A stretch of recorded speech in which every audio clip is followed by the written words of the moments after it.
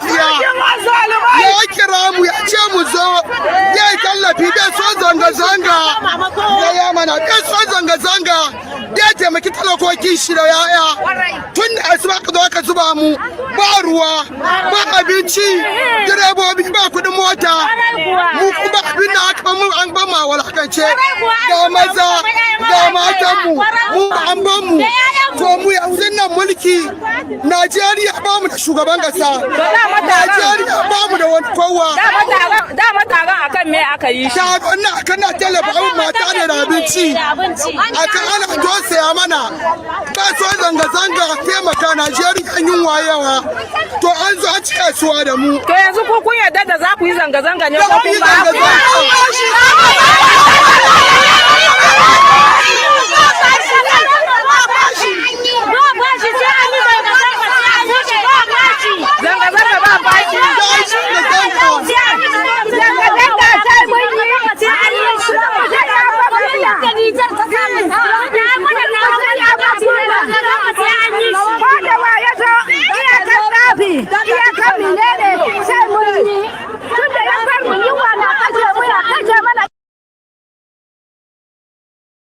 This was a peaceful demonstration. Only for us to get to this place, where the boys were telling us, "What do you come to do here? You, Omayibo, you came to your balance to do this." He was threatening me. Even if I'm Omayibo, am I not in Nigeria? Am I not in Nigeria? Even if I'm Omayibo, is that a threat? There is no any security personnel there around us. None of them is here. They are far back behind us here. They are far back behind us here. They are here. We've not seen any of the security personnel. So they want it to happen. Before they will not come, they will not say they had bad government people. They've started in Ojota. Is that what they want? That is why we want to go to the commissioner of police here and tell him, if you are here to protect us, you will not stay back. And let us be threatened by the state unions, the state sponsored us, that is threatening us. It's threatening me live. He said, Omoyibo, kilo wa se ni bibai, Oma to no gbogbo yin leyo koko. My name is Fumi Jolade Ajayi, and even though if I'm Omoyibo, am I not in Nigeria? Am I not a taxpayer? When does it become a crime to protest in Nigeria? Forget about your religion, forget about ethnicity, forget about tribalism. We are all Nigeria. Injury to one is injury to all.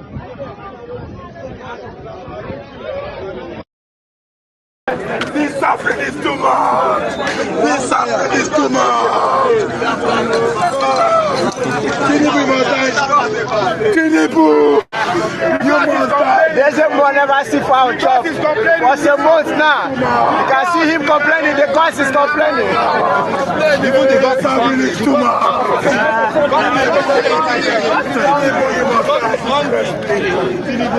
You can see, even the native doctor never see food now chop. May the pastors come and join this protest. The imam, all of you.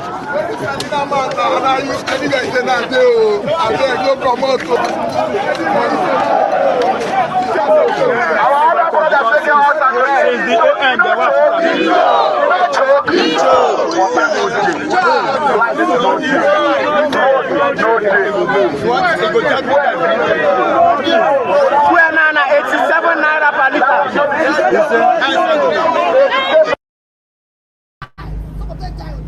Just because they want to leave Nigeria, because the suffering is too much. Why do you see that people are suffering? You as a president, people are suffering. They can't even find food to eat. A lot of people are suffering in Nigeria. Go to Nigeria, everyone has become beggars.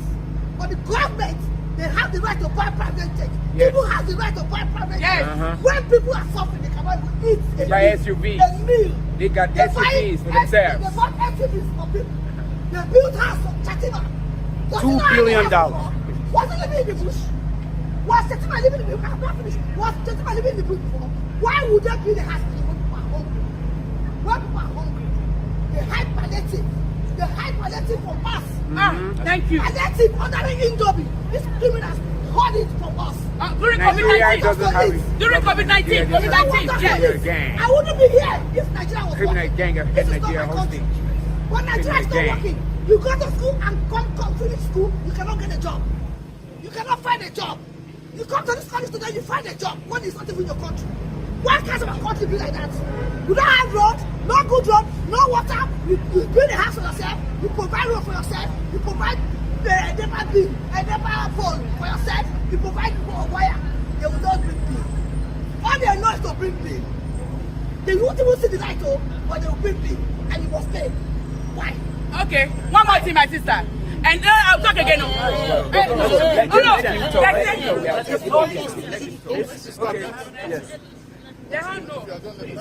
You understand?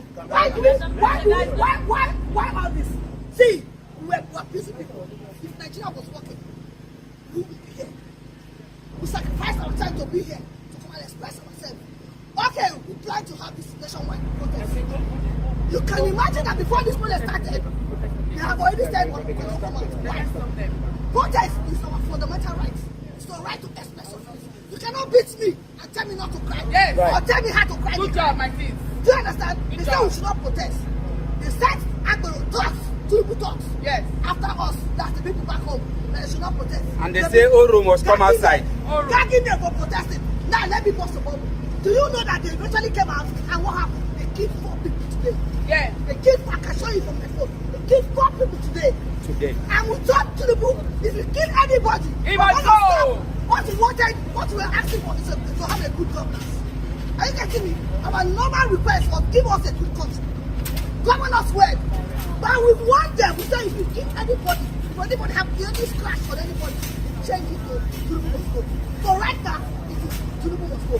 Because how dare you kill people for protesting? Are we not protesting now? Yes. Did anybody beat us? Where? Do you see the police have us? But you can't do that in Nigeria, No. in your own country. You said no to it. We said no. Enough is very good. Good job. Can I talk? Yes, sir. Thank you so very much. Thank you for organizing. If you don't mind, sir, My we will. name is Sindof Endoni. I'm in charge of the affairs of the permanent mission. Okay. I'm not hiding.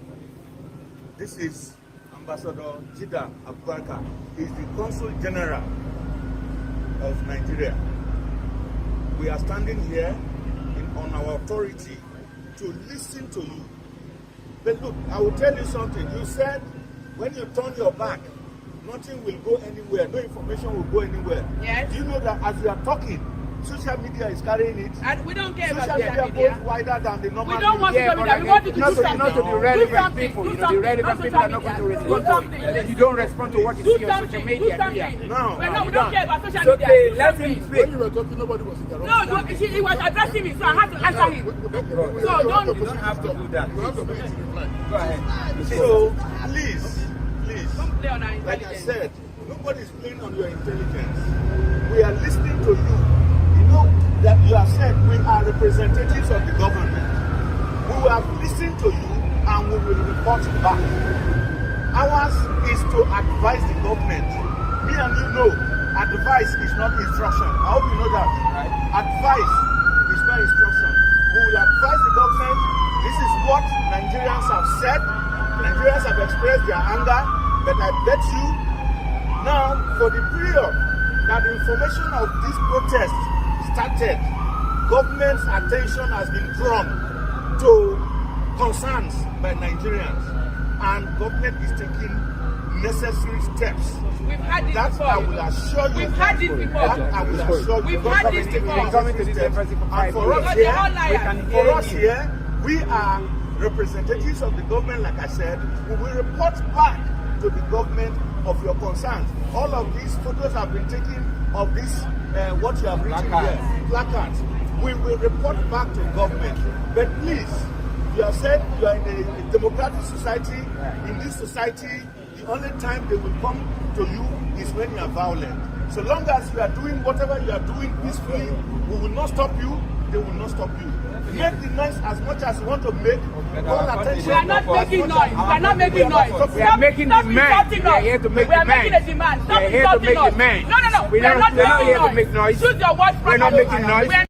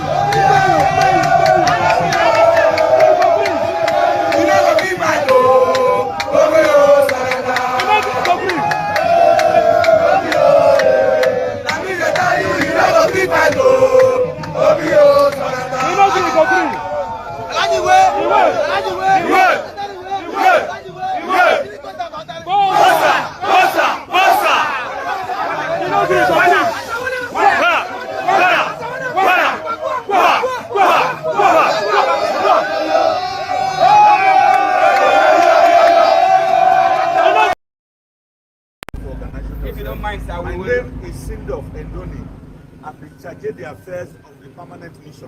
Okay. I'm not hiding. This is Ambassador Jida Abubakar. He's the Consul General of Nigeria. We are standing here on our authority to listen to you. But look, I will tell you something. You said when you turn your back, nothing will go anywhere. No information will go anywhere. Yes. Do you know that as you are talking, social media is carrying it. And we don't care about social media goes wider than the normal. We don't want social media. We want you to do something. Not to the relevant people. You know, the relevant people are not going to respond to it. You don't respond to what you see on social media here. No, we don't care about social media. Let him speak. When you were talking, nobody was interrupting. No, he was addressing me, so I had to answer him. So you don't have to do that. You have the ability to reply. Go ahead. So please, don't play on our like I intelligence. said, nobody's playing on your intelligence. We are listening to you. You know that you have said we are representatives of the government. We have listened to you and we will report back. Ours is to advise the government. Me and you know, advice is not instruction. I hope you know that. Right. Advice is not instruction. We will advise the government. This is what Nigerians have said.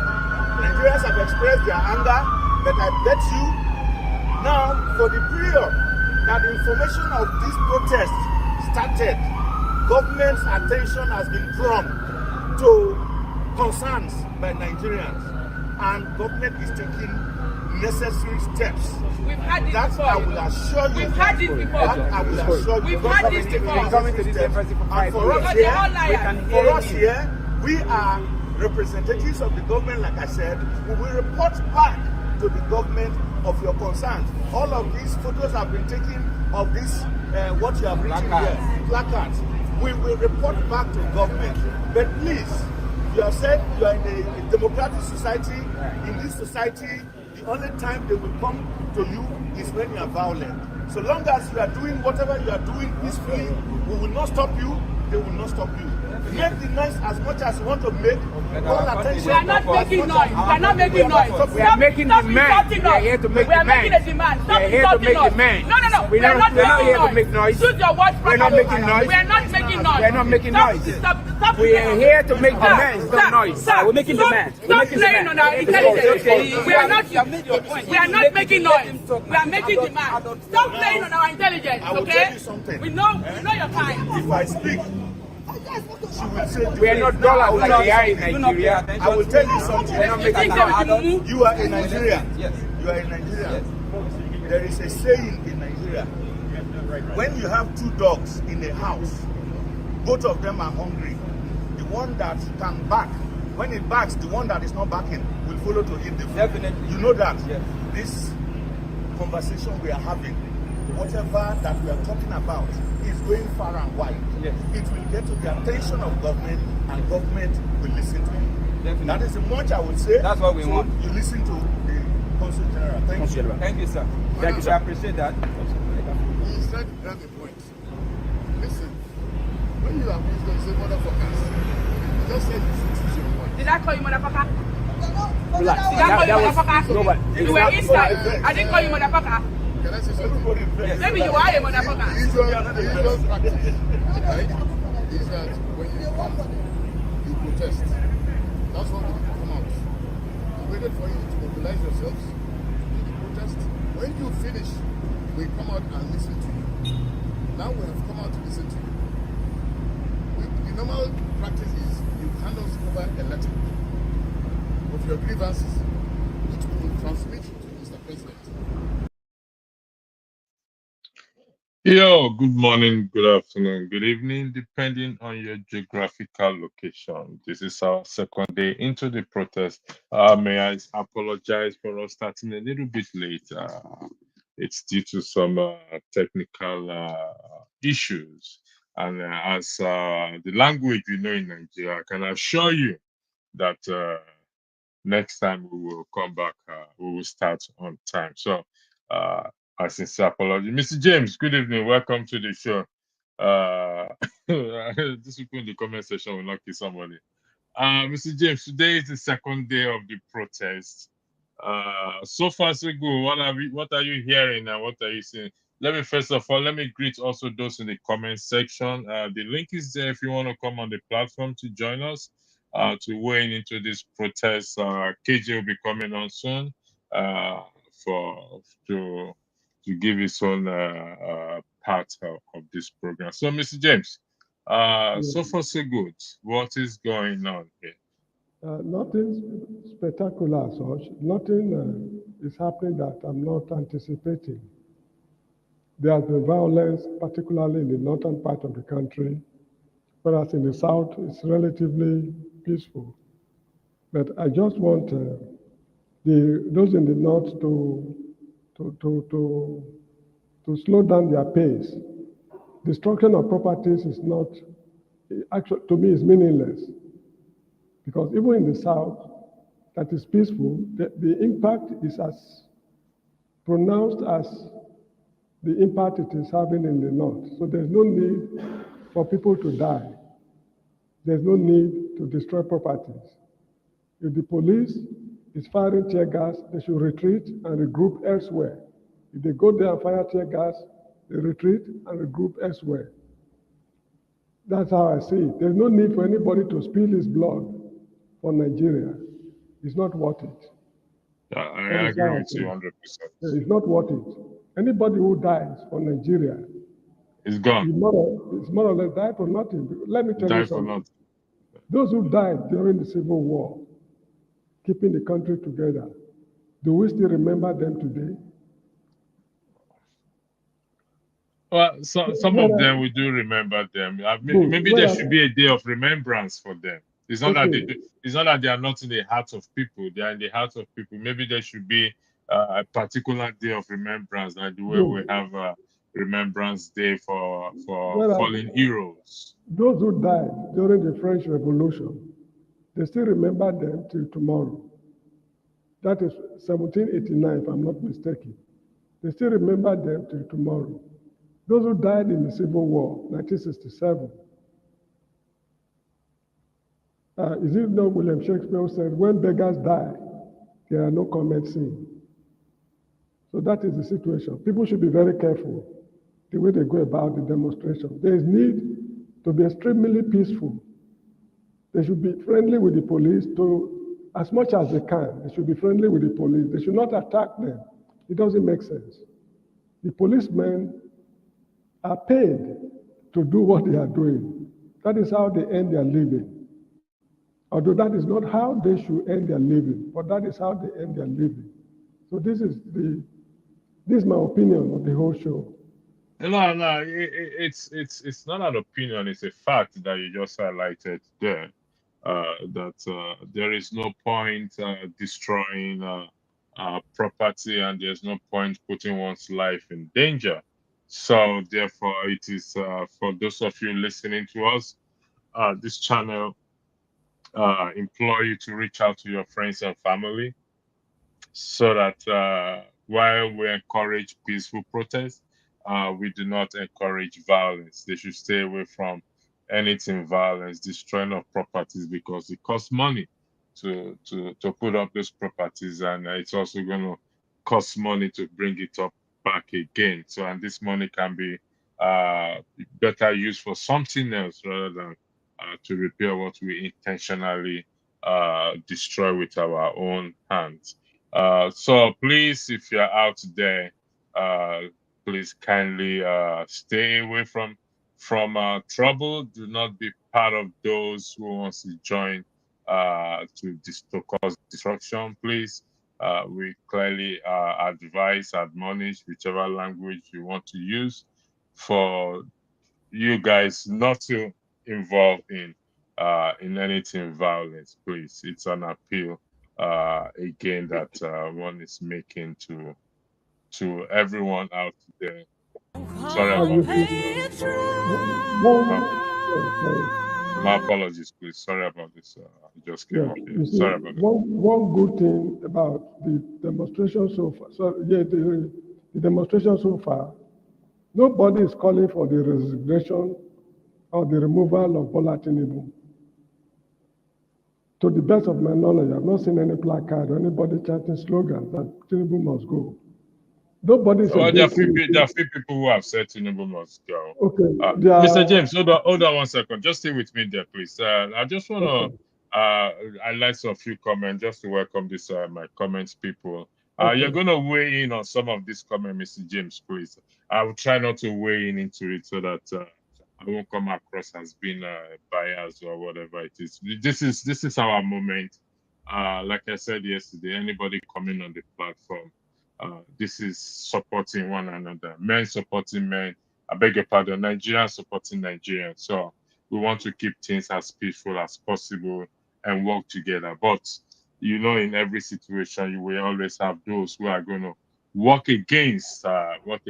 Judas work against Jesus Christ. The two brute work against Caesar. So on and so forth. So, but we're going to highlight that for those of you in the comment section. Thank you very much. 2IOK, you said Zanga Zanga. I don't know what that means. Comfort, you said Angadeo. Well, that's the purpose of the protest. Greetings to you, Ferreira. 2IOK, you said okay. Narcissistical and psychopathic leaders have no conscience. They care less of people pain. You only listen to the language of force. The thumbnail you see there, the vice president called Nigerians idiots. Let me see if I can let me pull it up and read it out there, which is a very very sad thing so far, for him to call Nigerians idiots for protesting. Honestly speaking, I'm still yet to watch that video. There's a clip of him. The vice president Shetima call idiot for asking an end to bad governance. He actually practically called Nigerians idiots for what? For asking for to put an end to a bad government. So, Mr. James, I highlighted this comment by one man went to more. Is there, I don't know, for those of you in the audience and watching me, I believe the protest is cut across boards, across religion, tribe, and ethnicity, or whatever it is. Is there anything like Igbo protest? I really don't understand this. Is there any, do you know, is there anything of such? It's a pity I will not answer the question because I don't deal with people like one man went to more. Okay, I respect your. Yes, I'm not dealing with people of his type. I'm Okay, sorry. all right. I'm going to take maybe somebody else come and somebody else will weigh into it. I respect your decision.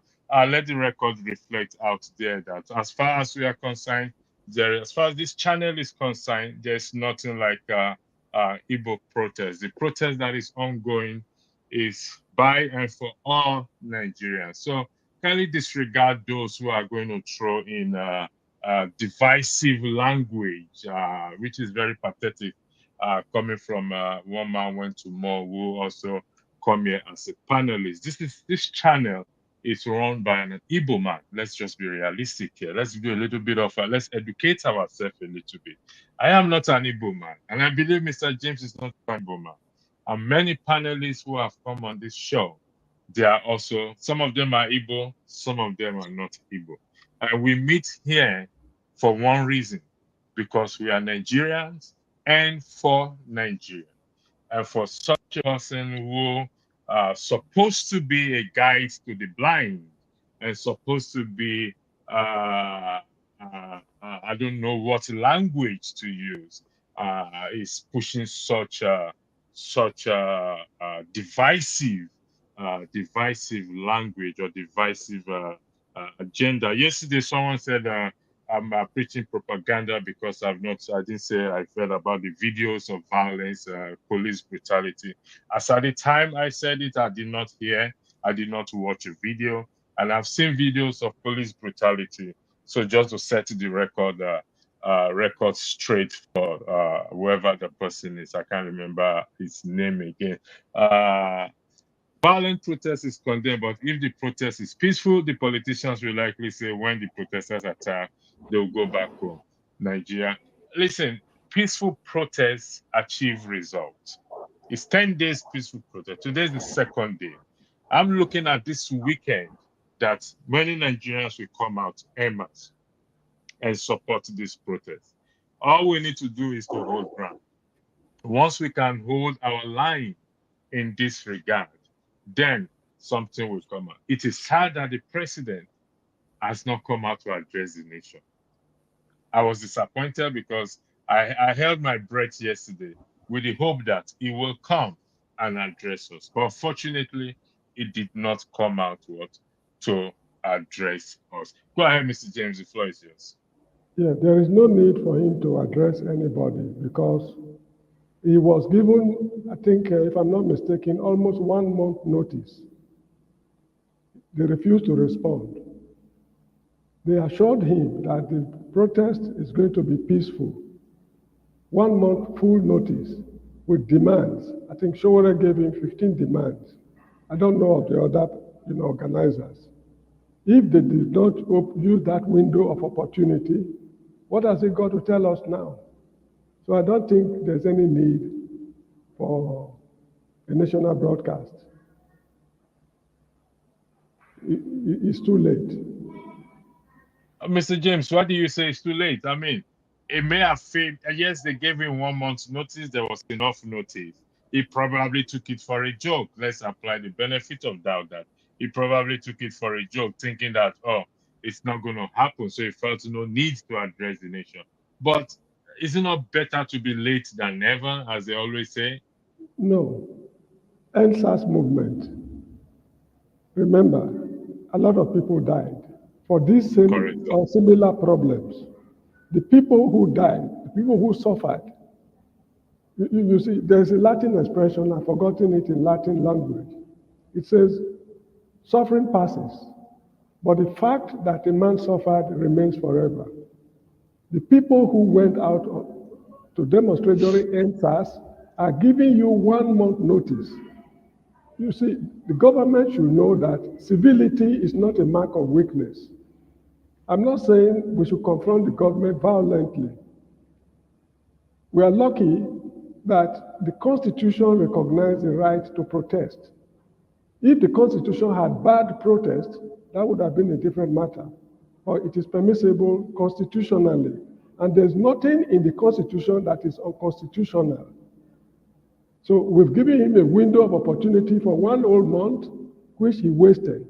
So what are we talking about? We have better things to do as a country, and the youth have got their future in front of them.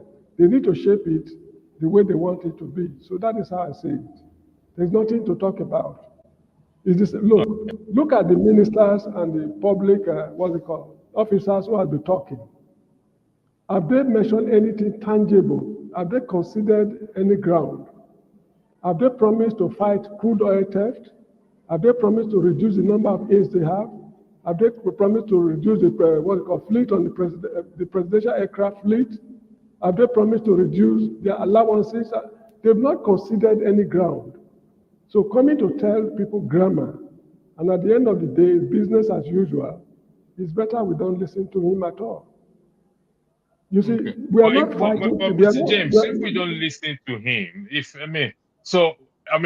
would we address our grievances to now? Because so far so good, the lawmakers have gone on break. Where do we channel that grievances to? We never asked them to go on break. They choose to go on break.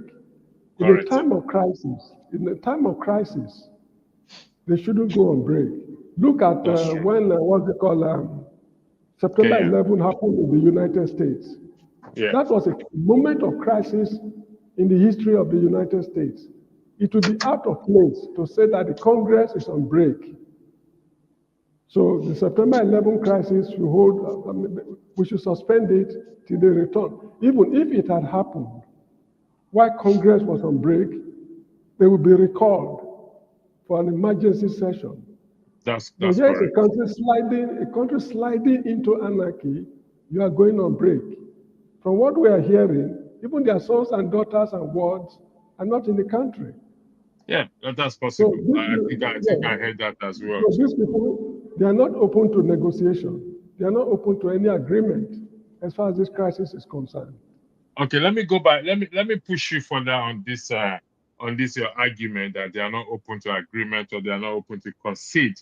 Let's say that is the case. What will happen within the 10 days and after 10 days? Because if they are not open to agreement or to concede or to even say, okay, you know what do we do? What advice or suggestion will you give to Nigerians or the protesters to do? One of the organizers, I don't know if it is Showore or so, I can't remember, was saying that they'll be given 10 days. That does not mean that it cannot spill over 10 days. That's correct. It depends on how they handle it. Because I'm not in northern Nigeria to know what is going on now. If it is true that they attacked the police, of course the police has got the constitutional right to defend themselves. Correct. But if the police opened fire on them without being attacked, this problem might spill over 10 days. You get the point? This is how regimes fall in certain parts of the world. I think it was yesterday I was making it known somewhere, maybe on this platform. Africans have been able to,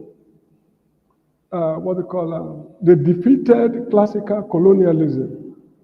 Colonial rule in Africa was defeated by Africans, despite the military superiority of the white man. In Zimbabwe, they fought consistently. 50,000 people died during the reign of Ian Smith. In 1980, they gained their independence. In South Africa, the ANC was founded in 1912. They fought consistently up to 1994 before they gained their independence. The same thing with most other African countries like Guinea-Bissau, Angola, Mozambique. We are not saying we should go through the path of war. No. If protests can make people listen to what people are saying, it will persist if government is not willing to concede at least some grounds. We are not saying they should quit the government. I'm not saying they should cancel parliament. I'm not saying Bola Tinubu must go. I'm not saying the governor should be removed. No, that's not what they are saying. Is the economic crunch. Make life a little bit comfortable for the people. The students, instead of enslaving them by giving them loans, give them scholarship. The money you are using to give them loans, use it to pay the lecturers, equip the university. Let them receive free education. You get the point? I am surprised at that loan because we are building a house for the vice president. We are hearing ministers stealing money, looting money. That's the phrase we use. The president wants to buy, or he has already bought a new airplane.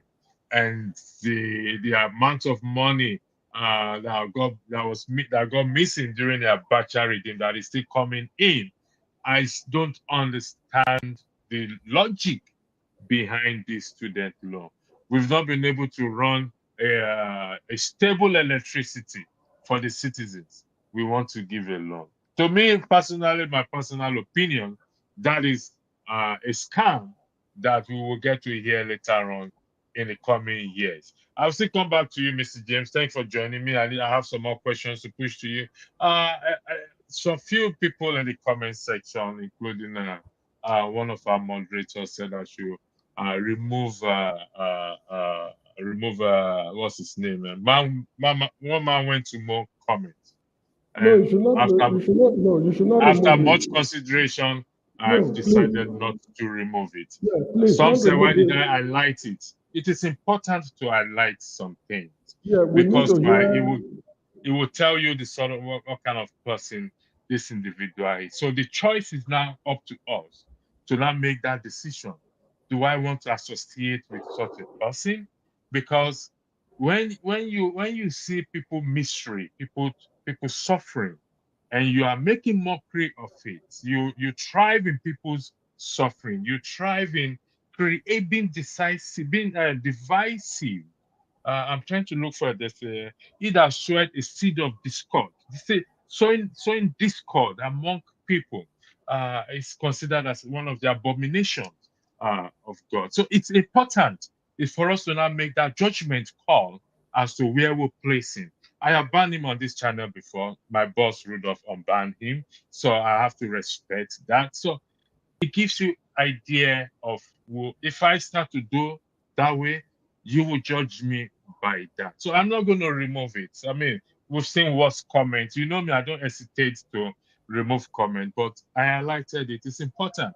It's for you and I to now make that judgment call of what sort of person he is. Hopefully, there's still a room for him to change and retract that. When people are suffering, I remember here the very first time I came into Europe. There's this particular guy that fed on people's misery. Nigerians fed on it. People who left to Nigeria suffer, did not even have money to buy. He was focused on making his money. Where is he today? People will get to know you. By their fruits, you shall know them. That is the fruit. We all will display our fruits here today. So, for what it is, I am not going to. Somebody said this camera is not working. Is it on the platform? I don't. If your camera is not working, where are you joining from? Could you tell me, please? Where are you joining from? It would be very weird for your camera not to be working if you're in Europe. Are you joining? Can you put a message on the private comment so that I can make that decision whether to bring you in or not? Can you say, okay, it's joining from Nigeria? Well, to thyself be true. So I'm going to bring you in very much. Thank you for joining. Ola Kidola, you say you are joining from Nigeria. To thyself be true. The floor is yours. Please, can you weigh in on this topic? Mr. Jim, please stay with me there. I'll come back to you. Go ahead, Mr. Ola. Thank you very much, my brother. May Almighty God bless you. You see, bless you. This Nigeria that we are now, we have been imprisoning our head, we have been imprisoning our mind, we have been imprisoning our body. We don't even know ourselves anymore. These people, these bloodsuckers that call themselves leaders of this country, they are not supposed to be leaders at all. They just brought some men who are criminals, who wear suits, who pretend that they have the will of the people, but they just weaponize hunger to kill our people slowly. Nigerian people are very prideful. We have never been in this situation before.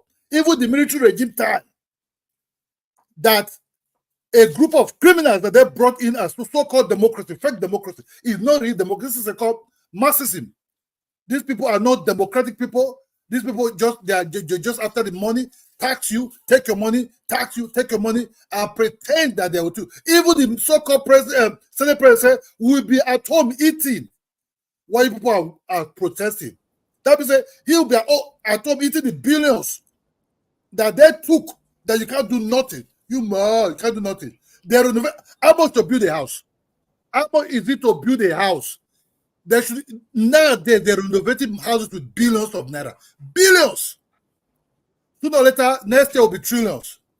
They'll be renovating houses. We know how much to build a 4-bedroom duplex. We know. This one, we renovate the so-called vice president house with 40 billion.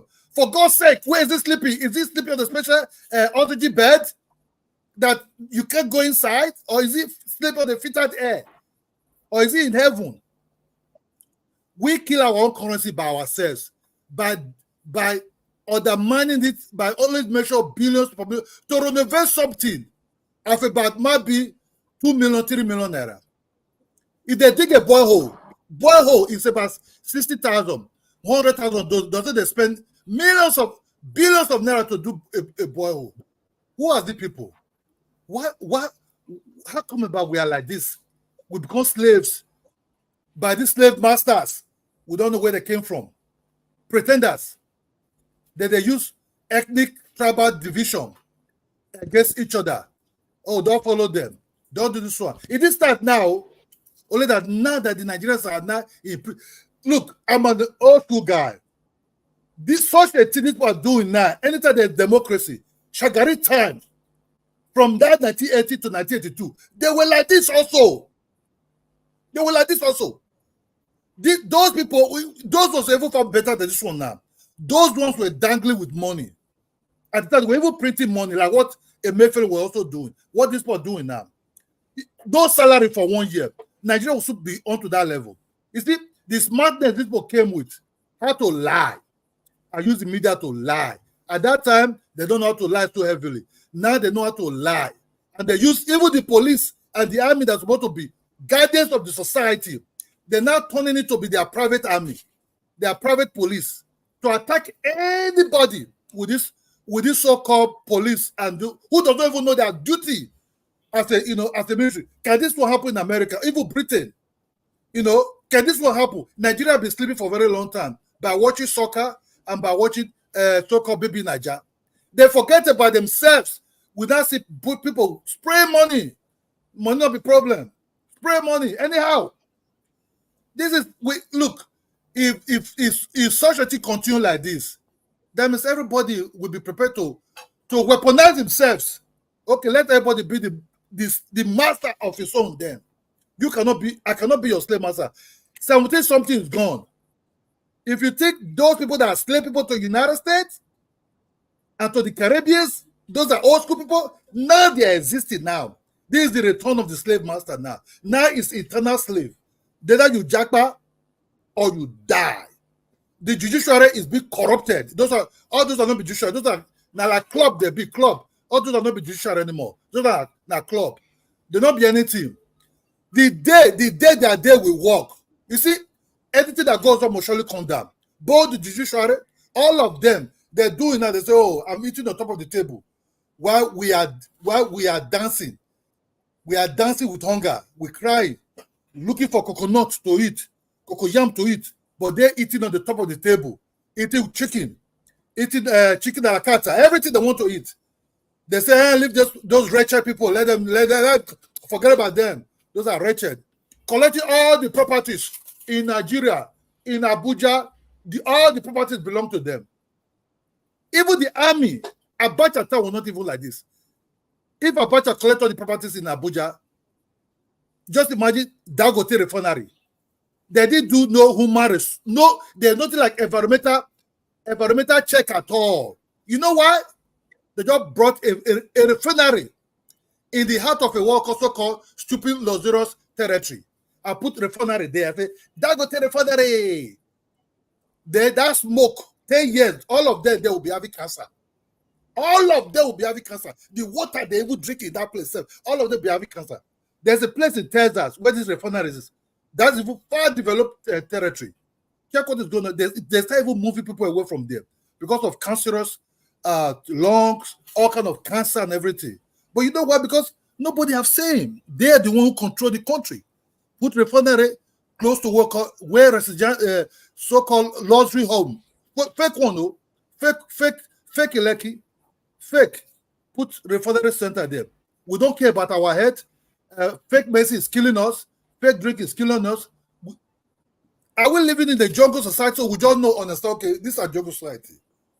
So this is it. This is what you see now. They think now, oh, baby, we can survive this. Wait. I think the topic will not come out again after NSAS. They thought, oh, no. We gave them what we call shock AO. We gave them shock AO. Now, they will not put enough to come out. People are not coming up. The more they delay, the more they do something about this, their corruption. Stop buying billions of cars and everything. The more it will be step by step, becoming far more violent. All this army, I don't know human beings, they get double head. They get double head. Police get double head. I don't know if Papa people build them. Sir, thanks for joining. You're saying you're from Nigeria. Is it possible you give us a little bit of update on what you have seen so far, please? People are protesting. People are protesting. Yeah. I went out. Everybody's protesting. They try to intimidate people, but it didn't work. The people that even come to they even hire to intimidate themselves, who are the people they use. They bribe people to stand in one corner by giving them money. Everybody's protesting. More people will be coming out. Everybody will be coming out to protest this protest. It's not going to go away because if you go buy yam now, half a yam, go buy yam now, say for 30,000 naira. Within 15 minutes, that yam will be 5,000 naira. That will say you never even say make you even sit down for house. Go back, Mama Janet, I beg, I won't buy yam again. 5,000 naira. 5,000 naira. Ordinary bread, if you look, you see bread serve. Say bread. If you see and buy for every day, see the price will go up. Not every day, every day. I agree with you on that. I mean, I've experienced it. But we don't know where the price they go again. We don't know what happened. But when they see it on TV, how did they enjoy? Did they enjoy? Did they talk big? Sorry, Mr. Ola, which town are you calling from? I live in Lagos. Oh, Lagos. I see. Yes, sir. But you speak English like a Benin man. Am I wrong? Yes. I'm from Edo State. You're a Benin man. Yes. I hear it from your voice. Yes. Okay. Yeah. Okay. Domo, sir. Thank you very much, Mr. Ola. Mr. James was making an argument, and which is a valid argument. That the government may not concede anything. They are not willing to concede. So far, so good. Over the past years, we've seen it. Nigerian government don't concede. In this contest now, in this protest, do you think the Nigerian government will concede anything? We not say they no go concede. Because the other one went. See, we in a cage now that they are looking at us as a cage guard. You understand me? If you're in the cage, nobody value you until you break through out of that cage. If you keep a tiger in the cage for so long, one day that key of that cage will get loose. Then the tiger will come out very aggressively. Then you see the guardmen will be running. We know they will not concede for nothing because it's their nature not to give it, because they see themselves as far more powerful. They are not the military ruler. You understand me? They are not soldiers in civilian uniform. So they are powerful. You see, their money, they so eat money that they don't become Rockefellers. You know what I mean? They discuss big with Agbada. They talk about billions upon billions because nobody is challenging them. So they will not see here. Nobody they expect anything for them.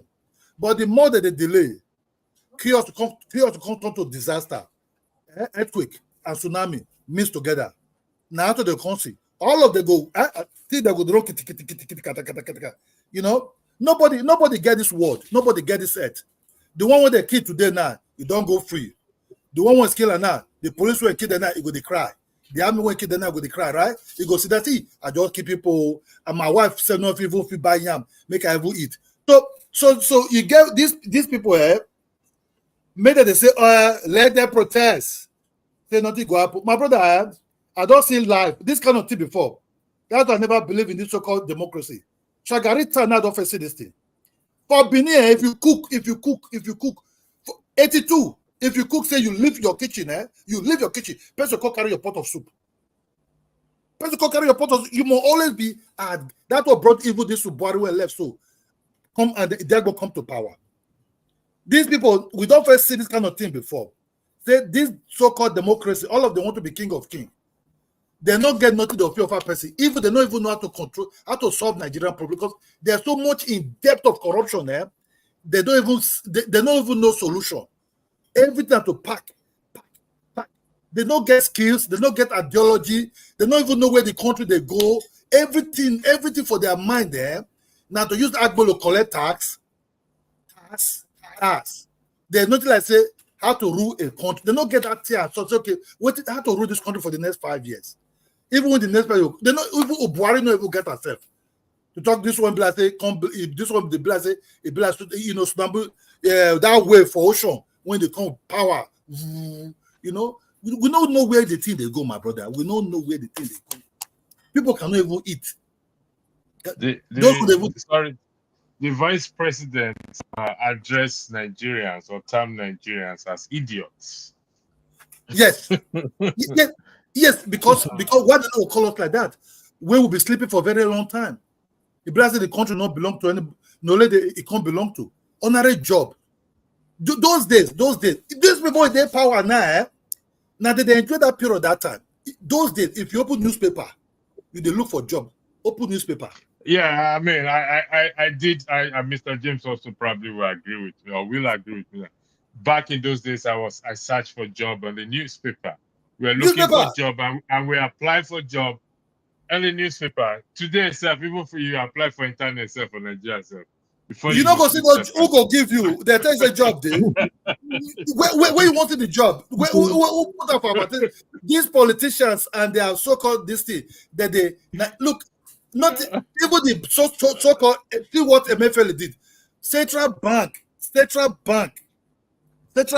don't be for charity. Central Bank don't be for charity. How can a governor of Central Bank become like head of state sharing money? That is say the country don't die. So the country don't die, my brother. The country don't die. They don't get system of ruling. They don't know what to rule. Ubuari come, man. On that thing. That will kill the country. The country reach grand. You know, what do they wanted that they fight for now? Now what did Tinubu come they do so? Not say it's good though. We not say we totally blame her, but it come from Ubuari time. Those mafias, Ubuari mafias, the one will come now, the mafia pass Ubuari one. All these ones, Mr. Ola, thank you. Just stay there. Don't go with me. You said something I want to buttress on in terms of slave masters. And I've often argued here that it's high time we stop thinking that the white man is our slave master. So we stop blaming them. Okay, we should start to hold ourselves responsible and accountable because we are the one enslaving ourselves, or we are the one that have been enslaving ourselves all these years, not the white man. Mr. James, you want to say something? No. Yes, we are not enslaving ourselves as such. Look. What do you mean by independence? I always say this thing I said these things on many platforms. When we gain our independence, the white man handed power over to men and women of their choice. Mr. Now, James, let me stop you there. You speak. Let me stop you. Let me finish. We're going history. I'm bringing you to history. Okay, I'm bringing you to history. Okay, you're an historian better than me. So, if we go by this your argument that they hand over power to men like them, okay, that is 1960, if I'm correct. We are in 2024 now. Okay. Yes. Time has passed. Okay. Okay. Okay, go ahead. I'm sorry. Now, the point I'm making is this. Since 1960 till now, whenever we have any reasonable leader, like Kwame Nkrumah of Ghana, they toppled his government, the CIA. Patrice Lumumba of Congo, the Belgians killed him. Thomas Sankara of Burkina Faso, Blaise Compaoré connived with France and they killed him. Murtala Mohammed of Nigeria, February 13, 1976, the day he was killed by Sukabuka Dimka and his boys. Sukabuka Dimka was at the British High Commission in Lagos on that day. Whenever we have reasonable African leaders, the West do not let us know peace. The same thing with Mugabe. The same thing with Mugabe in Zimbabwe. Now, but when they are useless leaders, they connive. Because when they steal money, have you ever heard that an African leader is banking money in Japan or in China or in Hong Kong or Singapore? No, it's always London, Paris, New York, Rome. So the white man is the problem of Africa. No, Mr. James, no. I'm going to do a serious pushback on that. Why I said we cannot say that because we are full grown-up men and women. We have sense. We have common sense. We are educated. We use our own self. We left Nigeria and go to foreign lands, okay? We cannot continue to tread on this path. Because why? Because we are full grown-up men. Mr. James, if somebody tell you to come and kill me today, will you kill me, Mr. James? If Rudolph comes to know, Mr. James, okay. I'm asking you a serious question. If Rudolph Okonkwo asks you, Mr. James, go and kill Andrew, will you kill me? As a matter of principle, I will not kill you. But exactly. Excuse me. If I'm morally bankrupt, I will kill you. Okay, thank you very much. So within ourselves, we have people that are morally bankrupt. Let's agree on that. Do we agree on that? No, in the sense that the morally upright people, when they come to put things straight, the Western countries do not let them know peace. If Kwame Nkrumah had continued up till now, Murtala Mohammed had continued up till now, Thomas Sankara, Patrice Lumumba, if they had continued up till now, Africa would have been a different place. But the West do not let them know peace. Mr. James, Ms. Ola, are you still there? Mr. Ola, are you there? Hello? Okay. Yes. Okay. Yes. We are discussing on the matter you raised on, in terms of we have become. Yes, you talk about the slave master. You talk about the slave master. Yes. We have become our own slave masters. Yes, because for you to become a slave to some people, to become a slave, neither you be captured by war or you be kind of like be induced, intimidated. You know, before the intimidation, they pet you. After petting you, they start intimidating. After intimidating, they start putting you in the cage. Now we are not in the cage. Not even intimidation anymore. Now we are not in the cage by these people that we said we elected as part of our to represent us in any kind of form. You see, democracy here is the power of the people, not for the people that you elected, but for the people, because there's a constitution here. They're supposed to obey those whatever they say they follow in them. But these ones, no. Once you elect them, or you didn't even elect them, some they don't ring themselves to that place. They start seeing themselves as the Lord. You that are supposed to be serving, representing, you are now become their house boy and their shoe cleaners. What it was that all this is? That's the slave. And it is that now. It's always in so-called black people mentality. How to use another black man, whatever they want to do. Mr. James, they don't have any skills. They don't have any other skills. How to develop a country. God bless you for that. Mr. James, did you hear what he said? Using our own self against each other. That is the point. We cannot continue on this trajectory of blaming others for our problem. Mr. Andrews, if you become president of Nigeria tomorrow, with these ideas you are propagating, the West will either kill you or they overthrow your government if you are not. Mr. James, I rather stand in the path of righteousness for them to kill me, rather than for me to sell you.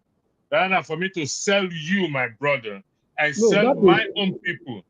No, you see, let me tell you something with man, the character of man. Right and wrong are relative. There's no absolute right nor absolute wrong. It depends on how you see it. Let me illustrate it this way.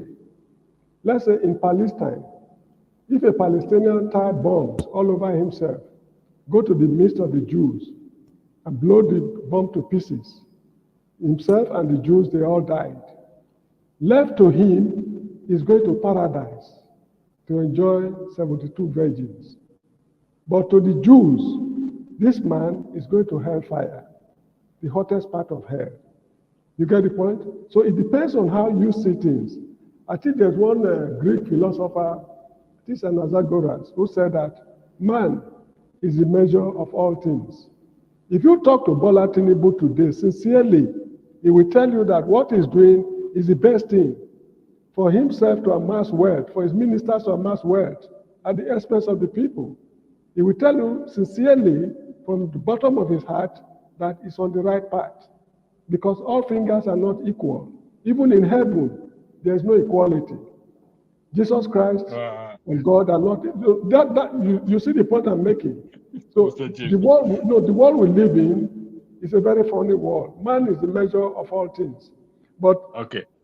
Sorry, let me just quickly finish. There's a book I read. The title is "Live and Let Die" by Ian Fleming. There was a film in those days. They used to show James Bond series. In the book, somebody said that if you are solving a problem and you've not got to the bottom of the problem, you pursue the policy of live and let live. But for the people who are suffering the consequences of your problem, they adopt the motto of live and let die. This is the situation we have in Nigeria today. Bola Tinubu, the way he's running the government, has made the people to adopt the motto of live and let die. They are ready to die, as long as you don't want them to live.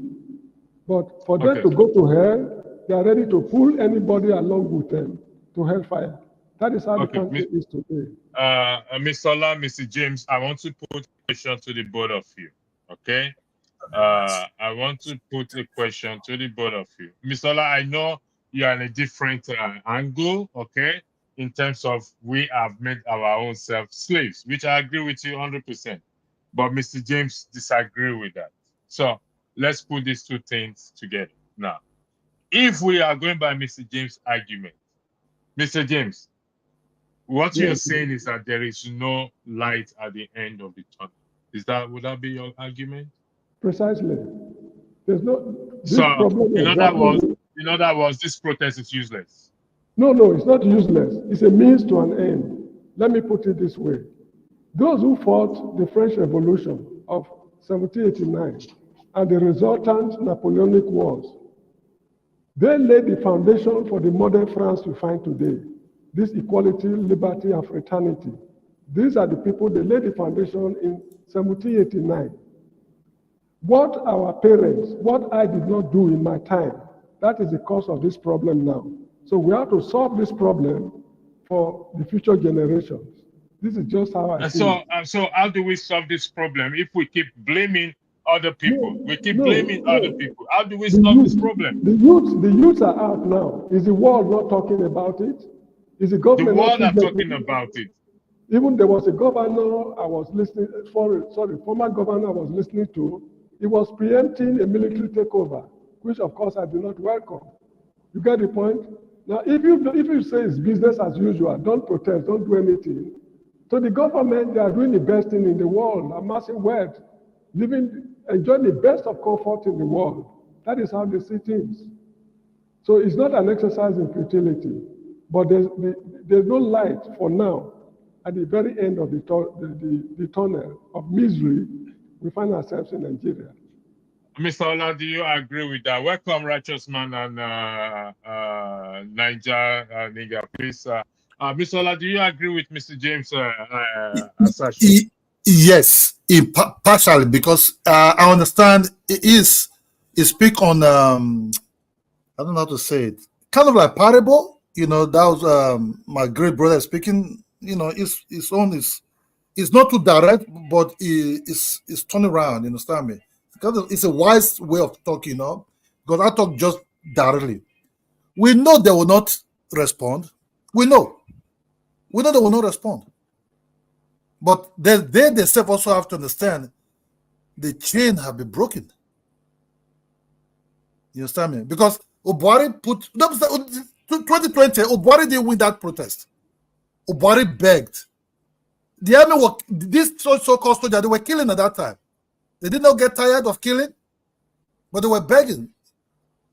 Let's talk, let's dialogue. This was no dialogue. By the time the day go break, there will be no dialogue. You see, at this time, there's no light. There's these people that you see now ruling us, they don't even know what they're doing. These are people, there's a movie that someone just come, it's kind of like Italian movie, right? There will be a man with a suitcase.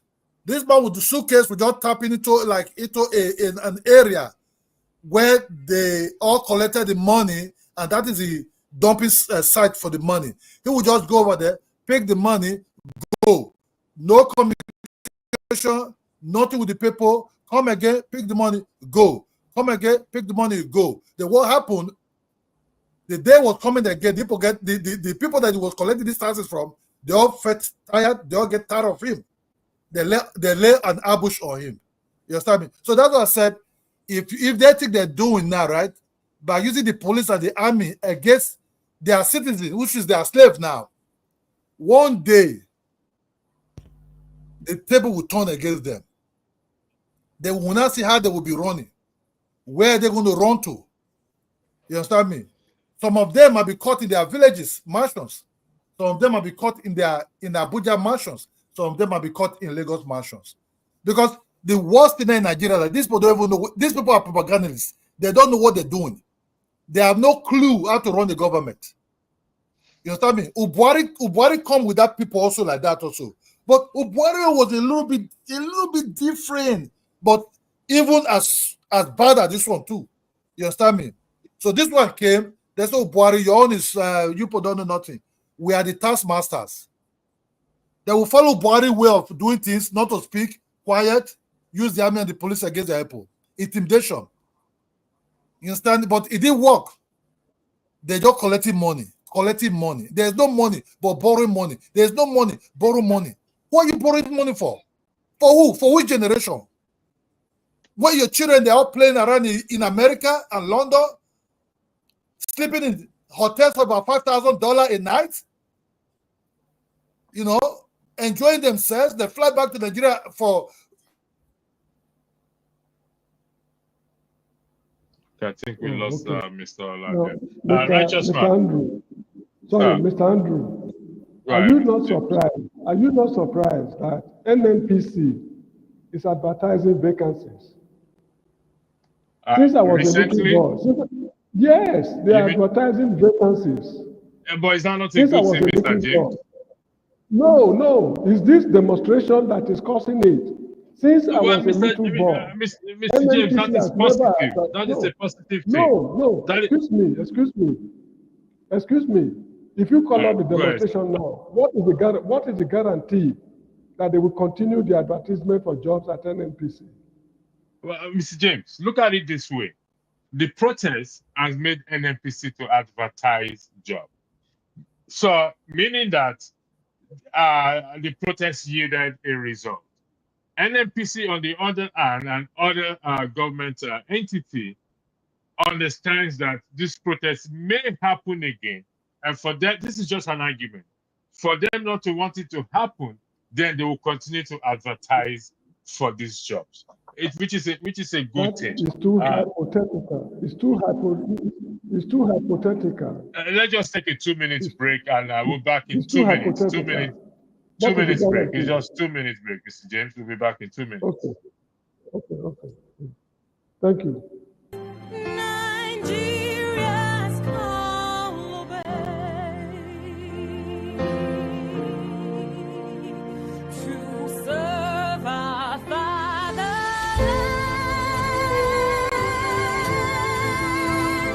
We love and strength and faith. The labor of our heroes past shall never be in vain. To serve with heart and might, one nation bound in freedom, peace and unity. Hey, now so, yeah. Oh, yeah. Arise, O compatriots, Nigeria call obey. To serve our fatherland with love and strength and faith. The labor of our heroes past shall never be in vain. To serve with heart and might, one nation bound in freedom. In freedom. In freedom. Peace and unity. Arise, my people. Arise, my people.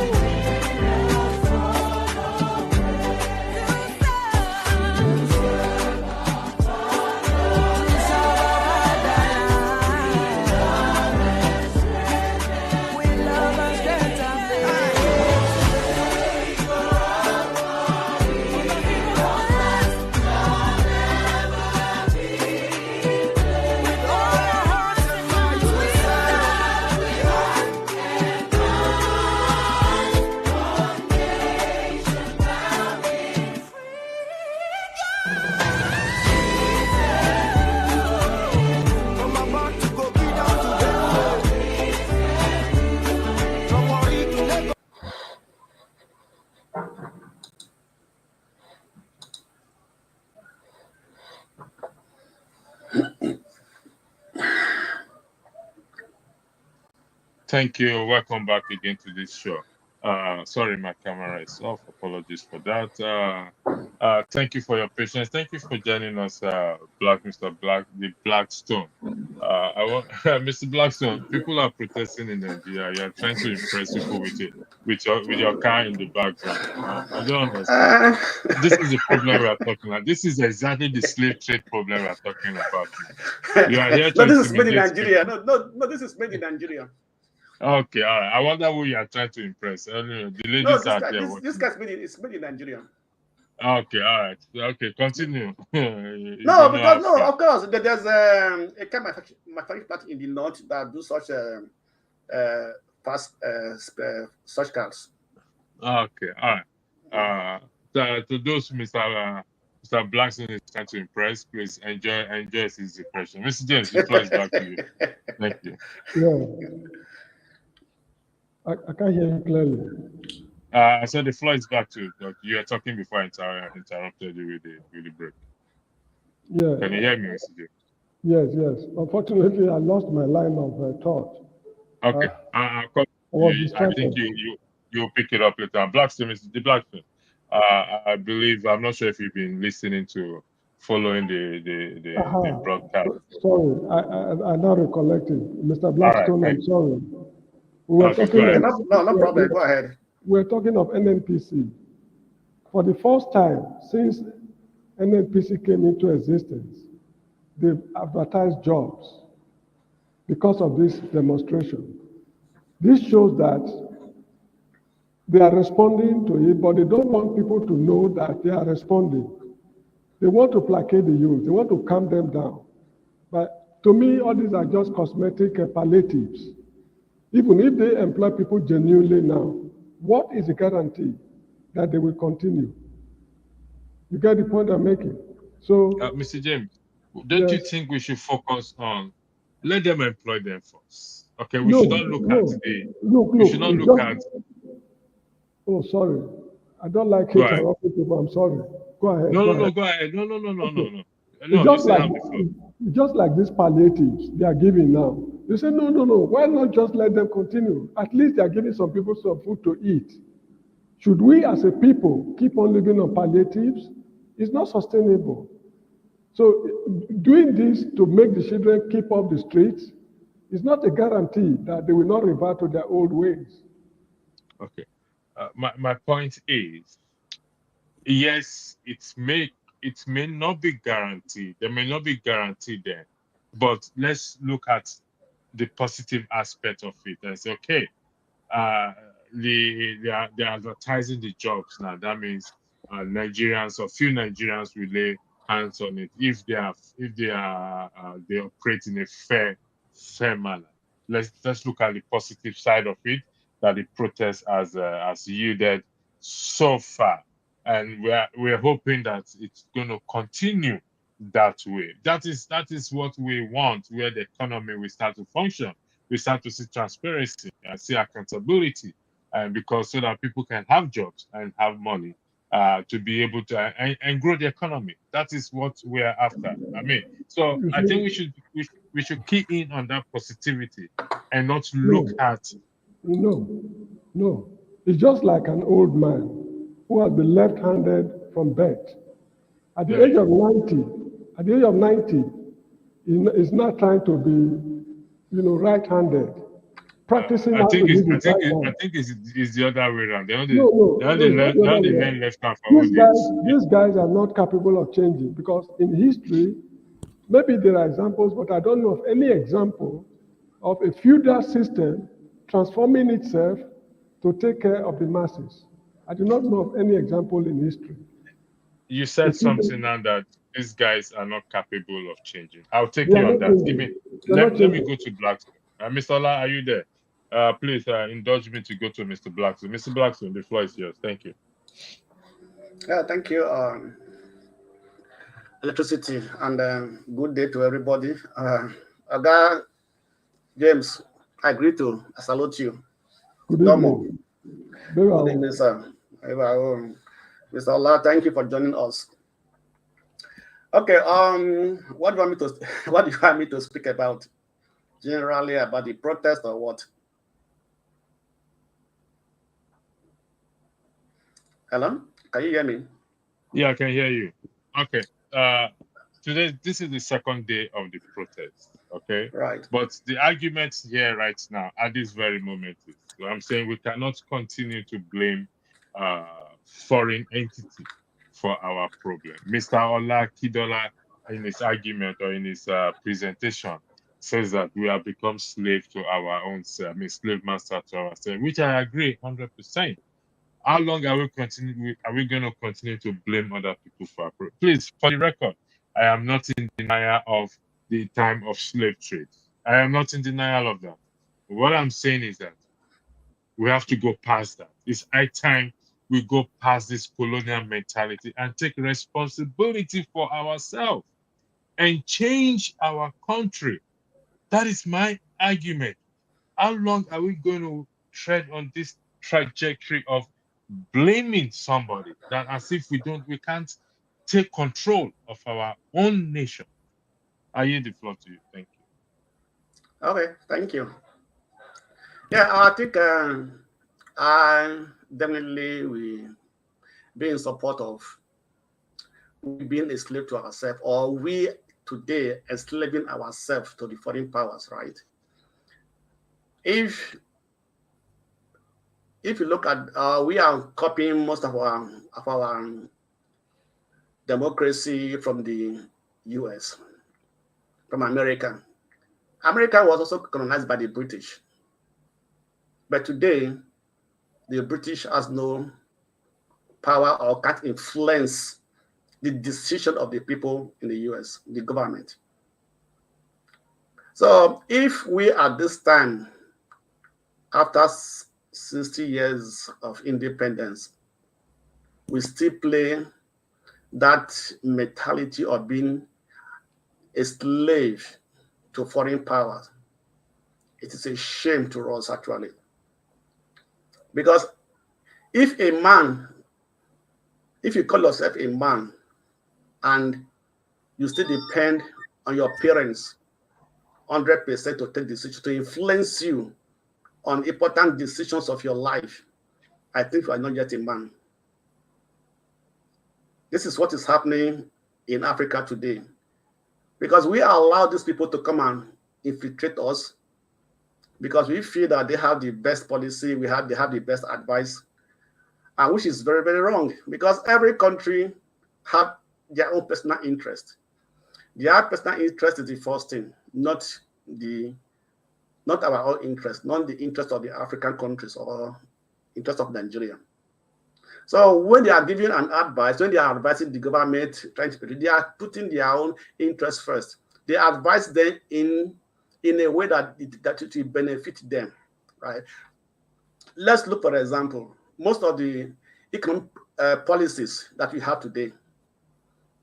They come and advise us, this is what is good, this is what is being done, this is what is on the textbook. Then I ask myself, do we have the infrastructure to make those policies work? If you are going to pick up like for example, the UK or US or European policies coming in the area of development or microfinance and so on and so forth, those people that come out with these policies, these ideas, they Blackstone, use their own sorry content. for No, Mr. Blackstone, okay. sorry for interjecting you. You said they write our policies for us. Is that no? is that I didn't say they write for us. I didn't say they write for us. I said they come to advise us. Okay, it's an advice. So we have a choice to accept and not to accept. Definitely, yes, it's an advice. Yeah. So if I advise you, it's not for you to take or to leave it. That is it. So I cannot blame you if I take your advice. I don't blame them. I cannot blame them because. Okay, thank you for that. Let me just finish with this one, because when it comes to the war, when it comes to the international politics, international relationship, it is what I regret is like a game that either I use you or you use me. That's what it is. So if I can advise you and go with my advice, I have a something to gain from it. So that's what it is. So they are advising us and they are playing it in a very smart way that you see that their policies, their advice are more beneficial to us. So at the end of the day, we have people who are experts in every area of the economy or in every area of politics in Nigeria. We have Nigerians who are experts on this. Why don't we advise those people? Why don't we take those advice from those people and use them to implement what we want to do? Okay. Blasto, the protest will go on for 10 days. This is day 2. Mr. James said that the government will not concede anything. So my question is, if we go by that argument, what is the essence of the protest? Is it what I want us to do is this? I want us to maintain, because people are watching. People will watch this program in subsequent days and weeks, and if we don't keep maintaining a positive attitude, approach to this issue, and we go on this, it's not going to happen. And like Mr. James says, these people will never change. If these people will never change, if we are going by that argument that these people will never change, so then what is there for the solution? Because they never change. They are there. They are going to breed people like themselves to take over the government. What is therefore now the solution? Because are we suggesting that I'm confused here? So if you guys can help me out, please. Honestly, I'm confused. Okay, I think they will change actually, but to some extent they will change. If you look at it, even before yesterday, before the Saturday protest, if the government can come out, if the people in power can come out, the politicians can come out, all let's say, please do not protest. We have heard you, we are hearing, we have seen your demand. Do not protest. We are doing something. So already it is a sign that they are actually hearing what the people are crying for, the demand of the citizens. They are hearing the pains, the frustration of the citizens, right? And then I'm going into this protest. It sent a message that we are serious. The people are serious. This time they are serious, right? That they want to take back the country. They want to see change. You want to see change in the government. It cannot be 100% change. At least there could be some changes, right? Okay. Some of the policies might be changed, Blackstone, right? Blackstone, hold that thought for some time. Just, I beg your indulgence. Mr. James, something creeped Yes, in my please. mind. I'm coming back to you. You've left the country 40 years now. I stand to be corrected. Am I correct? Yeah, almost 40. Almost 40. And Yes. you are still sitting with us here today talking about Nigeria. Mhm. It's because of the love you have for the country. Would that be correct? Not entirely correct. Okay. Could This you is this explain? is not Could you shed light? this is not the only platform I I appear agree. on. Or you are here Good. today. I also listen to broadcasts from Ghana, South Africa, and Kenya, at times Uganda. The nature of work I do, I need to interact with the youth, know their style of reasoning, in order for me not to impose my ideas on them. That is one of the reasons why I appear on different platforms. To know, you see, whenever you guys are discussing, I'm able to get your line of reasoning. And this I'm able to do because of social networking. This social media thing that has come into existence. Most men of my age are not used to it. And this is one of the reasons why most African leaders are finding it difficult to understand the youth. They still have that colonial mentality. The style of government the colonialists left for them is what they are still implementing. But the youths are thinking differently. You get the point? So it's not because of love for Nigeria. That is why I appear on this platform. It's also Okay. for personal reasons. Okay. Let's here is it, Mr. James. What exactly, please, I want you to be honest with me, to be us.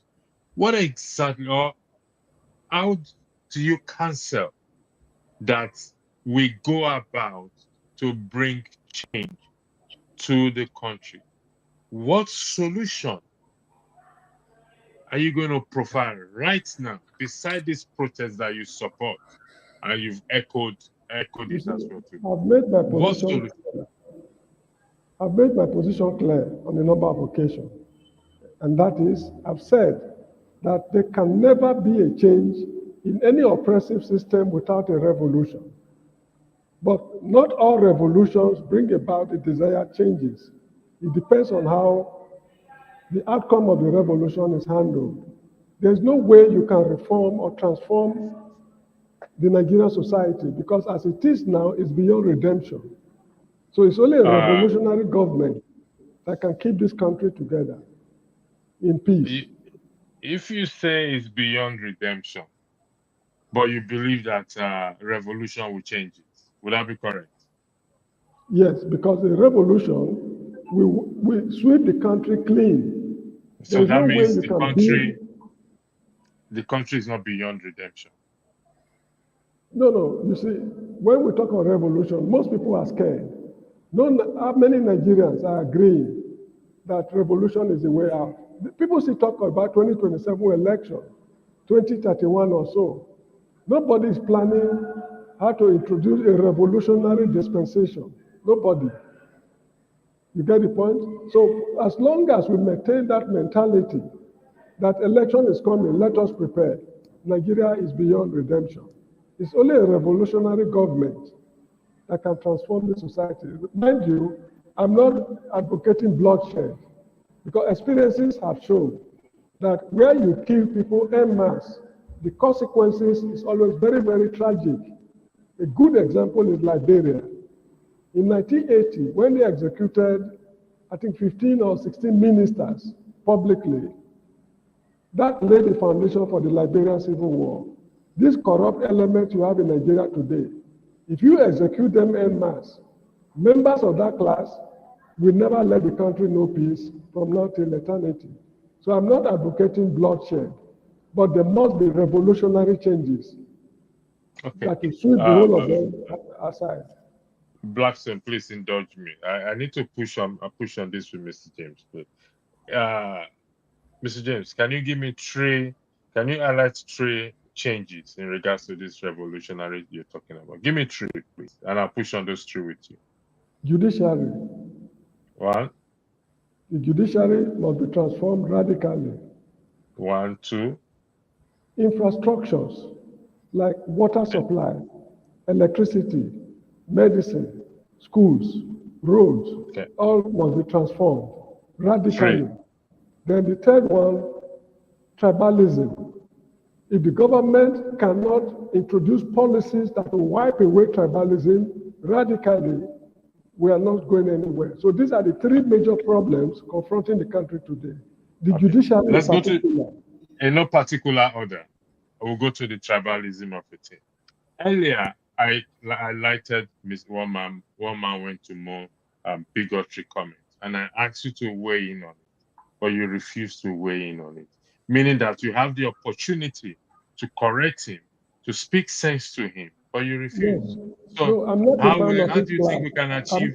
I'm not a man of this class. I did not look down on him because he's a Yoruba man. No.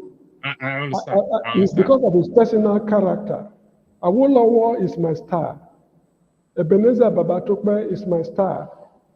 Ambrose Folonsho Ali, that name Folonsho is a Yoruba name. He's my star. You understand me? But like, these are my stars. They are Yorubas. They are not Bendelites. So it's not a question of tribalism on my part. One man, his character and mine are incompatible. So it is better for me to distance myself from him. There's no need quarreling internationally on this platform. It doesn't speak well of us. This is why I just try to avoid it. Thank you. In terms of the judiciary, how do we go about fixing it? You see, let me tell you a story. I just hope I will have enough time. Why I left Nigeria, then you know what I'm talking about. When I completed my degree program at the University of Lagos, I was busy looking for jobs. So eventually, I was invited to the University of Sokoto, now called Othman Danfodio, Department of Geography. Electricity, please check the private sections. Someone want to come in. Yeah. I've seen it. I've replied to Department it. of Geography. Now, when I got to the interview panel, the head of the Department of Geography was one Dr. L.A. Day, a Ghanaian. I was interviewed, and at the end of the day, they asked me to go. I went back to Benin. I was shortly from Benin to Sokoto, quite often to find out what had become of the interview, but I could not get any clear-cut answer until an Hausa man called me aside and said, "I'm sorry, young man, I've been seeing you going and coming. They said you were born in Ondo State. You cannot work in Sokoto State. I will advise you to try one of those Western states. Maybe you can get something to do there." You get the point?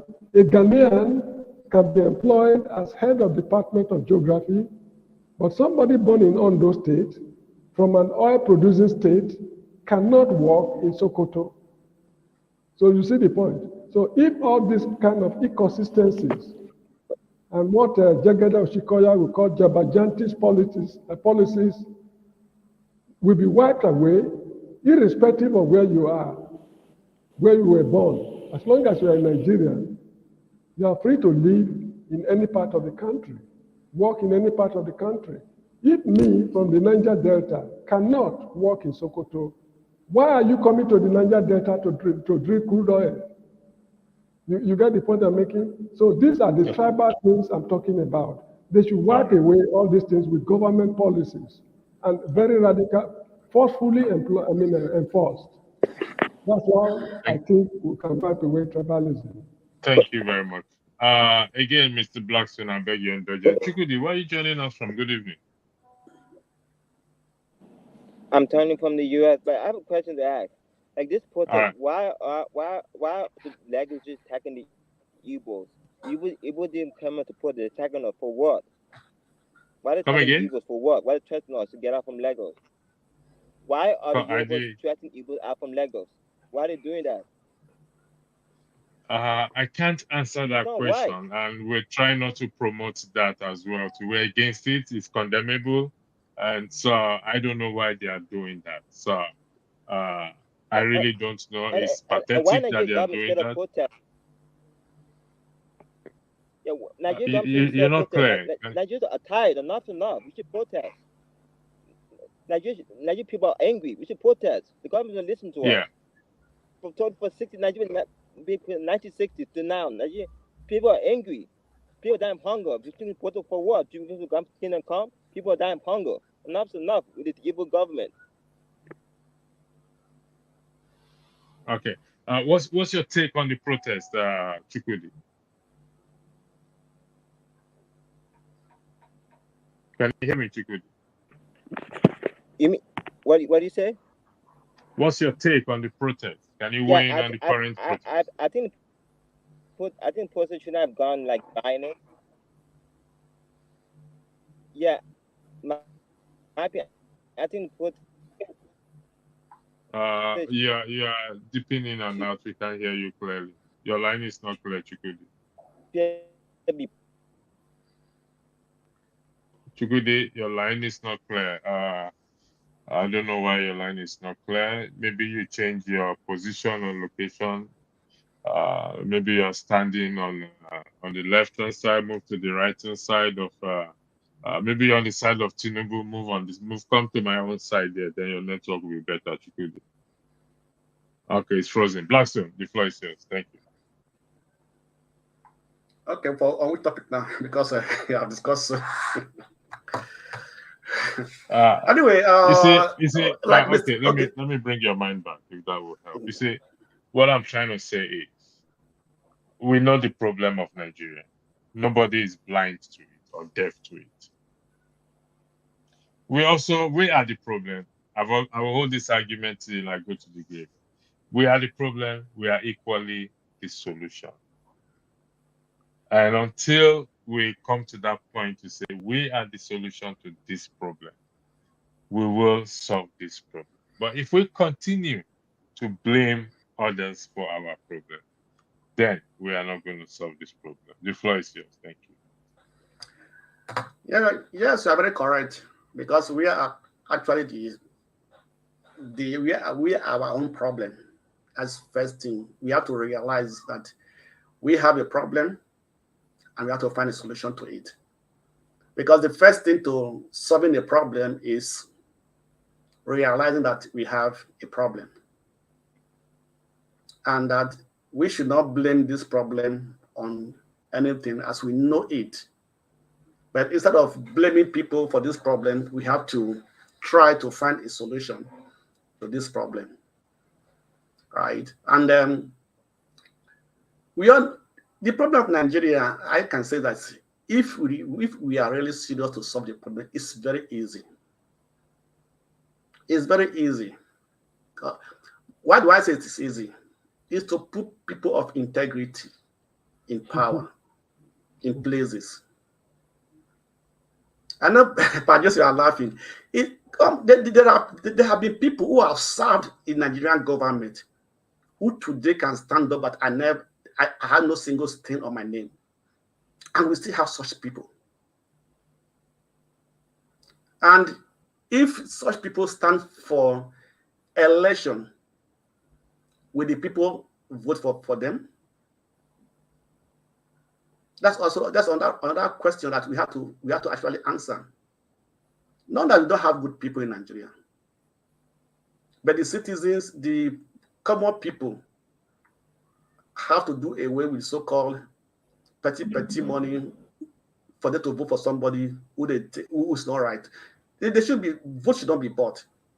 So if the citizens are willing actually to change the Nigerian situation, they can vote the right people in there, and those people who have integrity can be able to bring changes. And changes start gradually. It doesn't just start maybe from say like a tsunami. Changes starts gradually, and it's only by putting the right people in that place. And we have people of integrity. We have people who value their name. We have I can say this thing, like look at the former Minister of Petroleum, Dazini. The husband went to court, the ex-husband went to court, said, I don't want to use my name again because we have disgraced me. He's a Nigerian man. We have divorced. Don't use my name again. He took her to court. Go and remove my name from your documents. That is a person in Nigeria. It's not a Nigerian. So there are some who don't want to have any single stain on their name because they have their integrity. They protect their name. So can the people vote such people into that office? Can we be able to stand and say we appoint responsible judges? Not by appointing people by who I know into office of judges. People that be compromised. If we can be able to fix our judiciary, fix our executive, the police have a lot to play in Nigeria, in putting Nigeria right. The police force, they have a big role to play in putting Nigeria in the right place. Because if the police are corrupt and you choose who you like to become a IGP and so on, and in the high position, they are also going to be compromised. Look at now, Tinubu have extended. I think he has extended the term of the IGP. His term is over. It's finished because it's a Yoruba man. I think he has already extended his tenure. So these are the problems. That's why Nigeria will not be. These are the problems we have in Nigeria. Blackstone. What evidence do you have that the reason why he extended his tenure is because it's a Yoruba man? Why must he extend his tenure in the first place? It is within his executive power to extend his tenure if he wants to. Is there a rule or a regulation that the IG will only spend 2 years or 4 years, and after then he cannot? I think he's retired. He's due for retirement. Not that he's still his tenure. Mr. Blackstone, we need excuse me. No, wait. I don't know. I guess because it's Yoruba. That's my own point of view. Because that is your opinion. Yeah, just my opinion. Yeah, because it's already he has retired. Not that he would. But you know that's your opinion. It's a very dangerous opinion. Let's not deny the fact that Tinubu regime is also taking the part of a Buhari regime, whereby they have Mr. Blackstone. Let me finish. No, let me finish. Okay, go ahead. It's not the same thing like when Buhari was there. All the important positions were given to the Northerners. That's the same thing Tinubu is doing today. Most of the important positions is close. The positions that are strategic position in Nigeria today. Very few ones are not Yorubas. That is true. Bring out the list of the people. It's my opinion and it's what I'm saying. So that is it. I would like the record to reflect that that is Mr. Blackstone's opinion, and that's my opinion. That is not the opinion of the channel. Thank you very much. The floor is back to you, Blackstone. Thank you. Yeah. Let me change. Let me throw a towel. A spanner into the wind. Yeah, Mr. James, I will start. Not throw a towel because I'm sweating. Hypothetically, you become the president of Nigeria today. What will you do different? What I will do differently? Yes, sir. I will introduce revolutionary changes. Such as? The ones I listed to you earlier on. How do you intend to achieve it? Policies. Countries are run on policies. If you go to the United States, they have their policy on defense. If it's Obama that is there, or Biden, or whosoever is there, the policies are there. Their policies on Africa is the same thing. If it is Obama or whosoever is there, it doesn't mean anything to them. Nigeria should continue on that line. Everything governing the country should be based on policies. So when Bola Tinubu comes, the policies are there. You just have to abide by the policies. But the way we draft our constitution is such that when a president comes, he can even throw the whole country to hell because he has the constitutional power to do and undo. So you run the country on policies, and the policies should be cast in stone in such a way that incoming government will find it impossible to change them. Then the country will continue on that path. And this is what I mean by revolutionary changes. Revolutionary in the sense that it's a radical break from what used to prevail. A radical break. Okay. Before I come to you, Blackstone, Mr. Jones, my final question to you. Today is the 2nd of August. What do you think the president should do as today in respect to the protest? Look, what he should do and what, no. Let's get it right. What he should do and what he is doing are two separate things. No, Mr. James, listen to my question. I'm not saying what he should be doing. The protest is on right now. All right, okay. I'm asking you, what advice, if you have the opportunity to advise him right now, what will you advise? Okay, let me start this way by making a sentence. And that is, I don't advise people. I only give opinions in my life. Okay, Mr. James, what opinion will you give to Tinubu today? Yes. Number one, his policies should be reversed. On oil subsidy. Oil subsidy should be reversed. Floating of the naira should be reversed. All this, what Jagede Oshikoya, we call Jabajantis, aids and what have you, assistance or whatever it is, cut them drastically.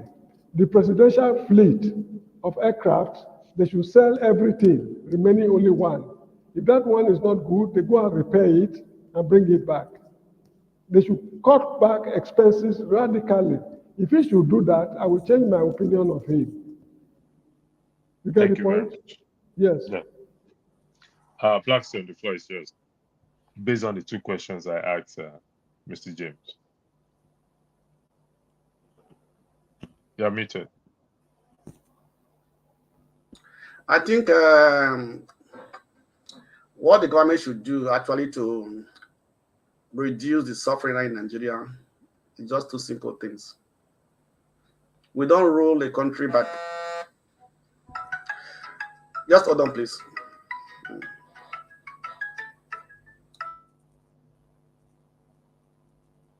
Okay, Mr. Blackstone is on the phone. We're gonna play some of our videos again. Just a short break for now, please. This was a peaceful demonstration. Only for us to get to this place where the boys were telling us, what you come to do here? You, Omoyibo, you came to your balance to do this. He was threatening me. Even if I'm a Omoyibo, am I not in Nigeria? Am I not in Nigeria? Even if I'm Omoyibo.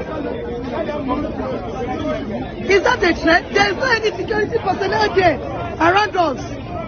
None of them is here. They are far back behind us here. They are far back behind us here. They are here. We've not seen any of the security personnel. So they want it to happen before they will now come. They will not say they had bad government people. They've started in Ojota. Is that what they want? That is why we want to go to the commissioner of police here and tell him, if you are here to protect us, you will not stay back. And let us be threatened by the state unions, the state sponsored us, that is threatening us. It's threatening life. He said, Omoyibo, kilo wa se nibi bayi, Oma to no gbogbo yin leyo koko. My name is Fumi Jolade Ajayi, and even though if I'm Omoyibo, am I not in Nigeria? Am I not a taxpayer? When does it become a crime to protest in Nigeria? Forget about your religion, forget about ethnicity, forget about tribalism. We are all Nigeria. Injury to one is injury to all.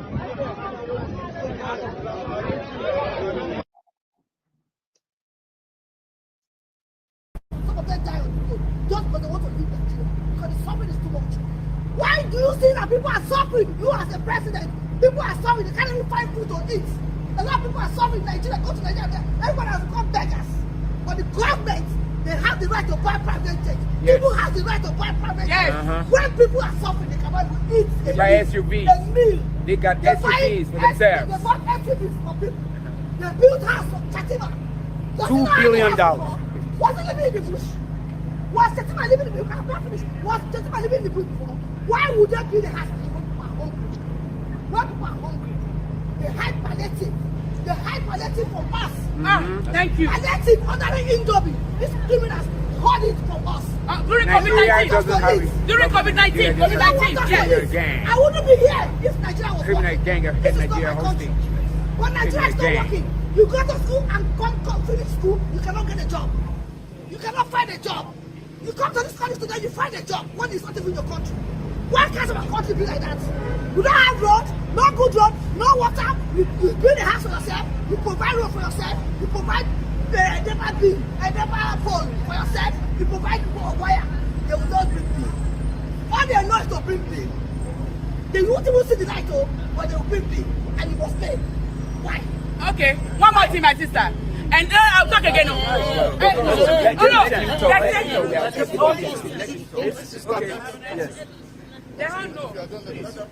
understand. Why all this? See, we were busy people. If Nigeria was working, we would be here. We sacrificed our time to be here, to come and express ourselves. Okay, we plan to have this nationwide protest. You can imagine that before this protest started, they have already said what we cannot come out. Why? Protest is our fundamental right. It's our right to express ourselves. You cannot beat me and tell me not to cry. Yes. Or tell me how to cry. Good job, my sis. Do you understand? They say we should not protest. They said Akpabio talks, Tinubu talks. Yes. After us, that's the people back home. They should not protest. And they say Oro must come outside. Gagging them for protesting. Now let me bust the bubble. Do you know that they eventually came out and what happened? They killed 4 people today. Yeah. They killed, I can show you from my phone. They killed 4 people today. And we told Tinubu, if you kill anybody, he must go. What we wanted, what we were asking for is to have a good governance. Are you getting me? Our normal request was give us a good country. Govern us well. But we want them, we say if you kill anybody, if anybody have any scratch on anybody, change it to Tinubu must go. So right now, it is Tinubu must go. Because how dare you kill people for protesting? Are we not protesting Did anybody beat us? Where? Do you see the police have us? But you can't do that in Nigeria, No. in your own country. You said no to it. We said no. Enough is very good. Good job. Okay. Okay. Can I talk? Can I talk? Yes. Yes, sir. Thank you so very much. Thank you for organizing. If you don't mind, sir, my name is Sindof Endoni. I'm in charge of the affairs of the permanent mission. Okay. I'm not hiding. This is Ambassador Jida Abubakar. He's the Consul General of Nigeria. We are standing here on our authority to listen to you. But look, I will tell you something. You said when you turn your back, nothing will go anywhere. No information will go anywhere. Yes. Do you know that as we are talking, social media is carrying it? And we don't care about social social media media. goes wider than the normal We don't want social media. We want you to do something. Not to the relevant people. You know, the relevant people are not going to respond to it. You don't respond to what you see on social media. No, we don't care about social So media. they Do let something. him speak. When you were talking, nobody was interrupting. No, he was addressing me, so I had to answer him. So You don't have to do that. You have the ability to reply. Go ahead. So please, don't play on our like I intelligence. said, nobody is playing on your intelligence. We are listening to you. You know that you have said we are representatives of the government. We will have listened to you and we will report back. Ours is to advise the government. Me and you know, advice is not instruction. I hope you know that. Right? Advice is not instruction. We will advise the government. This is what Nigerians have said. Nigerians have expressed their anger, but I bet you now, for the period that the information of this protest started. Thank you very much for your patience. I will be handing over to KJ, my co-moderator, or the senior moderator on this platform. Sorry for. Are you serious? He's a senior moderator on this platform. Are you serious? With years of experience, he's a man of timber and caliber and plywood. Iron and steel. He was once an exporter and importer. Yoruba will say Gugu. So KJ, the floor is yours. Thank you for coming to reveal me. Yeah, Mr. Andrew. Thank you so much. Thank you, Mr. James. Thank you, Mr. Blackstone. And thank you for those in the comments. Mr. Andrew. Sir. Yeah, this book on the private chat, let me post it. I want you to find time to read it. Okay, let me see. Seeking First, the Political Kingdom by Sir Adi Clark. Okay, Yeah. I'll just take a snap picture of it. Good. And I will try and read it. Okay. And we will come here and discuss it. Me and you will come here and discuss it. Very well. Thank you. Thank you, sir. KJ, the floor is yours. Thank you. Thank you so much. Thank you, Pastor Andrew, for having sitting. I've been doing a very good job. I've been listening to you people. It's just that, they say Igbos have a proverb that the thing a man sees, you don't say it all. So I've been a bit quite busy, but I just need to jump in, into this time. So thank you so much for holding on. Thank you, Mr. James, for also holding on. Thank you. Your contributions are welcomed and quite analytical. Thank you also, the Blackstone. I like the car behind your back. I hope when you want to give me a birthday gift, since today is my birthday, you will just send that car down to me. I will enjoy driving it. No worry, I'll give you two. Okay, that would be beautiful. That would be very beautiful. So, you are all welcome, guests. Our viewers are not viewers this time, but panelists. Those in the what do you call it now? The audience, those making comments and all that. You have all seen it, and I will start this way to say thank Dr. Rudolph, who is not yet back because he's, like I said, he's writing the second episode of his biography. So when he finishes, he will join us. But we're glad to hold on until he comes, and we'll be holding on for him until he comes. Yes, and this is the platform that he has created, Dr. Damages. And we are here today to examine furthermore what actions have been taken and what we could do better as a people and as a black nation, the most populous black nation in the world. Sometimes I will say to myself, it is a big shame that even though we seem to be the largest congregation or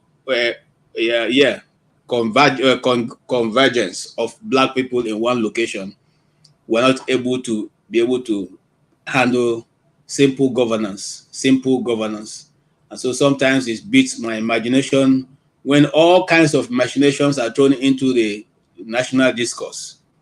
It's only in Nigeria that the army can come and address the Nigerian people and warn them severely.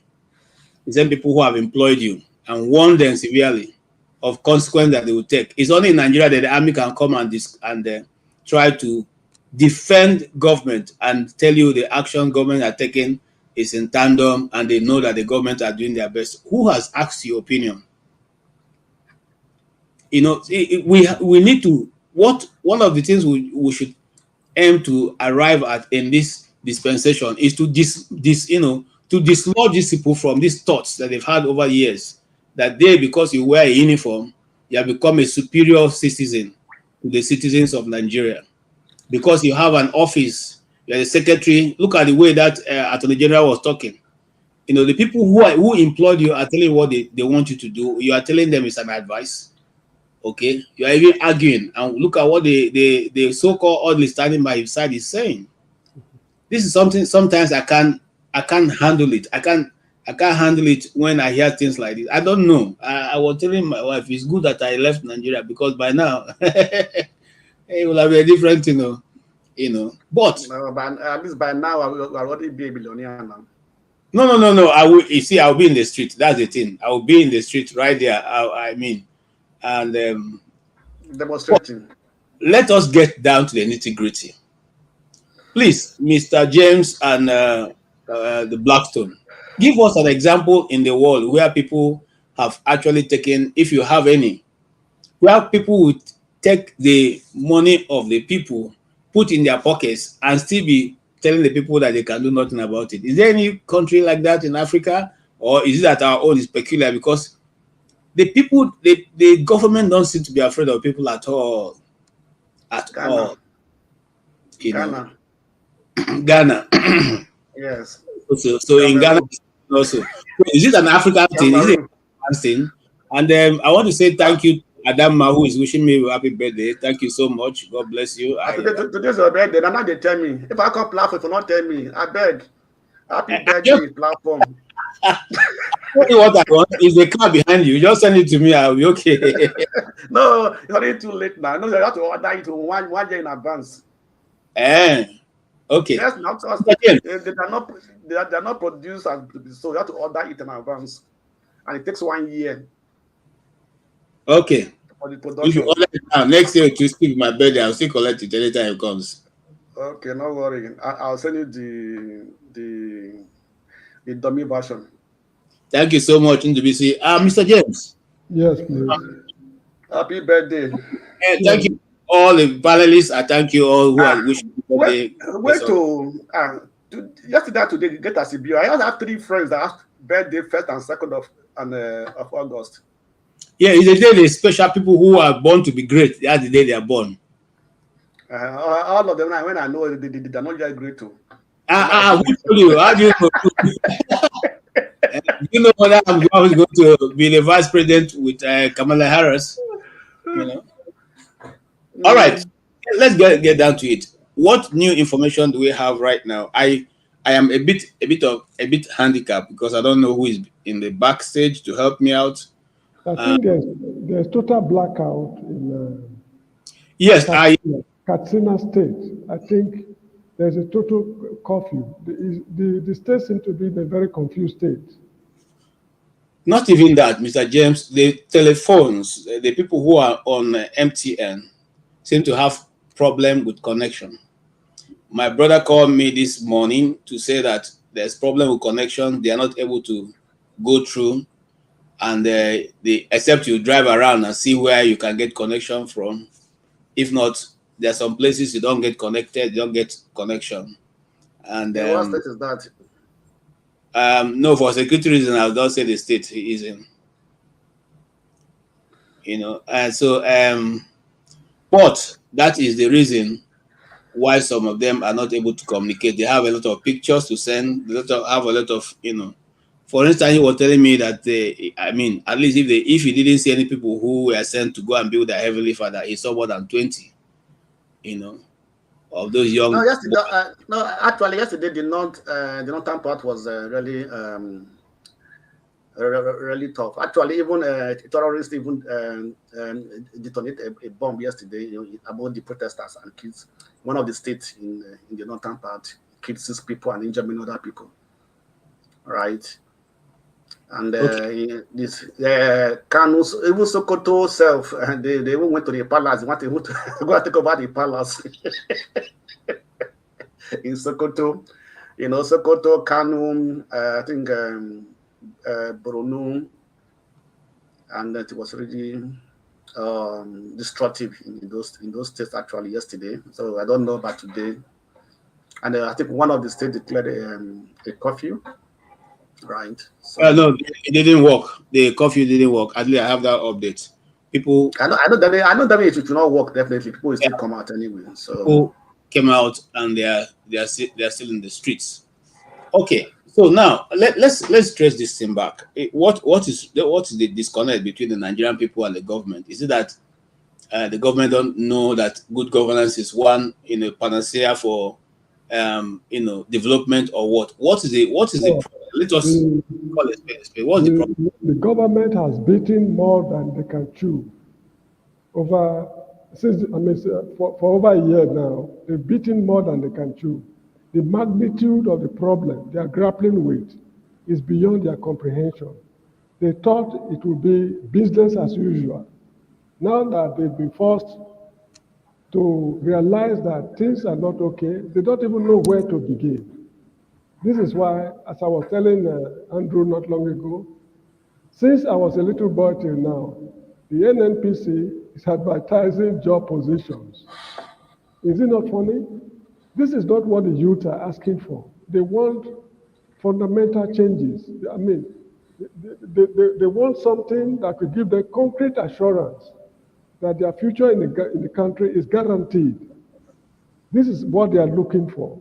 And to do that requires some very drastic measures the Tinubu government will have to introduce. And seeing himself as the Jagaban of Lagos is demeaning, it's insulting for him to concede to their, demands. This is the problem the government is grappling with right now.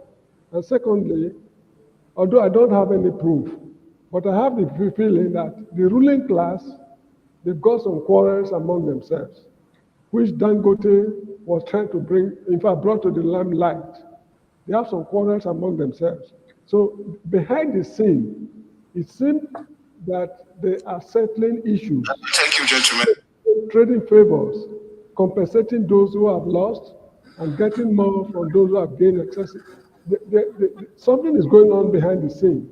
And also foreign powers seem to be negotiating with foreign powers on how to resolve this crisis.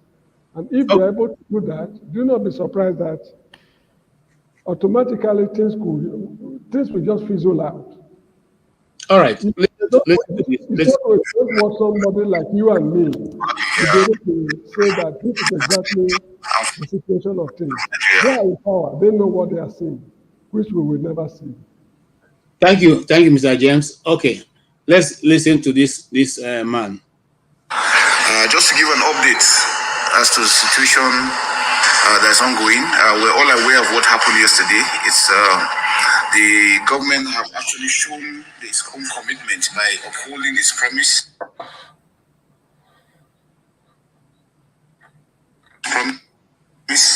to allow people to associate freely without any rancor. But I'm sure everyone is disappointed with the outcome. Clearly, the security forces have done extremely very well. I'm very happy to mention what especially the Nigerian police force, have shown a lot of professionalism, including where members of the armed forces had to step in. But you can see that we have been very professional in our conduct, I will continue to do that, as long as the citizens also understand that there's a difference between peace and criminality.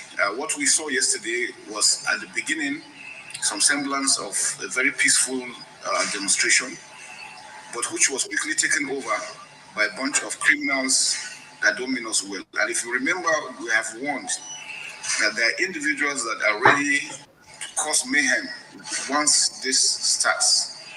And so we want to appeal to Nigerians to understand that the federal government is doing the best it can for the country. The federal government, the present regime is just there for less than 1 year.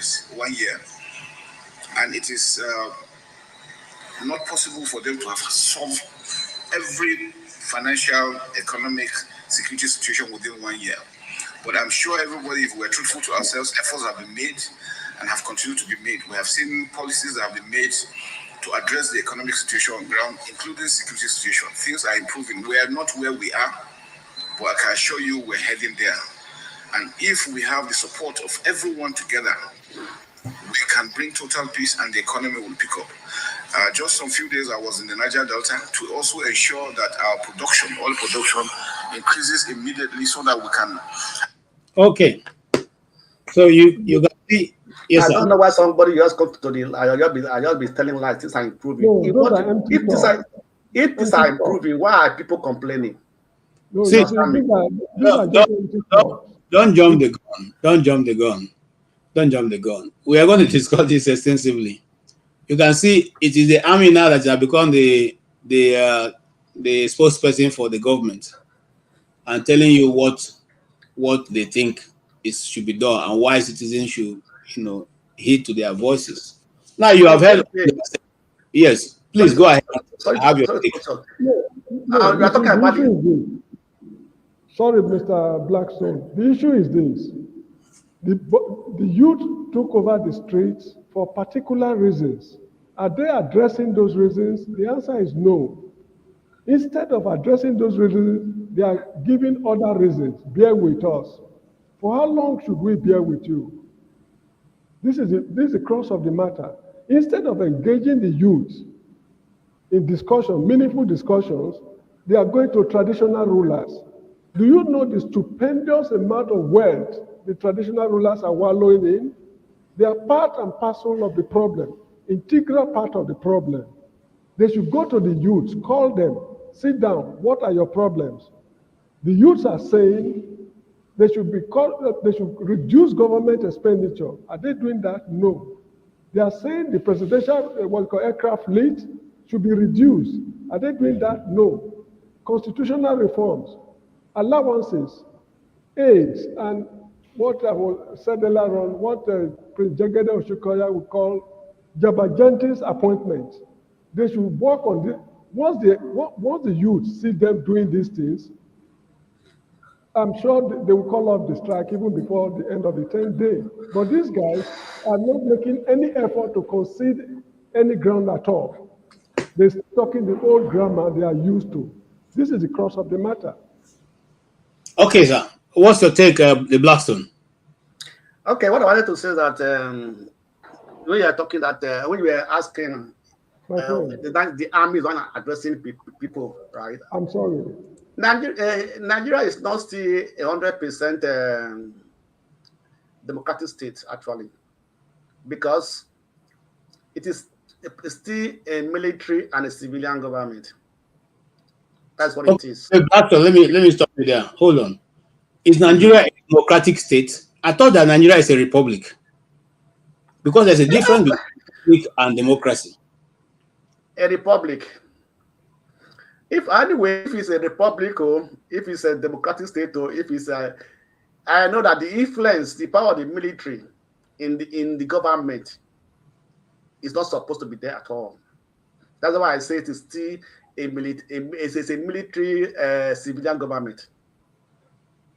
That is why a military personnel can come out and begin to advise and begin to say what they are doing. So what concerns the military concerns the oil installations. Are you going to come and tell us that if they are producing more or they are producing less? That was going to be my first question. But is it that in charge of anything in Nigeria that everybody cross-pollinates. Whatever you are Beleface, you follow. Have you seen anywhere in the world whereby a military man will stand behind a president when he's making a speech? So in Nigeria. So that's why I said it's a military civilian government. So the power of the military in Nigeria is still very strong. That is why whatever is happening, the people say they will overthrow, they will not take power because they are enjoying the government as it is when they were in power. Okay, let's okay, make... so coming to the demonstration, what Mr. James, what we are saying, I don't think what actually demanding for like reducing the government expenditure, doing away with the government jet and so on and so forth. I don't think that is just a temporary, it's just a short-term measure to do. And if we would go do away with it, where the money actually goes into the society, where the money is trickled down to help the people. Okay. So let me finish. Sorry. Go ahead. So the policies that are put in place is the problem. If they want to actually bring back Nigeria from the shackle of suffering they are today, is to reduce. Somebody they'll all be saying it. Reverse the subsidy. Reverse it until the finalists are working properly. Then reverse then every country's support or support their currency all over the world. No country leave their currency to flow to have a 100% market flow. Okay. So reduce the currency and then also reduce the cost of importation, the custom duties for importations. Or you can do same. Can you also, if you are reducing the oil, the subsidy, right? Then manage the naira float, bring back naira to what it was before the May 29th of last year, and then reduce the import duties of goods. I tell you that cost of this will go down because what is costing the cost of petrol today is petroleum product and the custom duties. That's the major thing that's causing the rapid increase in prices in the cost of goods of food items. Because if diesel, most vehicles, all the trucks use diesel. If you buy it, if diesel costs 1,200 naira per liter, how much would it cost a trailer to drive from the north to the south? How much would they use to buy their diesel? So they also look into those things. I guess they can be able to look into those two things. It will help to bring down the cost of living. Okay. Before they can cover that things. Okay. You see, is it that the cost of living is the issue, or the ability of government to be able to distribute its resources equitably? This issue of resources distribution has been in Nigeria. It has been an issue in Nigeria. Not those resources in the sense are not gathering in Abuja and sharing money to governors. But no, that's what I'm saying. Wait, no, I'm not talking about that. Hold on, let me make it so you can understand where I'm going. Being able to take what has been put in your hands and giving it a proper budgetary and implementation. In other words, if you are supposed to spend $10 million on railway, that money is taken and spent on railway. If you are supposed to spend $1 million in education, that money is taken and spent on education. How can you tell me a government that has given 90 billion to people who are going to Hajj, 14 billion to a man whose house is being built, that is going to live there for 4 years and leave the house, And then how much? Buy a yacht for a president who does not even know how to swim. Buy an aircraft, a new aircraft, a Gulfstream for the president and for his vice. In a nation where people are not able to eat 3 square meal, gentlemen, I want you to justify these expenses. Unless, because I don't know, am I going mad? Because no, you are not going mad. The issue is okay. Actually, okay. Sorry, let me play the devil's advocate here. Telling them that they should tighten their belt. Tighten your belt. The times are hard. You are taking 100 people to go and attend a meeting that you notice is going to come out of it. Everybody gets an extra code. Everybody flies first class, or as the case may be. Everybody is going to sleep, and for the next 2 days, 4 days, 5 days, be on government feeding role. Everybody is going to be on government hotel. Everybody is going to be. Which kind of a people are we? No. Mr. KJ, let me tell you the plain truth, the whole truth, and nothing but the truth. The present political dispensation in Nigeria cannot solve the problems of Nigeria. You get the point? Because over the years, let's say since 1999 at least, a lot of people have committed horrendous atrocities against the state of Nigeria. These people have not been put on trial. I remember when Murtala Mohammed toppled Yakubu Gowon's government. In all the 12 states in the country then, they set up commissions of inquiries all over. Those who offended the country were put on trial. In the Midwest state of those days, it was Mudiaga Oje Commission of Inquiry. They purged the civil service. Those who committed atrocities were severely dealt with. And that was how he was able to sanitize the system before he was killed 6 months later. Shehu Sani said towards the end of Buhari's government that there's a need for people to be put on trial at the end of Buhari's administration. While Buhari was in office, according to him, 33,000 Nigerians were extrajudicially killed in the country. Nothing has been done about it.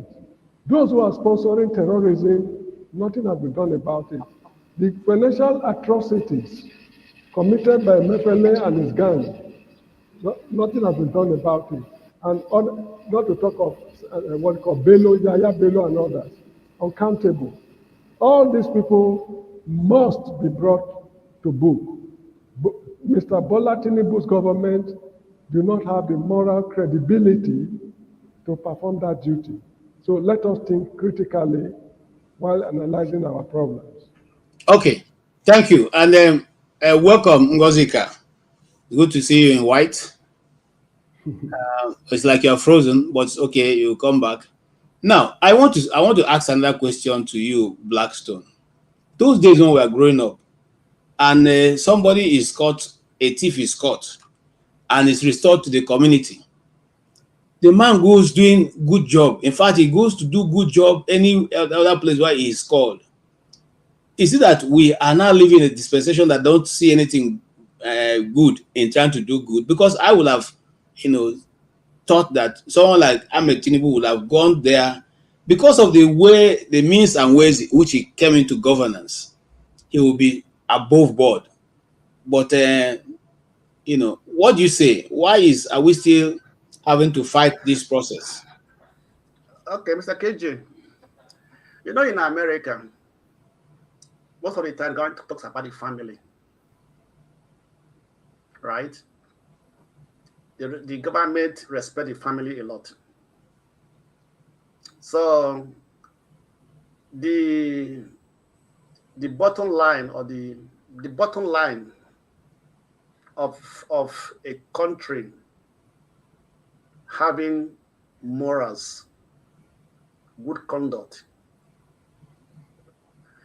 starts from the family. If that family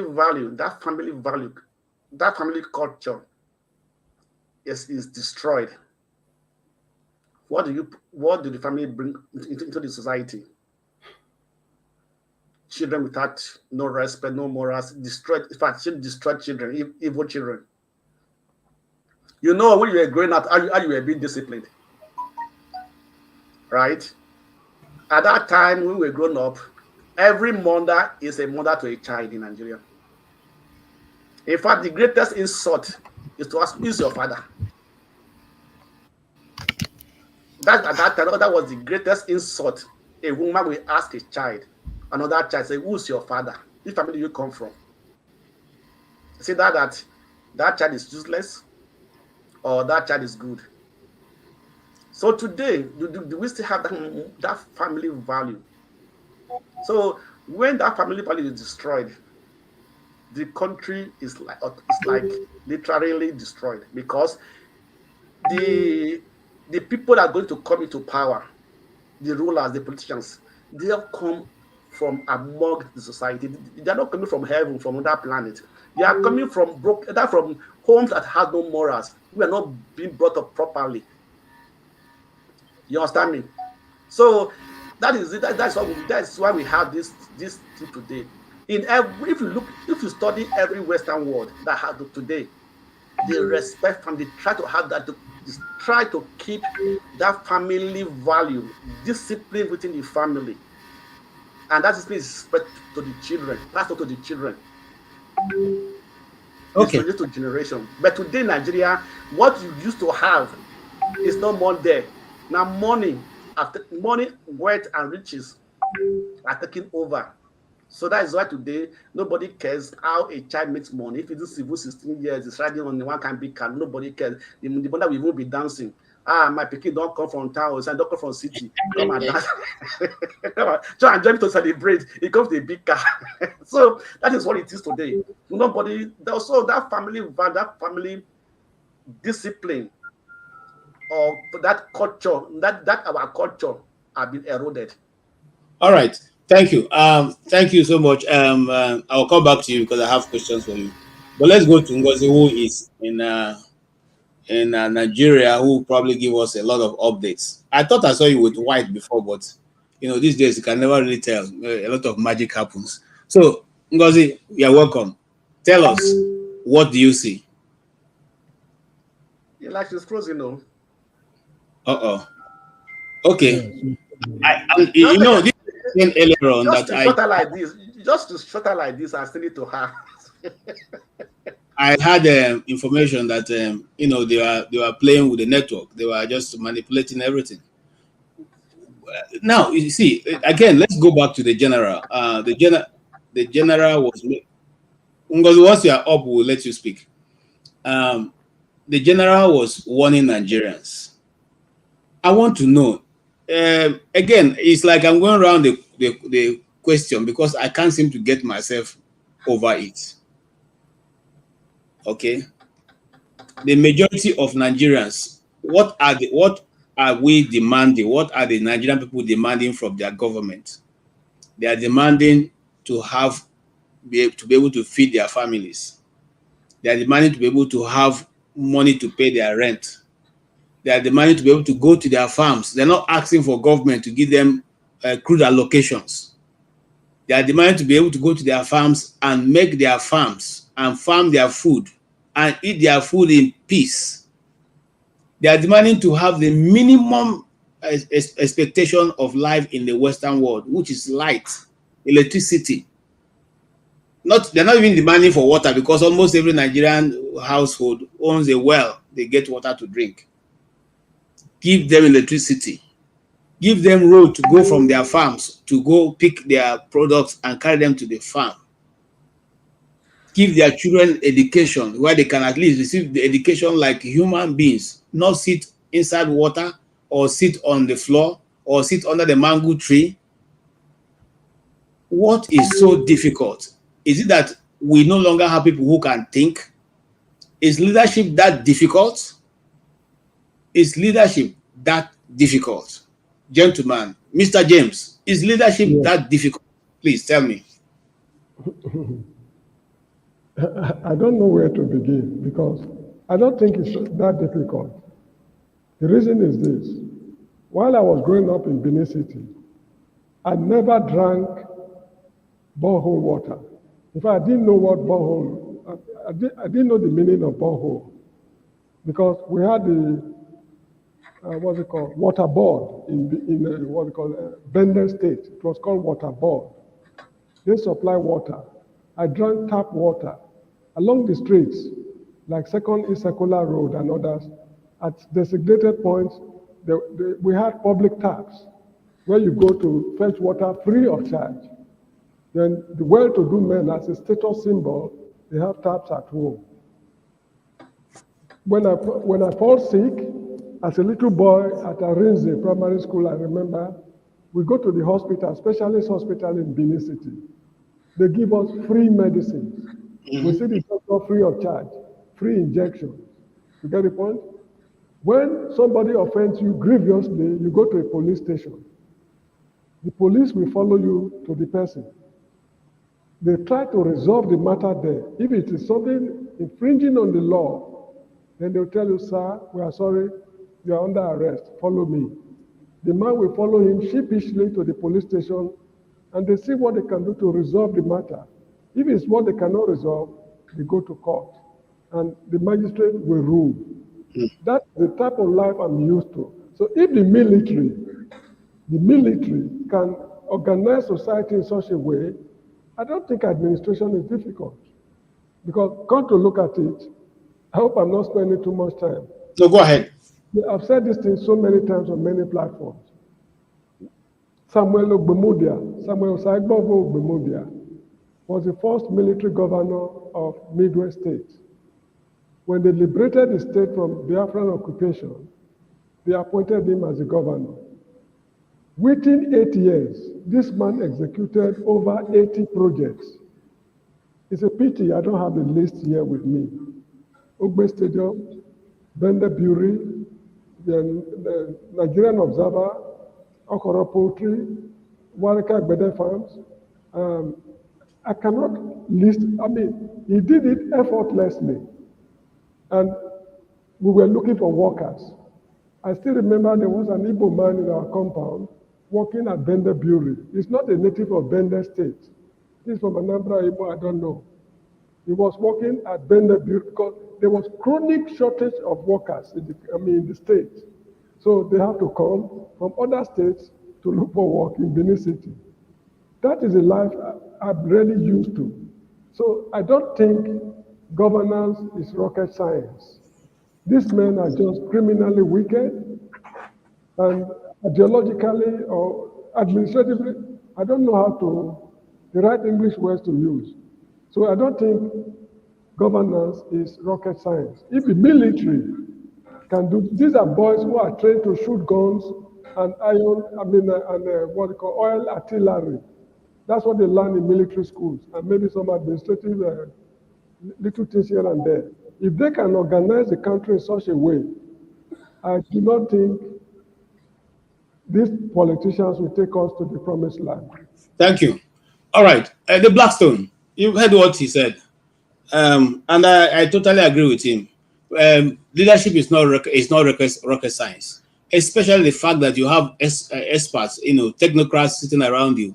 What's so difficult to tinker the Nigerian economy, or even the way things work in Nigeria? What is so difficult that it cannot be recrafted?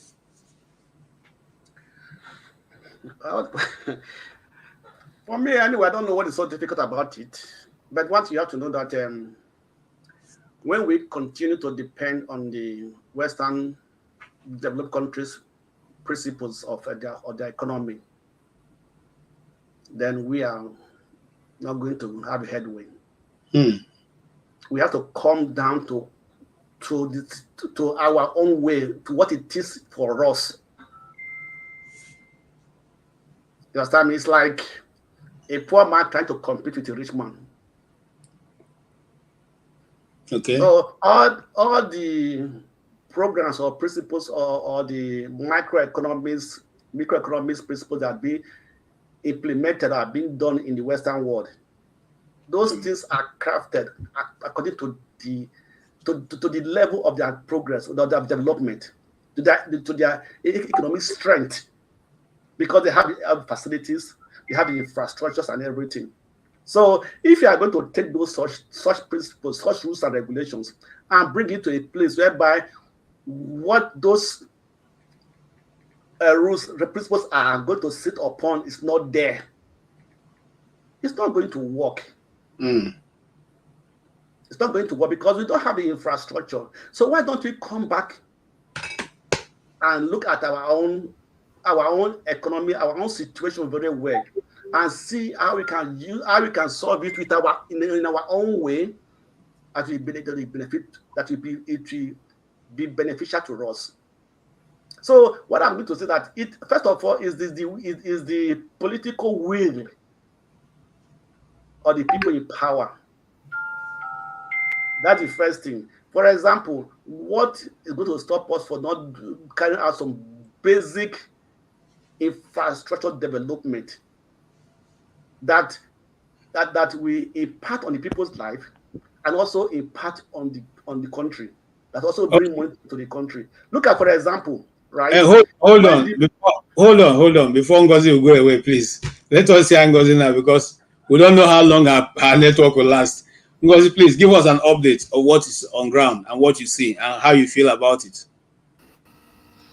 Good evening, gentlemen. Mr. James, good evening.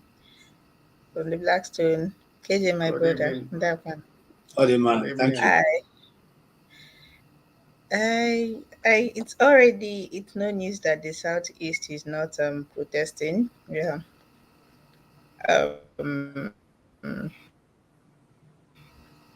I'm in Enugu, and I've been speaking to family and friends that are in other parts of the Southeast, and activities are slow. Mm-hmm. Activities are slow, but nobody's protesting. In Enugu, some guys tried to protest yesterday, but people did not really join them. People did not really join. I think there were like 5 or 6 guys. They carried placards, and today nothing. And the general mood is that of detachment, because you know what happened with the Southeast. I was trying to say this on the show yesterday, but my network yesterday, the telcos are dealing with us. It's not funny. The telcos have been dealing with us since yesterday. I am talking every single one of them. From yesterday till today, I cannot count how many times I've switched off my router, switched it back on, hotspotted from my phone, removed an Airtel SIM, inserted a Glow SIM. Like, it's since yesterday till today. I can't count how many times I've done. As I'm speaking to you now, when I came on earlier, I was trying to connect with MC Airtel because it's been steady for a couple of hours now. Then it started messing up. Then I have to switch back to MTN. So now it's a bit. I'm on MTN. I'm using MTN as we speak.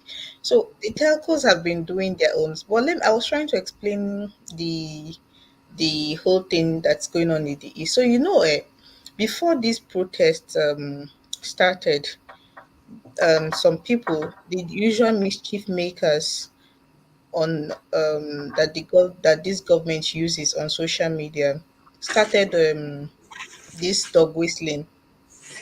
They tagged it an Igbo protest, an Igbo quote unquote revolution, and yeah, that Igbos were about to scatter the country. Igbos wanted to do this. Igbos wanted to do that. Blah blah blah.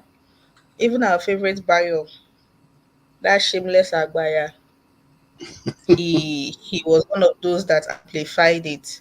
So I was even later when all these things were going on, because everybody knows my position with Elohim.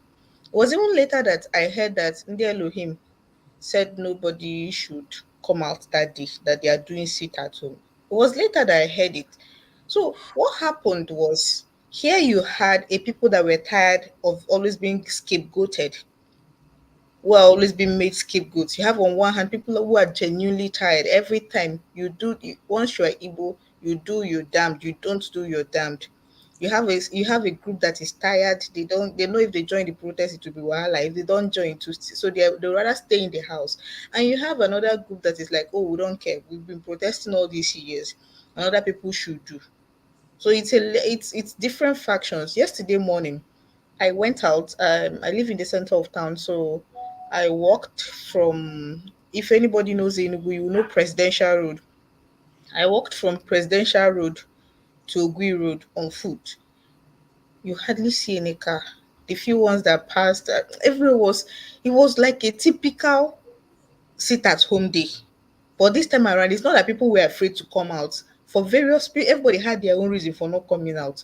Unlike the normal sit at home days where the majority of the reasons for not coming out was largely fear, this time around, people genuinely had other reasons for not coming out depending on who you were speaking to. Then I walked from Ogui Road to Obuete, the same thing. When I got to Obuete, the open market, that even if the main market is closed, you always have women selling on the arranging their wares on the floor. That place was deserted. I was shocked. And there were policemen in their patrol vans all over the place. I could barely make a video because you know how very angry those ones are, angry birds. That's small thing they set them off. I went to the phone line people. I had some business there. They were not open. All the shops were closed. So I struck up a conversation. I said I wanted to buy something. So I struck up a conversation with one of the guys there. He said that it's just fear. Nobody won't risk it, even though they know say later market go see open. He was not telling me, calm down, just wait a little while, market will soon open. And true to his words, before I left, I think I spent roughly 10 to 15 minutes there. People were coming. The shop owners were coming. They were not opening outrightly, but they will come. Some of them will loiter in front of their shop. Some of them will open their shop and sit inside. Just let it won't be. They won't bring out their wares or anything. So it's it's it's a lot of factors here in the southeast. And one thing I won't do is gloat that, hey, we told you so, oh, you people go and do it. No, that's one thing I won't do. But I respect everybody's decision, especially I'm speaking for the southeasterners. I respect everybody's reason for participating or not participating. And I wanted to say this yesterday before my network messed us up. Nobody is stopping anybody from protesting in the southeast. Nobody is stopping. If you carry placard now, God, nobody is stopping. At least to the best of my knowledge. Some guys were protesting in New Haven yesterday. I told you, like 4, 5 or 6 guys. Afia TV carried it. Nobody stopped. But for many reasons that some of which I've mentioned, people do not want to do it, and you cannot blame them. Then in the other parts of the country, I must say that the biggest surprise for me in this protest has been the north. I am genuinely surprised that okay, for two reasons. I am surprised that this time around they refuse to listen to their religious leaders, because we know that has been the people that have been keeping them under control.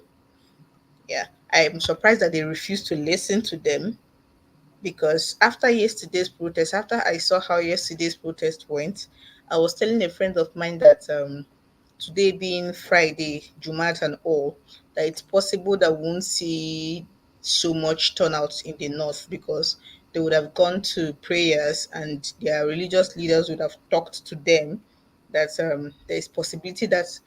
So color me shocked when I went on X, and it's like it's like these people are not letting up.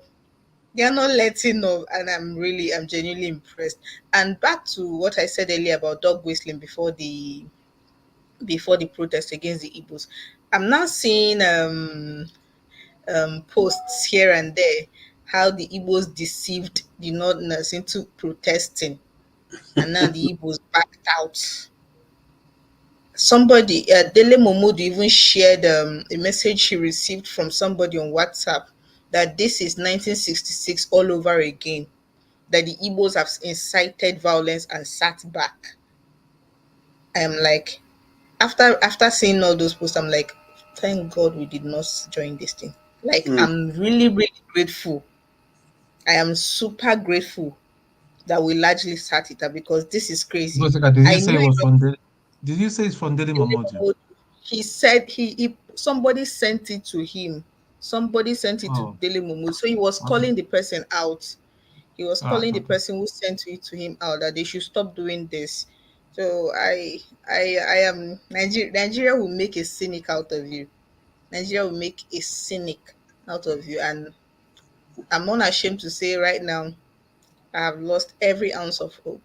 If I ever thought that there was a chance that sorry, if they ever thought that there was a chance that people would reason like normal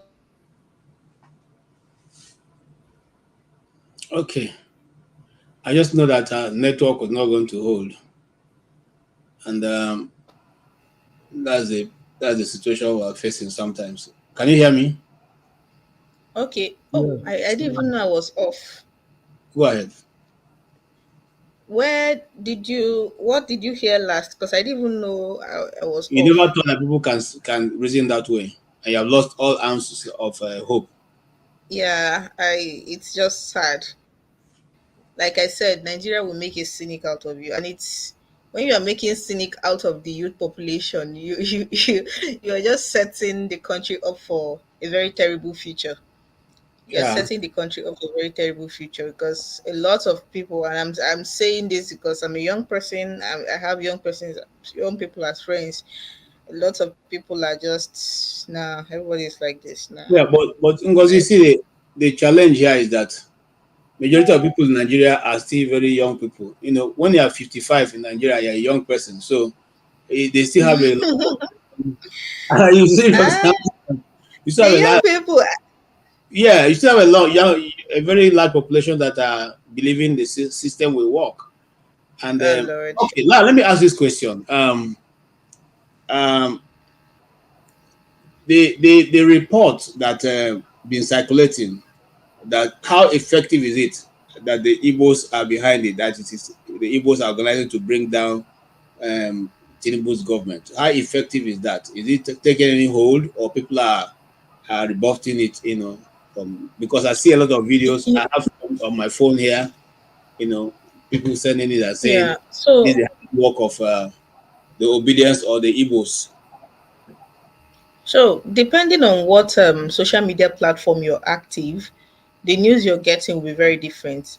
Um, the Meta apps, that's Facebook, WhatsApp, and Instagram.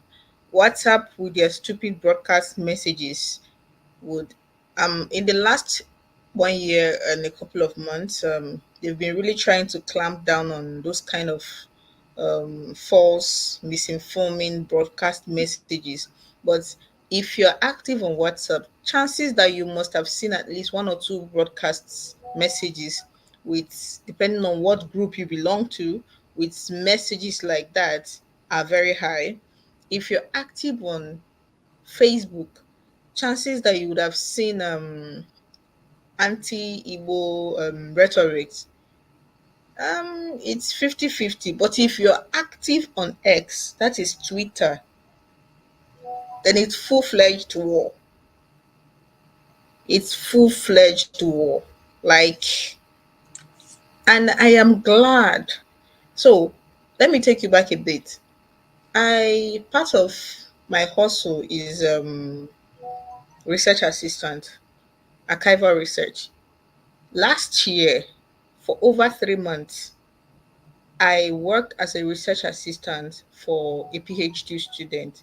Part of the research focused on the Civil War before, during, and after.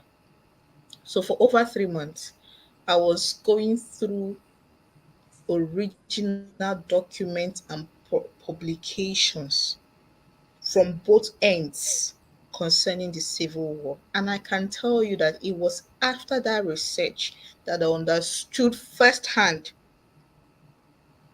how media propaganda, shaped the Nigeria we have now. It was after that research. So coming to this protest, I am so grateful. I am super, super, super grateful that we live in an age where digital media allows the dissemination of information real time. I am so glad for it because if not, what happened yesterday? is enough to start a war. And I mean this with all honesty. So I the whole rhetoric is not allowed, is not, they are quenching it. I'm glad that people are really, I used to be very annoyed that we did not start investing in media early. It's one of my biggest regrets. If I ever hit money now, I'm going to invest big time in media. I am going to put a lot of money because our people do not have this. The people that own the media then still control it now. And good thing with the digital media age is that while they are trying to use traditional media, the ones that they still have hold on to push certain narrative, social media, digital media is fighting back. People with real time information, fact, we are fact checking everything. Yesterday, they were circulating videos that P2B was joined the protest. They were circulating the videos. I saw the video. My friend posted it on our WhatsApp group. I saw the video and I was like, okay, okay. Wait a minute. I did some keyword search on Twitter, and voila, the video was doctored. The man is in Onisha. The video they doctored and posted as him being not that there's anything wrong with the protest. Man has made his stand clear on protest. He said it's a constitutional right, but the mischief the mischief makers, I don't know what they were trying to play at by going to take a video from when the issue happened at Labour Party headquarters that he was trying to calm the crowd. They took snippets of it, cut it, doctored it, and then posted it that he had joined the protest. To what end? So imagine we lived in that age where a certain group of people were the ones in charge of news and media and whatnot. It would have been total chaos. Okay. Imagine we can't fact check things out for ourselves now. Thank you, Angie. I Imagine wanted we you, can't do that.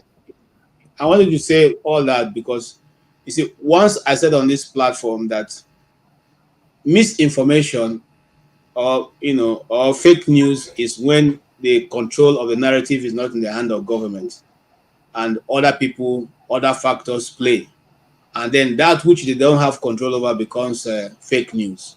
So, but now it's difficult to cover some of these things because people are there. I tried posting, stuff that some of my friends who are still, practicing journalism in Nigeria sent to me, and Facebook took them down and wrote me, a nasty note that, they're trying to checkmate fake news, because what I posted is against their guideline. But if I want, I can either appeal it or call them for more explanation. I just ignore them. What am I saying? Mr. I'm saying, KJ, even Facebook people are not a serious. Sorry, Facebook people say sometimes they flag genuine information, so don't even take their word for it.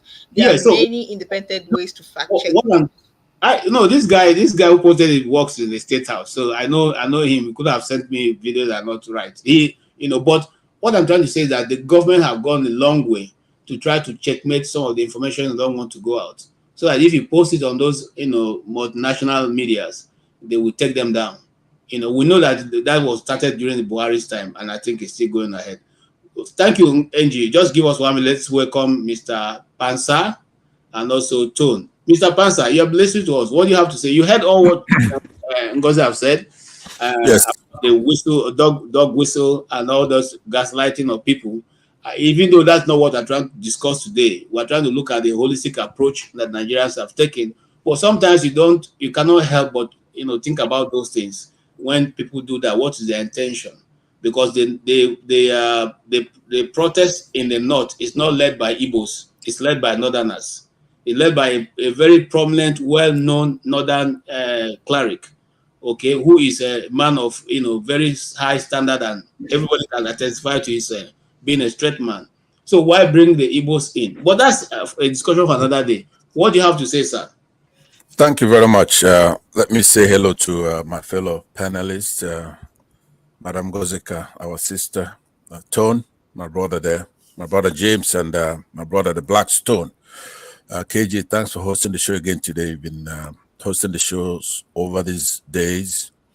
I was a little rough on you yesterday, but only out of love for the platform, trying to make it better, right? So, yeah, I will say the same thing you just said. Perhaps in different. By the way, James, I was in another platform with you earlier. It's good to see you And today I agree with you 100%. I mean, what an amazing thing to say. So I've said the same thing you said, KJ, in the sense that what I mean is that you're saying that's not what we're talking about here. But I want to discuss that particular point because it goes to say the difference between Gozek and myself, right? On this platform, I come on and I'm building up on people who are trying to retard the country, the unity. I'm a little caustic when I do it, that's true. But my timing is right. I do it when there is nothing, we're not in the heat of battle, right? So I do it in preparation for when we go to battle. Now, what Ngozika just did here, which Ifi did yesterday as well. So what they have in common now is timing, right? It's not gender, right? They're both female, that's true. And I respect women more than I respect men, to be honest with you. But what they have in common is timing. This is not the time to start talking about those distractions, who's saying that the Igbos are doing it, are in charge of it. That's pure distraction right now. Do you understand, KJ? Pure distraction, because also in the same media, you see, at least I've seen 3 or 4 clips of Yoruba ladies who were being accused of being Igbos, and they were saying, hey, look, what if, even if I'm Igbo, well, I'm still Nigerians. You see a lot of good Nigerians come out from the West in defense of Igbos. You see a lot of Yorubas come out in defense of criticizing this government and what's going on. So this is absolutely no time to start putting wedges between our soldiers and battle. There's no time for that kind of conversation. You could internalize it and then talk about it later, like when I do it. Instead of berating me when I was doing it, because it was here, all over my case. And it's like she was a Siamese twin with the Yorubas. To her, not a single Yoruba has ever done anything wrong here on this platform. And incidentally, when she's attacking me, I am not one to interrupt, but you're not going to, like, I'm here, hello. You're not going to say false things about me, hello.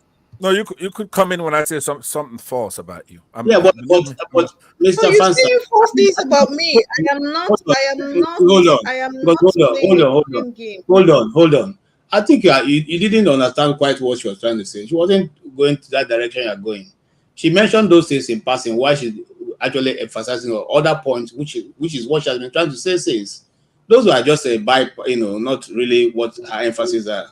So no, I think I know. I actually think that au contraire, she's not understanding what I'm saying. What I'm saying is that we are in the battle gear right now. We're focused. We got something to do, right?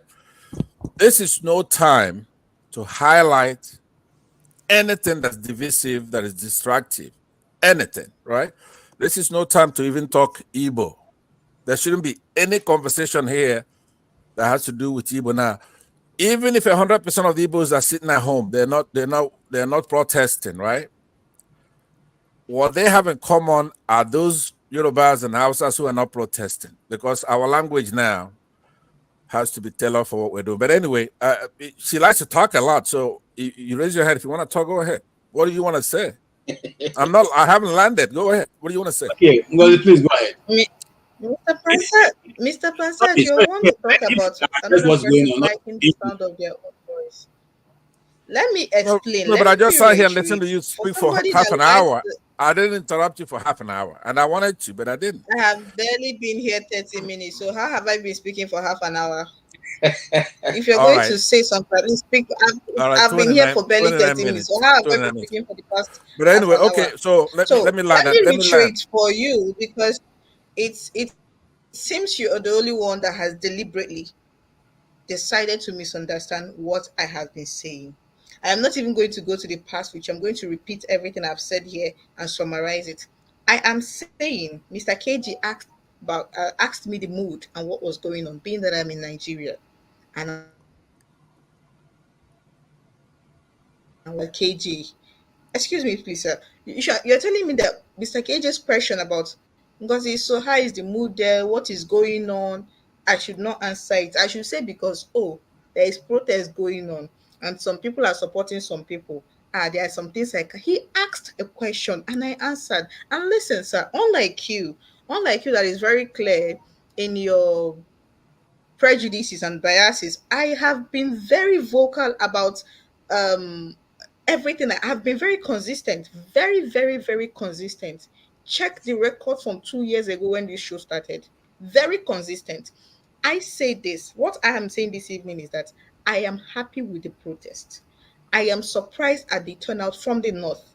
I am not making cases for the Igbos that are staying back, but there are reasons. What I've been saying this evening is that the Igbos who have decided to sit out this protest have individual reasons, that there is no universal reason for the reason the Igbos are sitting it out. And that given that what has been happening since yesterday, I am glad that they are sitting it out. Okay, So all right, if good. Okay, after these let things me that take my I've time. said, Let me take my time back because that's that point. That last point you made there is what I'm talking about. But we don't have to rehash it. I'm not.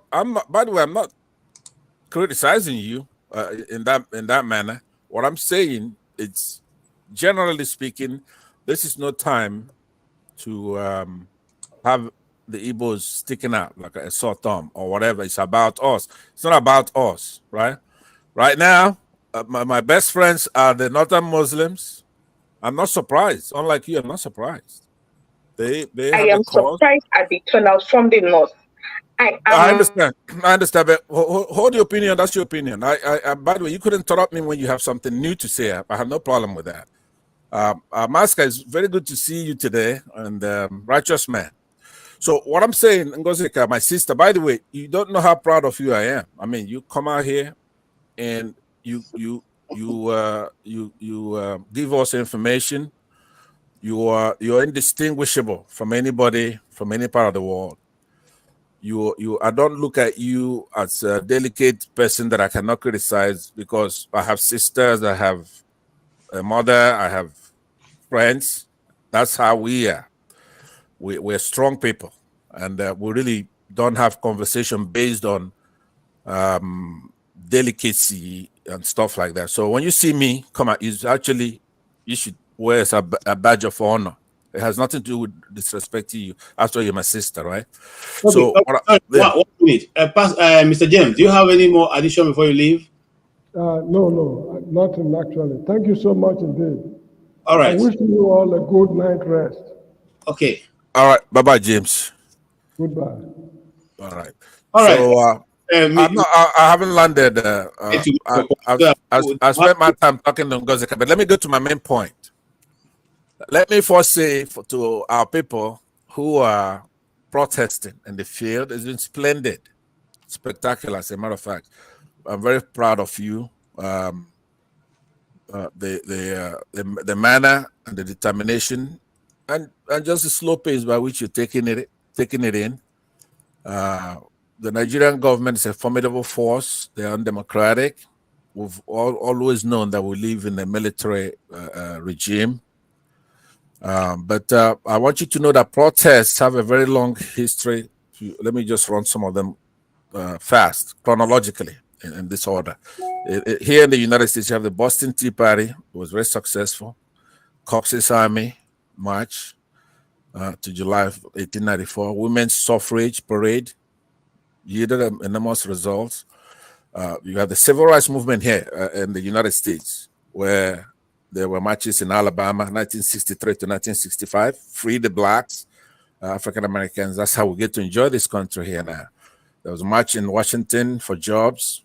That's where Martin Luther King made his famous speech, I Have a Dream, and all that stuff. So I want you to keep at it, no matter what people say, so that you're consistent, persistent. Bear in mind that we're sovereign. You're sovereign. It's our land. No matter what anybody says about Tinubu, some things are, he's a dull guy. We know that you could look at him. It's a dull, boring person, right? Somehow he got some money, but you could still see his aura, his nature, the way God made him. So unimaginative. Look, KJ, sir, I come here and you have all kinds of people talking nonsense all day. When I'm here trying to talk, what are you interrupting me? I'm making my presentation. Hello, sir. This is what's wrong with our people. No, right? I'm not here talking in the heat of my real conversation. You want to interrupt me? You are just putting that. I respect you, but you cannot. You don't respect me. Don't respect me. Hold on, you can't be fair to me. When I was here talking nonsense with Ngozi, you didn't interject me. When I'm talking substance, that you interject. How's that a respect? As I can, not to shut you down. No, but normally people will say, okay, look, try to round it up, or you have 2 minutes. I have to moderate it. You're not moderating. That's not moderation. That's not moderating. I've allowed you to speak for over 5 minutes, sir. No. We were ironing things out, right? How could I be educating people and finish what you have to say? No, but hold on. What I want to do, let me use 30 seconds now to say to you, when I'm on this platform, right? I want you to respect yourself, respect the process, be cool. That's it. I don't have to talk anymore. But I want to tell you that right now. Don't give me any special treatment. Don't respect me, for one thing. I can dish it out, so I could take it. But when we're talking serious business, you have to use your head. That's why we're here. You cannot come unless I'm not making any sense. All right. As a moderator, if I'm making sense, you want to get something more out of that. That's one thing I don't like. You have told me. Let me also tell you. I respect you just like I respect every other panelist, and that's the same. I can shut you down if I want to because I'm moderating it, and that's why I'm called the moderator. Okay, so but give you the time. Listen to me. Listen to me. The currency is not if you could shut me down. The currency is not if you could shut me down, because you cannot shut me down. Here's an example. I'm going to shut you down now. Watch me shut you down. No, that's it. And I want to make that clear. I'm sure you're hearing me. All right. The reason why I'm here is to be able to make sure that everybody has a fair say, and everybody's opinion is important, whether it is you or any other person here. It doesn't matter. You feel your opinion is most important. It's to you. The other person talking also, the person's opinion matters because it is because the person is here that we have a panel. You alone cannot be a panel. One person cannot be a jungle. I used to have an uncle who say he's one man jungle, but today he's not here. He has gone to be with the Lord. Is he still a jungle? No, it is the community that makes a jungle, and every member of the panel is important. Anyway, let's go ahead quickly. Yes, Mr. Tone, you are here before the rest. What do you say? Okay. Okay. Just going to say some few things about the narrative that is flying about that it's the Igbos that are involved, and some certain person that they are so cowardly to say his name. It wouldn't worry me. Listen, at the end of the day, see, bigots are just getting more sillier and sillier by the day. They're just getting more sillier and sillier by the day. Because I cannot, in the world of me, where somebody will so hate somebody just because you don't like them. So maybe even people go as far as creating channel to talk about bigotry in the midnight, like witches. And some people come here because, listen, I keep saying it, part of the problem we have in Nigeria is not even just Tinubu. Yeah. It is people that enable that corrupt practice to go on and publish it and run with it. People that come on the panel that pretend they want a change, but they're still tribalists. People that are on the comment section, they give them spanners to control and all that. They say, yeah, just don't worry about it. I shouldn't. This is part of the larger problem. So it means that if Tinubu should come to one of them and offer them ministerial posts in his coven, because I call that association coven and all that, they will readily accept it. They will say it's nothing. I'm just going to go and serve my fatherland. This is the problem we have in Nigeria. This is the problem that we have in Nigeria. the little things we see on the platform, like right now, you're trying to explain to Uncle Pansa that, listen, you are moderating, it's going to come back to him, but he doesn't. The man just fails to understand. And if we want to change, it should start with us. These little things that we do, it should just start with us here. So for me, it's not a surprising thing. I think what he just eating them in is I'm just so happy the way the Igbos took it. Nobody's talking, nobody's commenting. They're just carrying on their life as it is in the East. I like it. Why are you dressed like this, Waldo? Everybody is just sitting there at home, but they're trying so hard to pull in the Igbos into it. Ngozi was talking about the doctored the doctored video. Remember the one they did in the airport during that election, where they told us they wanted to show us that Peter Obi has been arrested and detained, which it turned out to be fake.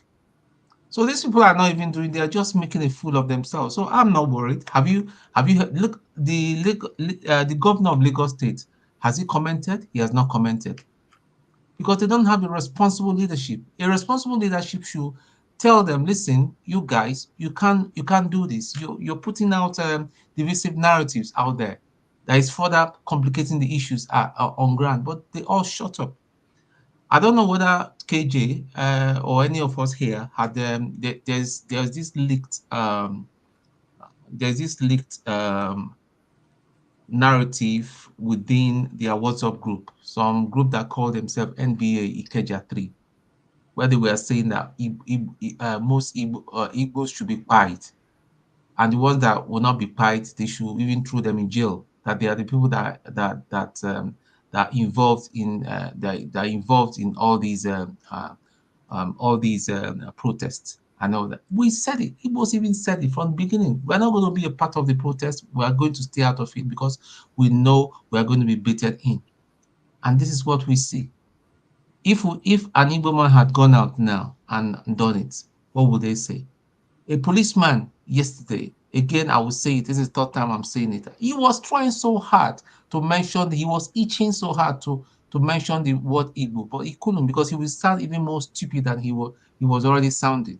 That people, that this is not people from Kano State, that people were brought in from outside the state. We know them.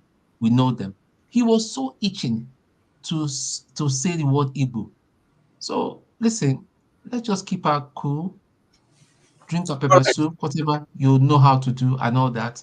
Listen, Tinubu's all I can say in closing, Tinubu's days are numbered. Thank you so much. Away now. Thank you, Tone. Thank you. Then Maska is in Nigeria, and he's at the center also of Nigeria. I'm sure you give us a central information of what is going on. Sir, Maska, can you give us your own take? Okay, good evening, Mr. KJ. Good evening, Ngozika, my brother, the Blackstone, Mr. Tone, and my, what do they call it? Now, when you are staying in the same house with my co-tenant, Righteous Man. Well done. You know, we are the few people, three of us, I think myself, Righteous Man, and Ngozika are the people now that can say we're truly Nigerians, not runaway Nigerians. What about me? Am I not in Nigeria? With that motto behind you. Yeah, I just bought it. Okay, no wala. Anyway, thank you, Keja, and thank you, and good evening, everybody, and to all the listeners. Really, it's funny that I actually joined to support my habitual adversary, Mr. Pansat.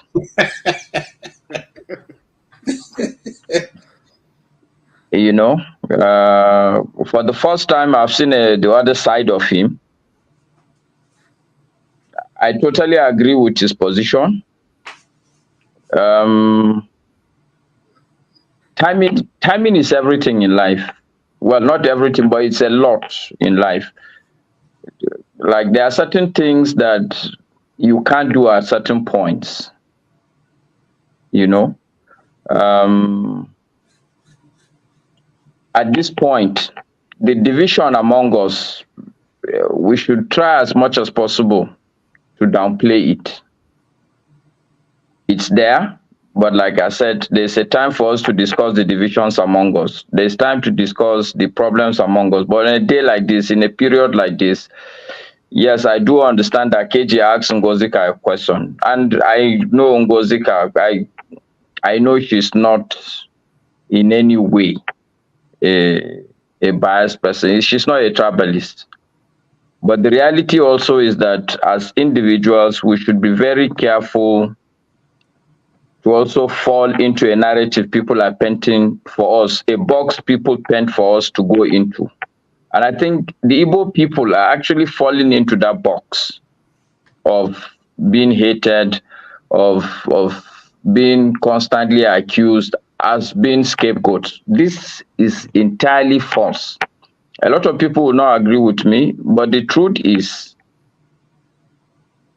the people who are spewing all these things are the same people who will turn around and make accusations for other tribes also, because their interest is never to see the country move together. I do respect the fact that Igbos don't join, which is timing also. I respect that, but I think we should downplay it. We shouldn't. If you answer it, it should just be one statement. We'll move on. And see, Ngozika, make no mistake. I'm not saying that what you did is wrong, but I'm saying as at a conceptual point, at a conceptual level, at this time, yes, even if other people are making accusations saying that people should downplay it. I was even watching the Yoruba lady that was vehemently insulting her other Yoruba brothers. Like, why would you say Omoibo? And I think that's the spirit at this time. So look, I just felt the country is making big strides because it's not easy. People don't understand in this country to come out on the street, even if nobody is going to shoot you.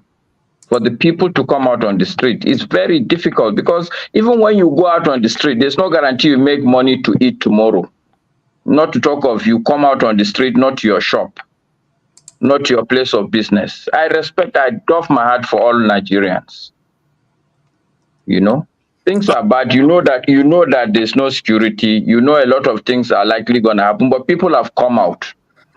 So I doff my heart for these people, and I think the best we can do also is to stick together. And I think I will yield the mic. I can see KJ scribbling his chair to move on. So thank you, everybody. I just want to put things in perspective. You see, as a media person, if you send your reporter and your camera person to go out, you are going to ask for a holistic reporting, whether it is in the favor of what they have gone to do there or just a news that sprang up at just while they are there. You still have to bring everything back. And that is not true, KJ. This thing you are saying is a big false. Every newspaper that you see, every news agency is pushing an agenda. You know that. You are a journalist. So don't tell me that they come out and speak facts. Hold on, sir. Hold on. I'm simply telling you that you collect every other information that you see in the field. You bring it back. You lay emphasis on the ones you want. And the ones that's all. So now we are in agreement. We are just saying lay emphasis on the one we want. I asked Ngozi a question. Please be we agree, KJ. We all agree. So anybody coming now to say what she have done is not what I asked her or what? No. I for one is not saying that, and I believe Pastor is not saying that. It's just the emphasis. We should be wise. We should know that yes, people sat at home, but let's spin it. This is my phone. Let's spin it. Thank you. Those information you're talking about, I have a lot of them. So if I was going to lay my emphasis on that direction, I would have done that. I have journalists communicating with me in Nigeria. Okay? And they're still sending me information and videos and audios. So it's not everything that we carry and bring here, but we're saying let everybody have a whole. Why we are running this channel right now, because we want people to have an understanding of what is going on, right now in Nigeria. Not because we are for anybody or against anybody, and we are trying to be holistic and nationalistic in our approach, but we still have to report other informations around. That's it. That's Okay, KJ. No, Allah, agreed. I haven't been able to I reverse all my statements. All right, thank you so much. Righteous man, let us hear from you. Yeah, KJ, good evening. Maska, my brother, good evening. How is Kanu? Ngozika, how is Enugu? Tone and my brother Blackstone. We need to celebrate that car. Is it electric car? Because this one is so sweet, man. It is a solar energy car. Okay, you have taken out of your 4 minutes, so know that. So, me personally, I would want the suspension of the protest. I think the first day was good enough that the message had been passed to the relevant authorities. I think if they don't call it off, it will fizzle up. And when it fizzles, then the game would be lost. At this point in time, I am advocating that the conveners of this protest should call it off. 14 lives have been unnecessarily lost. 14 generations have been lost because someone wants to be the good guy. And then Happy Trigger Man got 14 innocent Nigerians. They're innocent because if Nigeria is working, they will not be on the street to protest. They're innocent because if the fuel price was not increased in the name of subsidy removal, they will not be on the street. They're innocent because if the government have covered the space called Nigeria security-wise, they will not be on the street. They're innocent because if there were jobs created, made available for them, these 14 lost souls today will not die, they will be alive. Probably one of them or two of them may graduate to become a governor or a minister in the republic. So I feel the pain, and I'm using this media to ask the conveners to call it off. Then secondly, I think there are some certain people who takes advantage of any circumstances to insult the generality of the Igbo nation and downplaying it for it to be as if it is nothing is absolutely unacceptable to me. I was expecting the president, because he is the president of every tribe, every race in Nigeria. He's not only the president of the Southwest and the North. He is the president of the nation called Nigeria and Nigerians. Now, if Igbos are part of this enclave called Nigeria, I expected the president, even if he never wanted to make a speech, that threat that was posed on us who reside in Lagos, it has become a continual threat and nobody is doing anything about it.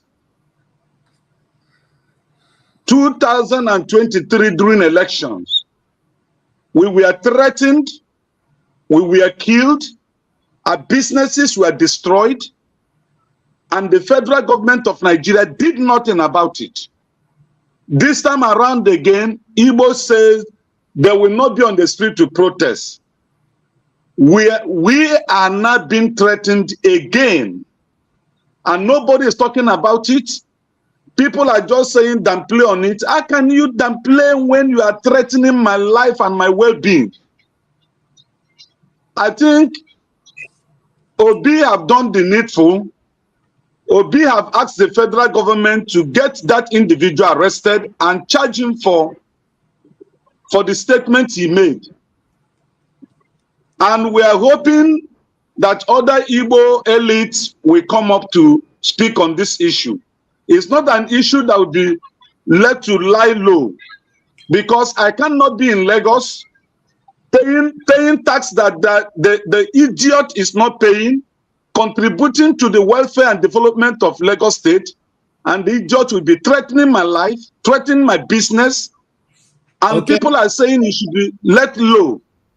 On television this night, if you watch Arise, please just give me a little moment.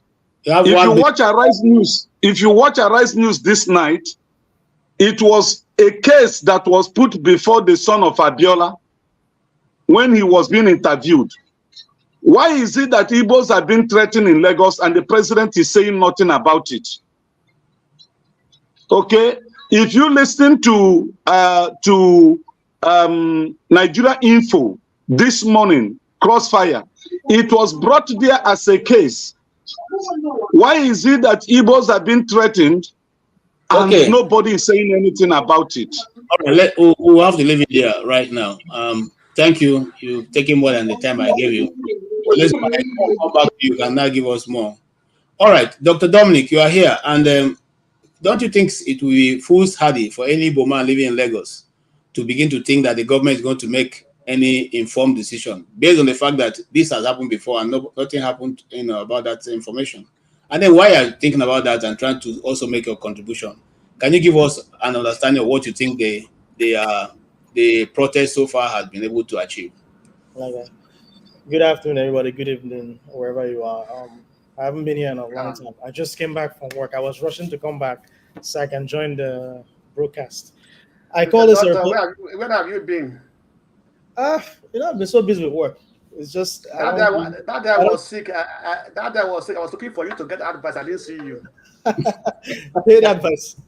I'm just kidding. Where do we even start? You can only suppress people for so long, right? Every madness always has an expiration date. People have been saying this. It's only a matter of time. When things are happening in Nigeria, different groups are complaining. You don't really see a robust swelling of support from different parts of the country. But this is something that hits across everyone. Everybody is hungry. It doesn't matter if, based on ethnic group, socioeconomic class, everybody is being hit hard, whether it's petrol prices, whether it's the guy who's under the bridge, even the thugs who are protesting against protest, they're being hit hard in some form, right? And so the question is, in what form should people sort of express their grievances? And people have said this ad nauseum. Every Nigerian has a right to protest.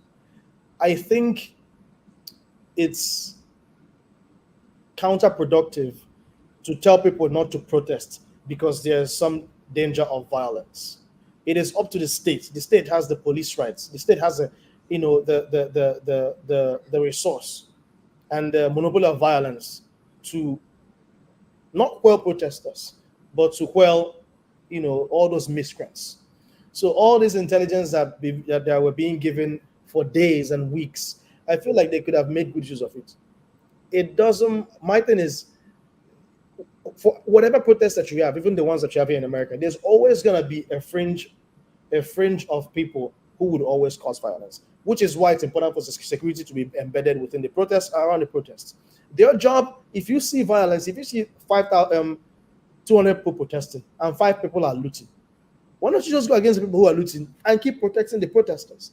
I think it's more of a gotcha moment where, they wait for some of those miscreants to do those things, and then it becomes an excuse for them to quell the protest. Or what we saw in NSAS protest, they introduce thugs who are hungry, pay them very small amounts of money, and then once the violence starts, they use that as an excuse. There is no revolution besides the revolution of the ballots.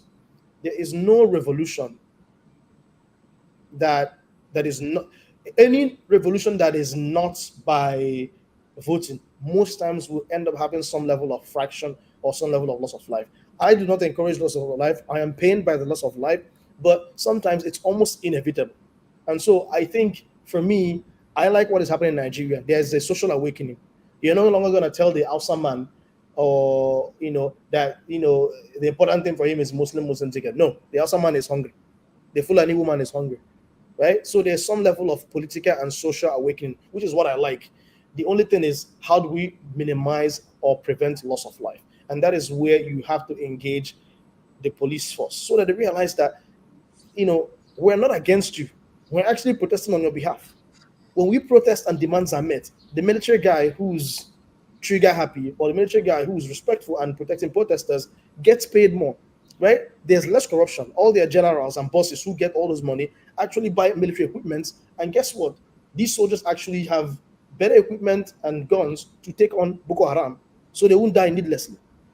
The policeman who's living in a barrack in a dirty environment, very, very, very poor, can't send his kids to good schools, gets more money, more salary, and can actually live a better life. So once you start to engage and have this political discourse permeate all parts of Nigeria, you see that the police and the soldiers will start to agree. I think sometimes I see a sense of like otherness where the security forces separate themselves from the people, but they forget, the policeman, when he gives money to his wife, which market is the wife going to go to? The same market that you and I go to. So there is no difference. The only difference is when they are working, they have a uniform. That's the difference. I think sometimes people get high on power because it makes them different. It makes them see themselves as separate from other. But guess what? The policeman is as hungry as you and I. Well, not when I say you, I don't mean myself in the US, but he's as hungry as the common man on the streets. I think once we can get to engage the security forces, show them that this has been largely peaceful, I think that is the only way we can be able to prevent or minimize loss of life. Talking to people, these politicians, is like talking to a dead stone. Quite honest. They asked me a question about the whole thing about Igbos. Are you asking me because I'm Igbo? Anyway, I'm joking. See, after the Civil War, and I'm gonna try to keep this short. After the Civil War, there was this whole, the even during the Civil War, the military did something that was quite interesting. They created the Southeast, had a lot of divisions. There was, if you look at the way they partitioned, there are Igbos who are outside, actually fringes of Igbos that are outside the Southeast, but it was more of a divide and conquer strategy. It was meant to cause disunity among Igbos, one, and the way things were run in the parastatals from the 1970 onwards, you could see some silence suppression. It's not like outward suppression. There's something we call microaggressions in the US, whereby I can be against you, but I'm not going to make it very obvious. So that's sort of the things that we've been seeing being done to Igbos over time. The Igbos said, okay, you know what? Keep your stuff. I'm just going to focus on strong entrepreneurship. We're going to do the one boy system, lift our people up. And we're going to try to live a parallel life that is different from the government. And if you look at every Igbo man and woman, that is what we have always tried to do. When we don't believe in the government, when the government is starting to veer off and behave differently, we don't put all our eggs in one basket. We still lift up ourselves by the bootstrap and we do what we want to do. And so, for me, all these threats here and there, in terms of the economic livelihood of Igbos, I don't think it bothers us so much. Where it becomes dangerous is when it comes to loss of life, and when our lives start being threatened. And if it was here in the US, I don't like advocating for gun control for people having guns, but I think Nigeria is getting to a point whereby it begs the question, like, should people start owning guns in their store so they can protect themselves? Because the kind of madness that we are seeing now and the rhetoric, Yes, some of the rhetoric have not always gone to the point of violence, but we've seen some of this has happened during elections. People being attacked Okay. because look Igbo. Thank So you, it's Dr. quite Tommy. unfortunate, but I think I'll end it with this. I think everyone should try to protect themselves. If people are not comfortable, if you're Igbo and you're not comfortable protesting, by all means, nobody should guilt you. Stay at home, protect yourself. I encourage Igbos to go protest. As Nigerians, there's nothing that should make us any different from any Nigerian. We're as hungry as the Yoruba man, the Fulani man, the Kanuri man, the Nupe man, the TV man, the Juku man. We're all the same. We're all one. We're all Nigerians at the end of the day. Thank you. All right. Ferrari, you heard Dr. Dominic. I think you must have something else you wanted to say before now. Yeah, So, yeah. so go ahead. Good evening to everybody. Yeah, I came on. I've been listening in the background. Well, I've not had full time to come on, and then I came on as me. Then I quickly jumped out and came back in as a moderator. It might give me a little advantage. But what I really wanted to say was the me talking. The Alaba Ferreira, the one that comes here to chew bubble gum and kick ass. But I'm out of bubble gum right now. So that means I only got ass kicking left. Uh, the only people that ain't gonna get kicked will be Ngozika, Panzat, Maska right now. I don't know. I think every Nigerian that is above the age of maybe 45 or maybe 50, there's something about our thinking that is so antique. That's the word. Relic of ancient reasoning. Why would I say that? First of all, on this protest and this government, I'm a strong advocate that this government must come down. Whatever we have to do. This is not a government. This is the enemy running the people. I have never seen anywhere in the world where the government propagates hatred, tribalism, bigotry direct from the office of the presidency. I have never seen it. This APC government, if I have my way, needs to go. That is, they are the Nazi party. And you all come here, sugarcoat it, pretend it's all cool, pretend it all. First of all, Anonuga is a spokesperson for the president. And he started the Igbo protest nonsense. IPOB, OB. They're not the one planning the protest. He's pinning on them. He hasn't been asked to resign. He hasn't resigned. And some people come here and sugarcoat garbage and let us legitimize. They are the legitimate government. No, they are a government of criminals. It is little shit like this that resulted in Rwanda. And we are playing with fire here in this country. And we don't know it. Then on this panel, electricity started as the moderator. I didn't have the chance. And then that madman from the cow called One Man to Mow came here and put a post on this platform saying the Igbo protest and electricity, the moderator, highlighted that post. First of all, you should have been kicked out of this panel for that post because that was a tribal post. We've all been watching the news since yesterday. This is not an Igbo protest. This is the propaganda piece of the APC. For you to tolerate those kind of conversation on this medium, you degrade this medium. You insult this medium. How much more highlight it? That man should have been banned, kicked out, immediately blocked. How much more highlight his statement as a question for discussion? What madness? What are we doing? That's why I said anybody above the age of 45 must have an antique relic of reasoning. And then there go righteous man. The protest should stop. My God. What have you achieved if it stopped on one day? That 16 people died?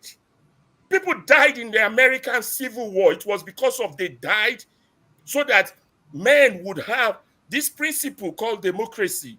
That these men would have died. It is now left for us who are now living to push forward what they died for. And here we are, coming here, talking. Righteous Father, I don't mean to attack you, and I don't mean, but I say your reasoning is wrong. I disagree with your reasoning, not your person. This protest is a golden opportunity for Nigerians to achieve something. 64 years of solid waste. So what would be the outcome? If this protest can bring us to the talking table, we have achieved something. If this protest can dismantle this pseudo-military civilian government that we claim, that we think, that we keep calling democracy, we have achieved something. If we can bring down something, we have to achieve something. We cannot continue like this.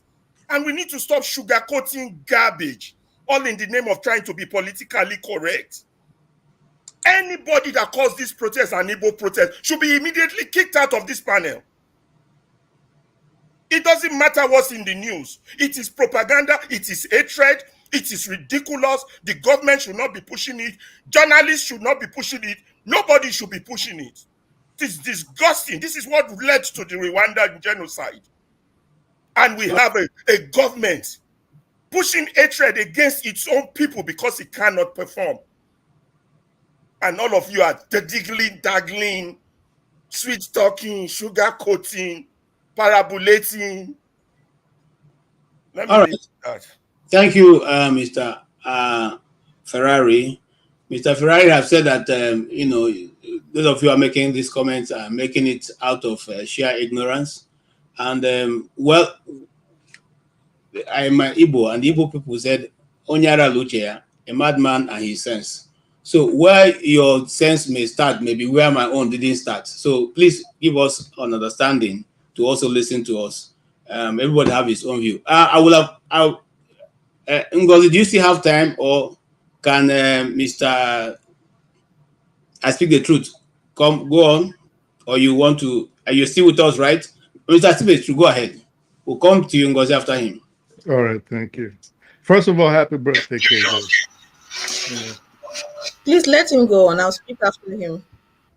Okay. Oh, okay. Can you hear me now? Yes. Okay, I said, KJ, first of all, happy birthday to you.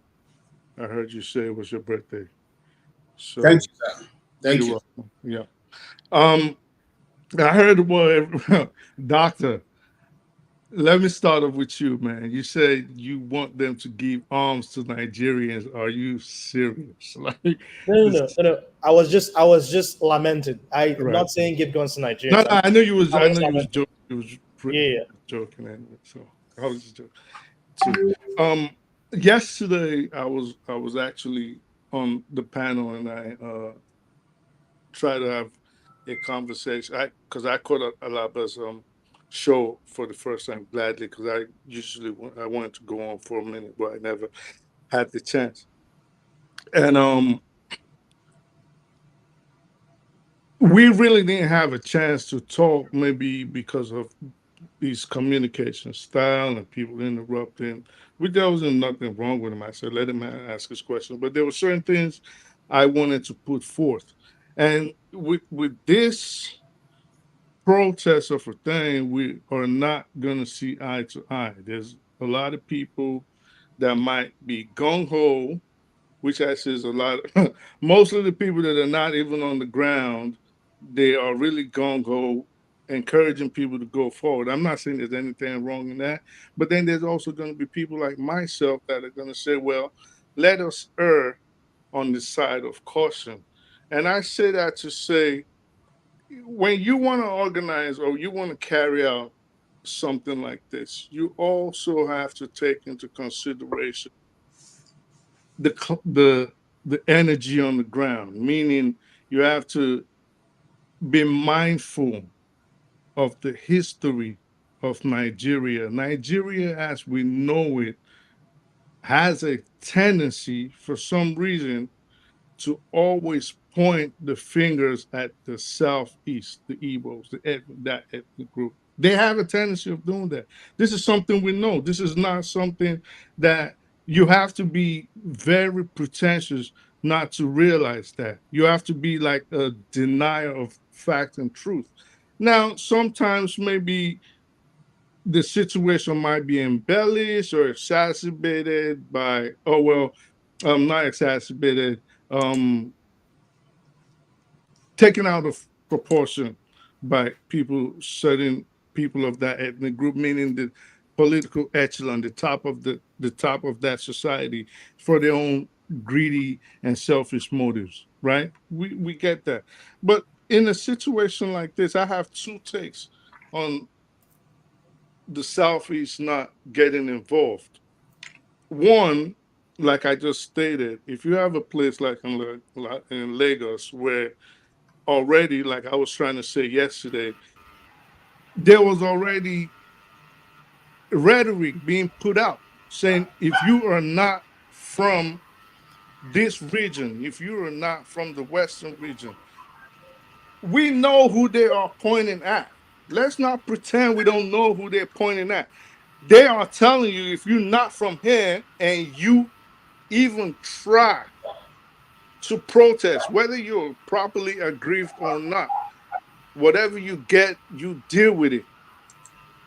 In a society where we are supposed to be one and it's supposed to be one country, why can't I protest bad governance if I see it, regardless of where I reside on that land? So this is, and the second part of this is, and this is, I'm for the Southeast not protesting, right? But then here's a conundrum that I think is also a problem. If you do not protest, then the rest of the country looks at you like you sold out. They're looking at you like, well, prior to the protest, you were very vociferous. It seemed like you were going to come with us. And all of a sudden, you don't want to protest with us. We burning down other parts of the country. We protesting the bad governance. Are you now trying to tell us that there's nothing wrong in your own society? So I say all that to say, when I was speaking yesterday, certain people, including my man on here, Ferreira, were probably upset. What do you mean they shouldn't protest? I'm saying, listen, what do you mean it's headed for failure? It is headed for failure because there's no unity. First of all, let me ask everybody, and this is a rhetorical question. We do not even know the organizers of this so-called protest.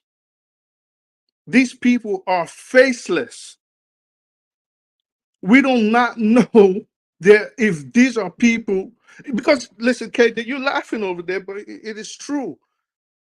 In a situation like this, we want to know who is pushing for what. We want to know what your ethnic leanings are. It is sad, but it is just the reality on ground. We want to know, do you have an ulterior motive? Because if I was a supporter of the present government or the present political party or the present president, certain people are like, again, like Ferreira, the government needs to come down. The government needs to come down, and who gets to take over? The opposition? Who? You get what I'm saying? So I think there has to be more organization. This wasn't properly organized at all. Okay. I thank you. And you made a very valid point. Why I was laughing is because of the question you asked. I mean, how do we get to know the motive in the people's hearts? And then for what they are doing that, that it becomes a bit dicey there. So we will not also run on assumption. I don't want you, Ferrari, to respond. You made your point. He has made his point. Let's leave it at that. Let's move on so other people can also. If it comes to your turn and you want to use it to do that, it's okay. He has made his point, and we all understood where he's standing. We also understand where you are standing. Let us move the debate forward. Yes, Ngozi, are you ready, or should we go to Mr. Omoroni, right? Sorry, can you pronounce your name, sir? Please let him. Okay. Mr. Omori. Omoroni. Okay, go ahead. Ngozi, go ahead, please. No, let him go. My network seems to stabilize. Let him go, then I can come after him. Go ahead, sir. You heard what Ferrari said. You have heard what I speak the truth have said. You also listen to the doctor. Are you in any of the camps, or you have your own view? Yeah, please. I mean, I didn't listen to Ferrari, but I came in when the last speaker was talking. See, I think we are beginning to fall for the booby traps set for us by our oppressors. This is not the time of, I mean, I was taken aback. I was disappointed, and it was disgusting when he was saying, you and me, the organizers are faceless. The same rhetoric, the same language, the same dirty propaganda from the oppressors is what we are beginning to use. I mean, I don't understand, I don't get it. Most of us are even worse than the same leaders, the same rulers, the same oppressors we blame. This is not the time to be.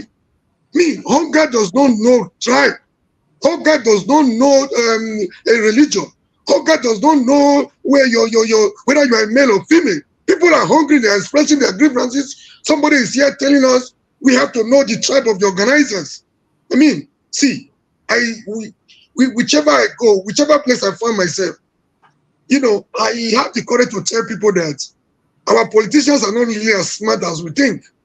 We create the enabling environment for them to thrive. We, the people, are worse than our leaders, our so-called oppressors. People are hungry. People are hungry. Do you need a prophet to tell you that people are dying of starvation and hunger in Nigeria? Somebody is coming on a platform like this to say, this is the only voice we have.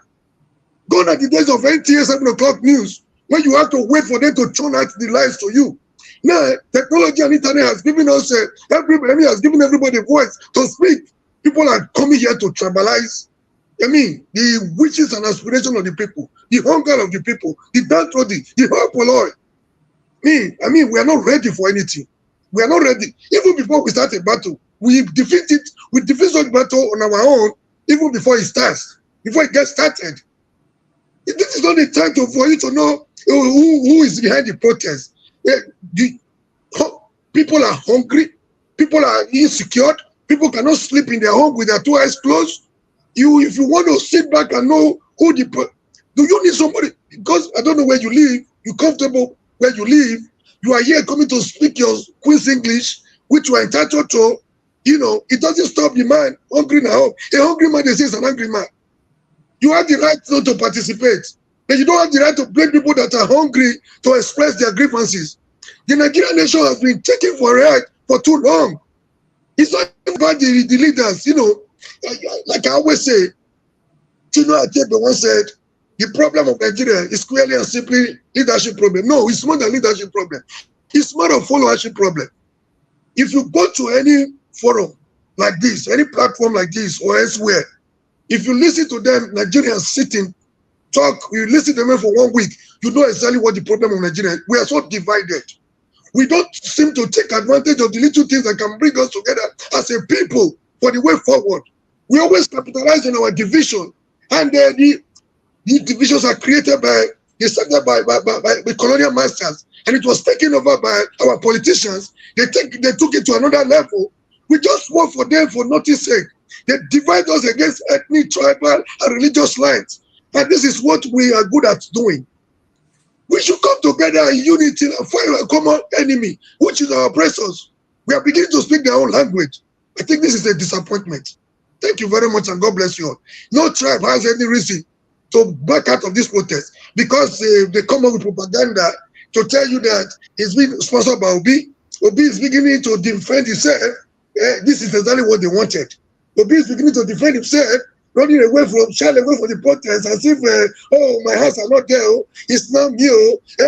You're going to court to sue people. They will always come. What they did in 2014, 2015, before the coming of APC, we are more than all this. Have you forgotten the line of Mohammeds of this world?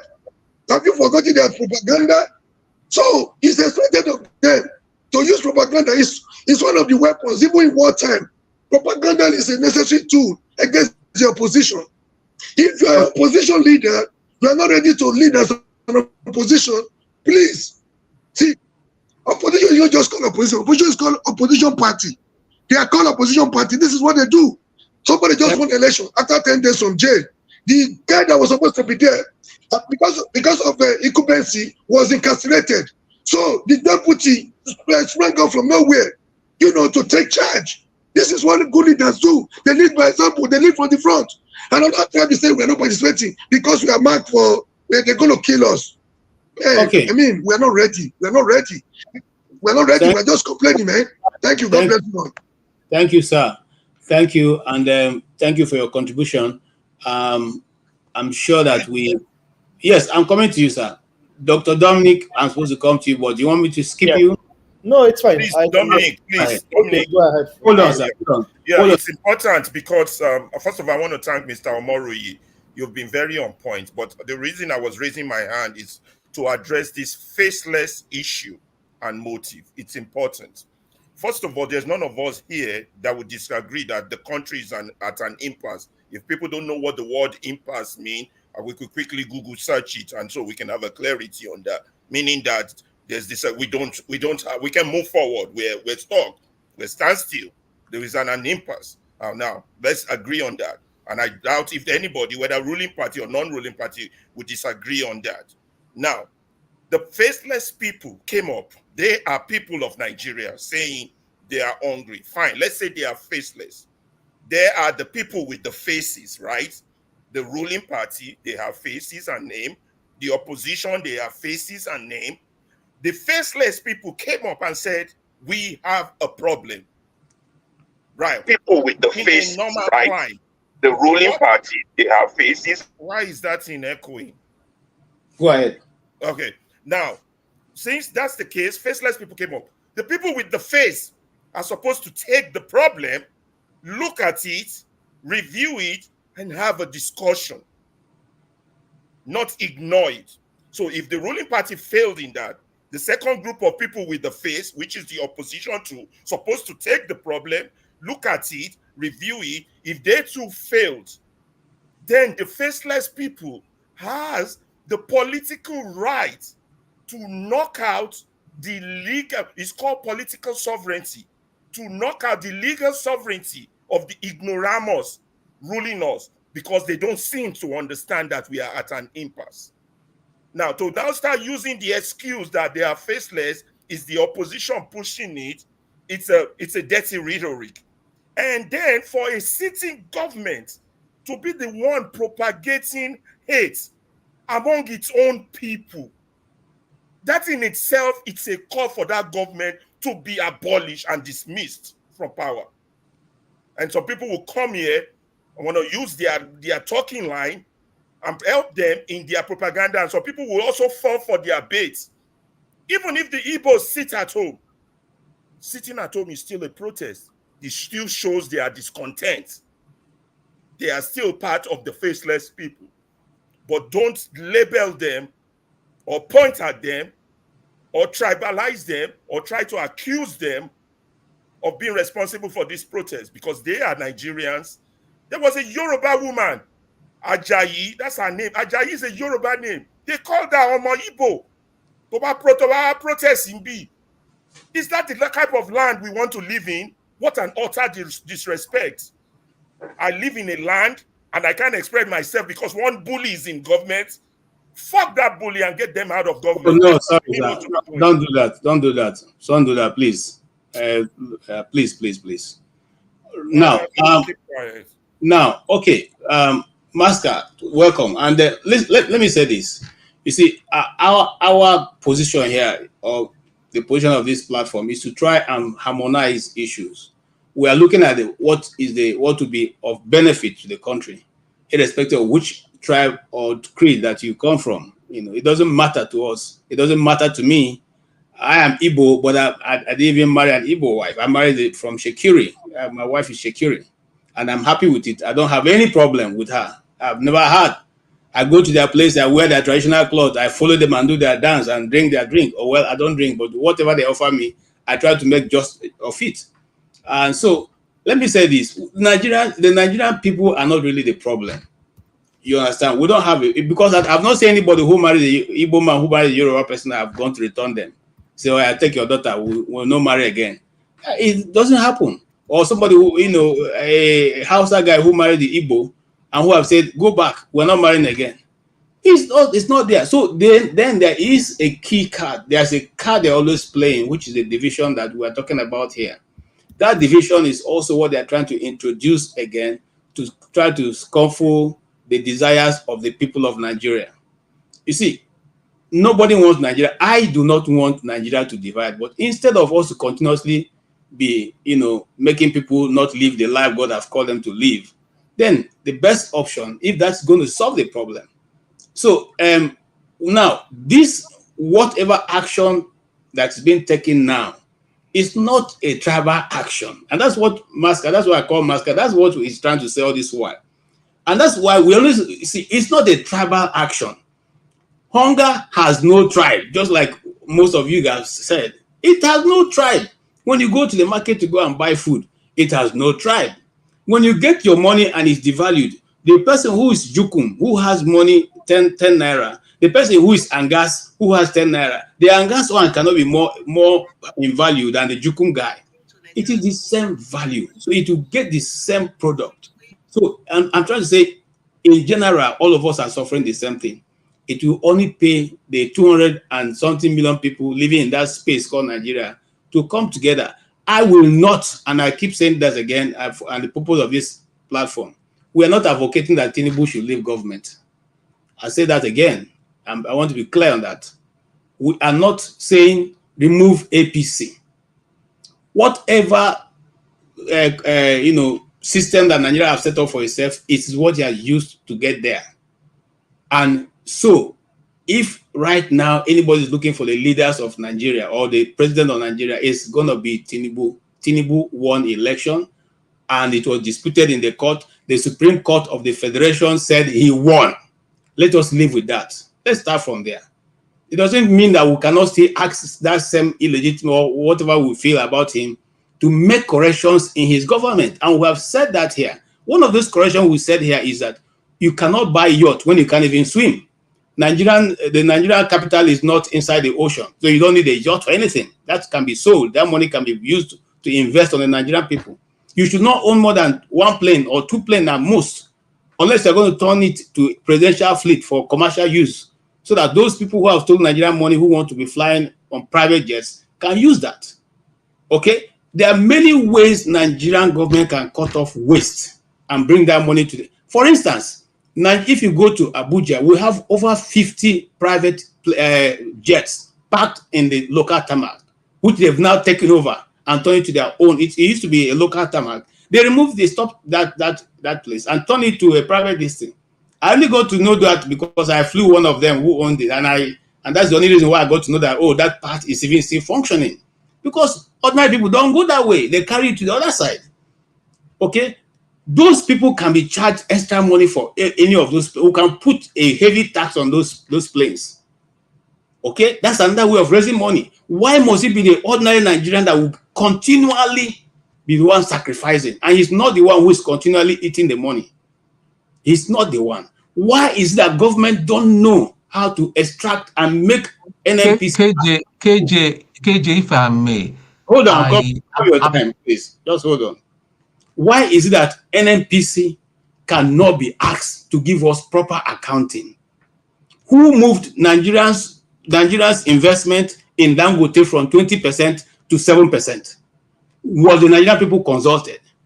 Why is that Dangote cannot get Nigerian crude where he has put his industry to his factory and more than enough that he needs to do his work?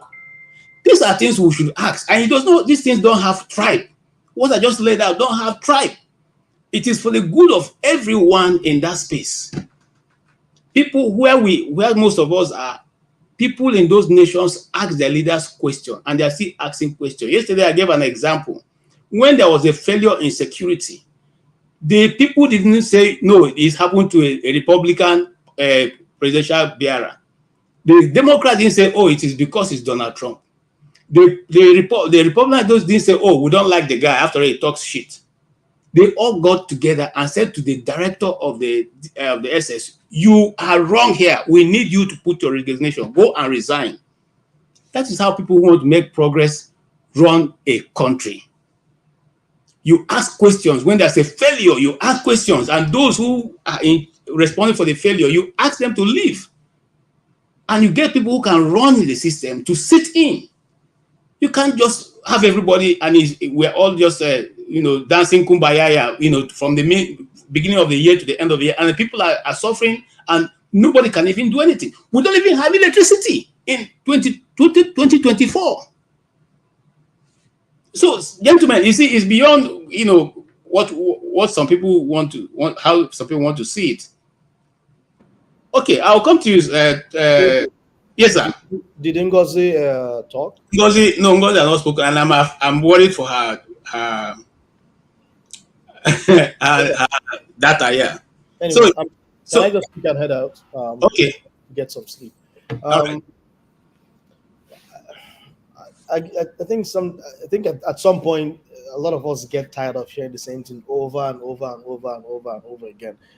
I don't think there's any Nigerian except maybe even the little kids who doesn't know what the issue with Nigeria is. The level of corruption, the level of impunity, and Nigeria's impunity is on a special level. Even the Abacha family, that is the level of madness that I've ever seen in my life before, because the government sees their property. But let me not digress. Do Nigerians have a right to protest? Yes. Do you decide to not go out of your house because there's a threat or chance of you getting knocked down by a car? No.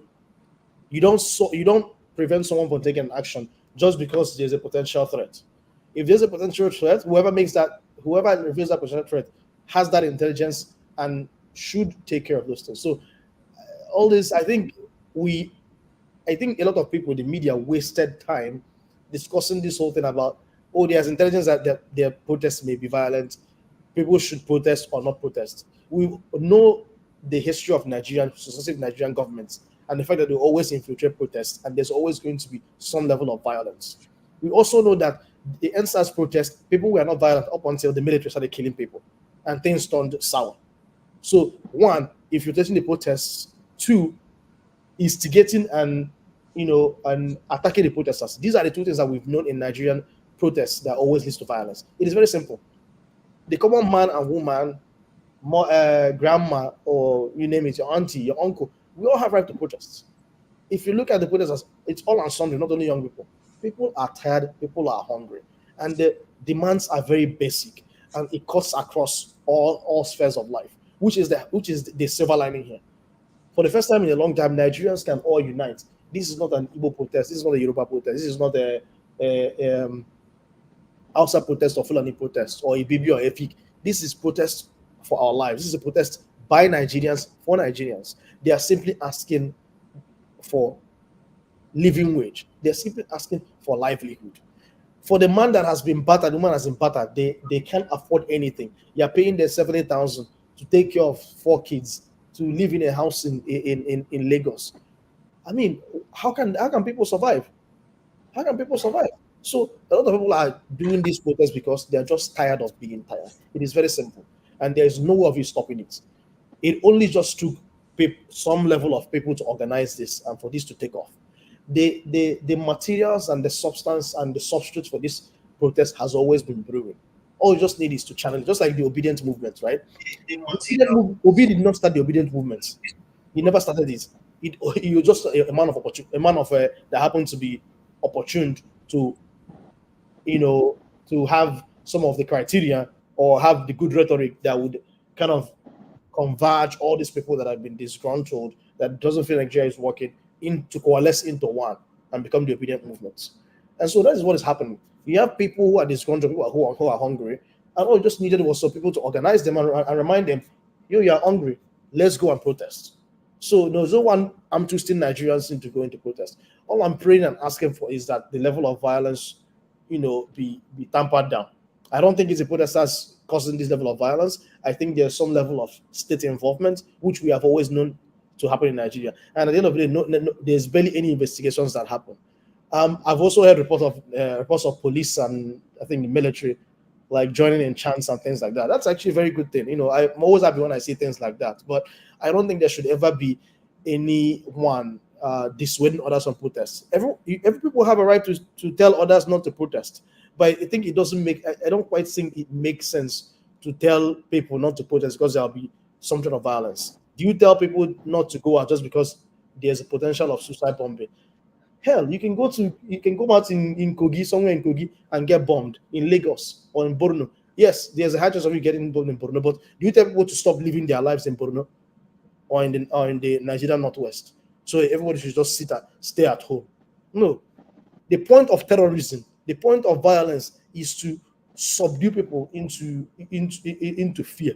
And once you give into that fear, you can never be able to come out of it. So I feel like if you stop this protest prematurely, or people succumb to this rhetoric about there being violence, it will be hard to galvanize people this much again. Look at how horrible Nigeria has been. It is madness. It is madness. I think all of us should be happy that this is happening at this time. There's a large swelling of support around, different spheres of life in Nigeria. We should all be happy it is happening. So I'm disappointed in people who are saying that they shouldn't protest. But I also empathize with people who are trying to be cautious at the end of the day. So that's my 2 cents. Okay, Jay, I think you are muted. Oh, one last thing I wanted to say. I've noticed this, as an Igbo man who grew up in Nigeria up until my teenage years before I came here. I've been here for many, many years. I don't know why. I almost feel like this is kind of a special thing that happens to Igbos. There's always this sense of, when something is pivoted towards being Igbo-centric, it's always like the Igbo man or woman has to go out of their way to say, oh, this is not because I'm Igbo. And at some point, you get exhausted, right? I think that's what's happening with Obi. He feels that he has to tell people, oh, I'm not involved, or this has nothing to do with Igbo. At some point, come on, live and let others live. I think he's speaking to the right. Yes. Thank you. I like what you said. Your last comment. I have refused to say that. In fact, because of that last statement you made, that before I even tell you anything, I put it a disclaimer. I'm Igbo. I don't care what you think and how you decide, because you see, we just need to brace up. Look, my name. Don't misunderstand me. I didn't say you should not be proud to be Igbo. I'm just saying. Just get tired. Like you always have to. Can we have some? Why is everything Igbo? It's ridiculous, honestly. On a day like this, we spend half of the time. If you count the number of times on this platform we've mentioned the word Igbo, it's tiring, honestly. Okay, listen. Hold on, Dr. Dami. I responded to KJ's question from earlier. If you were here about 20-30 minutes ago, I responded to KJ's question. Let me even address that. Masker, we are saying Igbo. It's because in the whole thing going on now, Igbos were mentioned. Igbos were mentioned in the right. Guess what, KJ? Guess what? Hold on, sir. KJ. We're doing cheap advertising for them. That is what Masker is trying to say. We are doing cheap advertising. Let's not ignore them. They are idiots. They don't matter. Exactly what Dominic just said now, and which is what I'm saying. Why do you want me to always be, trying to defend the fact that I'm Igbo? Or when it's mentioned, it becomes a problem. I've mentioned other people here when I'm speaking. Why is it not a problem to you? Why is that? Who are the people you've mentioned, KJ? And you are helping them spread their propaganda. No, no, that I will not agree. I will not agree to that. I will not take that. Anyway, see, KJ. Let's move on. KJ, I don't know, is there anybody ahead of me? I just want to talk and go. Honestly, I can't. It's just tiring. On a day like this. Tomorrow will still be here. Mr. Master. Go ahead. Yes, Mr. Stay on. I feel you're going to like what I'm about to say next. Mr. KJ, please, can I go next? Yes. No, Ngozika, I see, don't say what I like. I don't like people telling me what I would like. I like people being factual, being reasonable. I take that back. Go ahead. Go ahead, Ngozika. I always like what you say anyway.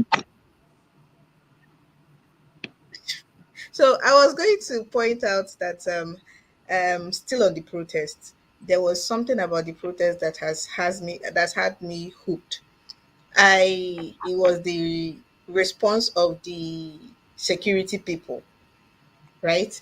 Yesterday when the protest started, they were, even though the notice for the protest had been out for some time now, they looked confused. They looked really confused. Then from confusion, they became They went back to their default setting, which was aggression. And it in the morning, I told you before that I went out yesterday morning and I made videos. When I wanted to make the videos, there were army people stationed at both roads, on Presidential Road and Onogui Road. I had to move like, I don't know these numbers, but I had to move like a good distance to make that video. And the army people saw me and they were still angry. It was one guy that was walking behind me that caught up with me and was like, "You're taking a risk. Oh, stop that video. You should be more discreet." I said, "What happened?" He said, "Ah, those army people are angry now. They are saying, why will you be making a video? Keep it moving. Don't come back this way." So I have been keenly following the protest, and I said this earlier, especially in the north, because I am impressed, I am surprised, and I am amused. So when people in the past, I remember the former emir Sanusi when he used to He's tell still the he's the northern people. present emir. Oh, be careful, Ngozi. So I keep. I remember when he used to tell them that the Alamajili system in the north was going to swallow them up. That these children that they did not train will come back to bite them in the behind, and it's playing out perfectly. And in retrospect, I think this was what they were afraid of when they were saying no protest, no pro. It all made sense while they invested so heavily in these northern clerics, telling the people, no, don't protest, don't protest, tell them not to protest. Tell them. It made so much because these people are fearless. In front of Kaduna State government houses, was it Kaduna? They were spraying them hot water. They were spraying them hot water. You need to, it was crazy. They were spraying them hot water, and these people were relentless. They were relentless. Like my head, I was screaming. I was watching it on my phone. I was screaming, "Oh my god! Oh my god! Oh my god! That's hot water! That's hot water!" And these people were relentless. And they came back today. And today, when they started spraying them hot water again, devil punished them. The police guy, while he was trying to go back with his truck to spray more people hot water, he ran over his colleague. And that is where something very important that I wanted to bring out in this conversation happened. He ran over his colleague. Of course, the guy died, and they ran away, which is what they usually do. When Nigerian security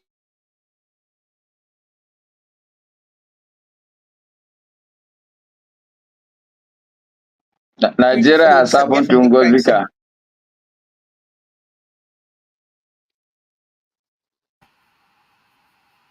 Am I audible now? Oh God, this is terrible. This is terrible. We can hear Can you. Go ahead. We can hear you. We can hear you. Go on. I don't so think she can hear so us. he ran over his colleague and they ran away, which is what they usually do. It was the same protesters that they were spraying hot water that were the first respondents. They were the ones that gathered around the police guy that had been run over, and of course the poor guy was gone. God rest his soul. And something very interesting happened while people were checking. I don't know if they were checking vitals or to confirm that this guy was really dead. Somebody carefully removed the guy's rifle and disappeared into the crowd. I had to watch the video like 2, 3 times. If it was so sleek, like it was so sleek. The way he smoothly, while everybody was like, "Hey, when something happens, everybody's like, hey, he's dead though, Yamutu, Yamutu, Yamutu." Like, and this guy carefully, he did not say anything. He just jejely removed the dead guy's hand from the sling of the rifle. And PM, I had to rewind the video like 2, 3 times so that I will see if I will see his face. His face did not appear in that video. And it begs the question, he now has the rifle. You don't know who he is. What do you think he's going to do with the rifle? What do you think he's going to do with the rifle? These are the things. This like every single day. These are the issues. Thank you, What is Ngozi. Thank you so much. Mr. I don't know, one of the panelists, I was next after Ngozi.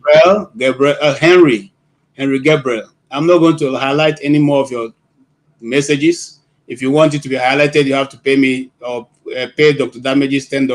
That also goes to Nnamdi. Okay, I don't mind the insult, but if I have to highlight it, you're going to pay me. If you don't pay me, no more highlight. Thank you. All right, let's move on. Master, I think it's my yes. Thank you, Actually, KJ. was next after sorry, Ngozi. after him, you speak. I speak the truth. Please let All right. Master. Okay, I All right, no actually came back to first wish you happy birthday, many more happy returns. Thank you, sir. I also want to thank Mr. Omori because he echoed my sentiments. But more importantly, I just wanted to address some of the issues that I Speak the Truth raised.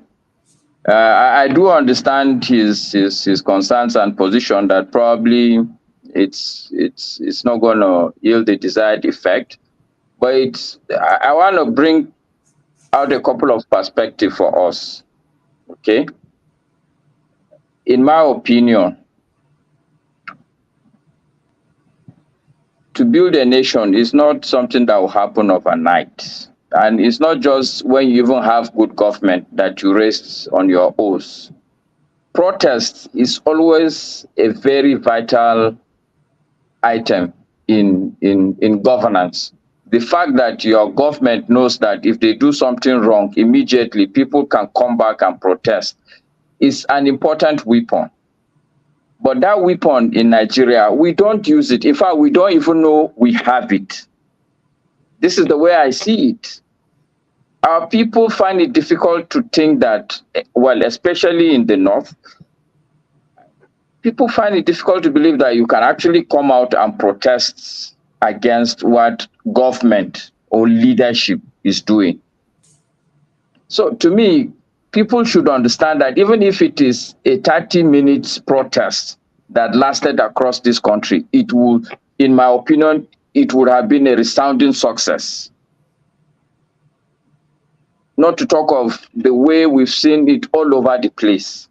One of the most successful outcome of this thing is that people in the South now can see clearly that the people in the North are not, if there is enough reason to protest, the whole country can come to protest. So that's one resounding success. The second important thing for me that we are seemingly overlooking when we think of, oh, these are the demands. No. Everywhere in life, it's about negotiation, it's give and take. Only a fool will think that because you write 15 demands and you go out on the street, all these 15 demands will be met before you go back home. That would be foolish. For me, the mere fact that people can begin this, let's see this protest as a muscle. Nigerians should develop that muscle to a point where it will become truly an effective muscle of good governance. It's just a start. I am sure that after this protest, tomorrow, when there's going to be a lot of the lessons that were learned for this protest, I'm sure people learn it from the NSAS protest. So continuously, let's begin to encourage our people. Let them come out on peaceful protest. I'm sure even the current protest, I know lives were lost, but I'm sure lives were not. Okay, let me put it this way. Let me put it carefully. I'm sure people had looked at precedents, what had happened before, and they took all that into cognizance. That's why the lives that were lost are not as expected. Because to be honest with you, some of us felt, look, the whole place might probably just go up in flames. Because like Ngozika said, there's a lot of people who have not gone to school, who have no future, who have no any sense of direction. So if you allow these people to come off on the street, only God knows what will have happened. But I'm grateful that at least people have done a full day protest today, even the second day. Let's take it that we will be learning this thing. It's a process. Let's not write it off that, oh, even if it fizzles out after today, it's not a failure, please, gentlemen. Let's look at it within a bigger context of nation building. Thank you. Thank you. Master is very correct. It's a muscle building exercise that we're embarking on. And, you know, you may not get it right as you want the first time, but you can always put your foot on the door. That's what we said those days. Make sure your foot's on the door. The next time you probably won't able to push through. I think it's a good effort. We had a Kenyan guy yesterday who spoke extensively on how they started and how they were able to, get to where they are going, and they're not yet there yet, but they made some demands, and those demands have been carried out, and they're still asking for more. Yes. Who's the next? That was nice, but I don't know. You're the moderator. So Yes, go ahead. Go ahead. Yeah, it's you. All right. So after him, I'll go. Yeah. Okay. Oh yeah, actually, Tony, you was before me. You want me to go? You can go. Do you want to go on? After you. After All you. right. All right. Thanks, man. So, if you, Miss Omari, I don't understand when I don't understand, and I understand because emotions are all over the place. So, if you remember, I mean, we can always rewind it. My mode of communication, which sometimes pisses certain people off, is I don't come in proffering solutions most times. I always try to look at things I always try to, I don't want to talk about my professional life, but I always try to look at things from 2 different angles. Okay, 2 or more different angles. And I always put up different scenarios. But I do understand when people pick on one thing you say and get mad at that. At no point, and if you remember, KJ, because you even laughed at certain things I said this is the positive aspect of this section not getting involved in a protest based on the history of Nigeria. And this might be a negative on looking at it from another angle if they stay away from the protest. But as usual, people will, instead of picking on what you say or the points you make, they instead want to focus on how you speak and attack that. But who cares anyways?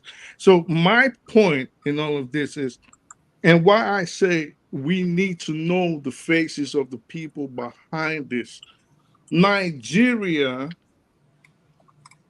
as we know, as a largely, aside from the tribal affiliations and tribal bias and the religious bias that often happens, Nigeria also has a very, very poorly educated class, and not just education in terms of tertiary, their rights, like Masker rightly said.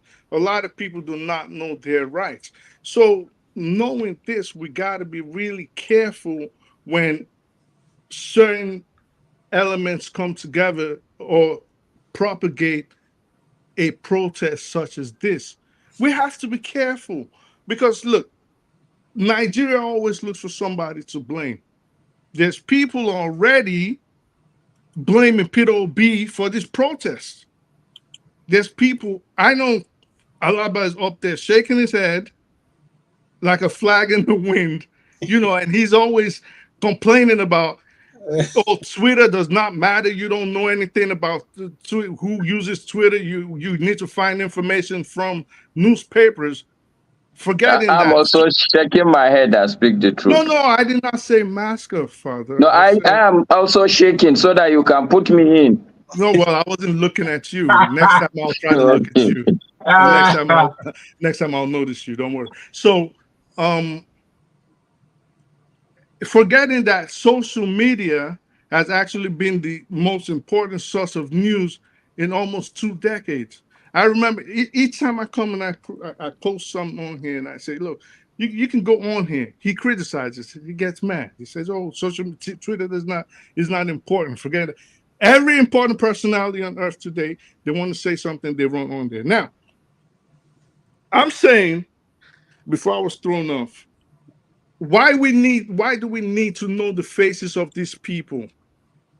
Nigeria is let's not mince words. Nigeria is a very diabolical society with very nefarious characters running it. And this is just the fact. People will do anything. Hold on, I'll give you more time. But also, Yes, the last point you made, I think if you're talking about being diabolical, the West is more diabolical than Nigeria. Oh yeah, definitely, definitely. So it doesn't still, you know. No, it is. I mean, from the West. So can you? we can point fingers everywhere. There's no place that is made up of foolish saints. But we're talking about our home now. We're talking about Nigeria. So in that point, I would say I'm focusing on Nigeria right now. Okay. We can argue about the evil of the West. I've never shied away from it. If anything, when I bring it up, it is fellow Nigerians on here that always attack me and say, "Why should I say the West is evil?" So we agree, but I'm saying Nigeria is a very diabolical society where people will do whatever it takes to stay in power, not minding if lives are lost or people's futures are totally desecrated. When I see people like, I don't not know if you know this guy, there's a guy, Deji Adeyanju, and Dino Malaye, and people like Atiku supporting a cause. For me, like I stated yesterday, it gives me cause for concern because these are people that I would not trust as far as I would not trust them as far as I could throw them.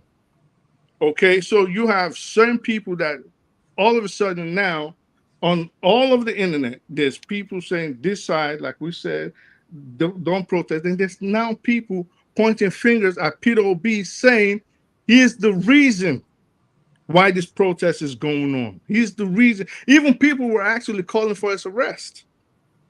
So when I say this kind of things and people come on here and they get mad, I wish Dominic was on here because there was something I was going to bring up. All right. For me, I am scared of this. Round up, sir.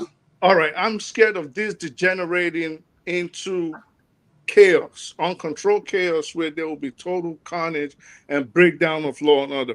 We've already started seeing machetes being brandished on camera. People are already attacking each other. Today there was 14 or 16 lives lost. All right.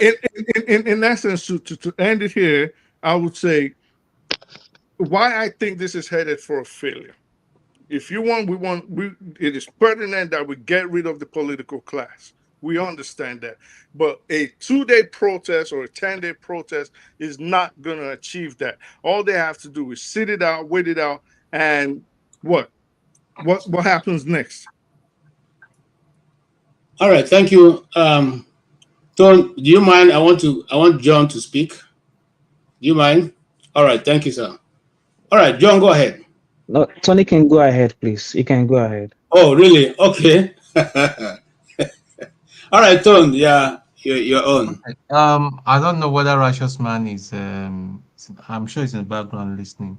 With all due respect, I disagree with your take on the protests. Must stop now. I think if it stops, it's like going back 20. It's like achieving 2 steps and going back 20 steps backward. I believe it should be a sustained thing until they actually know that these people, because the attitude, listen, Tinubu is having fun and all of them. The attitude is like, well, these guys, they will talk and talk and talk. They will calm down and it continues. And we've seen it. I mean, I bet I do. Did anything come out of it till today? Nothing came out of it. In fact, the last trip he made, Beta was part of his entourage. That means she's one of the inner caucus. She wasn't punished. She wasn't prosecuted. Nothing came out of it. So if Nigeria, because we missed our opportunity when the Mahmoud and INEC and judiciary messed everybody up, we missed our opportunity. That was the first opportunity for us to react and say, listen, we're not taking these insults from you. Do the right thing. Okay? And now we've got another opportunity. If we miss out on this opportunity, anybody that hits the streets, they will have the legal rights to either arrest you or kill you. It's just as simple as that. I mean, the body language of some of the some of the soldiers, I'm not even talking about the police now, of the soldiers, is that they are with the people. And the time is coming soon where you see junior officers refusing order from the generals, and that is very serious. That's a very serious thing, and it's a very serious offense as well in the military. If I'm a commander and I give orders and the people that are beneath me are not carrying it out, man, I'll be very, very, very worried. And at the same time, it's you could face you could be court-martialed for that. But it's very, very clear that when the people are behind you, you can't do nothing. You cannot do anything. You can't do anything. So let the screw, let us tighten, so let us keep tightening the screw. Let us keep turning the screw on them. Let the pressure, let it be a sustained pressure on them until they do the right thing. Because there's been some points, I think it's a 25 point demand, and we must. And KJ, with all due respect again, I want to disagree with you. Let us not unwittingly speak for the APC and their evil covens. Tinubu did not win the election. The election was rigged. He was aided by the judiciary and Mahmoud and INEC. Let us just put that out, because this is what our children are going to. Even some of our children are young, are going to see this in the future. Let us just make it very, very categorically clear. Whether he is sitting there is illegal. Let's just know that and remind ourselves that, and always say it at all times. Now, I stand 200% with my brother Ferrari on this one. Tinubu's government needs to be brought down. Bigotry needs to stop in Nigeria. Even we have found that recently, even recently, there's the so-called people that call themselves Yoruba Nation. There are a lot of bigots among them. Igboho said something about the Igbos. I'm not playing, because anybody that tells me that I'm playing this thing, see, the thunder will go fire you still they do press up. I'm talking about Igbos. I'm a proud Igbo man. I'm a proud Nigerian. I'm a proud British citizen. Okay, right now, Igbo said something about the Igbos that shocked me. Till today, he has not refuted that statement, which means he said it. It was alleged that he made some statements. And here is a man that when he was caught in Republic of Benin, everybody rallied around. Even the Igbos we raised their voice and said, listen, this thing. But then, what do you expect? And one of my friends reminded me, he said, Tone, what are you talking about? Have you forgotten that this man, how did he make his money? He is a political talk. That was how he made his money. He talks, he is a killer. So what do you expect from him?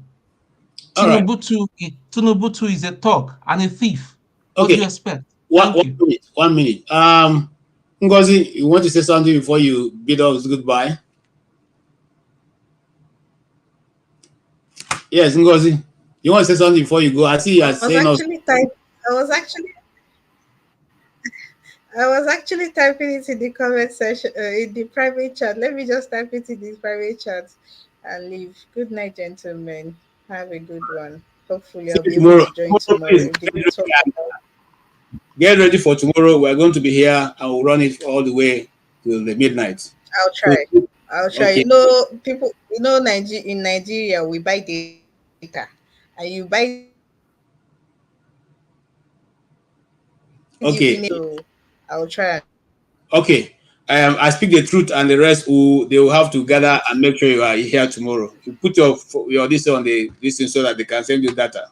All right, let's move on. Thank you. I'd like your contribution that you have made, Tone, and that's why I say, you see, the national narrative sometimes, whether I like it or not, somehow tilts to touch on the Igbos. And if you're an Igbo person, once you touch on that this thing, it becomes that you have done evil for that day. And I have refused to be in that distance. So since I don't hate any, there's no tribe in Nigeria I have not mixed with, and I don't have any. I am a tribalist, not tribalist, but I don't have any bias towards anybody. But I'm Igbo. That's the truth. All right, let's move on. The contributions that they've made. I'm coming to you, AY. You heard what Tone said. You heard what Ferrari said. You also heard what I Speak the Truth said. What says thou?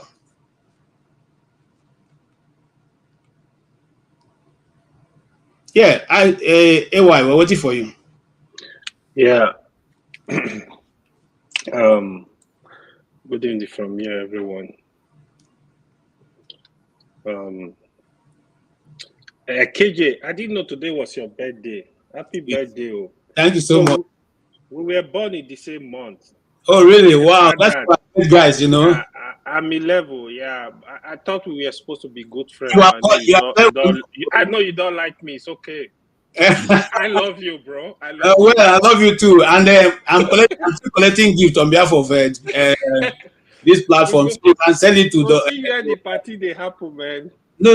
Just send $10 to Rudolph show. That will work for all of us. No, I go do up. And that goes to every person in the panel and in the even those multimedia. Please, all I need is your $10 to this platform so that we can keep it running. I heard Passat bashing you earlier. I'm like, yes, what is going on? It's okay. It's okay to bash me. I don't mind. I can take it. I just hope he takes his own. That's all. Yeah, well done, everyone. Yeah, the discussion you guys are having, right? But I'm actually interested in the protest. I think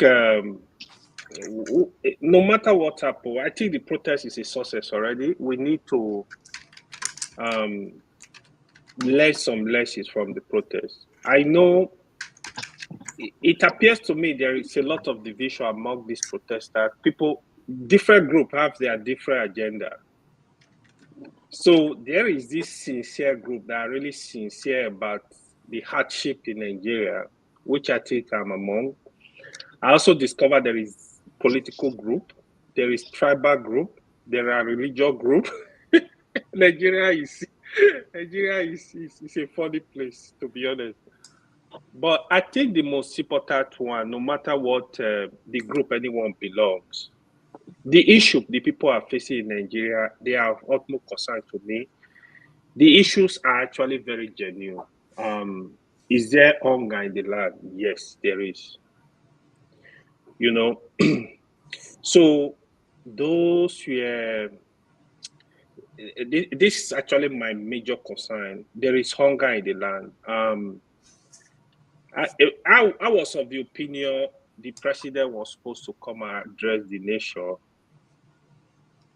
The governors should address their state. I want to say here, it's not only about the president. Where I hold the president, where I want to hold him to account for what is going on. The major problem, the genesis of this crisis is as a result of removing fuel subsidy without a plan. There is no doubt about that. That's the major issue. But the problem we are having actually spread to the state as well.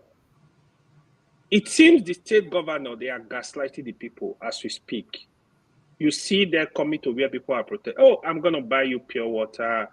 Oh, I will pass your message to the federal. No, the governors are part of this. In fact, I fear them more. They are evil people. Because all of them, they get the money. What are they doing with the money? The money they are getting, they should account for it. For the senators, the rep, they are useless. I have said it. We don't need these people. What I want to look at the 10-point agenda these people have, the protesters. We only need member of parliament. Let them go to part-time, because as for me, the money we're using to sponsor the House of Rep member is just waste of money. We don't have that resources. channel that resources to build our roads, channel that resources to build our schools, channel that resources to build our hospitals. We don't need them. They are useless. I think these are the things Nigeria needs to still push for. We need to restructure the country. This country is not going to go forward. It's not going to work. To be honest, I was just having discussion with two of my Nigerian friends earlier. The country needs serious restructuring. How we want to restructure is something we need to discuss, because we need to look at it to restructure this country, for the country to work for everybody, to work for every part of the country. It's not fight. We got to think of what do we do for this country to work for us. Anybody that loves Nigeria, I think it should be on this desk, and the question we should be asking, our demand, part of it should be, Nigeria need restructuring. How do we want to restructure this country? Is something we need to discuss very, very urgent. Since the House of Rep member, the senators, they are not interested in this discussion. To be honest, they don't care about Nigerians. This is one thing we need to know about these people, because if they really care, they would have been going to this so-called their House of Assembly and Senate respectively, and actually having sincere discussion, like, how do we solve this problem? We have a problem.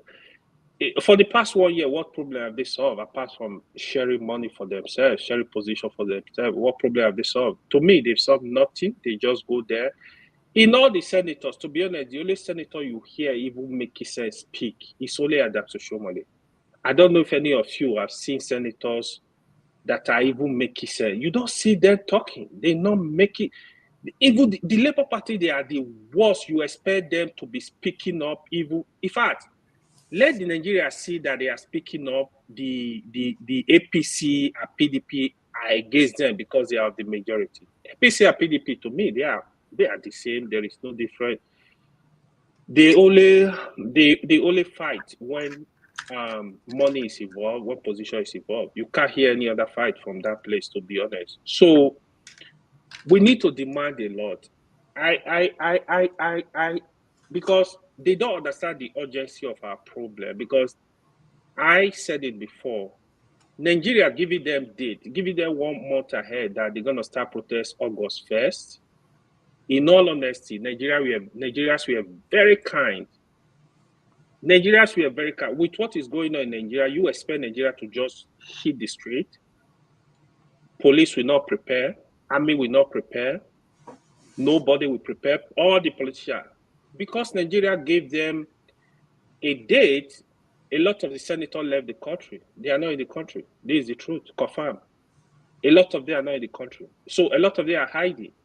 Because by the time, what they don't understand, they need to take this issue seriously. What they don't understand is, by the time people will be so fed up, people are dying like fowl.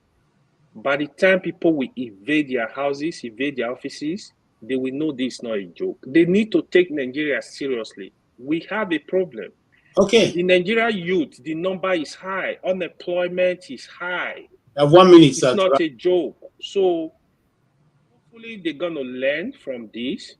Even nothing happened. I mean, they're going to understand that Nigeria are feeling the pain and try to solve genuine problem for Nigeria, from the governors down, from the governors, the senator, the rep, the House of Assembly, the president.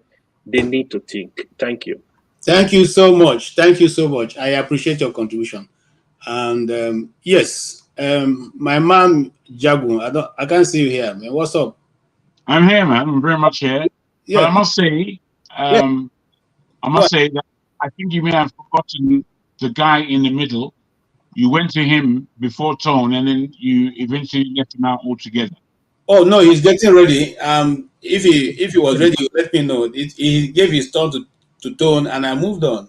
Okay. No, it wasn't my turn. It was Tony's turn. So I said he can go on. Decide. I told you to go ahead because Tone had given you to go ahead, and you said no. I know, and that's not the way I understood it. Anyways, Okay, me neither. Well, go on. I'll go after you. It was Happy birthday. Meanwhile, thanks, it was KJ. Tone's turn, and Tone said no. He gives you this thing to go ahead. He and said you go ahead because you're not. He Let's was move on. You go ahead. At least I have Alright. more sense. At least at my age, I have more sense. More. All right, let's go, John. Yeah, hi guys. I've been listening to some of the things, even though I'm speaking in the background, but you know, it's obviously everybody is 100% in support of the protest. But my opinion, because I'm coming from a logical side of it, my opinion now, it's we have to look at it. What is the foundation that led us to this place? What has been the foundation of Nigeria that led us to where we are today? Because if we want to blame it on Tinubu actually wasn't the problem. It's just that he's in power right now. You know, the heat is on him right now. But you know, the accumulative effect of the past leadership all over the years from I think all this thing started with let's say Jonathan going down the drain. But the problem now is this: we will protest, we will fight for our rights. The problem is I don't think we have a government that listens. It's a do or die. And my fear now in this protection now is I don't want it to turn to a revolution that Tinubu has to go. Because in a way, it's kind of like looking like it. But for now, if the government feels they are ignorant to answer to the people, anything they see, they take. Because my own fear now is this. As of yesterday, because I'm looking at the implication of our protest, which I supported 100% with what is going on in Nigeria. But I also look at its citizens itself, because we all want a better country called Nigeria. But you see some people, yes, hunger is a very big factor. We still collect the same 1,000 naira to protest against the protesters, say no protest, that it is okay. This same scenario, we have to now reflect it back to election. Well, what happened today? Will you be surprised if Tinubu is elected again 2027? Because a lot of people will say he rigged himself, but people actually voted for him. So my point now is we are a reflection of the kind of leaders we have. And the fact now remains, if we really want somebody like, like Obama, who will speak in the volume that this is who, okay, let me even use, like when Nigerian troops out, they said they want Buhari, thinking Buhari was the savior and the messiah, and it backfired in their faces. It was a clear difference that this is what the people wanted and they got what they wanted. Now, this is where my fear comes in. We protested against what is going on and everything. Obviously, the government is deaf and, you know, they don't want to say anything they want to say. As of yesterday, lives have already been lost. We've lost, economically, we've lost 250 billion naira on revenue. Now, this is where my fear now is, because if we're talking about protests now, we have to look about recovery. How do we recover from all these loopholes now that we ourselves have caused, including the government? A tuber of yam now, I don't know how much is it now. Maybe it's more than 5,000 or 6,000. After we finish all this, 7,000. 7,000. As of today, right? Yes. As of today, now, by next week, I guarantee you, a tuber of yam will be going to 10 to 15,000. Because as of today, yesterday we lost 250 billion. As of today, we've lost 0.45 increase in dollar, which means inflation is going to go high. If we now, that is the protesters, won't go buy market again after everything done settle, you go see another form of agitation again. Say, no be young why I buy 7,000 last week. How come it on 15,000? Because if we don't think about it that way, I don't know if this problem is going to be solved, though, my brother. I don't know, because I'm a bit scared. That's why I'm scared.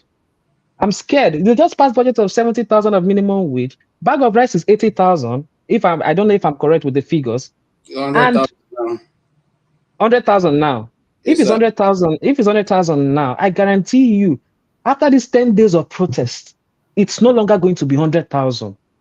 And the government, they are not actually focused on. I'm speaking economically now. This is where my focus is going on now, because we have to also look at that point. If we're actually protesting, we want a good Nigeria, we also have to look at the factors and the determinations, because if not, we are actually deceiving ourselves. If you ask It's me. a sacrifice we need to make. That's a sacrifice we need to make. Yes. I'm going to interject you. Yes, Okay.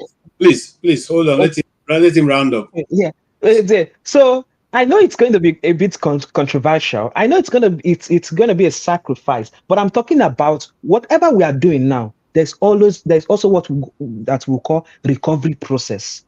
With the sensibility and the perception now Nigeria has right now, how many of them now will be willingly again to wait for that recovery process? Mine is just a question that I want to put out there, that we have to also look at that fact. Let me just end it there. Thank you so much. I also want to put this to you, that the Western countries that where we live now, people who built it on their struggle. They fought and fought until they established what we have today. In fact, if you read the story of one of the founders and one of the most educated men in America, he died in a gun duel because he had taken, between him and his friend, So what I'm trying to say in essence is this: people also paid the ultimate price to build America and to build all the Western countries we are living today. It didn't just start. And so we must have to start somewhere. Am I calling for violence? No, I'm simply saying that the Nigerian people, a time will come, we'll have to call a spade, and that time is now.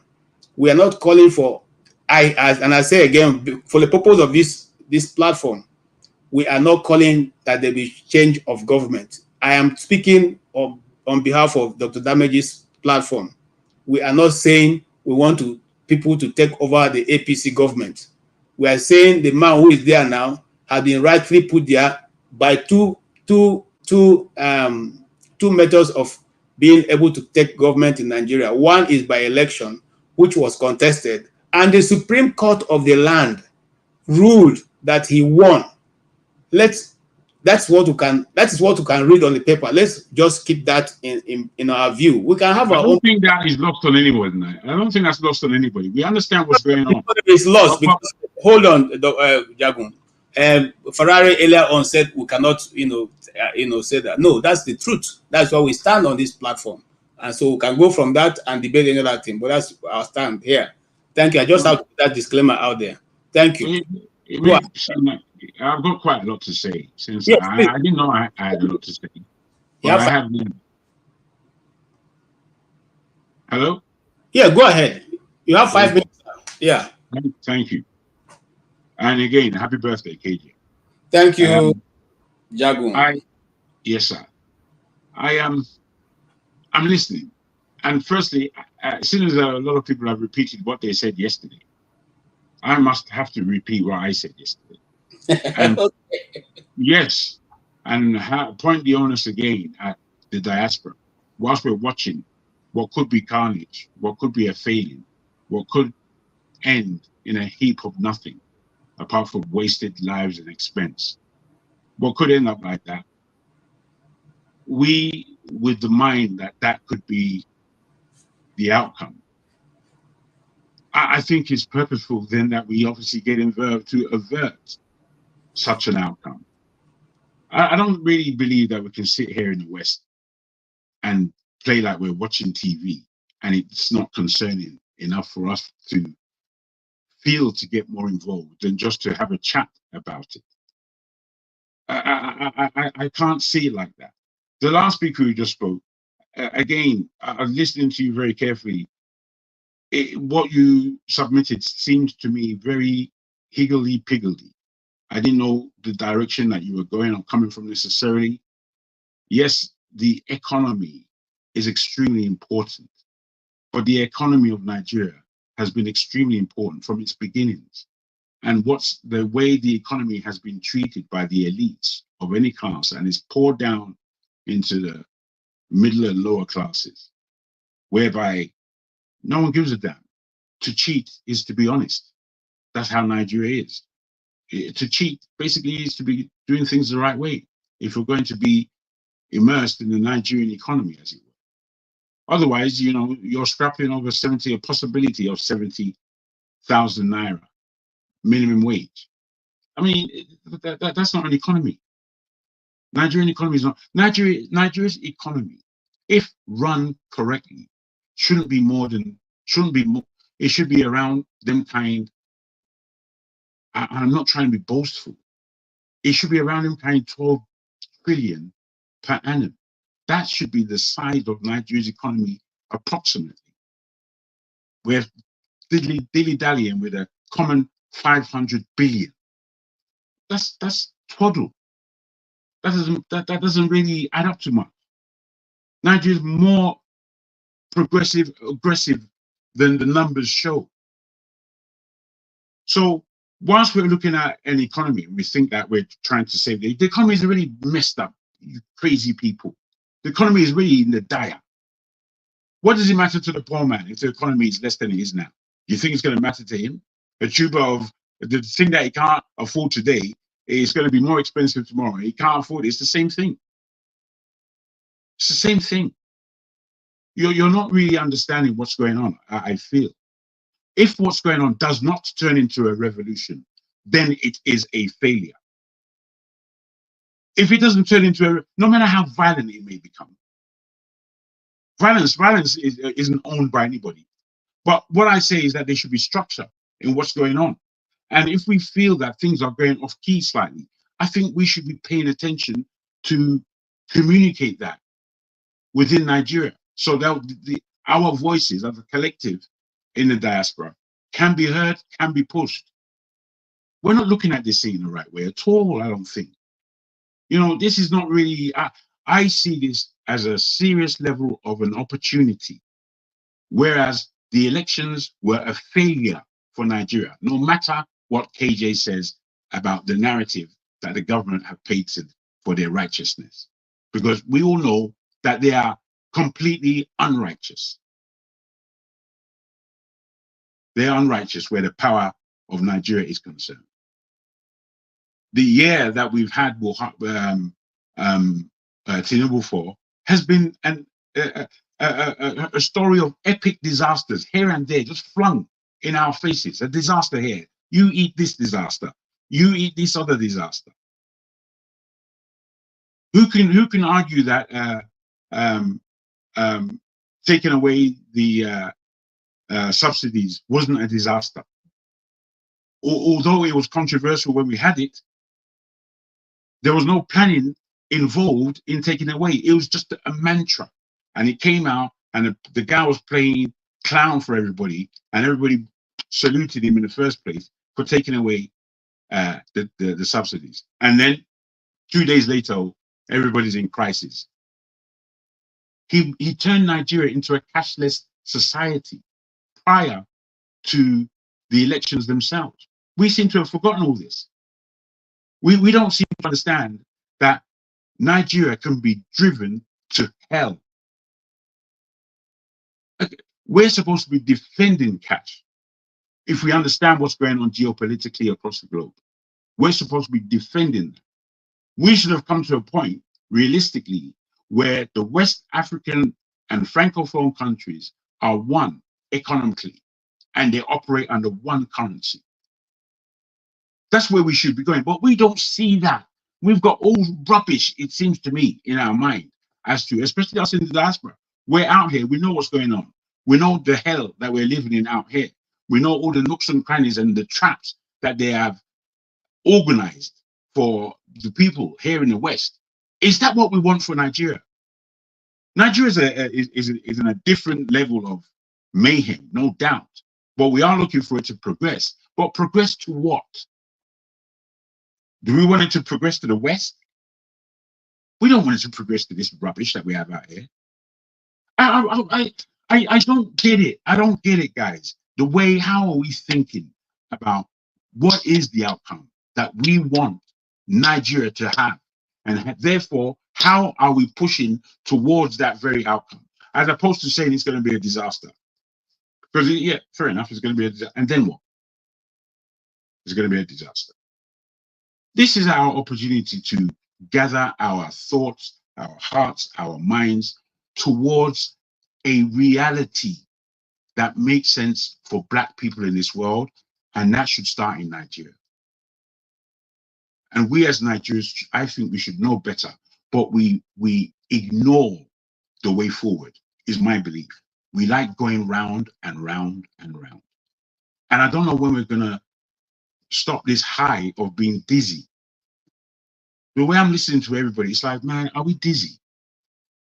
Talking some dizziness, talking some hopelessness, talking some, we're going to the point of end. Nigeria's been going to the point of end almost since its beginnings. It's boring. Generation after generation after generation are having exactly the same conversation as we are having now. And it seems to me that the frustration hasn't hit us yet. It doesn't matter if we're in Nigeria or outside Nigeria. We are Nigerians. And for that, the frustration is clap me down. I'm fed up of the frustration. I need to be part of building a haven. That's what I've got energy for. I haven't got energy for anything else. Man is getting tired, to be honest. As the days go on, work gets harder, life gets harder, expensive are more. I'm getting tired out here. What am I doing? What are any of us doing? If we're not trying to put positivity in the possible outcome that this 2 days so far. Thank you. Wait, let me just land. 2 days so far of a protest. If that doesn't mushroom into a revolution and mushroom into a solution for Nigeria, I don't know where we're going. Cheers. Thank you so much. So now that I've given you more time, I hope I'm not a hypocrite now, I'm a bit fair to you. I wasn't speaking to you when I spoke hypocrite, bro. I'm sure it wasn't you that did that thing. You understand? All right. So, all right. We just try to be fair to everybody. You have heard what I said. His contributions are very valid, and that's his opinion. I'm coming to the only lady in our midst right now, who is also probably most youngest here. Let's hear what your people in your group are thinking about what's going on in Nigeria, and then you can also make your contribution alongside. You have 4 minutes. Good evening, everyone, and happy birthday to you, Mr. KJ. Thank I you. hope you're having a nice day. Well, with Jago on my side, I am, man, because he has been with on my. We won't give you a nice day now. We'll give you a memorable one. Great. Thank you. So I have been trying my best to keep in touch with the protest, but with the little I've seen, I think I mean it was well due for a protest. It was very much something that everyone was expecting because the standard of living was very hard. So it's something I don't think anyone is shocked of. I think the only conversation is the direction and the planning, and that's the only thing I think most people talking about is okay, how are the people trying to find the right way to get the government to actually listen to them. But I want to move away. He's gone. I want to move away from focusing so much on the people in Nigeria, which because at the end of the day, yes, those people in Nigeria are the ones that tend to feel exactly the pressure of what it takes to actually be a Nigerian.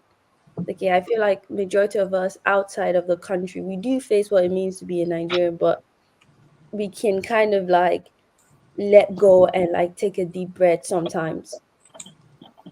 But I want to put our attention. I think Mr. Jagmo also mentioned some stuff in terms of I do think majority of us in the diaspora are not doing enough when it comes to the Nigerian issue.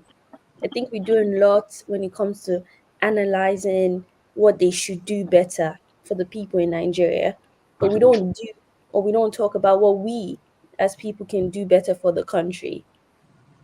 I think I was on TikTok and I saw someone post a like an event for the independence. It's like an independence party happening in the UK for September the 28th. And I was looking at the flyer and I'm like, you're trying to celebrate an independence party for a country, for the country that is currently going through a whole protest and a whole period in time that's basically becoming very hard for the people. And it was a bit of like a rethink or like a questioning thing for me. Like, what exactly are we celebrating about our independence? I get the significance of like, okay, yes, the British, the people who colonized Africa, Nigeria, have left. I understand the significance of the independence, but presently, the present day Nigeria is going through a lot. So for us in the diaspora to say we are celebrating something, knowing where the majority of people in that country are not even looking forward to celebrating it, it seems very much like an ignorant thing to do in a very fragile moment. So for me, I feel like we can talk a lot about the Nigerians that are protesting and telling them, "Oh, this is what you should do. You need to do this better. This is how you should actually organize a protest." I feel like we know how to do that. But for us in the diaspora, the ones that say we are Nigerians, I feel like we're doing a very terrible job when it comes to the role that we play as Nigerians. When we talk about creating a better environment, a better society, I don't see us actually doing anything. I think the only thing we do is supply money, and that's it. I don't think we put the work, whether it's politically. I don't see us doing that big movement. The protest is a big thing for Nigeria, but what are we? Where is our own form of protest? Yes, sir. Organization, organizing, influence, like how we actually, in a significant way, pushing the government or ending this hashtag end bad governance. Like, what are we doing in the diaspora? So that's where my kind of like thinking when I observe the protest is coming from. And that's like kind of only my opinion so far. Okay. Thank you so far, Bumi. Your opinions are valid. I see. Yes, Oga, you can go ahead. I see your hand. Go ahead, Mr. Omo. Yes, sir. Go ahead. Yes, sir. Yeah, thank the last speaker. She made a very valid point. And somebody used one term as another person was trying to debunk it. And it's not far from what he said. We are very, very hypocritical.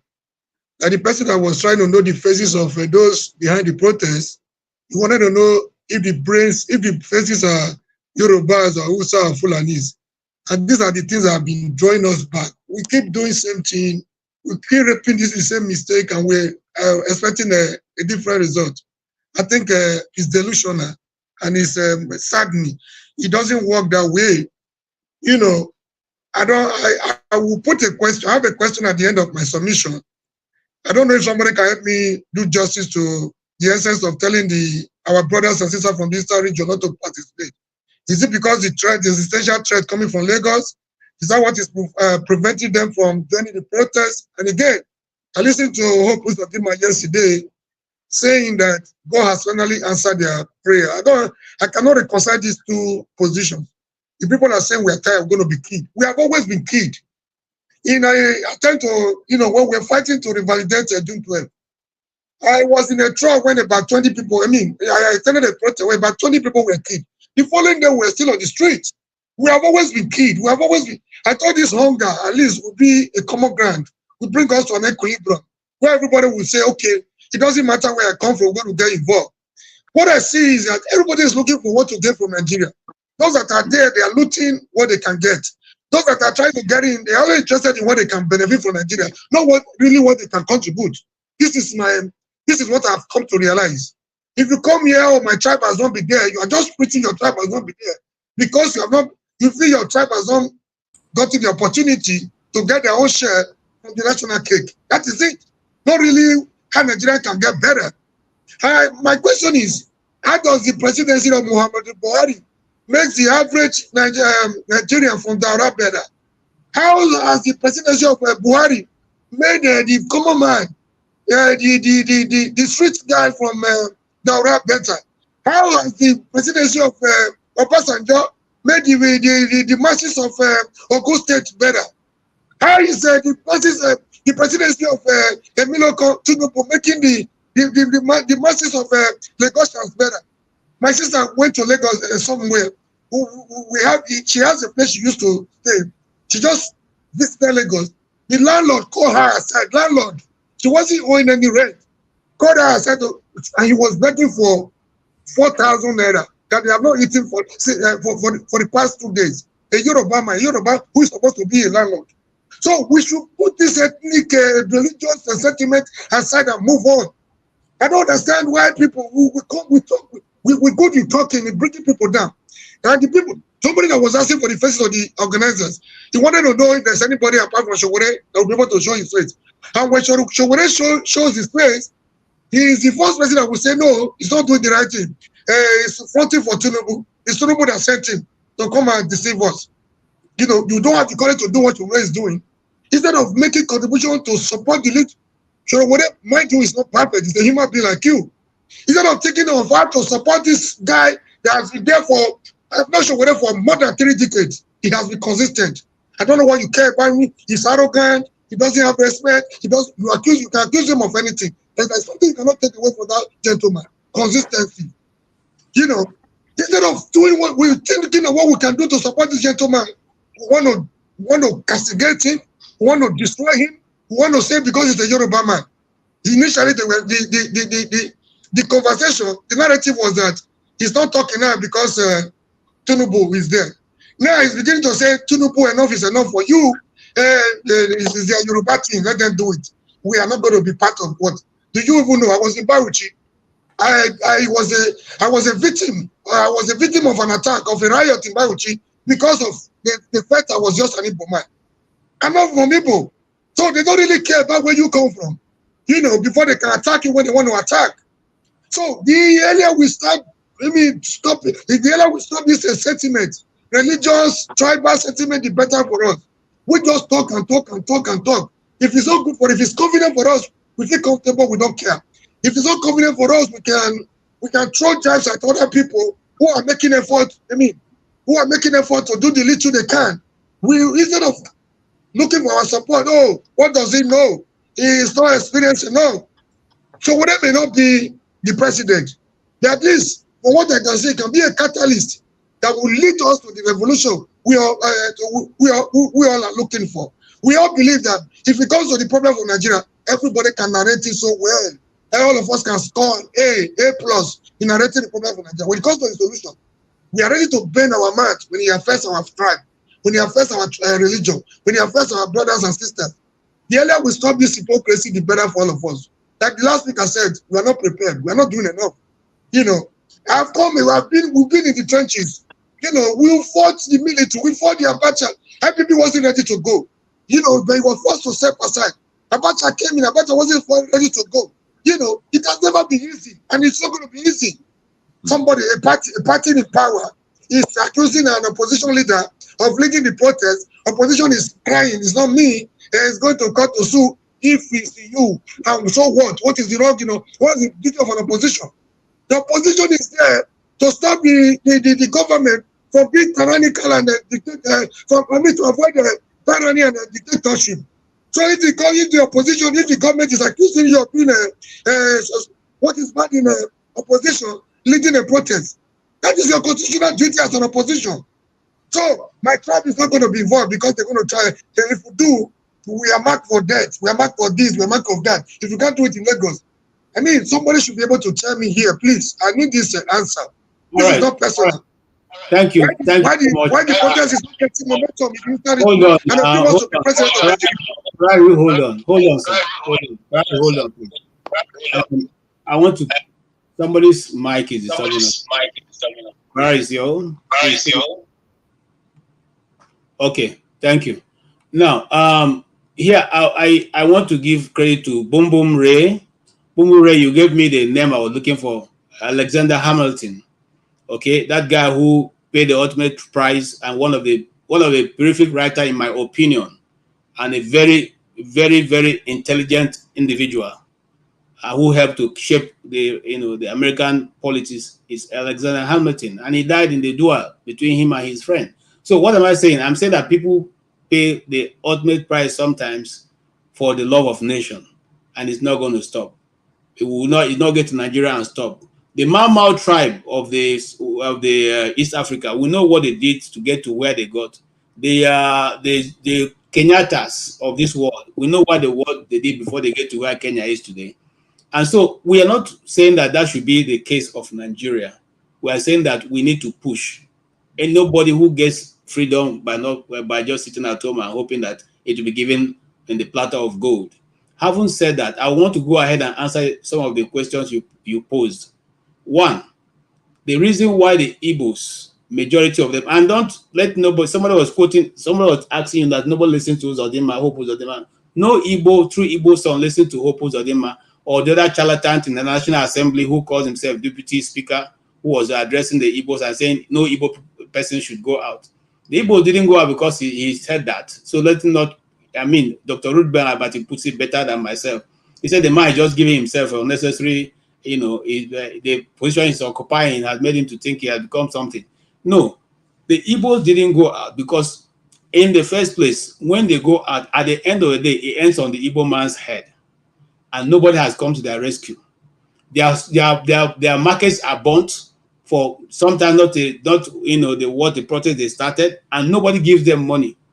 Nobody gives them money to start all over again. Nobody asks them how are you able to manage.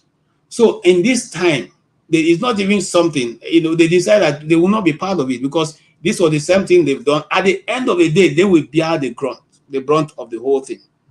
People protested in Abia State. There was some form of protest in Abia State, and it was allowed. At the same time, when they got tired, they went home because they didn't see anybody.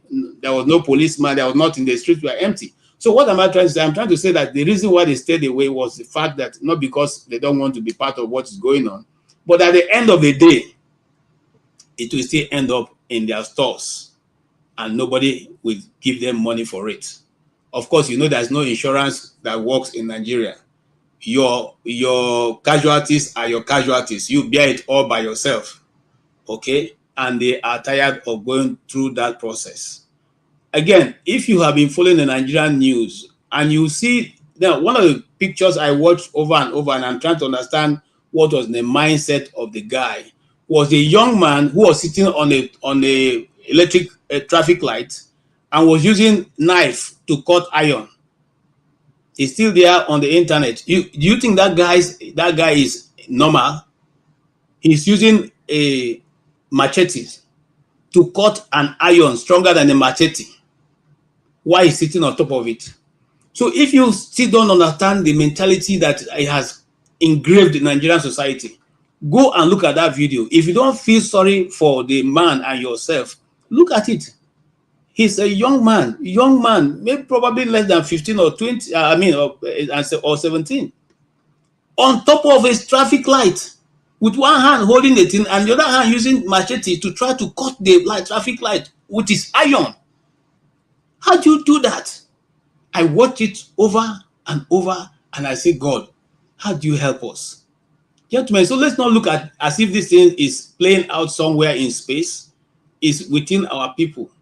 It could be our relatives. It could be our friends. Okay? And like I said earlier, sometimes you just want to stay away, not because you like what is going on, but because you want to see and give yourself an opportunity to, to just take in everything and see how you can react to make it better.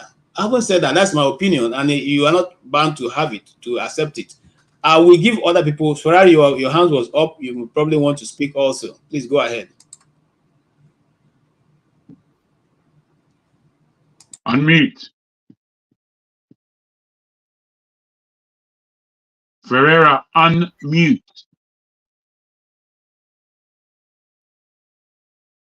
Unmute yourself, Ferreira. We can't hear you. You are muted. Unmute yourself. Okay, can you hear me now? Come on, bruv. Yeah, I see that you switch pictures. Do you want me? Am I taking over moderation, or are you calling it quit? KJ, that question was for you. Okay, no, go ahead. I'm still here. Still here. Anyway, let me go straight to the things I want to say. I'm going to, in this my response, I'm going to address John. But first, I think the English language is a serious problem for Nigerians. We have problems with understanding of words, definition problems. It seems to me that as a collective, we don't know what the word failure is. We don't know what communal failure is. And if we do, we're not showing it. We don't know what the word progress is. If we do, we are not showing it. We don't even understand what the word. Oh, actually, somebody that said that Nigerians act like children and they lack the ability to visualize the future. So we have problems with definitions and words. Communally, Nigeria has failed. It has failed its people. It has failed its community. It has failed all the tribes. The only people that it didn't fail for are the people that are exploiting it. And those are your enemies. And those are the ones in government. And those are the ones in charge. And they are from every single tribe. And when they come to you, they lie to you that they represent you and that the other party is your problem because it don't belong to your tribe or religion. So we don't know the meaning of those words. I've heard politicians analyze what they did in 8 years and call that absolute failure or success. And here we are now here talking about this protest is about the future. A lot of people don't seem to understand that. John came on here and talked about because the protest is going on, the prices of things will go up more. That's like not you, John, but that line of thinking is the same way a child would think wants to eat gummies or bubble gum or sweets. And the parents saying, don't eat those things, it's going to make your teeth brown. Don't eat sweet things. Or somebody who is diabetics and was still, because of the joy of beer, or he enjoy drinking beer instead wants to drink beer or wants to eat things that will kill him. Yes, the protest might making you think, looking at temporal issues while we're trying to talk about futuristic, visualize the future. So you're worried about the low-hanging fruits, about prices going up because of the protest, but you're not worried about the billions that is being stolen from the oil or the billions that is being shared by politicians or the expense. You see, we worry about the wrong things. And that's why I always argue that we have problems with words and definition. Anybody who comes on here and say we are making progress, either politically, democratically, or whatever cratically ism they want to put forward, that person needs to review the word progress. So we're 64 years old. We were better off 30 years ago than we were today. And we were better off in 1960 than we were 30 years ago. I remember when Nigeria is 25, I still remember the song in my head. The odds we did survive. Arise, salute the nation, come join the celebration. A people united would never fail.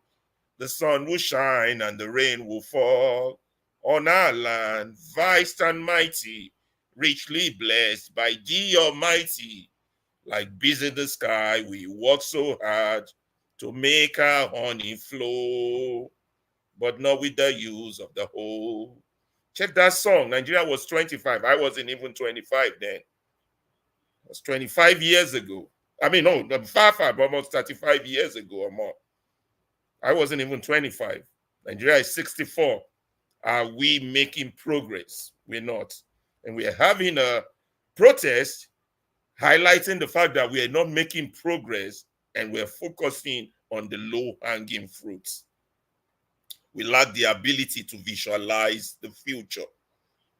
If we understand our plight, which was what Jagun was talking about, like the people in Mali, Senegal, and those triad of our people, if we understand that we are behind and we have failed and we need to make progress, get a little bit close to where we ought to be, we're moving.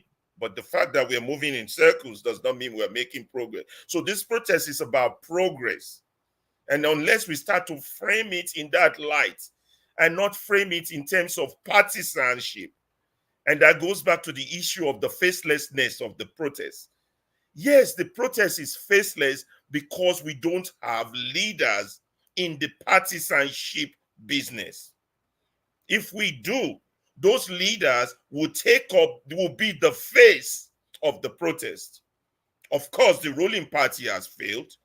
The opposition party has failed. It should be them that should be the face of the protest.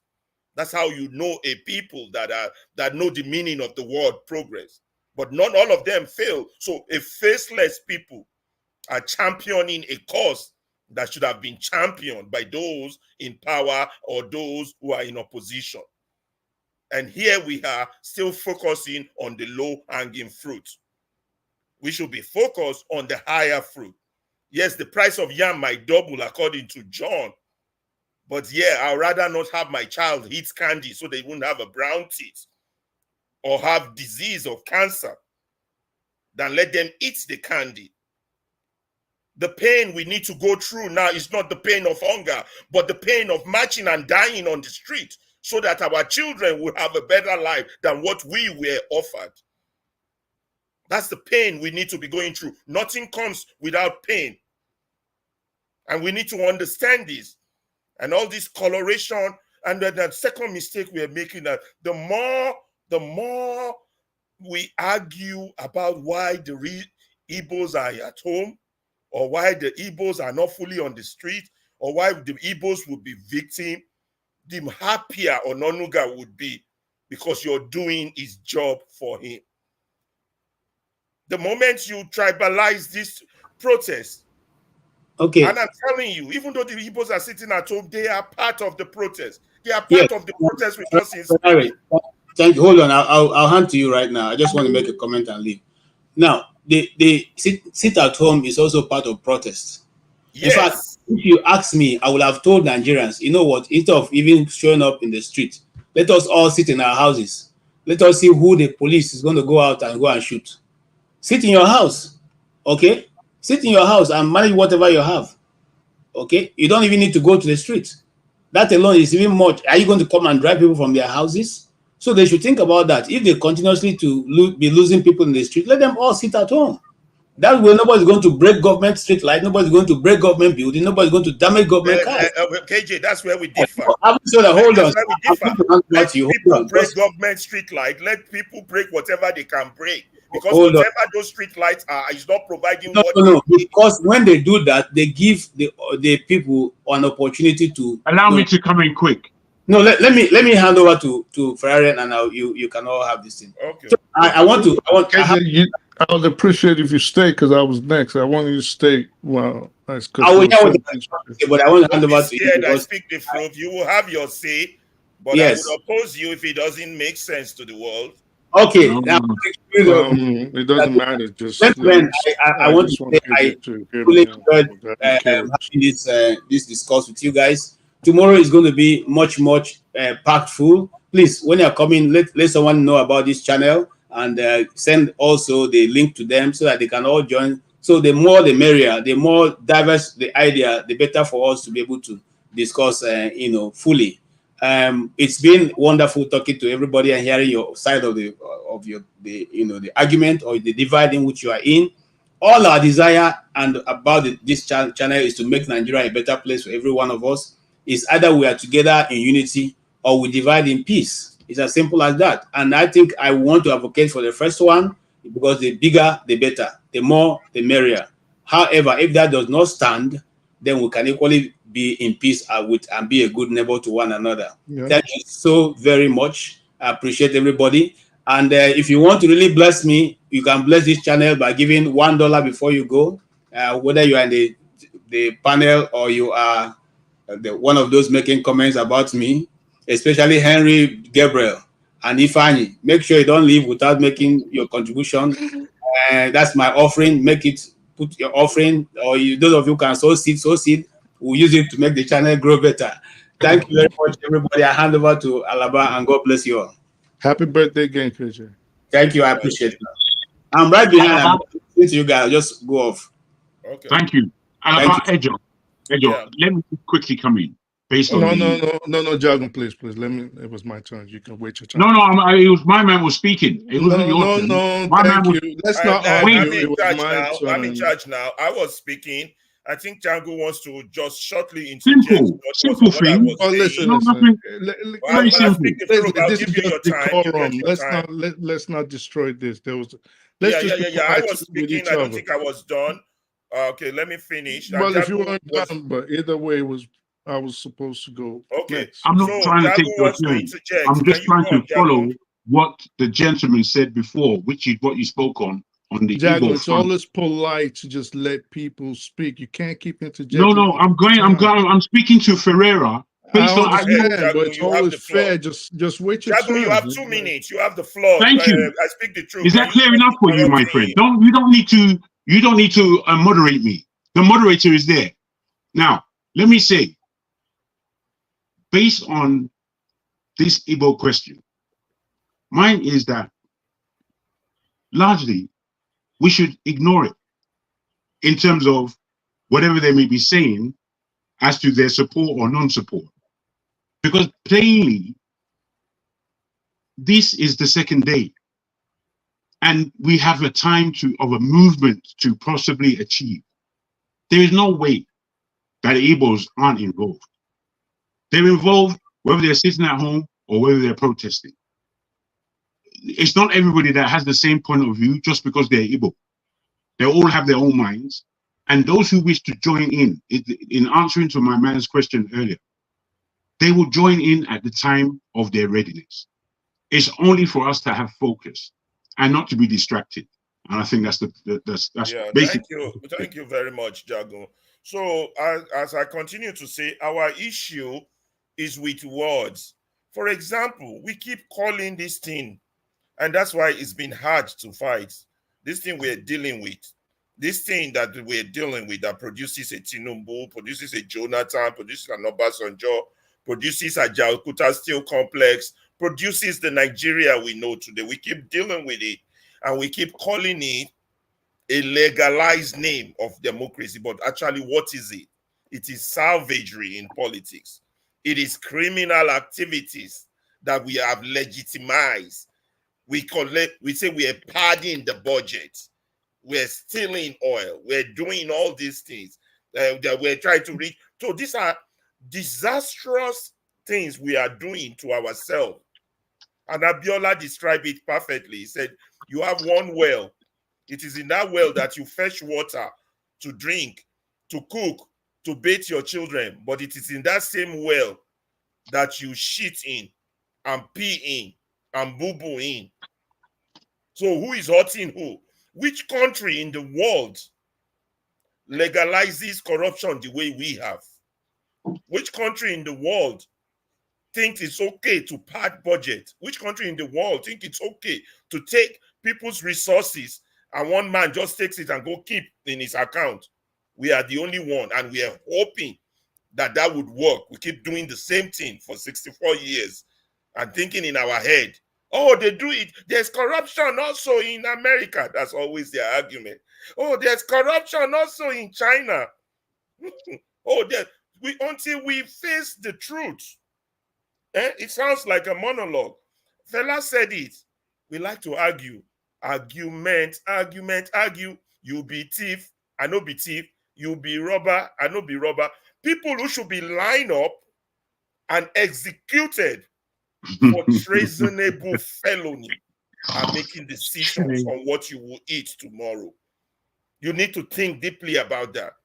People who should be lined up for being guilty of treasonable felony based on their actions in government are the ones making decisions on what you will eat tomorrow. And today you're protesting about what you will eat, and some people are still telling us we're not doing it right or it will fail. You see how we don't see the past and we don't connect it on the future, on where we need to be going. And we hang on the low-hanging fruit as if those are the important things. Whether the price of yam will double 10 days after the protest. Really? Come on, let's face more serious issues. Well, that's the monologue I have. Who's next to talk? I think it's Speak the Truth. You speak. You're jumping Tone, but I think Tone doesn't mind. So you can go ahead and spill your poison without me being judgmental. All right, listen. John, you're crazy. Yo. John is more worried, not just about the food prices. John is more worried, and this is why I'm on the side, about carnage coming out of this unbridled violence. And I'm worried about that. In as much as we all want a changed society, I think you're the one that has been severally talking about on here, people not thinking forward. But well, if you're thinking forward, you also have to think about potential outcomes of events, and which is how John started off. So I don't see why two people in a row now have criticized this position. If you want a revolution, this is my suggestion for everybody on here that wants a revolution. You want a revolution, you're not going to be on Dr. Damage's show screaming for a revolution. You should be on the ground right now, dodging bullets, water cannons, and tear gas canisters. So, if you're on here asking people to go put their lives and their property in danger, then I think that is hypocritical. I'm not saying don't support it, but if you're that adamant that you say you do not mind people dying, and you come on here talking about, well, people lay their lives down in other democracies, that's fine. It's very easy. Go on the ground and put your lives at stake to, and fight. Now, that aside, we are on here saying we want to, Conclude. 1 minute. Conclude. In 1 minute, you want me to conclude? Well, I could give you 2 more minutes, but I have an interjection for you to respond. You can go ahead and give your interjection. Good. What's your interjection? My interjection is that you have just argued now that if I really want a revolution, I should be on the ground. I didn't say. Have you ever heard of? Let me finish. Do you know that words are sharper than bullets? Do you know that? Do you know that what we do here, what I do here, is far much more effective than being on the street? Because the Nigerian mentality has been miseducated until we correct the education. For example, I can give you a very basic example. 90% of Nigerians are still participating in that political dispensation, but yet they don't have popular sovereignty. Where do you think that is going to get them? So when I hear talking words, I know what I'm doing. When Dele Farotimi is out there making every Sunday sermon, he knows what he's doing. When Mayegun is out there preaching, he knows what he's doing. Those are the ones who knows what we need to get to that critical mass. And people like you, when you come to oppose us and attack our personality, you're just here to spill your poison and enable the status quo to remain the same. We are winning soldiers on a daily basis. We can have a discussion without. We can have that discussion when we have time. But that's my response. That's my interjection for you. You can now conclude. You have 2 minutes. That's beautiful. You can instead of throwing at homonyms and getting personal with this, you can state your position without being disrespectful. But I'm not. I was very well. clear. It's all right. I'm not going to get in the mud. Just let me finish, okay? If our position, and if we're saying we need to remove the criminals in power, then I think it is pertinent that without violence, which is most likely John's position, this can be achieved. if you want to go with the revolution route, all you are encouraging is something that I think, and we've done simulations on this have been done numerous times. Okay, you will have something. Go ahead. You want to say something? Yeah. I want to say the word violence. I Alaba, think it's it's a okay to let me catchphrase. land, please. Oh, yeah, okay, go But ahead. you Go know ahead. what? Go ahead. Let me just be quiet. Go. Do your thing. Okay, Because I'm not going to get anywhere. You keep doing this. You did it yesterday. I'm Okay. letting you land. You You're want not to hang letting me on the fact that talk I'm though. preaching Like it's like violence. if each word But you try to argue politically, the word, there is right? really no violence. You understand? Because Will I be allowed to say something? yeah, you will be. Because protest is a continuation of dialogue. If you don't understand, war is a continuation of dialogue. If you don't know, and so when it comes to politics, violence doesn't really exist. There's a thin line. There's a thin line when you're still in the process of dialoguing to get your objective, particularly when there's an If impact. there was a So war when in the Nigeria, ruling right? party, listen, when No. the ruling You listen. party If there was a start war in Nigeria, grabbing, would you participate? listen, let me finish that last sentence. When the ruling party start grabbing the straw of violence, they're trying to dig into the fear of the people, because only two things matters in politics: greed and fear. I'm done. You got your 2 minutes, then John will speak. No, it's all right. I don't even need 2 minutes. I just want to ask a question. If there was a war in Nigeria right now, would you participate?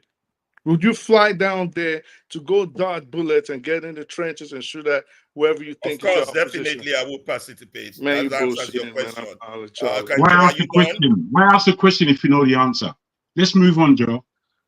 John, Jago, you're too old for this nonsense. You I always really do. would like to know. You're so You asked the petty. question. You asked the question, bro, and I was waiting for You his answer. are He so answered you. petty on everything you do. No, it's not petty. Everything was I'm fine wondering. until you came Yabu, don't on. let him turn to rougher fight. Come Leave him on, No, why no, alone. would it's Let not you him that. do It's finish. not. this? It's not that. It's John, not go that. ahead. John, go ahead. John, Where go. I'm coming from, I'm All right. inquiring. I'm inquiring of him. He's gone. I'm I didn't take inquiring. him Why out. would you I ask didn't the take him out. question if you know the answer? I That didn't doesn't make take him sense. out. Let that be on the record. He took himself out. Pathetic. Pathetic. And then All he's right. gone like a Go ahead, child. John. It's only kind of emotional, unbalanced people. Just let the record notice that I did not take him out. He has his say. John, go ahead. Yeah, I think from my first monologue, I think I'm being misunderstood because you only focused on when I said the food prices is going to be high. Yeah, but this is what I'm trying to reiterate again. I said we have to go back to the foundation. We have to go back to the foundation and look at how did we get to this protest that we are in today. And if you look at it, we have a lot of leaders that power, which we, the protesters that is of today, elected intentionally that do not have vision. Because you won't say it's INEC or you won't say it's what's it called? The Supreme Court. So we have to visit the foundation. That's what I'm trying to explain today. That today we are protesting today, which is our fundamental human right. Igbo or Yoruba, I don't see that fact. What I see is I have a Nigerian passport when I'm in the airport. They don't ask me if I'm Igbo or Yoruba. That's my opinion on that. But the point now is today we are protesting, but I'm worried about, okay, if we protest today and we want, a foundational restructuring or a foundational beginning, let me use the word beginning.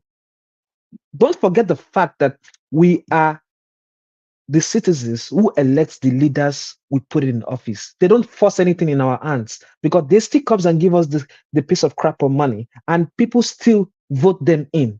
And tomorrow we come out and say we want to protest against bad government. That is what I'm trying to make you people to understand that, okay, if we try to achieve this today, that there's going to be, a change of government, a change of bad, and everything, is the same citizens that we elect the same leaders that will still govern them.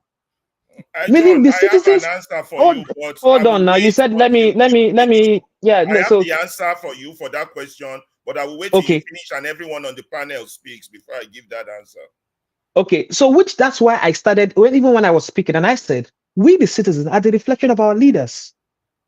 You know the kind of leader that you have actually voting for. We need to start that foundation first of all.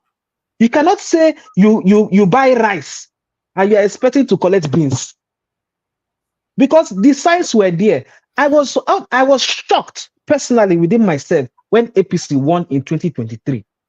After what we passed through Buhari, that's for me, that was when I knew that the citizens themselves are not ready, and which we are crying today. And I said, I am afraid about the future, because if we think that we are trying to achieve something today, it's going to be like in the form of riots, or it's going to feel like form of like we want to, take down the country, or you come for a coup. There's rumor, those kind of things that is going on around. So that's why I said I am scared that we are trying to fight for something that we eat small fruit. It will not lead an everlasting fruit, because tomorrow we the same citizen will still be the cause of that same problem. That's what I want to do now, and I will give you typical examples and facts. John, can I ask you a question? Yes, please. I really want to understand your narrative. Okay, Fair. my My narrative is this. Wait. My narrative is this. Let me put the question to you, my friend. Fair is reasonable. We understand what fair is. But is it because of fear that we will not pass through the ceremony, the baptism of fire that Nigeria needs to put itself back on the right path? Or do we maintain the status quo because of fear? Because I'm not understanding where you're coming from. It's neither. No, it's neither. Actually, I neither. do, Jago. I have It's an neither. explanation, It's neither. but I want It's all neither. panelists to finish talking before I give him his It's answer. neither. My He doesn't need example to give is. more examples. I'm wanting him to Yeah. come to the ground. Let him speak. Yeah, my example is this: we are fighting for a good cause, which I supported fully. But what I'm afraid now is we, the citizens. I'm focused on the citizens now itself. Tinubu did not get there by rigging. People actually voted for him, and people actually collected money, which is the same citizens that are protesting today. Some of them, not most, because most of them did not vote for him this time around. I have an answer for you. So my point now is this: will this eat fruits? Will this eat fruit after we fight for our future? The same citizen will still go back and vote bad leaders. You got your question. You're done now, John. I have Yeah, an answer, I'm but done. I won't give I'm my done. answer Alaba, let me until take my all turn. the other panelists speak. I would give you. Alaba, let me take my turn. Okay, Tone will go. John, I'm going to try to. John, listen to me carefully. I'm going to try very, very, very hard to be very polite. I don't believe you just said that. So are you trying to give me the basketballs. I can take it. No worry. No. There's no need for backbones. I have an answer for you, but I will wait till everybody There's speaks. no need for that. Are you trying to lay the blame on the people that have been bribed? Or are you trying to tell us that Tinubu actually won that election? Is that your narrative? Because I mean, your narrative sort of confuses me a bit. Yeah, I'm you sure might be. Yeah, Jago you might has be that confused. dilemma too in his Wait, mind. you So might be that was what he confused, was but trying I to still understand. tell you till today that it is the same people that actually voted the government that we are today. He didn't rig himself into office. Take it or leave it. People voted for that man. How do you want to be confused? So I am still trying to tell you that if the citizen wanted a progressive future in that same Nigeria, would Tinubu be the best choice? John, the question I'm asking you people as a citizen, because I was in Nigeria. I was in Nigeria in 2023. Everybody on the panel speak. Hold on. I was in Nigeria in 2023. I'm trying to put my point that what I saw with my eye, I knew that before we could get to the promised land, John, let me say something to you, yeah? And this is what we've all been saying on this panel. Religion and tribalism, it's a big problem. A lot of people voted. If I here in the United Kingdom, some guy that I respect a lot, he said yeah, he knows that Tinubu is a thief, he's this, he's that, he's got some history, but he's going to vote for him because he's Yoruba like him. He's in the most dumb, and this person is not stupid though. this person that holds, I mean, in his walk of life and all that, he's doing well for himself. Then I asked him, I said, so if somebody else that was competent, just because the person comes from your ethnicity, you will leave competency and vote for on the lines of ethnicity. I said, then what is the point of us continuing as a nation? And yet when Igbo people say they want to leave, you people will have problem with it. Everybody will seem to have a problem with it. Or if you talk about it, they say you're being tribalistic, you're mourning too much, you're crying victim. See, listen, I know Mr. Mori wants to talk. Let me just cut short. People that were on the ground, Tinubu, I will tell you, Tinubu did not win that election, despite all Let's these. leave it at that. See, So, in fact, during the John, presidential election, let me tell you, during the presidential, they were so dazed in Lagos because Lagos was a template. They were so they didn't know that they lost woefully. He was okay. rejected in his backyard. That being said, John, Paul, Tone, that being said, I want to tell John one thing before I'm not going to give the answer until Mr. Moroyi and Bumi speaks. I'm going to give you the answer. But let me tell you one thing, John. Let me tell you one thing. If Jesus Christ himself comes down to Nigeria now and head Nigerian government, it will still fail. God forgive me, I don't mean to use Christ's name in vain. You know why? The structural foundation is faulty, and I will explain later. Let Mr. Omoroyi talk and let Bumi talk, then I will give you your answer in a very clear and precise. I think Jago wants to speak. Mr. Omoroyi, go ahead. Yeah, thank you very much for another opportunity. You guys have already corrected John. I just you almost took that word out of my mind. He didn't win the election. You know, they thought it was a joke. Oshomole said it was just two people tweeting from a room. I knew it was more than that. I always said it every time I had opportunity to say that. People were serious for the first time. People were ready to, take the bull by the horns, and they did to a reasonable extent. He didn't win the election. The first time you could see a Tinubu losing election in Lagos, was that not a surprise for you? First time you see a Tinubu losing an election in Port Harcourt, was that not a big surprise for you? First time you see a Tinubu losing an election, an incumbent losing in the FCT. So, to correct that point, he didn't win the election. So, he won through the manipulation of the INEC. He didn't even hide it. He said, grab it, snatch it, run away with it. And that was what he did. So you cannot blame Nigerians for, the last election. They actually tried their best. Having said that, I want to also say, now that we know the loopholes, the weak points, now that we know the divide and rule tactics, how much are we doing to close rank? To concentrate more on those things that bring us together as a people for our unity, than concentrating those things that divide us as a people. That divide us. Thank you. Yeah, if we don't come together, that's a very good question, Mr. Moroyi. We will tackle that further. That should be our strong point. The game they are playing is they're using our brains to play chess. The problem is no Igbo versus Yoruba versus Hausa versus Fulani. The average, I did my youth service in Bauchi before I redeployed. See, the suffering in the north is even more than that in the south. So hunger, like I said before, there's no religion or tribe. We must try as much as possible to come together, to build on those things that unite us as a people. It's not about, they want to share our money. They don't care about the tribe.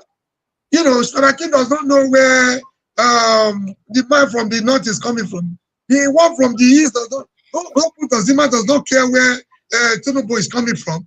They share it correctly, and when it's sharing our national cake, when it has to do with the people, they start playing the ethnic, the religious cards, and people are falling for it.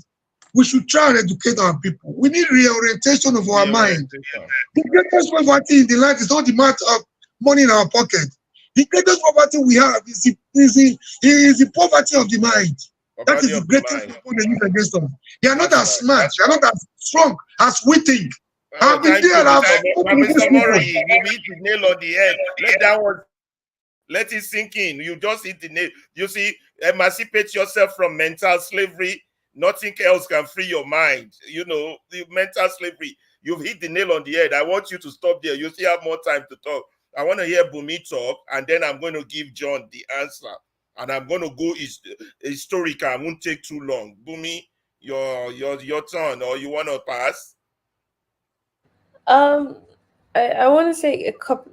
I wanted to ask before I make a submission. Who won the majority vote during the last election? Who won the majority vote? Tinubu won the majority votes, according to INEC. According to As INEC, allotted, not as according allotted to to the him, as people. allotted. Okay. Okay. So, yeah, I just wanted to ask that. But regarding what Mr. John says, I do think that it is kind of the same thing the majority of other people are saying. It's just a different form of like presenting the arguments. But he's not wrong when he did mention that it's still the people that I would elect. explain that. Yeah, the problem is still the people, and just like you said, Mr. Ferrari and Mr. Omore, yeah, said, it's also the mentality, and guess what? The mentality is the people. And when it comes to the protest, that is a big fear in terms of like, if let's say this government is taken out, so what's the next Okay. step? And when you ask that question, it goes down to, okay, who takes the government? Like, who's actually going to take it? If you take out Tinubu, or if you, it's like, who's taking that thing? And I guess that's where his fear is coming from, that the people are going to select the next thing that goes on. And if we already know that the people are the problem, then we're probably going to elect the same set of people. Because although I hear a lot of people tend to blame Shore for bringing Buhari, which is really a lie, majority of Nigerians voted for Buhari. Let's say it as it is. We can then talk about the next election period in terms of the after the first 4 years. You can be, that's questionable, but the first 4 years, it was the people that brought him. So Okay, when they thank you. tend to Conclude, Bumi. Conclude, Bumi. Oh, I'm getting eager to speak. Conclude. One more so when minute. they so when they tend to blame like Shure in terms of like, oh, he's the problem, I think that's when the people are not taking accountability of their actions. I think we love to blame other people. Other We people. never want to take anything. There's nothing wrong in making a mistake, but it's how to learn from it and move forward. And I think that's what we kind of have to be very observant in. For example, people blaming the Igbos again, saying, "Oh, they're gonna." It's take accountability. If you fail, you fail. Move on. Yeah, thank But you, yeah, good Bumi. night, everyone. Thank you very much. That was why. Thank you very much, Bumi. John, I'm going to answer your question. I need 5 to 8 minutes. How many minutes you won't give me? Now you'll be moderator now, John. I want to. So the issues are these. Let me itemize them. That 2.5 minutes on Pereira. Oh, I'll be 7 Jago, you minutes. can't take my time like that. Anyway, let's answer that question. Very detailed. The people and the bad leaders are the same. That's your primary argument. So it doesn't matter what system we have in place, we'll still get bad leaders. That's your argument. I beg to differ on that. Let's start with I be strong fella addict. Let's start with fella. You say, when you dey for school, mama and papa be teacher, right? When you go university, lecturer be teacher, right? That anything you know in this world. Then when you can't leave university, you can't start to work, government be teacher. Are you with me, John? Who is government teacher? I don't know whether you've ever heard, fella. So I'm asking you, John. Culture and Let's make it tradition. interactive. When you Who be start to government work, teacher? who be Culture government and teacher? tradition. What do you mean? Somebody disappeared. Mr. Mori is gone. Won't leave us. Let me see if he's gone. I want to be sure. Oh, he probably Lockdown. Anyway, John, where's John? He needs to hear. He's there now. So, who is government teacher? Culture and tradition, right? So let's tackle culture and tradition. Let's take it back from before the white man came. What was our culture and tradition? Do we have harmony in our land before the coming of the white man? I want you to answer. John, the information is for you. This thing is interactive, John. It's not one man speak or you're listening. Okay. No. I need you to answer because I don't want you coming back and say, oh, I missed out on that point. John, before the coming of the white man, when we were ruling ourselves, do we have peace and do we have harmony in our land? John, answer now. Well, how can I know a question when I was not born? Even historically, nobody could answer that kind of thing.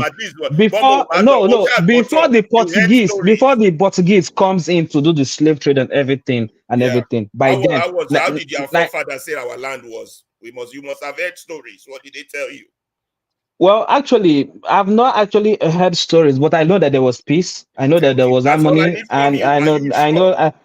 John, I know that was because then we were dealing with calories. We're dealing with the money was calories then, the slave trade and everything. Like I said, how will I answer a question that I'm not there? Fathers tell you. Were they there? It's what they tell them that they were there. Because what you are saying, you are not even there because you cannot see the facts for me if you want to give me a fact. Yeah, because you are not there. It's what you heard. That's fact. It's what you heard. So we are in the same stream.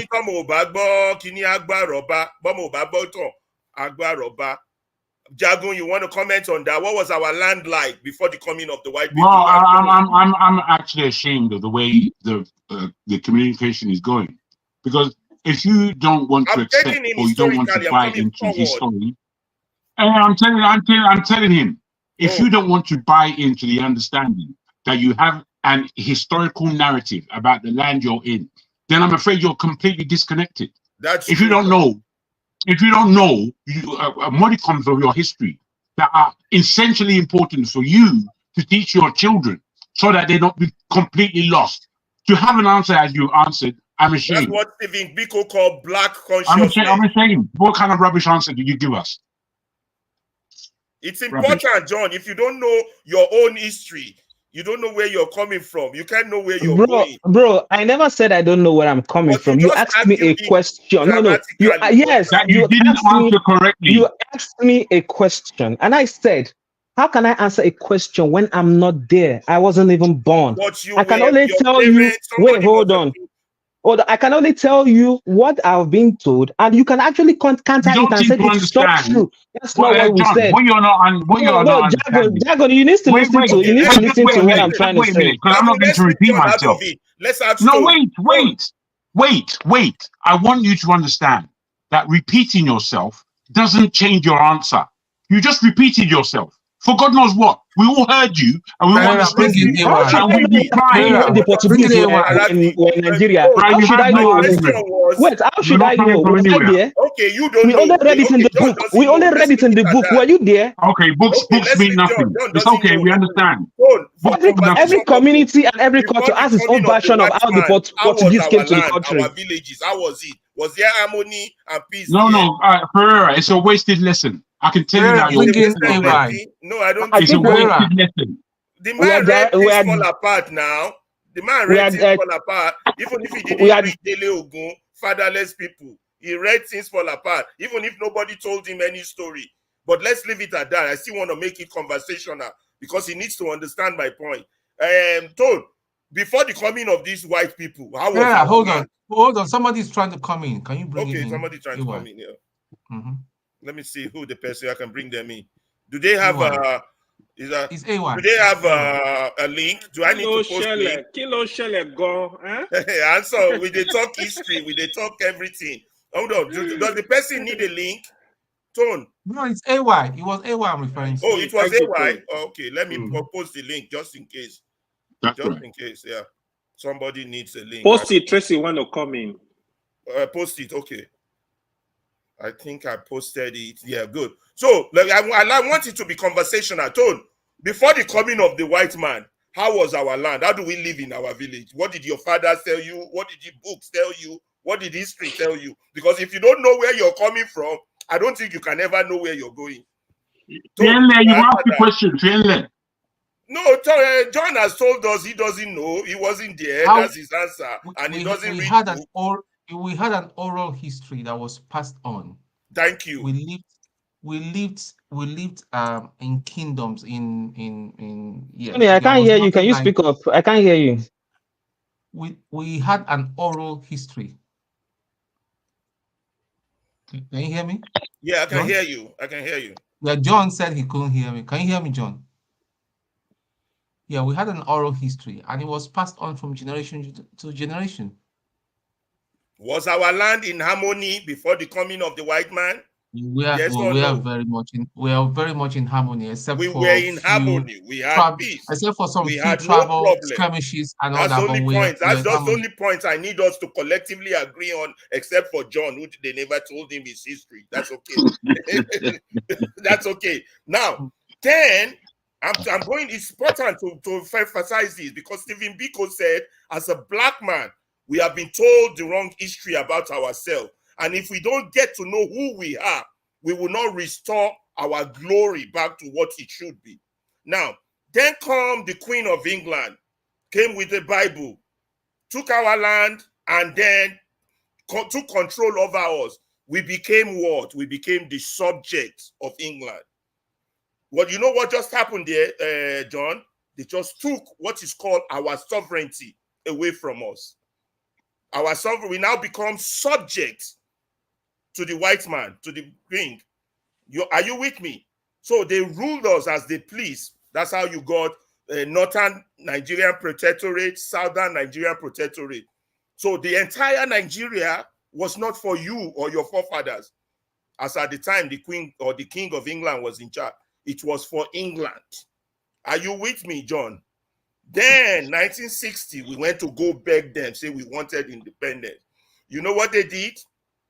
They now carved some books or paper together, story together, join us with everybody. They can join us, stitch us together, and now say, well, we give you independence, but they never truly gave us independence. They still have dominion and control over our activities. We still never had what we needed, which is sovereignty, independence. Yeah, they gave us a constitution, quite all right, and then handed over to black people. They trained like them. This is what the English people call neo-colonialism. So we ended colonialism. We never got full independence, but we got neo-colonialism, where your fellow black man, now representing the interests of the Queen of England, now you are now the subject of that your fellow white man. And that was why most African countries were in turmoil during the entire 60s and 70s, because they were battling with neo-colonialism.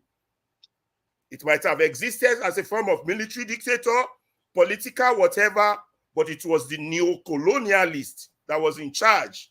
You, as a person, were not in charge. That was around the time you were born. So you were born. So tell me, what culture and tradition did they pass on to you? The neo-colonialist culture. You never had independence. You never had your sovereignty. And to make matters worse, in Nigeria, they carved out a 1999 constitution that doesn't give you the office of a citizen, citizenship.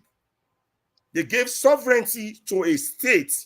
So if a madman becomes your head of state, that madman will do with you as he pleases, because you, as an individual, don't have a say in that construction. That's why a lot of people that call Nigeria a zoo, a contraption, a crime scene, that is what they are referring to. Yes, Nigeria has legal sovereignty, but it never had popular sovereignty. That's why I said, if you bring Jesus down to come head Nigeria, Nigeria will still get the same result we have there. Because you don't have to blaspheme more than once, so it's enough. You don't have to blaspheme more than I once. don't have to do it more than once. Forgive me, Father, for I have sinned. Uh-huh. Okay, now you see, once the structure is messed up, so how things work, John, is this. I don't know what tribe you're from. AY is from Edo. I know that. Me, I'm from Lagos. Tony is Igbo. Jagun is Egba or Yoruba or no. What's that water side that these Jagun people live? I'll be on Domano. No man, the head. Do you understand? We all want to live together.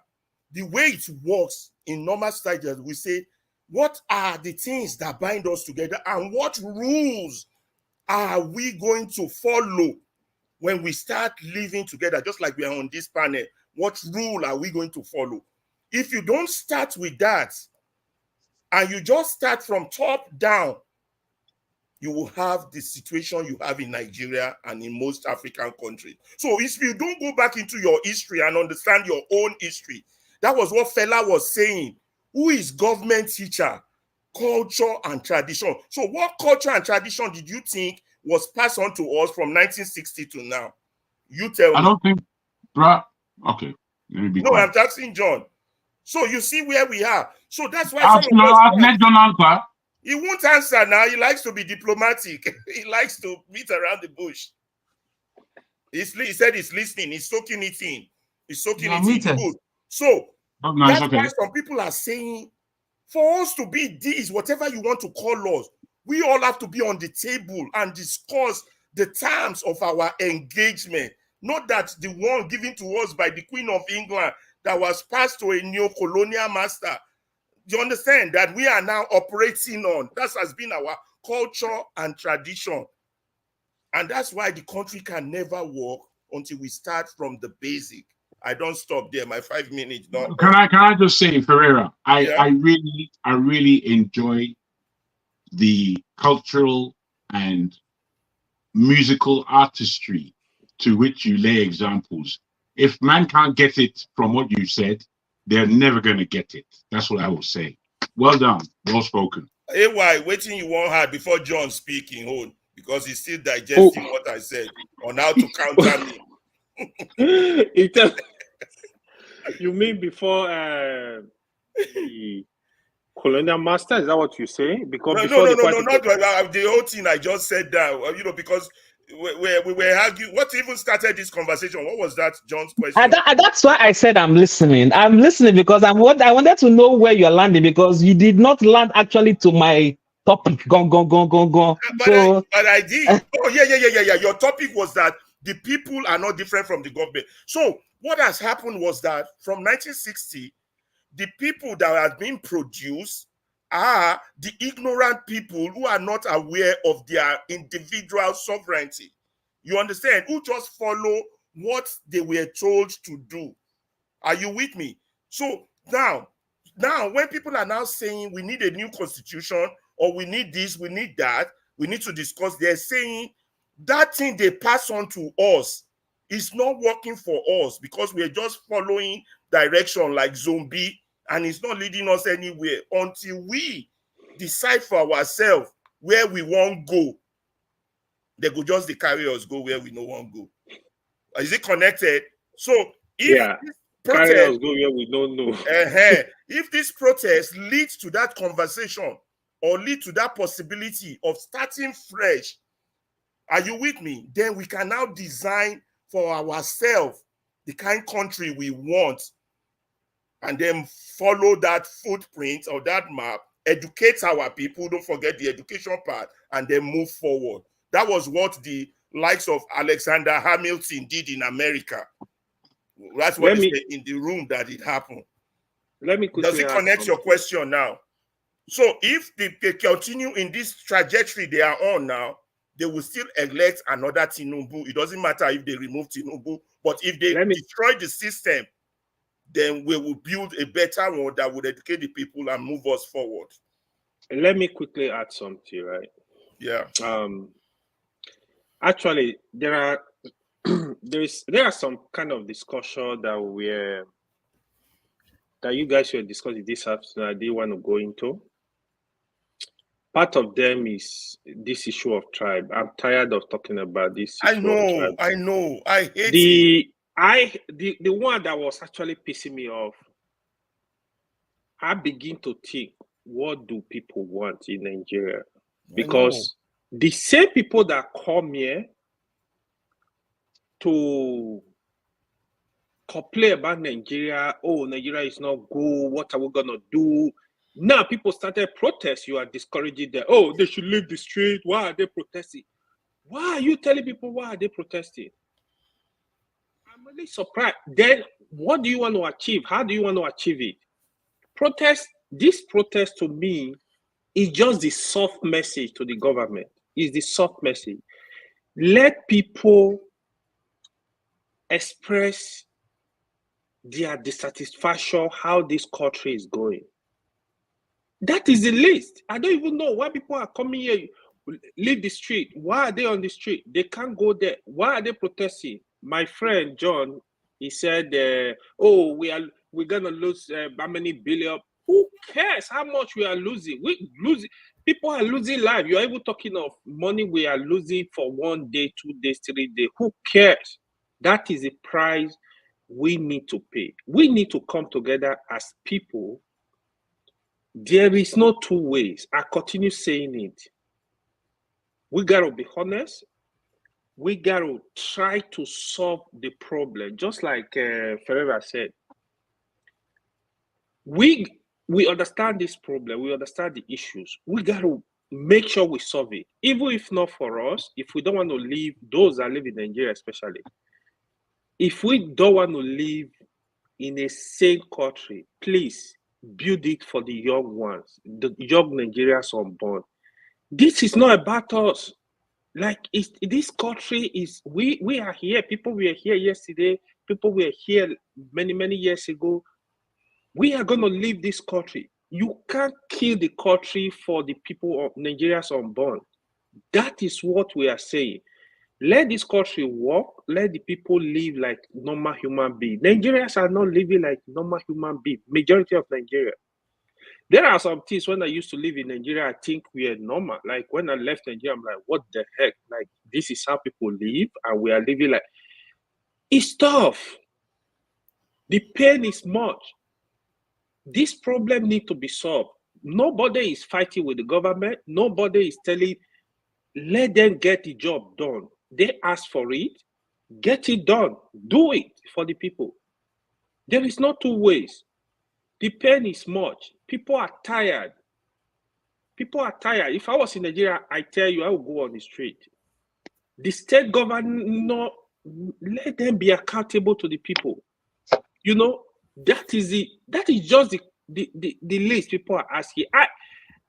I mean, if you ask in terms of the violence, I know it is a riot. People will die. Things will happen. My prayer has always been, you know, so it will not be, it will not get out of control. You know, let's minimize, let's try to be peaceful. But the truth is, this protest is needed. Nigerians are hungry. Except you can provide, if like I said, if I were the president, like before the protest, come out, address the people, look for a way to talk to them. This is what I'm doing. This is what I'm doing. I've done this. I've given this to the government. Please be patient with me. We have a plan. Give the people the plan. Give people your plan. Let them actually buy into the plan and say, okay, you know what? Let's be patient. This is the president is working on something. Give us timeline. But you didn't do that because you respected the people. If you are respecting the people, I think you come out and say, you know what? Just listen to me, guys. Talk to the people. You did want to talk to them. The governors did want to talk to them. You are calling the traditional, so-called traditional looters, and they're also part of the problem. You know, so this is not the time to gaslight. This is not the time to point fingers. It's time for work, to work. Even the people that are protesting, supporting the government, they're also passing through the same hell. I don't even know. We need to wake up, man. We need to wake up.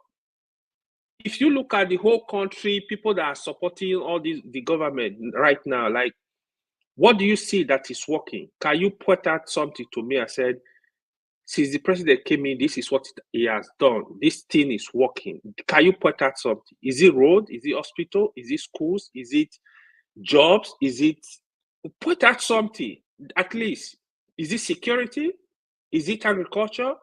Point out something that you see that is working, that you see that is looking at is going to work in the next 1 year, in the next 2 years. I don't mean to interrupt you as a moderator. That's what I'm saying, and that's what I'm trying to get John to understand, that is that the mere fact that things are not working and people are saying, let's get together and discuss this thing. And some people are still saying, no, we shouldn't. No, we can't. Just give the government a chance. Just keep doing what we are doing. That's the part that gets me confused, and that's what I don't understand about. But that's actually that's not my point, too. That's not where I was. But okay. That's where points like that usually lead to. You know, oh, we already have a system and we already have this. Let's just. I know that's not your point, but if you understand that, if we all can't truthfully say there's a problem, let's talk about it. Or how do we fix it? Or what can we do to fix it?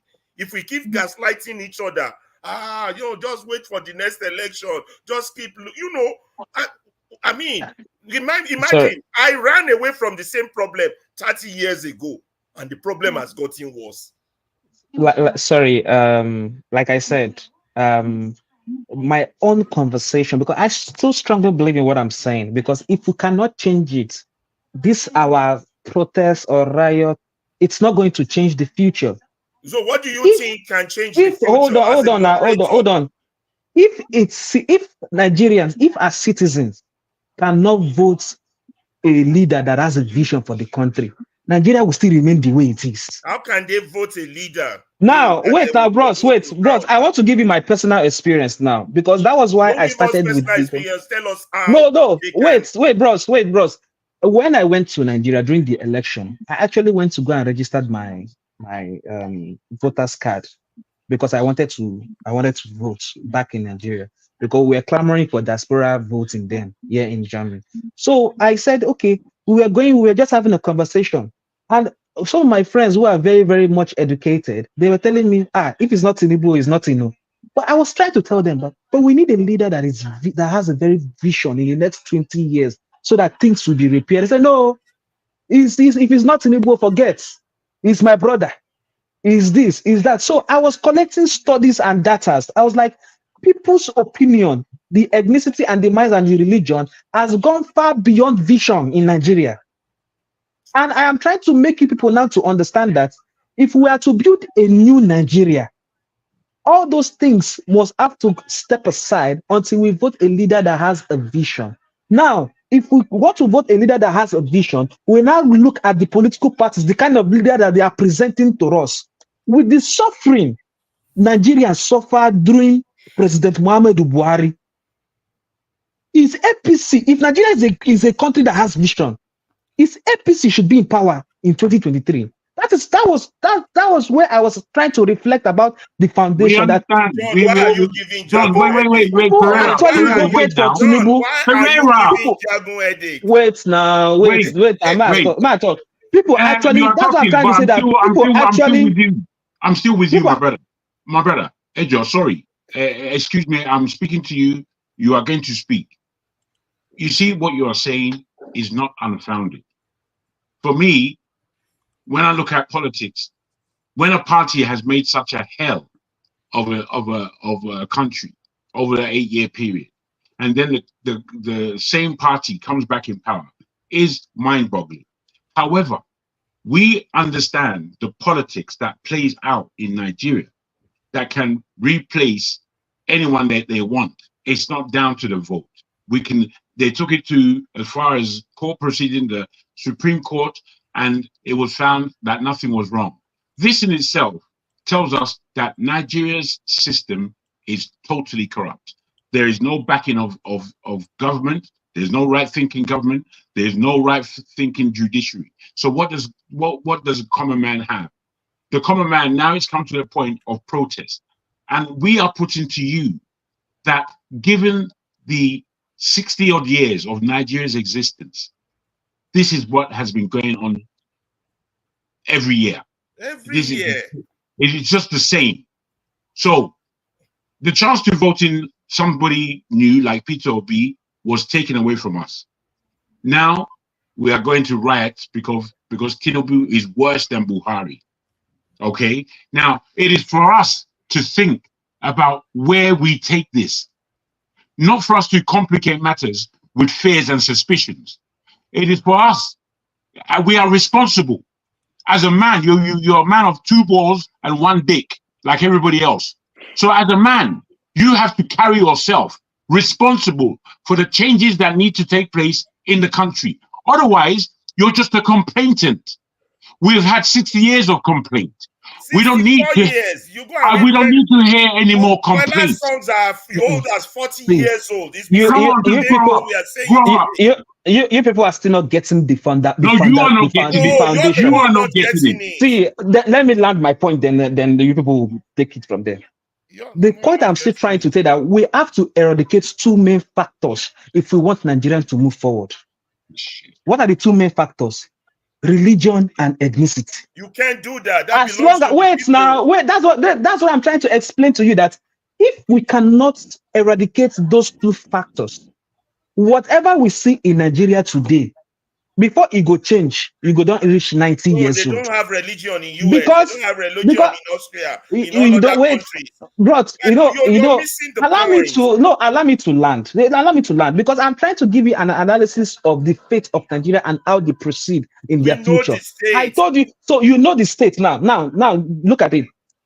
So some people here said, the government, Tinubu won by, INEC and the Supreme Court and everything. And I am here. I'm actually telling you that people actually voted for this man.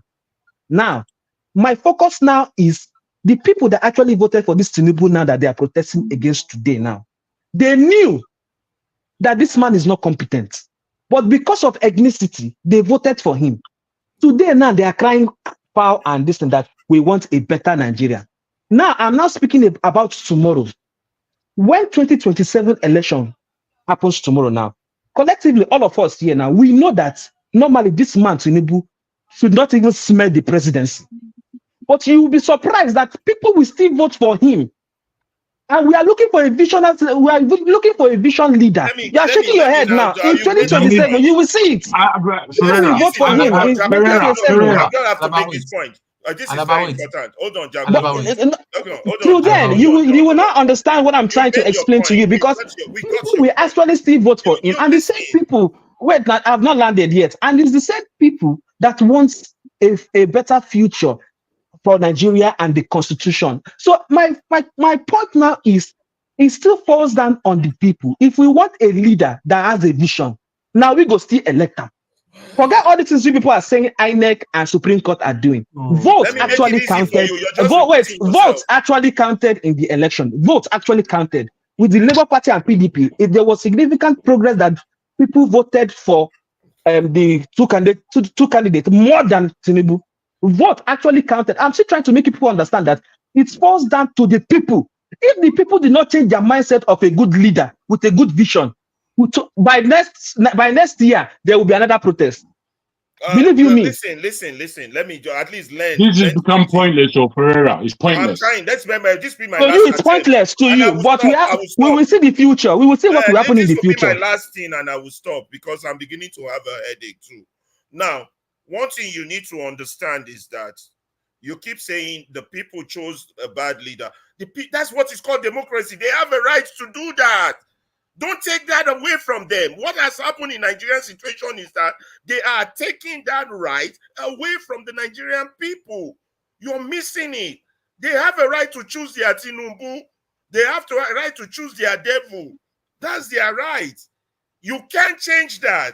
You're trying to change that. Make people think straight. Vote only the good guy. It doesn't work like that. In fact, the most dangerous form of government is a democracy of illiterates. Go and read your books and find out. Democracy does not work without enlightenment. Now, where you are making a mistake is that you keep talking about a good leader. Good leader do not come out of volunteerism, out of their own free will. It is a system that will make them good. Nobody will be good just because you want them to be good. It's a system that is there that will caution you to be good. It won't be because my sympathy, I just sympathize with John, so I'll rule him well. No, it doesn't happen like that. It's a system, and we are telling you what we inherited from the British colonial masters was a system of dictatorship. Do you understand? And that is what is being passed on. And that's what we mean by our culture and tradition that needs to change. We now have to have a new system whereby the vote of the individual, whether he picks a good leader or picks a bad leader, count. You keep mixing it up. You're saying the people are bad, then they will pick a... It's their right to pick a bad leader. It's their right to pick a Hitler. As long as the vote is pure and clean and follow the rules of engagement, no problem. You can't change that. They won't pick your angel. If your angel runs against the devil, if it's the people's will to choose the I don't devil, think you're understanding my that's point their of right. view. But you I have don't to think. have a system that makes it fair, equitable, and just. That's what Nigeria does not have. You keep I think saying the fact of the matter is, John, the fact of the matter is you don't have a point. You don't have a point. No, You're I just think you don't understand my point of I'm view. speaking It's now. your own I'm going opinion. to No, speak it's now. your own opinion. Yes, there is very much my opinion as it's coming out of my mouth. You don't have to underline the obvious just to talk, because that's what you're doing. I'm afraid all you're doing is talking.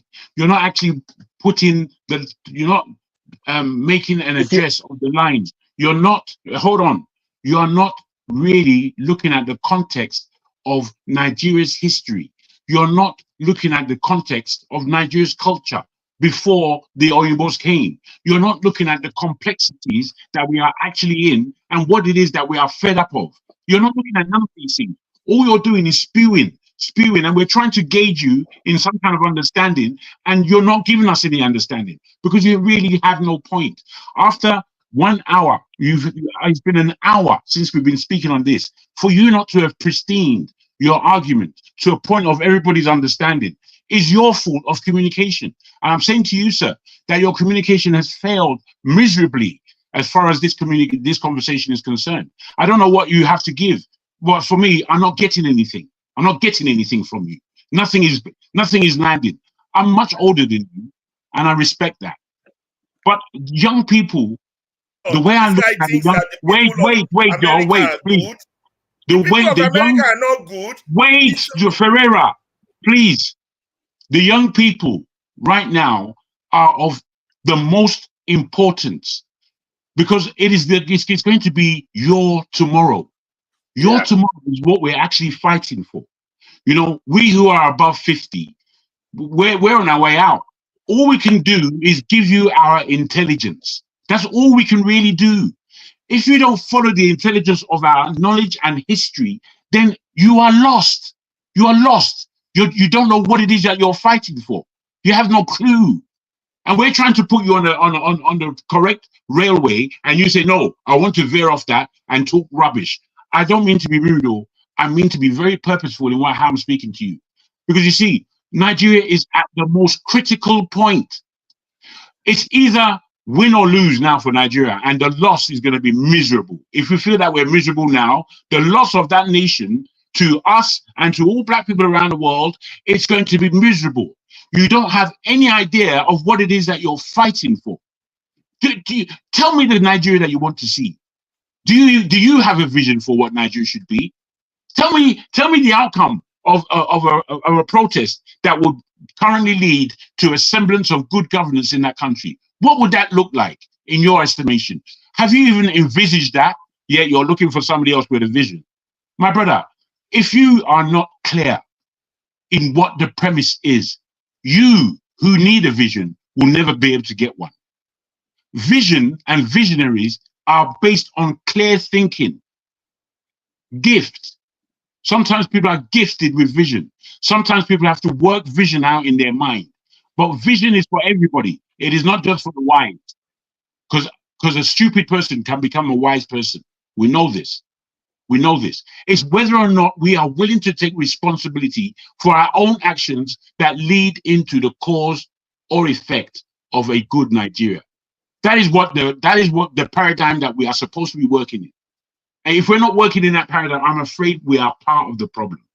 Simple. Simple. What did you say? It's Tone that needs to speak. Tone. Yeah. John, I'll take it off from where Jagun stopped. Like for the past hour, over an hour, right now, a little bit over an hour, we have tried to understand where you're landing this ship. We don't seem to have seen a beach where you're landing it. Listen, what you got to understand, I'll hear you what you're saying, part of the thing you said, but a country that the judiciary has been captured, how do you want us to even vote for a good man? The only good man that has put out himself that we have all seen is Peter Obi. You can never vote him in power. Whilst these people, these APC people, especially headed by the chief rogue Tinubu and all that, has got a history of criminality. So how do you want us to get to him? Look at riots are going on. The man he doesn't have no iota of sense in his head to come and at least let him even lie to the nation. Just address, let him even just speak lies. Do you know what the effect of that will be? Look at all the bigotry that's been flying even from 2023 until now in Lagos State. The Lagos State governor does not have any brains in his small head to address that and say, listen, enough, guys. Even though they might even be propagating it in their private conversations and all that, there was a leaked WhatsApp thing and all that. These are lawyers. These are people that are supposed to be lawyers. They're saying that they should release the soldiers to kill any Igbo person. That they believe they're behind all these things. Nobody is talking. Listen, I'm happy. You know why I'm happy?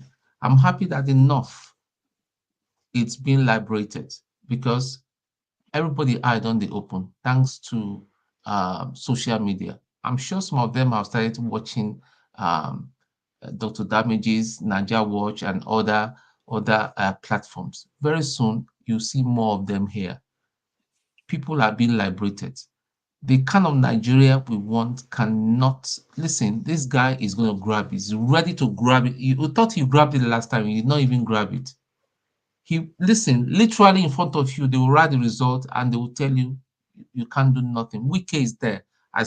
Do you think he made Wike the minister for Abuja for nothing? Is to make sure that Abuja is in his pocket next time around. So we are dealing with a hardened career criminal, and he's leading other criminals. Look at someone like Onanuga. Look at the things he says. He's not even embarrassed. Do you know in the United Kingdom, you should open your mouth to say something about black people. Everybody will be hitting the street. Ask Jago. Right now, even in the United Kingdom, ask Jago. Jago is here. He will collaborate what I'm saying. There's some kind of riot that is going on right now in Sunderland. Serious riot. They even burnt a police station. Why? Because the paper reported that there were some 3 girls that got stabbed, and they reported it was a Muslim thing. And the people that are National Front and all that, these are people that believe that Britain should be for the British and for the white. They hit the streets, and there was serious riots. The Prime Minister ordered the British Army to come and start shooting people. The police handled it, and as we speak now, I was just reading about 2 hours ago that it's gone into another city. So the person that carried out the stabbing, I know that they said the court was trying to cover him up. For the first time, it's very, very rare when you're under 18, when you commit a crime, They don't reveal your identity. He was shown to be an Eritrean 17-year-old boy. Yeah, Tone, round up for like a minute. So I got it. But before I so dare not speak. all I'm saying is that if we miss this opportunity, and I'll continue saying it, if we miss this opportunity for this riot, see, make all of us just go carry our mats. We could just go sit down. I'm not going to send money back home. So because we are even helping those people that are this thing. I'll only send money back home for essential things like medicals. I'm not going to send money back home again, henceforth, for anything. You ask me, I'll say, listen, when the opportunity was there for you to speak out and all that, you were hiding. Please don't disturb me. Except somebody is sick and I've got to verify it, then I'll send money. Tom. Thank you, Tom. I just want to tell John that the country we are in today, America or London, and all these places that are doing well, people fought, died for those places to be okay. We are now here enjoying their thing, and our people don't want to do anything. They just want to, I don't know. I like the question Jagun asks you. What kind of Nigeria do you want, and how do we get there? If you can answer that, that would be nice. But before you do that, let me go straight to, is it AY's turn, or should I let, if not now, speak before you? Yes, so let the new man speak. Your Excellency is here.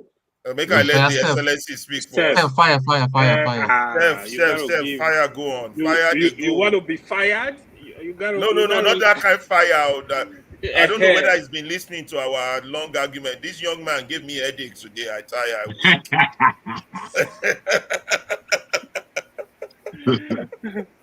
I weak. I think he called for the Akpabio call. I don't know what. I don't know what. That's why I put that thing up there. That progress is impossible without change, and those who cannot change their mind cannot change anything. Weak. I give them historic perspective. I give them cultural perspective. I give them fella perspective. He still say no. Weak. Wow. Okay, hello. Steph, go ahead. I don't think it's a wasted meeting. Am I audible? Yes, sir. You are. Go yes, you are. Okay. Actually, if Ferrari have asked John this question, I wouldn't even have come in. What do you want? What's your solution? Because I heard all your arguments. I understand your argument, but the question is, what's your own path towards that solution? Sit down, do nothing, right? That's actually you no. Call the president. I'm coming. Look, I know you want to paint a narrative that Tinubu won the election fair and square. Assuming that is, I'm coming. No, he said people voted for him. And when people say he didn't win the election, they are not saying that nobody voted for him. It's two different things altogether. Of course, his wife could have voted for him. His children could have voted for him. So nobody said that there's no Nigerian that voted for Tinubu. No. Assuming that he even won it fair and square, the question is, why would somebody who won less than 40% of the total vote casted in an election be ruling the country as if he won a landslide? Does that make sense? Because I don't even understand their attitude of the present government. A government that came into power with the mandate of less than 40% of votes in the election should be humble enough to be engaging the people in everything he wants to do, knowing fully well that his mandate is not that popular. But he's not doing that. So if you are pushing the argument the way you are pushing it, in a little bit, you could you could say it makes some sense somehow, but you are just telling us what we know. You understand? We know that Nigerians have their own blame. And when Alaba talk about education and re-education, that is because he knows what you're saying already. Then are we going to say, okay, because even if the people are well informed, they can still make mistakes. You understand? People are allowed to make mistakes in choosing candidates. So, given that we've made that mistake and things are not moving the way we expected it to move, does the people they don't have, even if all of us voted for Tinubu, does it mean that if he's taking us to the wrong path, we cannot say no? This is not what we voted for you to do for us. So because I gave you an office, and you are mismanaging that office, I cannot speak out, and I become a bad person, and you forgot that I'm the one that gave you the office. Because there's no way you look at it that it even makes sense. The same people that gave them the office, the same government is turning around to say that those people are so stupid that they cannot even reason. There is other people that is instigating them. And my disappointment in all these things that have been playing out for about 2-3 weeks now is even on His Excellency Peter Obi, because this was actually a moment that he should have seized. It's a moment he should have seized. A protest was being organized by youths online, and the people in government, they knew that Peter Obi had no hand in it. They knew. They have all the intelligence. They knew. But why did they finger at him? To do exactly what he's doing now. To tell the whole people, my hand is not in it. I'm not part of it. Who does that? Why would they play that music for you and you started dancing it? Is it wrong for your hand to be in it? Steph, are you saying you're mad with Obi for saying my hand in it? You think that's a No, bad call? Steph is not saying that. Steph is not saying I'm that. trying to understand. What I'm saying, if they said he's sponsoring it and he said he's not sponsoring it, he should re-emphasize why the thing should go on. Okay, not deny that he's not Not sponsoring denying it in such a way as if it's a crime if he's the one sponsoring it. Yeah, I agree with you. Is it wrong for opposition to sponsor bad governance? Exactly. You see, those are the type of points Okonkwo was referring to when he talks about courage. It is not wrong. Yeah, The question Obi should have asked them is, what is wrong in me sponsoring it? The reality is, my It's not brother, what you elected to do. if You I are can leading put the country to the wrong place. Steph, if I could put this to you, bros, I understand and take your point on board wholeheartedly. However, where we are now in Nigeria, a week is long in the world of politics, is what they say. Where we are now is Obi's part. We know he's not going to play any part of any rescue of a protest in that Nigeria. He's not going to play any part. Put Obi aside. Make that they do their own politics. Right now, it's about the people. And if we in the diaspora are not trying our best to communicate a direction for the people to go in that is comparable and that would reach a declared outcome, then I'm afraid we're not doing enough. We seem to not be reading we're reading yesterday's newspaper. Today's newspaper is out and it says all politicians are not included in this thing. What it is about the people and our disgruntlement about the way this country has been run for all our lives. We have had enough as a people. That's where we need to be, and that's where we need to be gathering pace and putting our energies towards. My belief. We are, but Jagu, you're very right. All politicians are not involved in this. It's about the people. But Steph is making a very valid point that you are claiming to want to come rescue us, and now the people are saying they need rescue, and they are accusing you of sponsoring it, and you're backing out from it and saying no. I understand. I understood Steph from when he began, and he's correct in his narrative. Yeah, so all I'm saying is that arguing that the protest is faceless.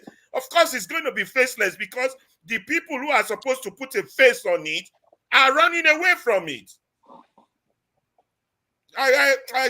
Steph, continue. You really hit a nail there, man. But Yeah. I'm warning you, Steph. Obedience won't be happy with you with that point you're raising. I understand. It doesn't really matter. Everybody's a man of his own. You understand? Um, if you ask me, I would say that the least that we can do from where we are is to, borrow a leaf from Mayagun, and wherever we have a platform to talk, we shouldn't make statements that's going to discourage what is going on now. That's right. Rather to encourage, because that's right. That is the least. That's true. Yeah. The least. That's the least we all can do. We That's where shouldn't it make begins. statement. We shouldn't castigate it. We shouldn't condemn All it. the rubbish, We all shouldn't rubbish is going to be a encourage. failure. I see a failure. What the fuck is that mean? Yeah, that Rubbish. was why I was a little bit mad with KJ when his position was more like we're not trying to remove Tinubu's strong. I don't care whether we remove Tinubu will determine whether they remove his own government or not. Exactly. That may not be It's not my concern. That may not be the intention, but it's also on the table. Yeah, Absolutely. based on how he respond to this demand, and we got to be upright. He was sworn in. No, this is how we sugarcoat things we shouldn't sugarcoat. Let's call a spade a spade. Tinubu will determine whether his government is dismissed or not, based on how he responds to the people. The ultimate power belongs to the people, not to him. And for those that are wondering or doubting if the protest is going to achieve anything, I just want to tell them that the protests have already achieved a lot. And even if the people are tired today or they are being subjected to more terror and they gave up, it doesn't mean that the protests have been a failure. The protests have not been a failure. The protests have achieved a lot. We should commend them. And it's just an indication that background noise, Olumide. That noise. Let me mute his mic. Steph, I think it's the ruling party's propaganda machinery, all that noise, all that stuff. Mute the mic now. Exactly. Which is why we shouldn't re-echo their line here. We shouldn't re-echo it at all. Under no circumstance. I think it's part of their, the protest is dying down.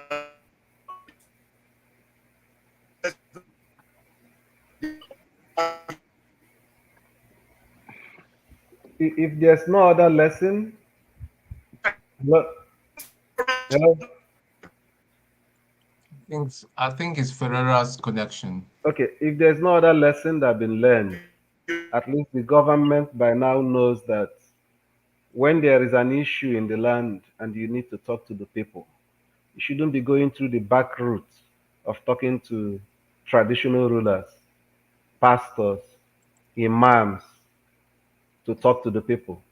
You that is in government should talk to the people directly. You've seen that asking them to go and talk to their subjects doesn't work. Nobody's nobody's subjects anymore. And again, Steph, that's in addition that's to indirect rule by the white man. He did it with us. I remember the very first day because it was Alaba that was moderating, and what I gathered from the various reporters as of 10 o'clock, they were they were suggesting that people were not going to come out, that people have bought the bait, the fear. And I said, no, I told Alaba, he's here. I said, listen, people are gearing up. Just watch. By 12 noon, it started kicking off. By 1 o'clock, it was in full swing, And it may seem today that it's calmed down or it's lost traction. I don't think so. This thing is going to continue. This thing is going to continue. My ego actually was talking about some woman in fact, as I watched it, some woman was selling Zobo. This woman speaks clean English. It turns out that she was a teacher. That was the leader of True Some Guru means. There was this other boy that came up. The father came up and said his son was a budding, he's very, very talented in one computer program or the other. There and there, between yesterday and today, they raised 1 million naira to buy him a laptop. This is the sort of thing I want us that we need to be doing, especially from us in the diaspora. And us in the diaspora, we need to start organizing ourselves to have our own march here. Put pressure on them. Those people that have run away to come here, let them not find peace. By the time they tune in their telly, they will be seeing our faces too. We can't stand for this bad governance. That is when they will know, listen, there's no running, there's no hiding place at all. Whether America, whether Asia, there's no hiding place. They should all go home. And picket even the now, government. In closing, to let me support ask what this you're saying, question. Tone, you see, our journalists, they're so useless. All these people that traveled abroad, when they know that there's a protest coming, all these speakers and all this, they're supposed to give us their address so that those of us when they're abroad, we go protest for the hotel where then they stay. They're supposed, our journalists supposed to do, anyway, Yeah, them, let them do their work. In they don't closing, do their work. let me just ask this rhetorical question. Do you guys think it would have been in Obi's favor for him to be arrested by the government? Because if I'm the face of opposition or want to be the face of opposition like him, I would even want the government to arrest me. Of course. Obi, Same here. I concur. Steph, don't go. Some people in the comment section are attacking you. Maxi Priest, they're saying you're talking rubbish. I told him to come on board and debate that issue of that Obi. I Of told course, him, let him come I on told board. you obedient to come after you for that. And I'm a sellout. So have they said that I'm a sellout? Hello, guys. Hello, panelists. Good day to you all. I Right, want to weigh in Olumide, go on. ahead. I want to weigh in on this issue. See, John, I beg. See, when we speak to these issues, you understand? Let us not speak and speak for the enemies of the people. Speak to how do I frame my To edify the people's position. Yeah, you are speaking to the position of the enemies. When you say these people voted for Tinubu, oh, the Yorubas voted for Tinubu. These people, see, when you want to speak based on the foundation of truth, that election was not a free and fair election. So there's no basis. See, that is why I always come hard on forefathers. There's no basis for analyzing that election at all. You don't analyze false data. Hold on, Olumide, let me ask You don't. John. Nothing good comes out from false data. When you have made numbers, when you have jumbled up numbers all together. You understand? You don't analyze it. When you analyze it, you are making what they have cooked up, to be true. There was no election. They knew what they were doing when they closed the beavers and the IRL. They knew what they were doing. And if he had the intention of putting the country on the right path for a free and fair, independent local government election, 3 off-cycle state elections, they were writing with barrel and pencil. You saw that. You understand? And they've cornered the judiciary. And let me say this once again, that the large majority of the Yoruba people, you understand, are not in support of this criminal called Tinubu. Even in the Southwest, I can bet you categorically that he lost majority of the states in the Southwest if 2 results were published today. You understand? So don't even analyze that election. It was a rout, nothing but, even if Sowore lost. So no matter how bad the candidate is, speaking to Ferreira's point, if you allow a free and fair election, you will still find people that will vote for that person. But in a society like ours, being illiterate, where I disagree with Ferreira is that being illiterate doesn't make you unenlightened. You understand? It doesn't make you ignorant. You may not be able to read and write, but people can make a choice. You understand? So in I Nigerians agree with are you, right Olumide. We enough. have a lot of ignorant professors. We can always make progress, but they have stunted that progress by always falsifying our data. They will falsify the population, they falsify the voters register. That is why we have not made progress since 1999, because everything has been rigged. We have not been able to make progress on informed decision basis. But things took a turn for the worse for them when the obedient movement decided that enough is enough. We want to choose who we want as our leader. And then they decided to rub it in the face of the people and say, you know what, you will never have your sovereignty. We will hold on to that sovereignty. That is why people like John Abba can come out. You can see they're not even coming out now. They can come out and say that the people cannot decide.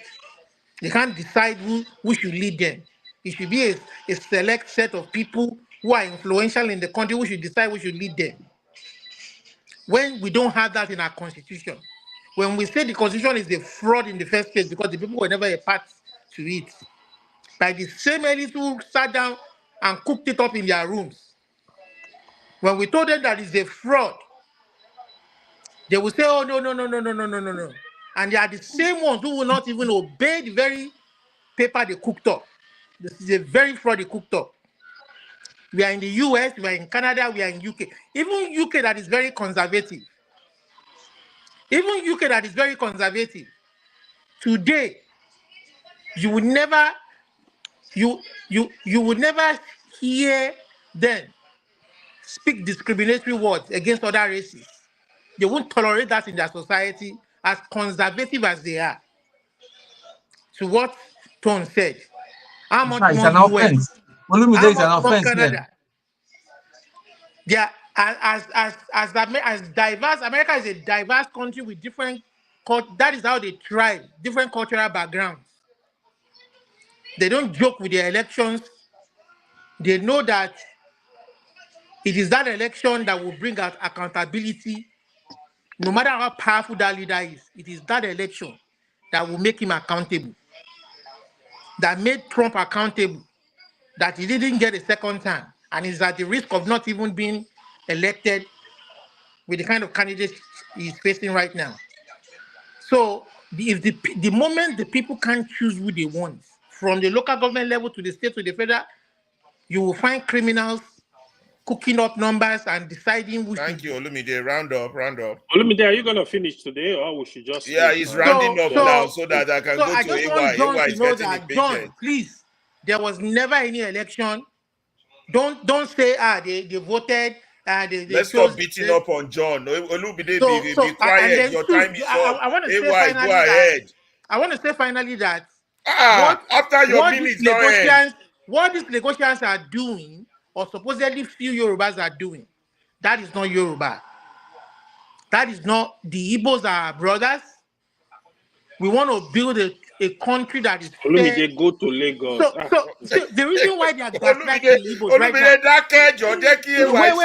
Wait. The reason why they are gaslighting the Igbos right now is because Tinubu is just clutching. Tinubu and his boys are clutching on straws. They are not using it, and it's a very big shame that that is an unfair fight. They can't fight a free and fair fight. It's like a guy who wants to go to an exam and is cheating, bringing in books, bringing in Orijo. That is not a free and fair fight. The free and fair fight is bring your argument before the people. Tell them what you want to offer them. Let the people decide at the end of the day. But the moment you steal the election, you are stealing, and then you are gaslighting him because it's from another ethnic group. You understand? So what if it was a Yoruba man? What these would he people have in said? the chat keep urging you to go on. I beg Olumide. I have to be So like Godfather it's nothing here. but a criminal. I will kick you out. So Olumide. It's just gaslighting Let the AY Igbos. talk. In fact, that man should leave. He's not the president of that country. He's a crook. He should step down and he will face trial. Thank you. You understand? I have to block Olumide. I just start to the talk. I go mute Olumide now. Yeah. So what I wanted to comment on, right? You see, truth is hard, but we need to accept some things. What if not now just said about Peter Obi is 100% on point. What's his name? Okonkwo. The actor Okonkwo said about Peter Obi. I've actually said it on this platform. There is no mistaking. It doesn't mean Peter Obi is not a good person, right? It doesn't mean it's not who we define it to be. To me, in the issue of the election, I was a bit sad in 2023 election because to me, Peter Obi was just, in terms of corruption, he was less corrupt among the three top candidates. You know, he was speaking the mind of the people. But to be honest, Peter Obi, I have my reservation about him. He's too gentle to rule that country, in my opinion. We need more. We need more of that. What I'm praying for, right? Let them reform the electoral system so that the vote of the people will count. I believe if we have that, we'll have even more qualified people to run for the position of the president. Nigerians are going to listen to them, ask them questions, just like what Peter Obi was doing, moving around the country, going to TV station, going to platform, people will ask them questions, you know. This is what we need. It's just that I see Peter Obi as lesser evil among the three major candidates. Why you're looking for trouble? You're bringing some people out of the wood. You see, our comment section is blowing up. I love it because we gotta learn to start speaking the truth. Because and the other thing I actually want us Nigeria to do, right? When we are choosing a candidate, let's look at the issues. Let's look at the issues. Anybody that is not speaking to the people, anybody that we see is going to divide the country across tribal line, across religious line, anybody that is not showing sign that you want to develop the country across board from east to west to south to north, don't vote for him. Even our state governors. Because in the end, all of us will pay for it. That is what we are paying for now. Look at what the governors are doing, even in our state. If you go to in most of the state, the division is also there. Across board, they are dividing the people. It's from this. If you go to one state that there is a major tribe there, you will see them play the dirty politics, dividing the state across tribal line. This also happened in the state. So it is a problem. It is a problem. We want a country that will work for everybody. If I want to go home and say, you know what, my country is working now, let me go and invest. I will have the environment. I don't need to be a politician to eat. I don't need to be. I can invest. If I want to go and work, I should go to a country and say, okay, I can get a good job. I can. AY, I just want to kind of AY. I want to kind of challenge what you just said. What you said is right, but I want us to bring that discussion forward. See, the reason why quality candidates have not come forward, or majority of them don't really come forward, is because at the end of the day, they know that the numbers don't count. So if we want to be honest, it is not. See, for me, you have your own. The number don't count plus the violence too. And then you see, you have your own opinion as to who is a good candidate or not. So I don't begrudge you for what you hold against Obi. You understand?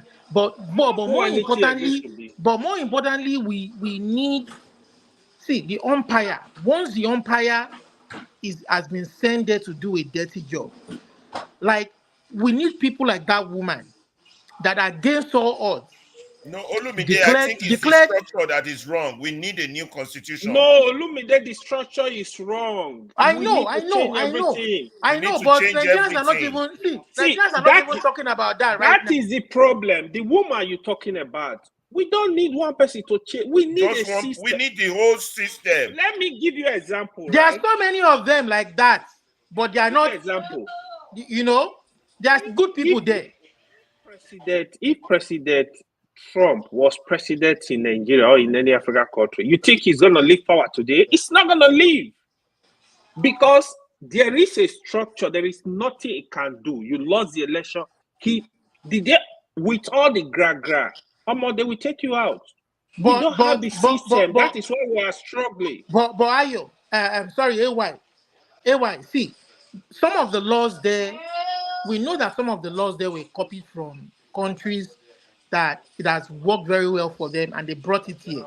But they have not made it work because I think the very key thing is that the people who saddle that institutions, our key institutions, like INEC, they need to be flushed out. Before you can even bring that change, how do we flush out those criminals? They are the ones that are hell-bent on holding on to the current position. Again, hold on. Again, you need to fix the root of the problem. It's gonna the root of the problem has to be fixed. We have to use this opportunity. That is the solution. But how do we flush those? There are just a few minorities. Revolution or whatever happens, this protest has to be galvanized. There's something have to be done. Before you all go on, before I call on Augustine. No. Before you even call on Augustine, and welcome Augustine. We haven't seen you for a while, but I just need to say this. You see, brother Olumide, you see, bros, somehow we've got to get on the same page. Somehow. And the page that you are on is not precisely the right page. You still need to come over a bit more in understanding that Nigeria hasn't worked for anyone. I agree. Now that the people have seen for the last 60 years how we've been played, this is an opportunity for us, Olumide. It's an opportunity for us to take everything down. And build it up again in a proper way.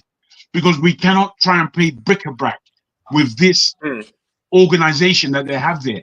We can't fit into it. There's no way of fitting into it that would make it semblance of wellness for us as a nation. I agree. So with that, the page that we are on, the page that Farah. I see one man to Mo in the comment section. I'm going to warn him that there will be no bigotry statements here. I would block him right away. I'm letting him know now. I would not tolerate it. I'm not electricity. I'm just letting him know. Anyway, I wanted to go to Augustine, but before I go to, I was thinking maybe John want to tell us how to make Nigeria better since he doesn't agree with No, go to John before that one. That one will be convoluted. Okay, let's go to you. John, you fit do it for 2 minutes. All of you said your opinions, but let me correct a statement here. Olumide, you cannot tell me what to say and how to think. Your statement was wrong in the first place. I kept quiet to listen to you. That's okay, no problem. Yeah, I'm not angry. About it. I'm just saying, yeah. Everybody but to their point, yeah. That's what you should have said in the first place, but that's not what you said. But the thing is, no. I was just trying to convince you not to look at it the way you have looked at it. And I'm also trying to convince all of you to look at my own perception. Don't try. You gave me a headache in that attempt. Don't try. Okay, let's go to Augustine. So wait, let me land now. Okay, let me let land. him land. 1 minute. Let me land. Okay. Okay. Really, there's nothing really I want to say further than to say there's nothing I want to say further than to say 2027. What I just said will repeat itself, and I will be here to tell you that I said it. That is if there will be a 2027. You wait with what is going on. No, it's not even that. Do you even want to be right? You are not in doubt. When you are right, and you tell us that you are right, what does that? What's the gain? What's the gain in that? Nonsense. If this same set of people, I believe in. set of people are I believe. I Then they believe will in bring what it. no, I believe in what I'm trying to explain to you people, like what I've seen. That is what I believe in, and I'm trying to make you people to understand that. Look, That's what you saw. we are, What we are you speaking saw. from. No, the thing is, See, you we are can. speaking from. Wait now. No, We we are shouldn't go speaking back of. there. Allow him From talk. Pereira, Wait, we shouldn't go we are back. speaking of. Wait now. We are speaking of Go revolution backwards. today. We We are can't speaking wait of another revolution hour today. on this Wait now. subject. Wait now. I know. Yes, we are speaking of Give him his revolution 1 today minute and to we'll end take it there. power. 1 We are minute and speaking we of would agree to revolution today to take power and grab it and have a new government and have a new vision. And I still maintain that fact that if we did not remove these two factors in Nigeria, we will not grow. But you You're people wrong. said no.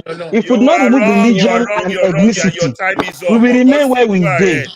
Tribe And and religion Nigerians will keep belongs to voting through us. ethnic line and Remove it religious as line. we Take please. it or leave it. Take Ferrari, it or leave it. Ferrari. That's my opinion. That's my opinion. Can you ask John how to remove religion and Very tribalism? good Very question. good. Very Now, good. now, Very I good. when I came, it's like I gave an example when I said we are trying to vote a leader that has a vision. But a lot of people, like because I started with the foundation, I said the foundation is that a lot of people are already ethnic minded and religiously minded, and I'm trying to look vote for a leader that has a vision. But Answer the when I met question. my How do friends, we wait, remove I'm giving you an religion? example. No, Okay. so do I have the answers to that question? I'm telling you, all of us as a collective effort, that we How need to do work you towards do it. it? That's all we How ask. do you Nothing. We're remove not it? saying. How do I remove How do we religion and remove the ethnicity? tribe? Yeah. Look, this is a foundational something that has been Where John, embodied on us. John, let Wait me tell you this, now. John. You people John, should wait, allow me John. to talk What I'm now. trying to Allow tell me you to is that talk Wait, now. Allow me wait. to Let me talk just now. quickly You people tell are you Don't just this. carry us go where we don't know. you Just people they are carry us running go where we around. don't Let me know. tell you How something. do You you people are remove running religion? around. We We know have a the answer. foundational problem. We have a that's foundational true. No, problem. you're You That's people are true. not repeating addressing. yourself, but you John, can't tell But us John. how to remove it. if we need a Tinubu, I mean a P2B tomorrow or this kind of thing, okay, please let's check out the way they voted. No more Let's history. check out the way they voted. Augustine, Let's your check out the turn. way they voted. No. That's what I'm trying to Thank you. explain Your to time you. is up. 2027. John, Augustine, go ahead. Good evening, good morning, good afternoon to everybody, depending on where you are. Look here, I don't believe that people always say that something is not possible. To be honest with you, if you, for me, I always reason, shows I always reason from like my teacher point of view. If you want to convince the children, if you want to change a nation, you start by convincing the children of today. So as the old one, they die, they go. But the point is that at the end, you get what you want. If this ethnicity and religion we are talking about, you cannot remove it in 4 years. But if you want to remove it, the first thing we'll do is that no form in Nigeria must you state where you are coming from like a state. That's the first thing. By the time we start removing all those things that segregate you between a Christian and a Muslim and start removing it, it will take 10 years, 15 years, but it will die naturally over a long time. So that's the first thing. But it will not happen in 2027, it will happen in 2031, but it will happen in 2040. It will solve that problem. That's the first thing. Secondly, if you want to have a situation, we have a leader. The point is that people are liable to work better. Oh, sorry, it's nice. People are liable to work better if they know that their effort will count. You want a leader, right? Good. If you start employing civil servants who are the most qualified, look, I take myself like an example. The first time when I wanted to get to grad school, the first time I ever wrote my statement of purpose and everything, the first school I sent it to was not successful. Later, I sat down, look at the thing, and I told myself I had to go and learn how it's been done because anytime I make a mistake, I'll look at it. What did I do wrong? So when I looked at it and I learned how it was done, and I told myself, guy, you write trash. If na me be the admission officer where you still send it to me to evaluate, I will still deny you even though you are the person. So what I'm trying to say is that if we have government where employment is based on merit, you will have people in government who are capable enough to do the job. That is when you now assemble a lot of hands that can help with the elections, and the elections will be okay. I will still keep on insisting. Somebody made a very important statement here some minutes ago. He said that even in the states, there are segregation and bias. It's true. I'll talk because, as I said, I always vote when I was in Nigeria. I always vote. You will come when there's governorship election, you say, yeah, Anambra North, Anambra Central, Anambra this, Anambra that. But that's not how it's supposed to be. Those who perceive to be the most qualified candidates should be those who are supposed to win. But as I said, there's one funny thing here. You cannot eat your cake and have it back, especially in these recent times, where you put the wrong person, the person show you pepper, then you expect say you do it next time. If by 2027, Nigerians are, because let me tell you, 2026, Tinubu will start behaving as if he's doing well. He will start flushing money out. Before you realize the short-sightedness of Nigeria, one thing I don't like about us Nigerians is that once we want to chance the next person and collect money, collect this, you want to chance the next person and collect. That's one thing, we are always greedy. I'll keep on insisting that those are the grassroots. Even we have problems, so politicians have problems. We too. These are the grassroots. We get problem a lot. We get problem because anytime they bring money during the election, you will see us drag it, and you forget that this person was a bad person. I keep on insisting, a man that has never been good will never be good if you make him the king. That is what is happening to Tinubu today. Tinubu was never a nice guy, and all of us knew. Since from the 70s, 80s, don't they commit? They expect to become president, and go suddenly become a nice person. It doesn't happen that way. So my own take about this issue is that even the Nigerian people to an extent are culpable. It is true that INEC did not behave very well, but it is very true that Tinubu was able to rig his way to power because some people voted for him on ethnic and religious lines, and we all know it is true. Then let us wait and see how it goes. But I pray that first, people should not die as they are now. The government should try to be reasonable. And if Tinubu has anything that is upstairs, I will expect him to just come out and say something. But because if he keeps on being silent, I don't know what to say, but let us wait till that time, 2027. Let's see how it goes. That's what I'll say for now. Maybe I'll listen to other people.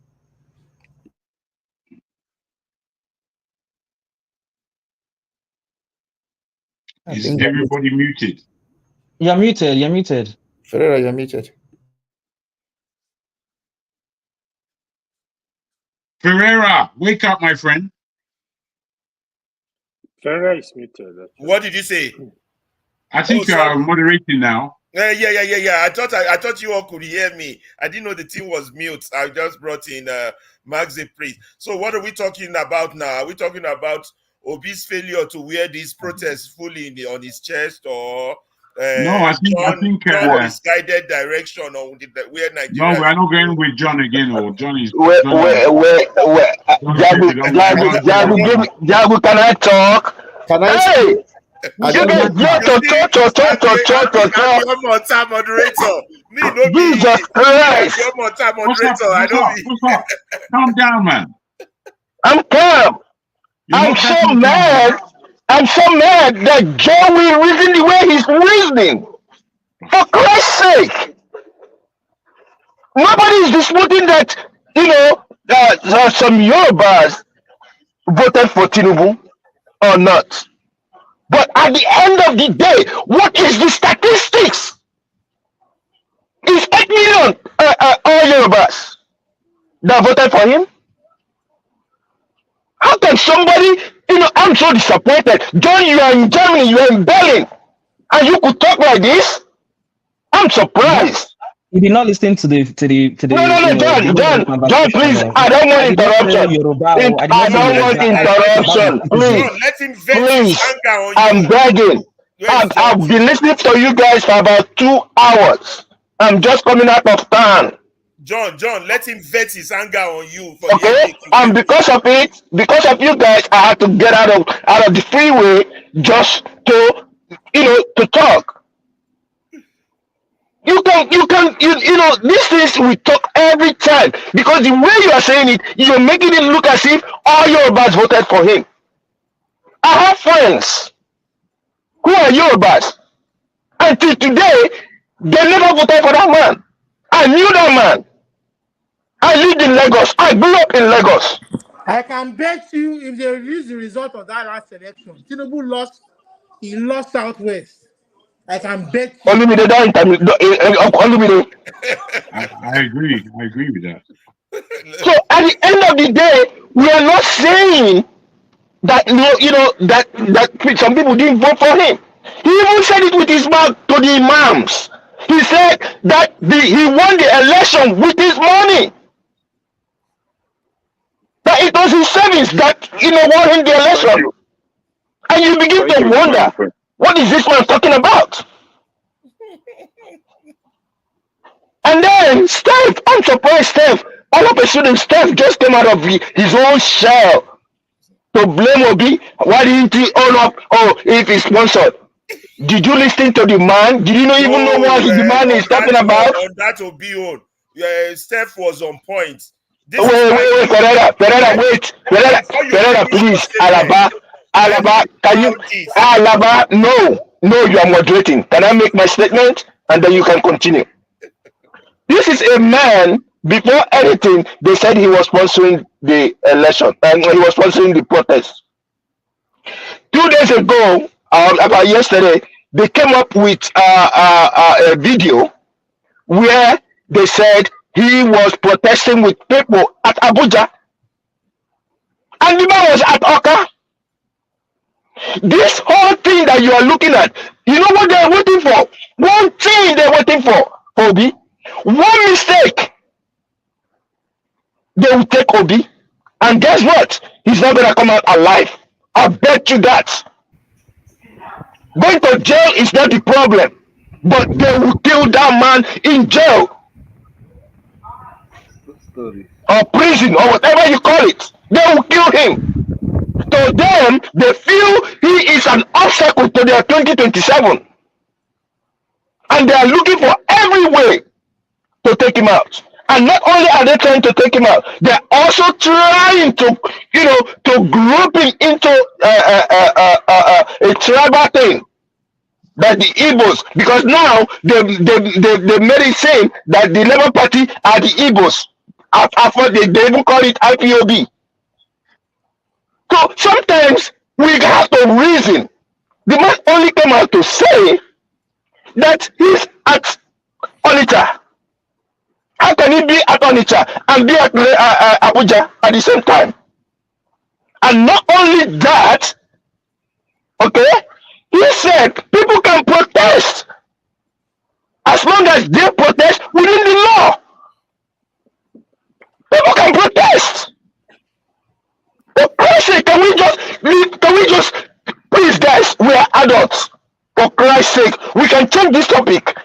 If we don't know what to say, we can change this topic. And Steph, if you feel Obi is weak, you can as well. I can pay your flight ticket. Go to Nigeria and do whatever you want to do. Thank you. Maxi, don't have another attack on this issue. We have other bigger issue down the line. Can you learn how to talk to people? You don't shout on people here. Nobody is your child. Can I come in? Wait.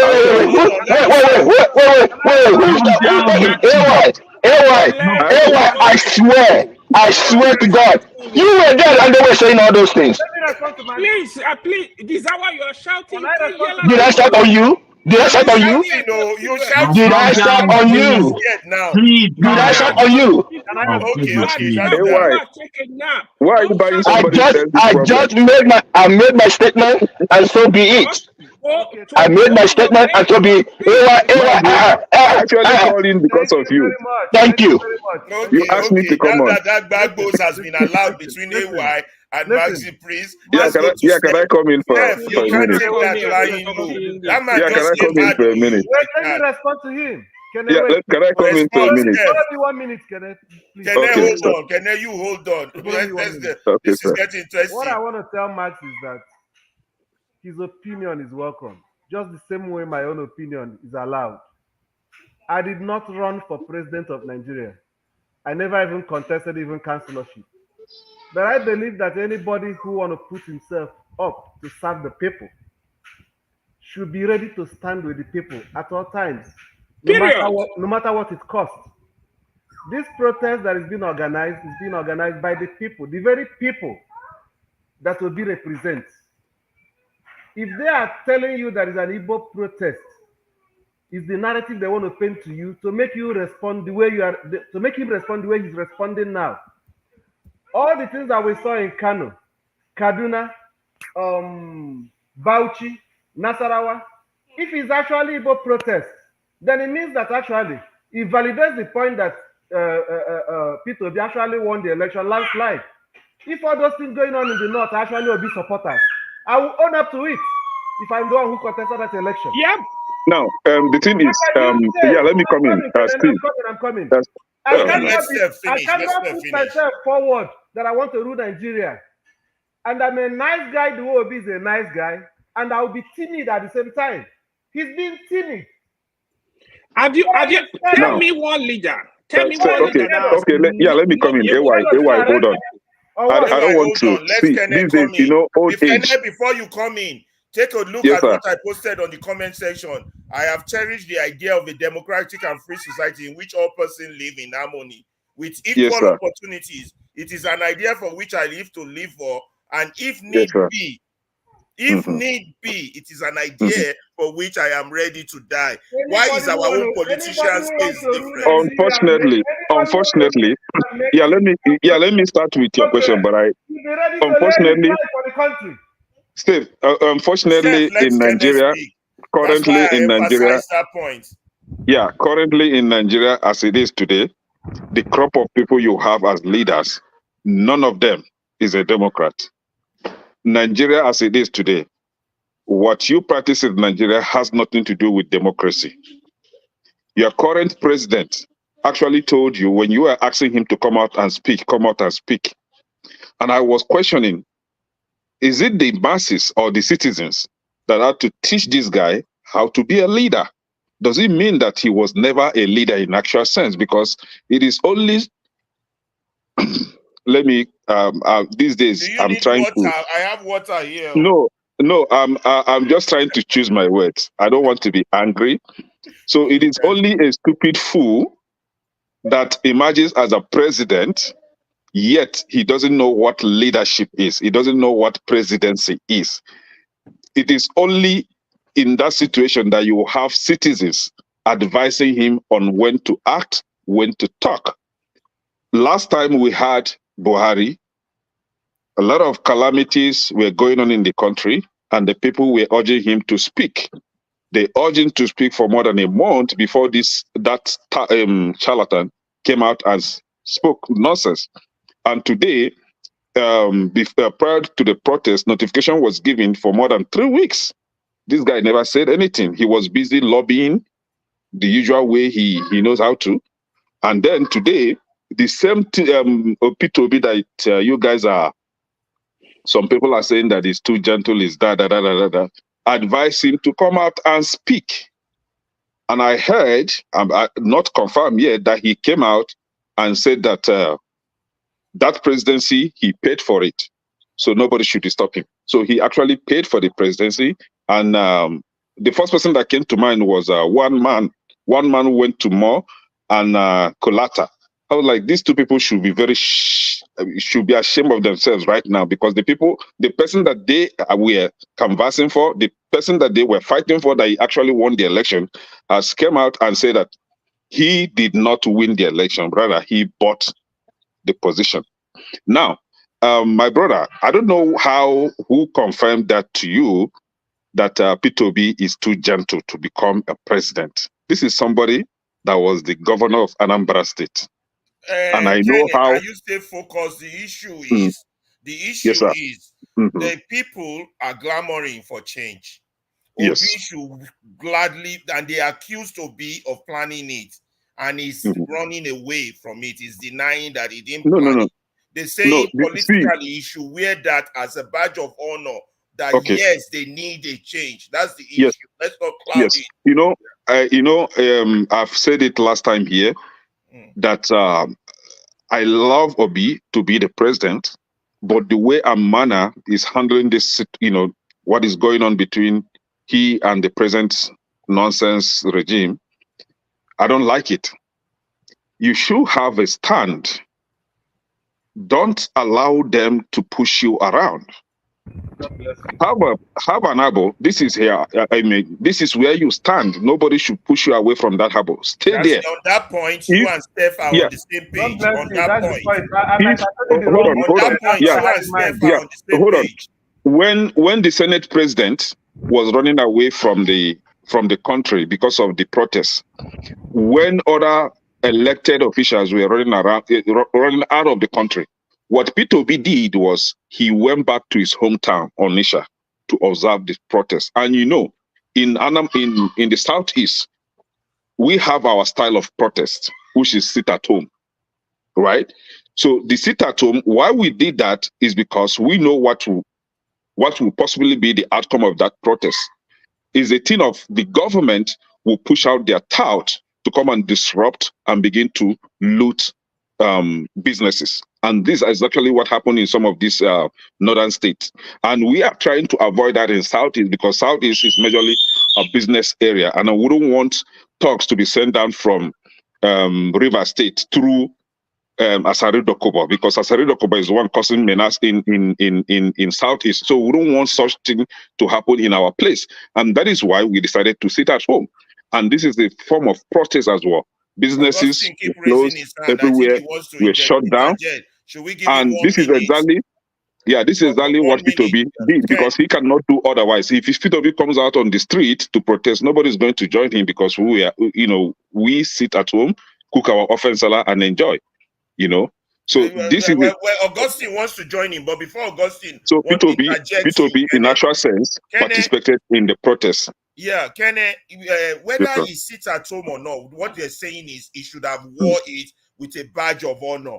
That yes, a faceless people are clamoring.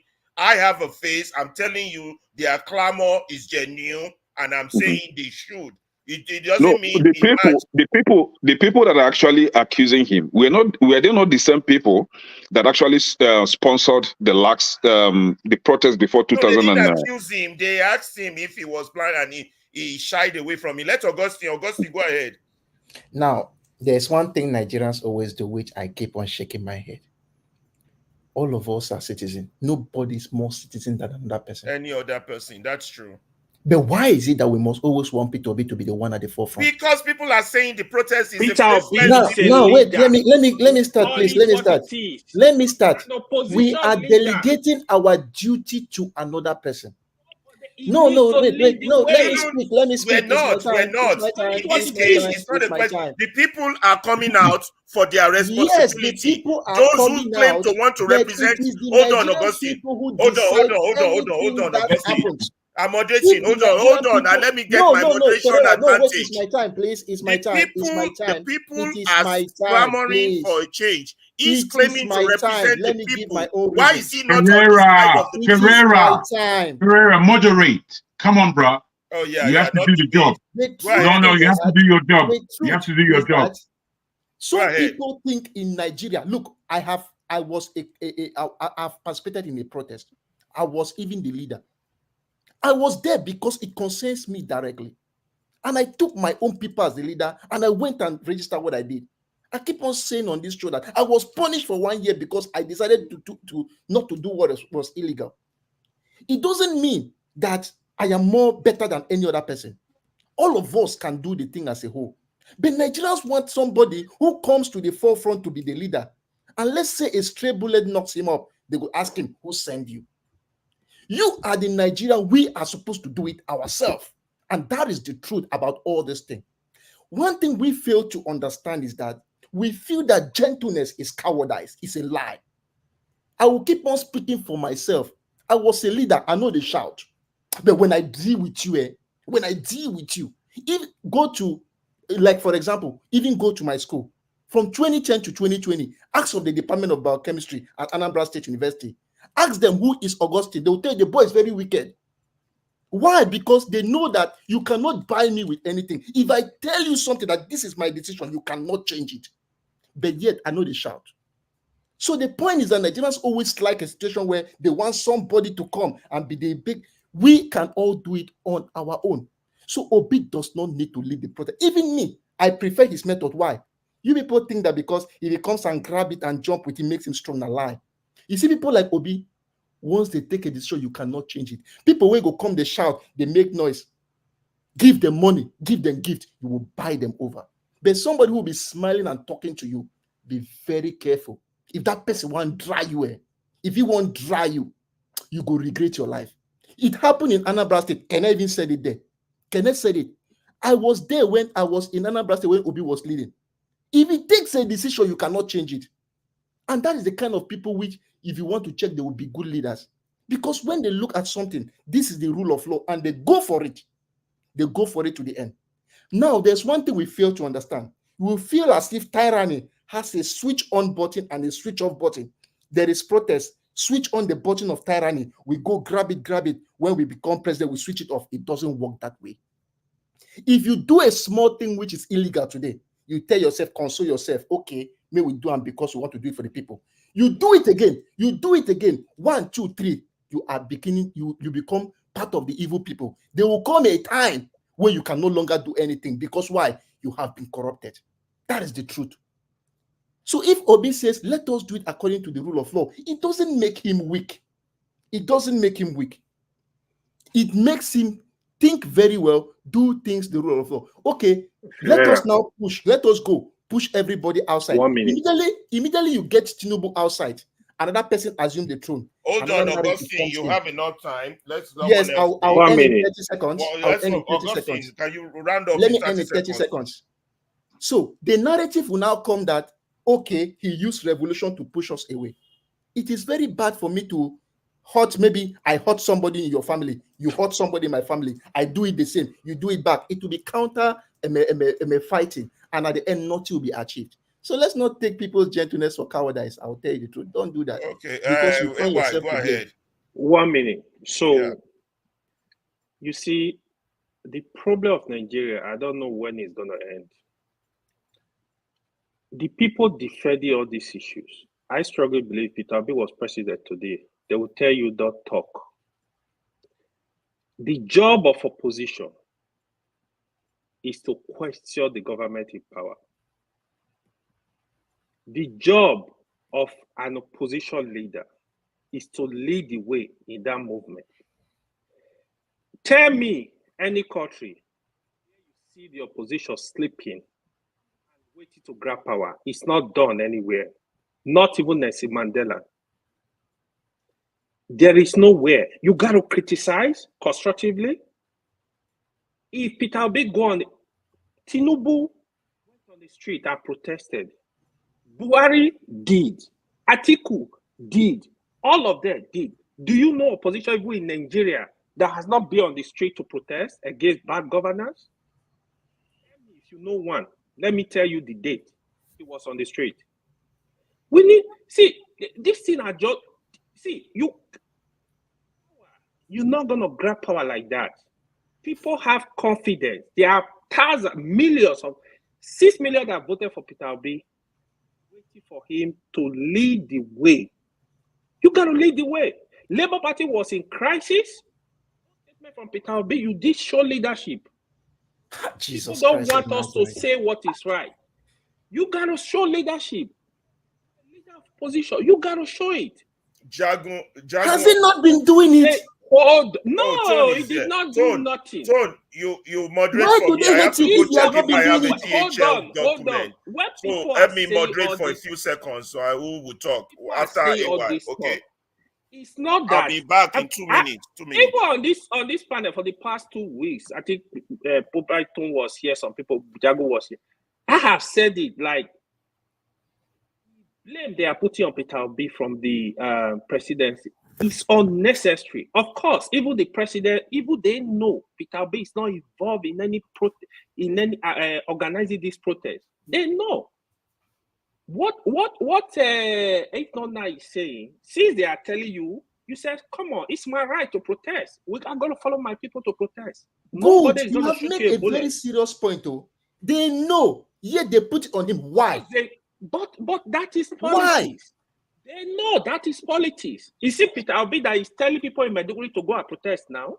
You see the one telling people in Port Harcourt to go and protest? That is why I said they know he's not involved. But why are they putting it on him? Even if he's involved, it's his right. There is nothing they can do. There is something we fail to understand. Go to the colonial period. Let him be involved. Go to the colonial period. Is he not you in see Nigeria? men like Nnamdi Azikiwe and the rest. They did not storm the streets, as we see. But don't ever underlook the pen. If they write bad thing against you and it spreads, you can never ever in your life try to erase that. Peter Obi works with his pen. and his Twitter and the rest. That is more powerful than boxing on the street. Don't ever underlook that. The press can make me hate you and can make me like you. So don't ever underlook the press. So I would like to comment on the issue of this P2B and everything. The truth of the matter is, I think the whole thing started as an allegation. The foundation, how this thing tested that the copy to be name is like an allegation before it turns to is the one now instigating.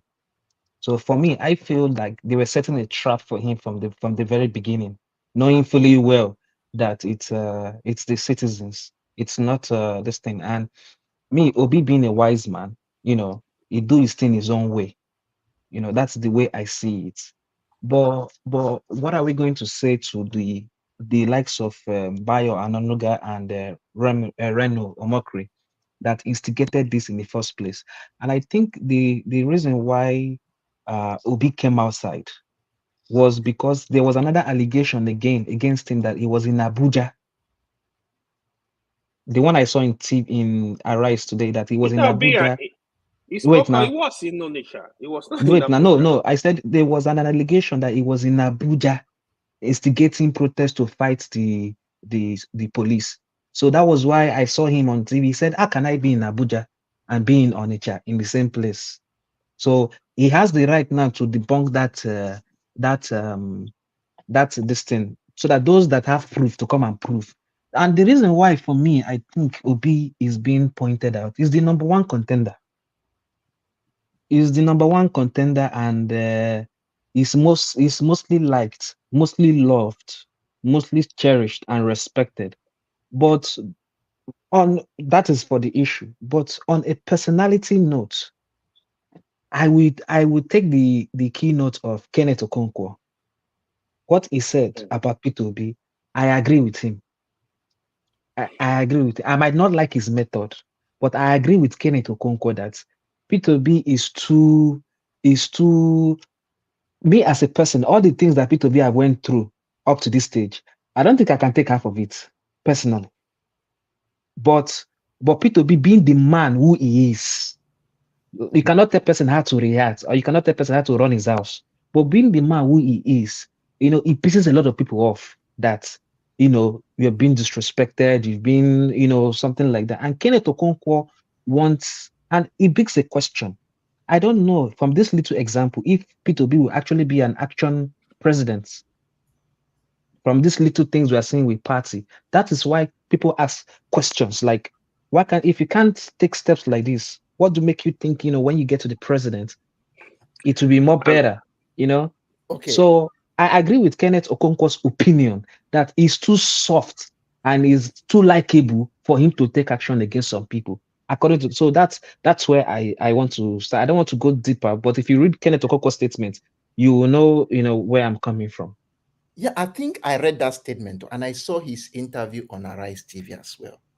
But I don't know. Let me try to behave. No, sorry. Before you go ahead, there are two contradicting things he said. The one he wrote and the one he said on Arise, they are very contradictory to one another. Yes, but what he said on Arise is that's where the one I'm referring to, not the one he wrote on his paper. Okay. Now there's something we need to do. I don't know. I'll try to behave like that. A quote from the Bible. They say if you can manage small things, more will be given to you. Now, for that time where you did your mama house, that time the way you used to behave when you were nobody is the way we know your character. Maybe when you become somebody, there's something we fail to understand. All of us were there when Obi was in Anambra State. You and I know how he was. Anambra is not Nigeria. I know. They speak one language. It's true. But at least they don't give you small, make you try. From the small, you can go with the big one. In Nigeria, you're gonna face 200 or something. The point is that I know. Anambra is almost one religion. I know. Anambra is one tribe. Yes. But the point is that there were some strong men in the state that time, during Oba's time and the rest. All of us know how the cabals were moving in Anambra State. You and I know that it was very difficult to govern Anambra State, where a sitting governor was even kidnapped. You can imagine the impetus. But you have a situation where person know they talk. You know they talk. but they see the work they happen. And that's why I see my own point is that may we know, sometime, have you seen a situation where AY, maybe you can't fight me now, slap me. I no talk, but I look you one eye. That kind I will pet a doche go look you. If now that time when we did primary school, when Pete Doche look you that way, the next thing everybody go shout in the film is that one is dead. Because so that night you will surely die. So what I'm trying to say is that people will know they talk. No, they take them for granted though. Not take them for granted. So if I come and I don't shout, like this, tell you not everything like that is in my mind, you will know exactly. If you make me angry and I shout at you, you go not okay, you don't react. But if you make me angry and no talk, I go house. You said go to think, wait till in go do. So please, Augustine, I'm don't take sorry. that for Augustine, granted. I'm I sorry. want to add one thing. As Nigeria did now, all the people that are clamoring, they are faceless. If nobody that has a face comes in the midst of this fight and help them, do you think it will go far? Everybody is always afraid of one thing. I don't want to die, then go kill me, then go lock me up. No, there's one thing I want then I'll trap, not this. I'll ask you one question now. I'll ask you one question. Ourselves, both the people and the leadership, say, okay, this thing is worth dying for, or this thing is worth. Yeah, go ahead. P2B leads the protest, and they say, okay, let us come to the table to negotiate. What will be his demands? No, well, his demand will be that we can't continue like this. The whole system needs to start all over again. It's not that he wants to be president. Wait. Okay, yes, Augustine, you're forgetting something. You're talking as if P2B is like the normal city. It's an opposition. It's going to be like a political party from opposition. So it's going to be a lot of. It's just the main focus of opposition is to make the current government do well. Yes, that's the truth. Yes, you are very right. So I don't think his demand will be for them to do well, but this one that is going on right now is completely different. That is why it is want okay. the country to go. If the P2B comes and leads the protest now, and they say, okay, let's come to the negotiation table. Good governance. There's just good governance and accountability. That's all. Good governance is a very large word. Okay, the people are hungry. People are hungry. You know why I'm saying all these things? Look, you know why I'm saying all these things? Sometimes most of these Tinubu and the supporters think say we no go school, we don't know anything.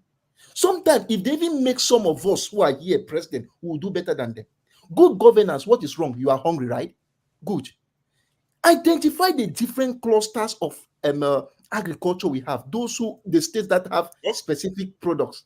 Give the loans directly to the farmers and supervise it. In 3 months, food will come. You're talking policy. So there are things which sorry, you're not good governance. Augustine, there's something you need to know. Augustine. Sorry if I interject. Sorry.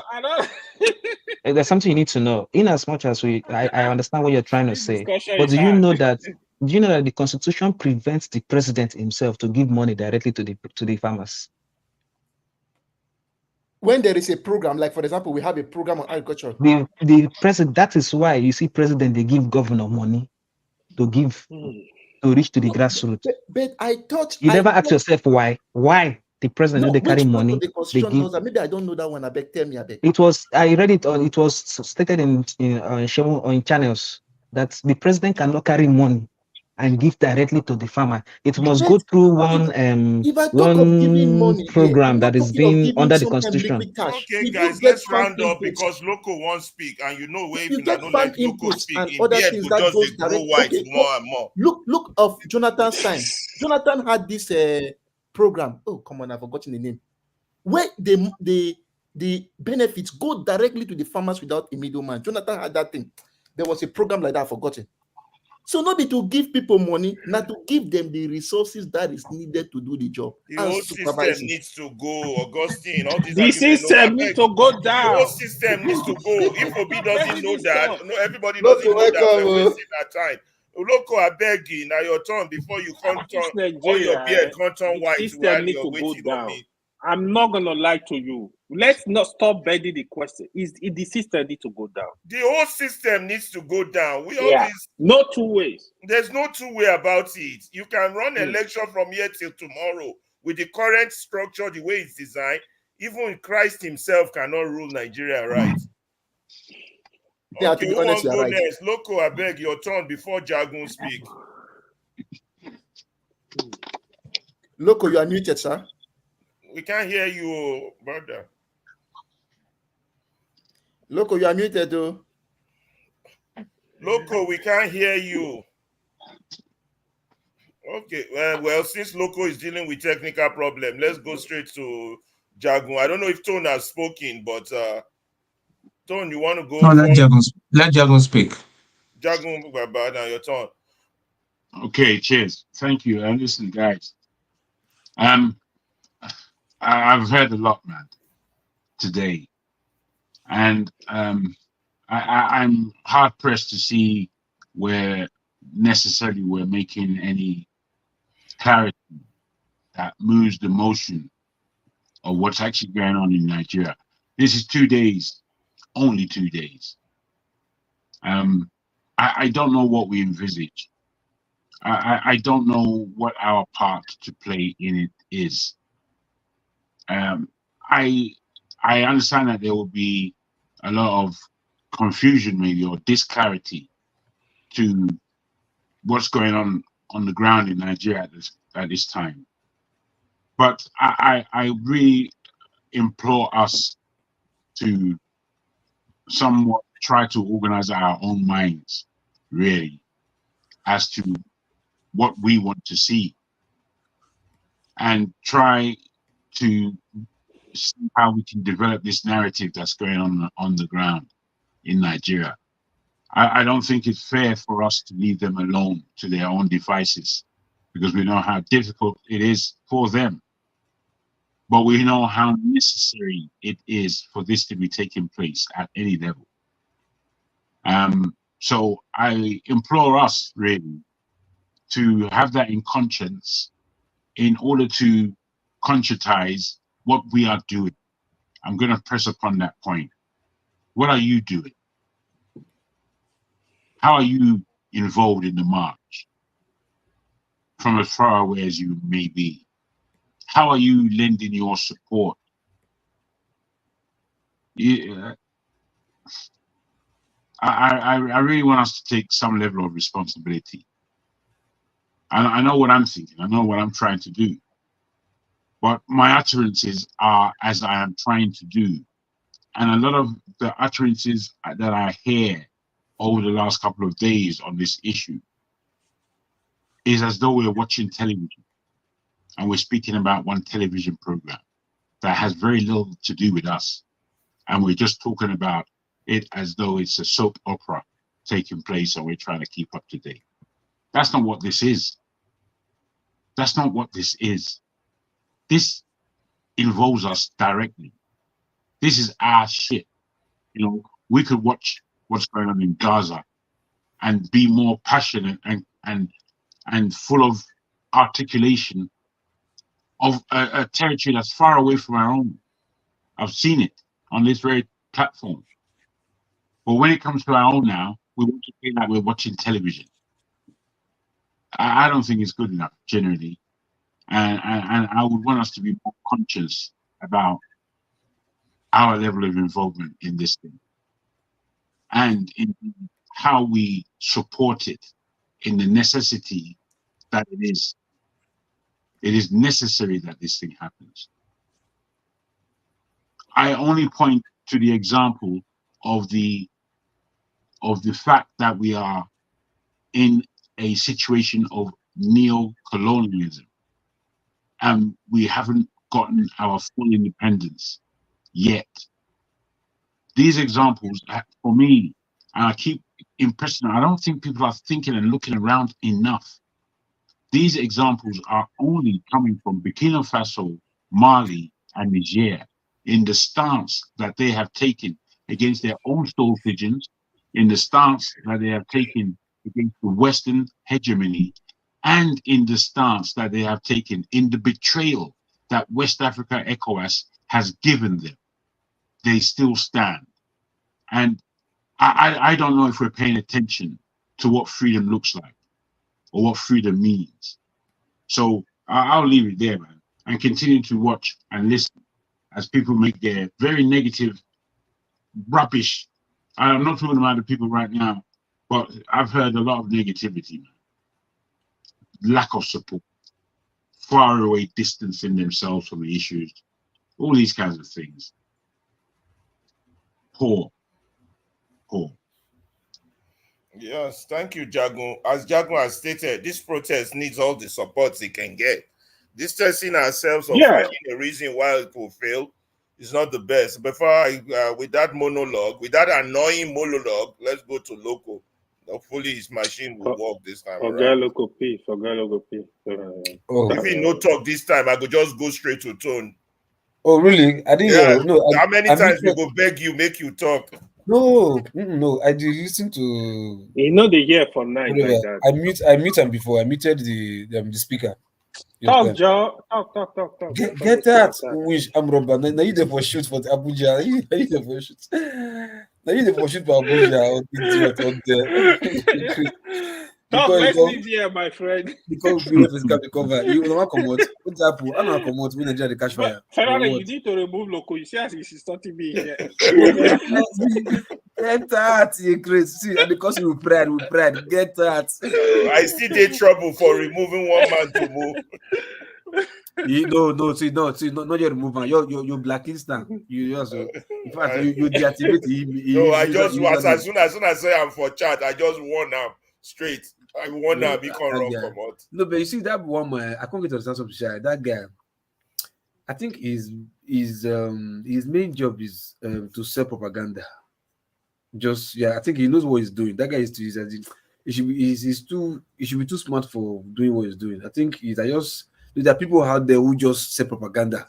That is just their job online. Loco. Understand? I think one man is one of them. I have evaluated Kulata and one man. Something may have happened somehow. That one man suddenly something happened to one man, maybe from an Igbo person, that may have made him develop that. Augustine, if I want a number, I go give them to you. I don't dig them out. I know who he is. No, I have a poem on them. For Kulata's own, if you see the way he behaves, he may just be paid somehow to do what he does. No, yeah, that's right. That is a job to say propaganda. That's what they do. Just like that, say any narrative and make it fly. You see, well, although I will still blame the Igbos, right?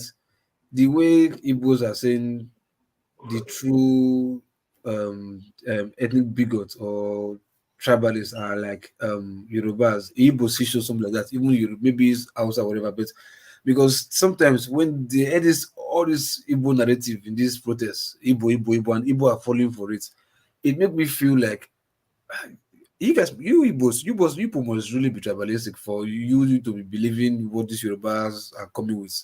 Not all Yorubas are not all Igbos, but trust me, but this, whatever they're painting right now, as if it's, Yorubas are accusing Igbos of this and that, But for Yoruba to come out with this rhetoric and Igbos are falling for it, I think I will paint both of them with the same brush. Trust me, because these guys are just selling narrative that everybody knows is not correct.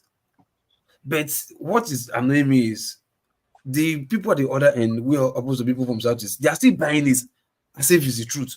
Meanwhile, these guys are just doing it to stir up controversy so that they will defend themselves in one way or the other. So that they invite people to look at somewhere else, don't look at us.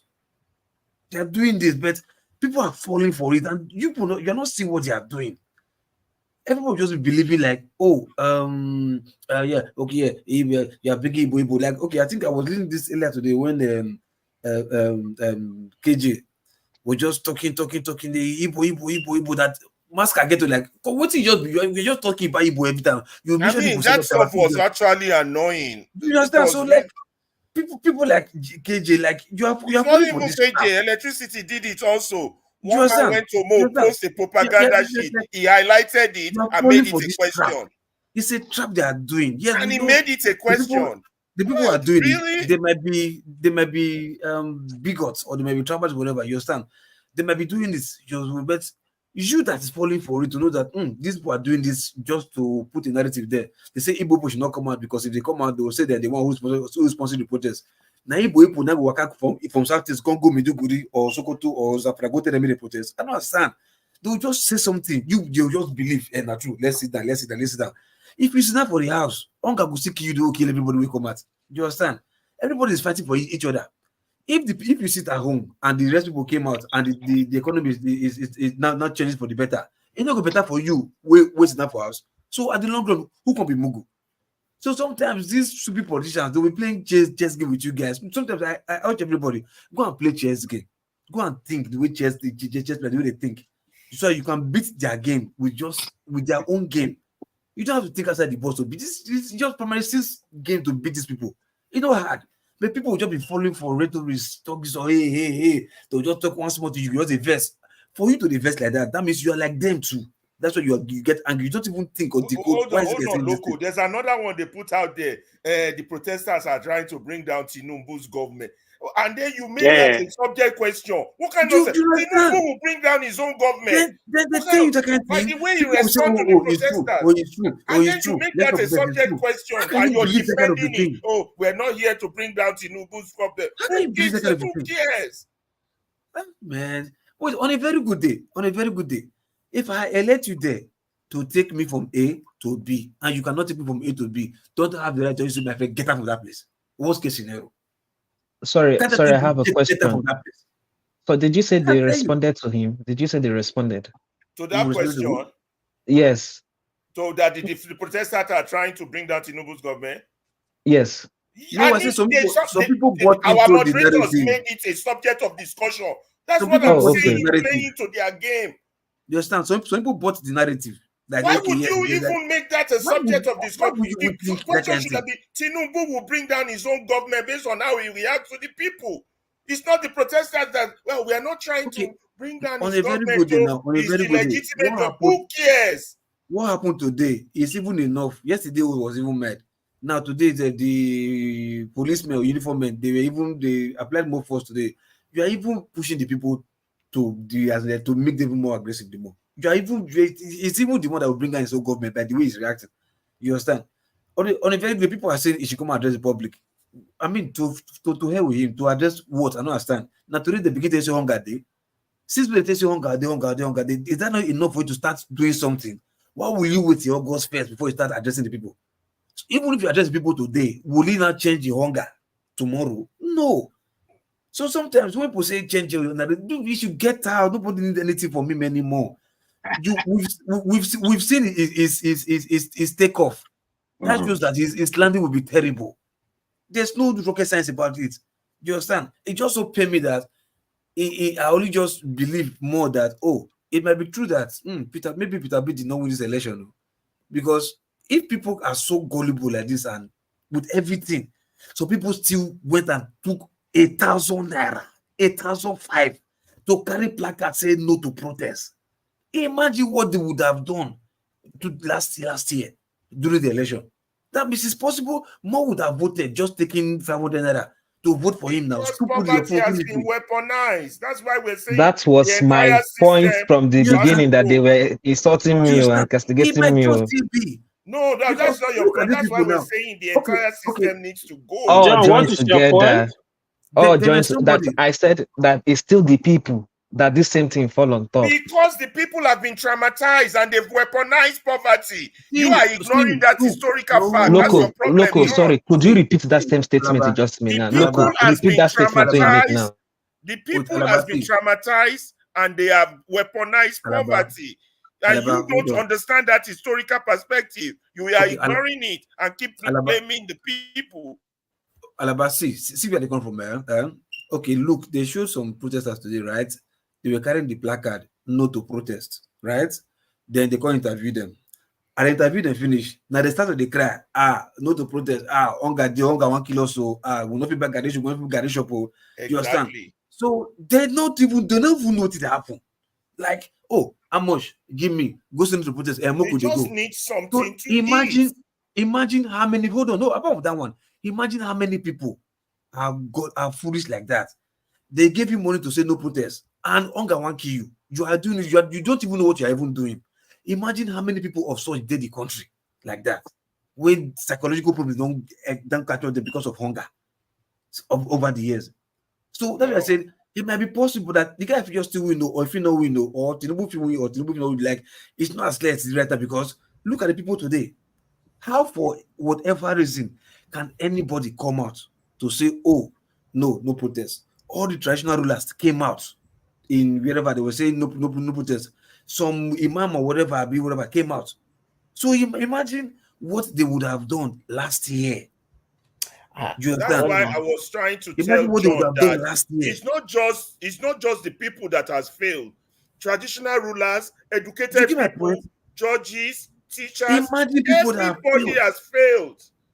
Imagine. The ones I Sorry, get angry with the before most before are you okay, sorry, Loco, before you came in, this same statement you just made, I had my own perception, which it's my own, Which was but off key, Jagu and jumping. we've Yeah, I already was dealt gonna with say all that Jagu nonsense. jumping, hold on Jagu now, hold jumping, on. Hold on. jumping.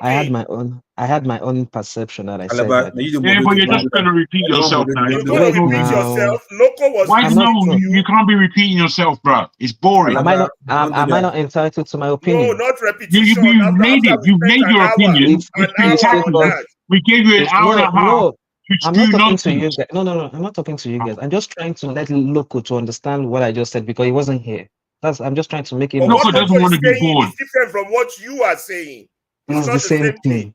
Is this I still make that same example which I made. I No, said, no, no. is it What not the Loco same said people was that clear. collected money? Wait, hold on. I said, is it not the same people that I told you that are still advocating for bad government today that will still be the one to still collect money and vote bad leadership tomorrow? Because they've been Is that not what I weaponized. said? It's your No, correct me if duty I'm as wrong. an enlightened Okay, person. no, Ferreira. He said what he said.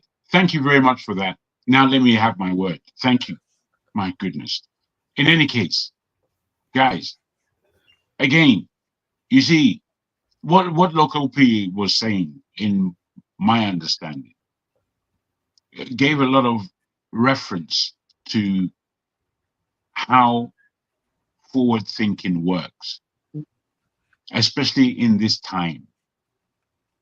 The whole I'm not mentioning tribalism. I haven't mentioned that term. It's just rubbish. Rubbish. If you don't know who you are and where you're going, that's up to you, man. You know? Exactly. So then it comes to the religious point, man, again, it pales into insignificance because these are more of the elite oppressors that we are against, largely. So, to focus our minds onto what the outcome should be is where we need to be putting our energies. All the critiques, we know them. We know all of the critiques. We know them for 64 years of critiques upon Nigeria, and nothing has changed. So, with all the game playing that's going on, we can see, I mean, it's so blatant. If you watch 2 weeks run up to this protest, everybody was coming out. The kings, religious leaders, community leaders, our government, even the army was coming out saying that, oh, you better not have a protest. But if you do have a protest, it should be restricted in this way, and telling the people how it is that they should axe their grind to the politicians. They have no right to direct how people vent their anger. No right at all, because it's them that have created this. And the fact that we're doing all these small icky picky points about icky pickiness, it's like, man, are you serious? Face front, for goodness sake. Be focused on what there is to do. This is work. We've got work to do. Many of us are tired.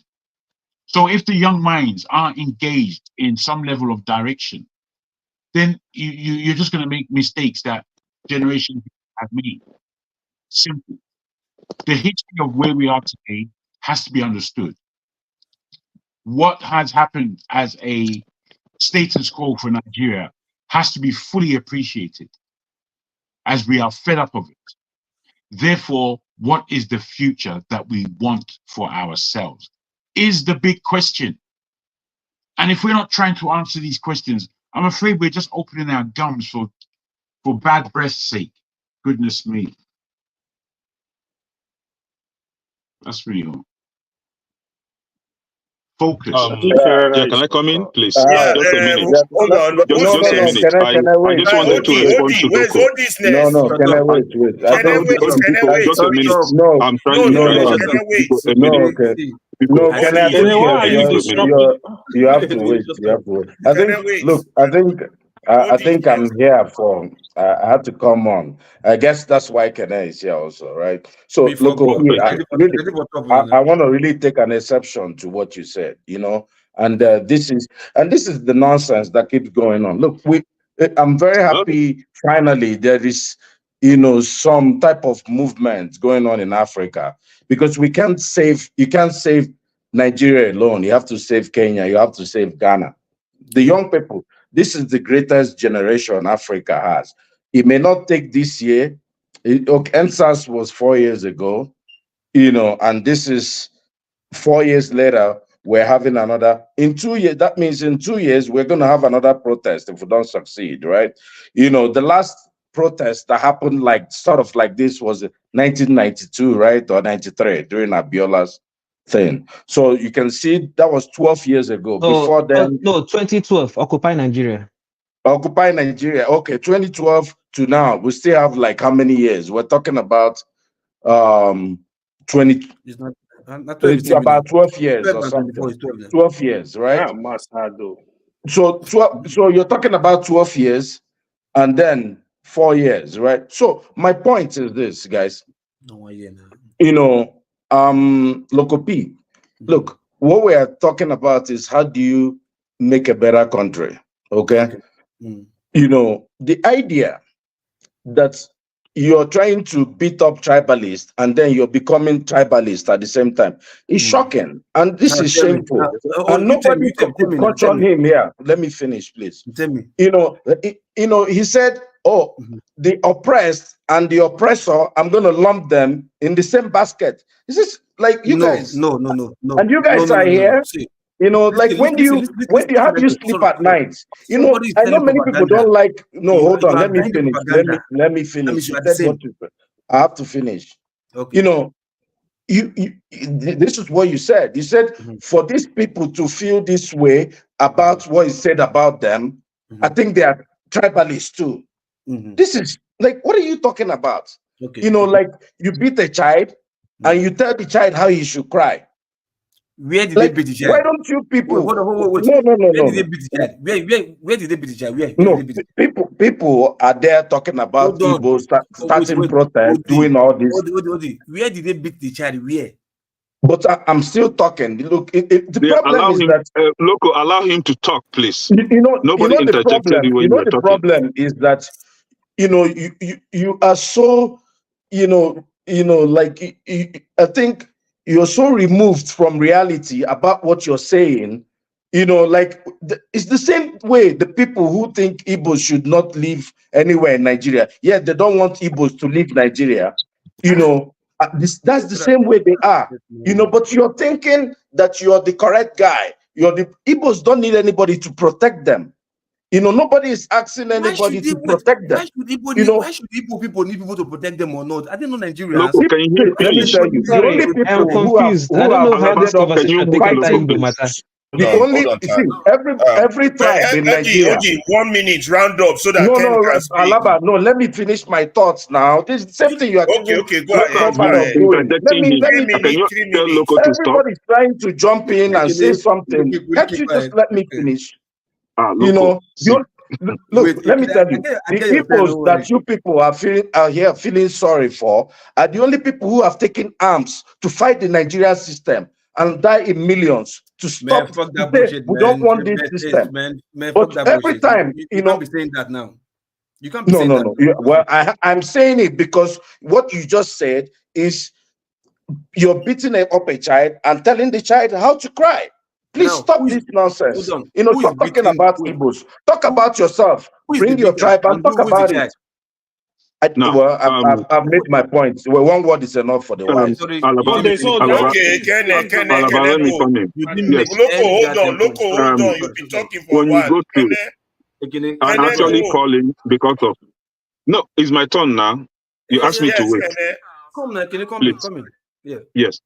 So I came in because of Loco. You see, when you go to a state like Delta State, where you have the Irobo, Ishekiri, and the Igbo people, right? Even in Delta State, Igbos are being subjugated in their own state, and Ishekiri and Irobo are fighting over superiority or over control of resources. So they are on each other's neck. But that is not what I'm trying to emphasize on. In Nigeria, there was a time, I don't know if some of us know the history about Metasine, right? In the north, the Metasine crisis, uproar came up. Some Igbo people, a lot of Igbo people in the north were killed in a matter that has nothing to do with them. In a matter that is not their business, they were killed. Now, every little thing, if somebody in the West mock Muhammad, the Igbo people will be killed in the north. For someone in the West, outside of the country, in a foreign land, mocking Muhammad or criticizing Islam, Igbo people in the north will bear the wrath.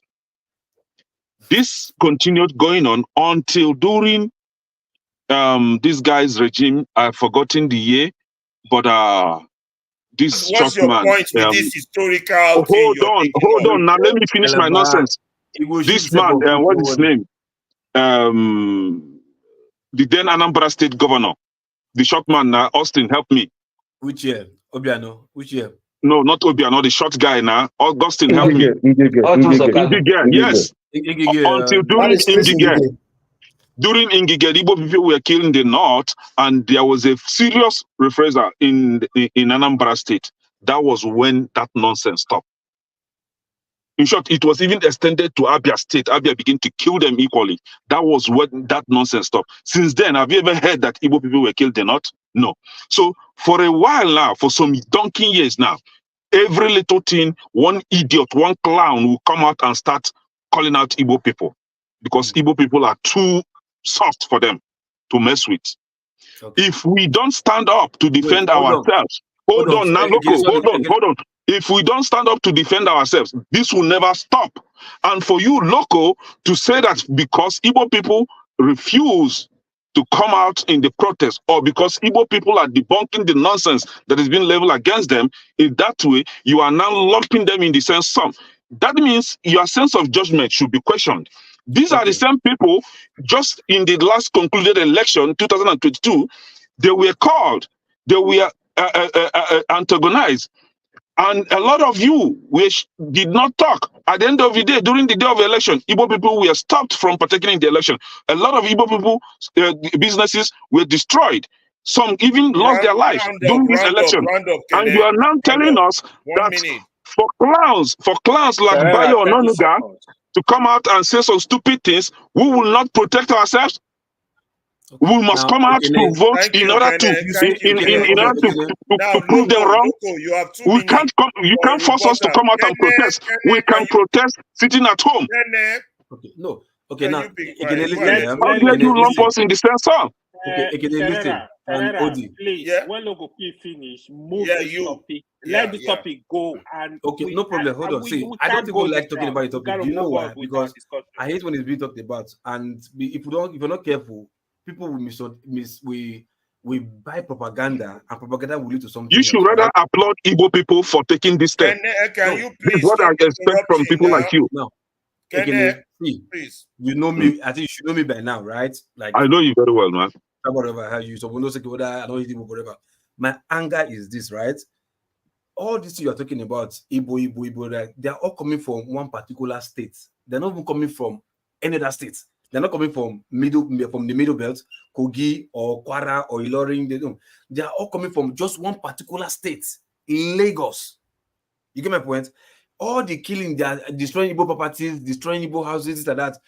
Same in Lagos. Anybody that is doing this propaganda is coming from same Lagos. You understand? It's not a thing of tribal. It is propaganda. Somebody is selling it to get Is something. Bayo Ononuga from Lagos? Just it attached to Tinubu you're in missing Lagos. the point. Just It's listen an my point first. APC thing. You get my point? Nobody's attacking Igbo from Edo. Or hold on. Oh, now they can abeg now. But APC is not from Lagos. Can I let him finish? Let him speak now. My guy, listen. See where they come from, man. Nobody is attacking Igbo people from Ogun State, Ondo, or Ibadan, or Yo, or at least they'll go to the Kwara, Middle Belt, whatever. Nobody, Edo, nobody get the beef. The only all this propaganda you're seeing right now, all of them is linking to Lagos. If not, and if another state, at least 90% Lagos is propaganda. My anger is for you to be buying this thing, not seeing this thing that is propaganda, to do some whatever, to cause something or to favor some people. You understand? Because they want to do something. For you not to see it, that means either you are thinking like them. That's why I say you must be like them because you think like them. Local. There you go again. See, that's what I'm the talking same about. propaganda came from Lagos. Listen. The same propaganda came from Lagos. Exactly. The police commissioner said that the Aboro chief, what is his name? That idiot was just joking. At the end of the day, what happened? No. Our goods, our properties were destroyed. What happened? In Lagos. Lagos is not part of Nigeria. Is Lagos not part of Nigeria? Listen. In Lagos, listen, open your eye, think. In Lagos, that's why it's been in Lagos. Let's move to a different topic now. It's coming from there for a particular reason. That's why I said no for the most peaceful protest so far is from the southeast. If you focus most on peaceful propaganda, that means protest is from the southeast, and we should be applauded for that. Sorry, can we just move? Can we move on? It's the most Can we move on? effective. It's the most effective protest that would be applauded. At home, there's no problem. Can we move on? Sit at home is the best form of protest so far. Again, listen. If you sit at, if people sit at home, assuming they sit at home, or not say not be all people sit at home. There was some Igbo people that came out to protest. I saw them. The guys, whatever their name, maybe they change their name. No order. Even at all of them sit at home, and Nigeria can change for the better. Who you go favor? You understand? Again, listen. Let's if two of us will not come. Hold on. Look, there's something you don't understand, though. Hold on. Let's say can I help you understand this? Hold on. Let's say two of us. There is a protest. There is a protest in the country. Sorry. There is a protest in the country. Protest has no one form. There is no one particular form through which you can protest. You can protest in any. Some people have chosen to come out on the streets to protest, while some have chosen to stay home and protest. When you stay home, you are systematically grounding the economy. You ground the economy to zero. It's even more effective to stay at home and ground the economy. You know, let me jump in here. Let me jump in here. Look. Also sat home. That I'm not not. It's not everybody from Benin City that came out. Not everybody from whatever. So what's their point then? What's their point then? Can I hold on? See, look, you can't explain this away. So your point is not making sense any longer because you've agreed with me that sit at home. So which propaganda are we buying now? Can you have to stop? Just hold on. Look on, wait. Hold on now, because you people are not having any conversation anymore. This doesn't make any sense. I know you guys want to move on from the topic. You know, look, I don't see you as a bad person. You've been on this program for a very long time. I'm just saying this is part of the unconscious bias. You don't even know, I just see why you would hold on. Look, there's no way. Look, this is a live television. There's no way you can't even explain it away. So just when you go back, sleep, and tomorrow morning, think about what you said. What you said is someone is being, maligned. Someone is being like the Jews who were in Germany in 1942. And people are picking out their houses, and people are saying, "Oh, we're going to get these Jews." And what you're saying, you're in England, and you say, oh, these Jews, for them to think that the Nazis are picking them out or saying some bad things, oh, I think they are as bad also. This is what you're saying. No, well, you don't Should have I to tell you see. why it's different? You can't convince me. You're trying Should I to. tell you why it's The different? problem, look, I think you're an Edo man. Why don't you talk about how you feel as an Edo man? Stop talking about other people's tribe. Why can't, tell me this. Why can't he speak about anything he wants to regarding Nigeria? Why does he have to? Wait, let me put it to you, because I'm not understanding. I'm listening and I'm not understanding what was wrong with what Local P had to say. You're saying that he can't explain it away. Explain what away? He made mention that there's a game being played. And the game being played is, if they want to pick out Igbo, they'll throw the dice in. And then all of a sudden, people will bite on that thing. And instead of them doing that, they should veer their mind to the focus that we should have.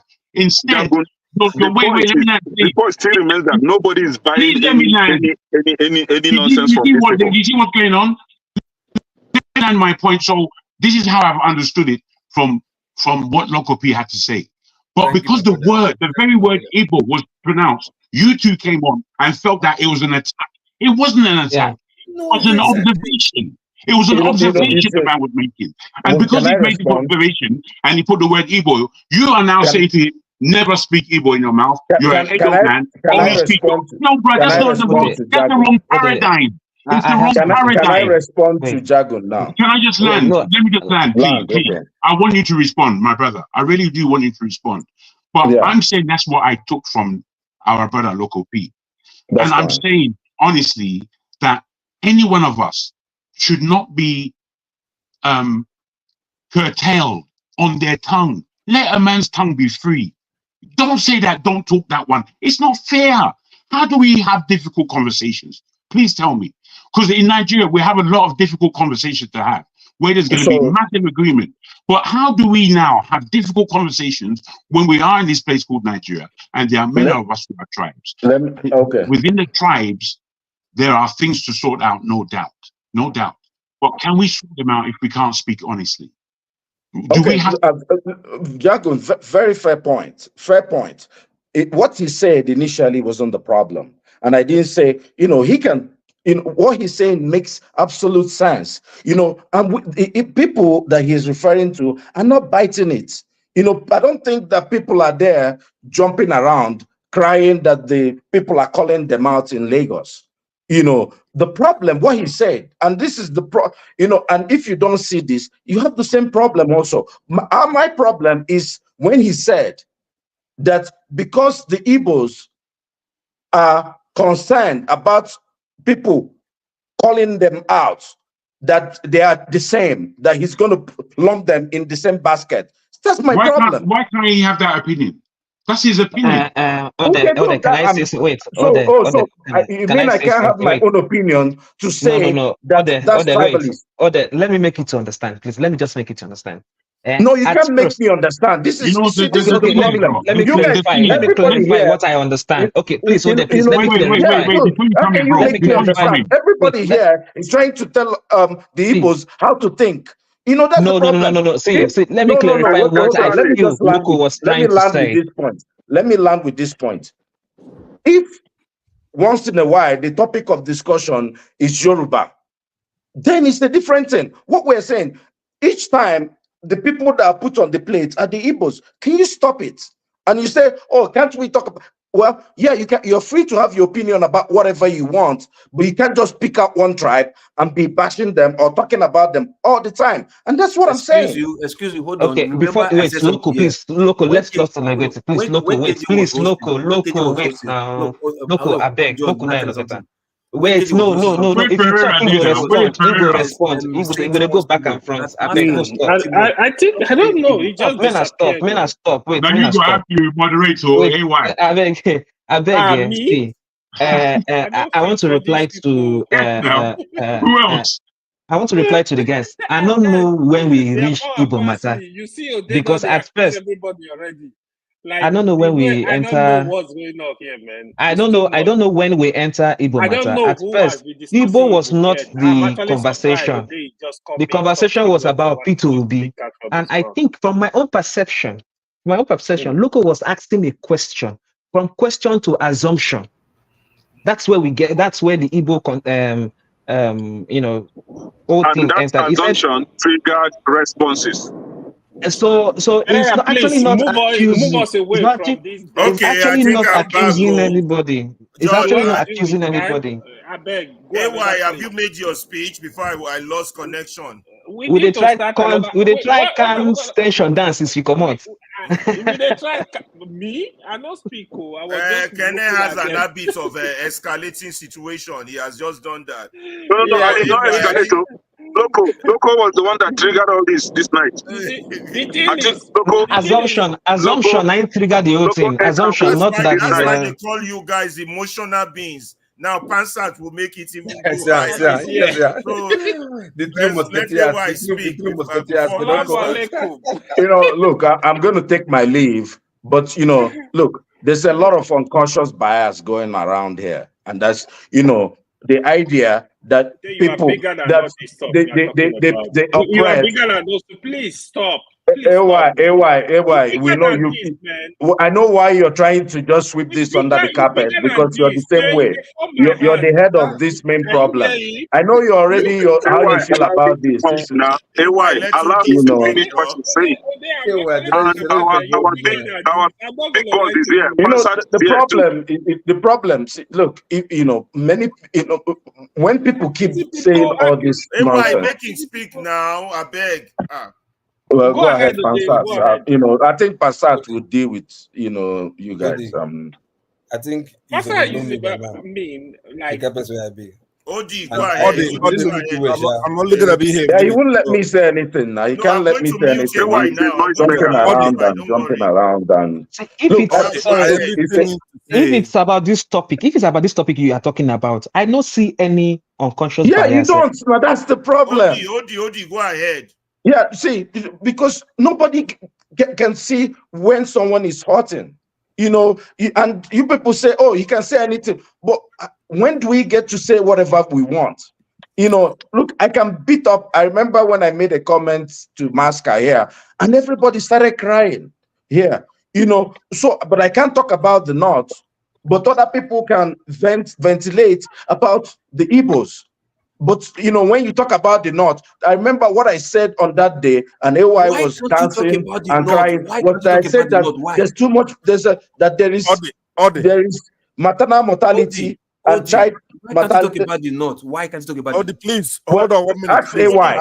I'm only gonna be here 1 minute. So let me just say one thing, Rowdy, please. guys. I'm begging you, and I'm one at a begging. time. They won't let me say anything. Yeah, Odi, please. you got 3 I'm minutes. begging you, Conclude two your of point, you, Odi. right? Odi has given up because the Loco time. will not let him speak. This is Can terrible. you guys hear me? Can you Go hear me? ahead, Pansat. If AY will let you speak. Okay, I said I'm only gonna be here 1 minute.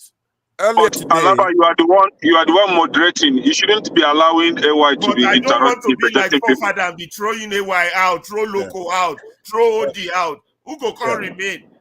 yeah, Now only please. Jago, The me and only Jago way, drink the beer only way together. people like Loco allow P, Passat to speak. the only way Loco P and AY will be able to get us right is today, if you tolerate him. I was telling Ngozika earlier today. I said, and also Ify, I'm one of those that like to fight the Yorubas, Loco P, AY. I fight them all the time. When we're not in the heat of battle, when we're now Nigerians trying to do the right thing. So please, no matter how much they antagonize you, save it. Save it. We'll deal with these distractions later because they know that once we start talking about Yoruba, Hausa, Igbo now, then they win, right? So a lot of Yorubas are doing the right thing. A lot of Yorubas are Nigerians now. A lot of Igbos are Nigerians. A lot of Hausas, a lot of Muslims. Finally, we're doing something. We're in the heat of battle together against the evil forces. So it's really discouraging. Trust me. You just imagine you're one of those people who are Yorubas now who are fighting for Igbos. Because I've seen a lot of them today, yesterday. it's like a dagger through their hearts. It's like their friends, their families gonna say, "Hey, see, I told you." So when you see some local P does nothing else but talk about the Igbos, he won't appear here. Anytime you see, for example, I don't know what happened, but I bet you have to do with the Igbos. So please ignore him, right? I will build up on him later on. And AY would not have stayed this long if not for the topic has changed to Obi. I know that the moment topic changed to Obi, AY will stay I'm pleading with and you. Kenneth will not jump in if not to Herrera. push his Biafran agenda. Herrera. That's one I know. So the only person allowed to talk now is Panzat. Panzat, you get 50 minutes. 50 minutes. I appreciate it, but I'm enjoying the conversation aside from when it derailed. So I'll give it back to you guys. I've been listening in the back.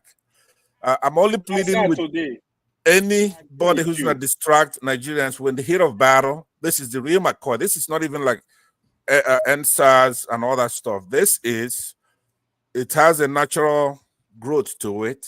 It's going to peak. If the government doesn't do anything, they think this is a joke. It's not a joke. Nigerians don't play when they mean business. If we all from the north, different interests, there's a spirit behind what's coming. It's slowly. So the only way is going to end. Question? Yeah. Have you been hearing me speaking on this issue? You know how I've been speaking on this issue. Have you been listening for the past couple of days? Yeah. Ask Passat. I'm actually with Passat on this. Don't distract Nigeria. No, you've been doing good. This is the first time I'm really agreeing with Passat on issue 100%. Yeah, it's distraction. What was just going on now? Yeah, you've been speaking, and that is the one that will make Kenneth stop and park. That kind of distraction. It will make Kenneth stop and park. Yeah, his blood will pump up. But to be fair, my brother Alaba, Evo, it's like me. If I'm here and local peace here, I cannot tolerate Evo, right? If you come and you still do one of these things, now it's easy for me to say. It's not easy for me to do. If local P comes in here and he wants to hijack this thing and start talking about Igbos, I'm going to be just like Ekene or did I left. I bet you can help me one man to move. No bigotry statement to make one man to move is Passat, is Papa Boso friend though. No, sorry. Okay, I'm sorry. so I'll see you guys. Okay, Passat. Thank you very much. Thank you. Local, join the guys. Let's get this thing done. Let's take care of Nigeria. Let's get it exactly. All right. So, for the first time, you got to do it with my heart. For the first time. So my question now, change of topic. Would this protest lead to a possible what's that word? Revolution. I wanted to say resolution, but it's revolution. Oh, okay. Ferreira, let me speak first 1 minute. Okay. You see, I love the way I heard Passat speaking yesterday. Passat was uniting Nigeria, like, oh, we gotta give these people heat. We gotta speak with one voice at this point. Don't be distracted. Nigeria should not be distracted. There is nothing more. Exactly. Like Ode and Canada just came here and they are just ratty. To be honest, it was very, very unnecessary. It was very, very unnecessary. It's just speaking as if, I don't know, like, to me, whatever. No, I wish they listened. They didn't. Yeah. That is how they behave. So it's not okay, you know. I was just smiling. It's not okay what they did. But let's go back to the topic. Let's not be distracted. To be honest, this is the time people have been coming here looking for unity across board. That is why I'm surprised when people start debating, like, oh, we are not going to protest, we are going to protest. This is the time for Nigeria to unite as a country. Forget about our differences. This is the time from north to south to east to west. This is the time Nigeria should unite. People are suffering. I have food to eat. Not that I'm hungry. I can sit in my house and say whatever, like, deal with your issue. But I'm fighting for the people, for the children unborn in Nigeria. Nigeria, there is problem. So we need to face that problem. This is the time. We need to face it and let the government know, listen, we can't take this anymore. It's too much. It's not gonna get better. Like, I'm still saying it, right? The Nigerians were very kind, giving the government date they're gonna start protest, because man, the next protest they're gonna see, they might not see a date. It might just be I was impromptu. angry with that Everything stuff. will go down. I'm telling you. So they need to be careful. So let's not use this is not the time for us to divide ourselves at all. We gotta come So, straight. We gotta hit AY, it. what if the government does not respond? What do you see happens? I know the people's zeal is not going to go down, in as much as they're trying to push it out that people are. A lot of people did not come out today. Why you laugh? Sorry, there is something which I saw, which I will. Look, I am not. What did you like say? I didn't APC. hear local. Someone else is talking behind. No, I say read one more comment. Read one more comment. Augustine, continue. Augustine, continue. There is something I heard which somebody was trying to say, which I feel that we don't learn from history. I think Tinubu is wise enough to learn from history. Somebody was saying wanted to flow out of the country. Tinubu? Somebody said wanted to go to France. To be honest with you, even though I know that if I didn't vote in the election because I was not in Nigeria, if I was there, I'll vote. The one thing is certain, let Tinubu never think of going out of Nigeria now. If he goes out he should of not Nigeria, leave. if he dares it, it is very easy for the military to take over. Yep. They only take over when you are not on seat. He knows. So may he not ever make that mistake, say no there. I don't think he will leave. He may knows. he not try him. May he stay there. And when he stay there, if I was him, by now I'll come out and talk to people. But if you say today in my head, how will I say headstrong? You all keep saying he should come out and talk. And God, talk what? Is he now, the point is that there things he can compromise there is something on? There's something we normally say. If I cut your leg with knife, I will say, let me speak in the pidgin language. Ashia no verse. Not be saying go heal that wound, no, but it will calm your nerves. So even if he comes to speak something, not be saying go solve the problem immediately, but it will calm some nerves. So but the more he tries to, one thing where Muhammad believe that he's talking will calm the nerves. Gaddafi,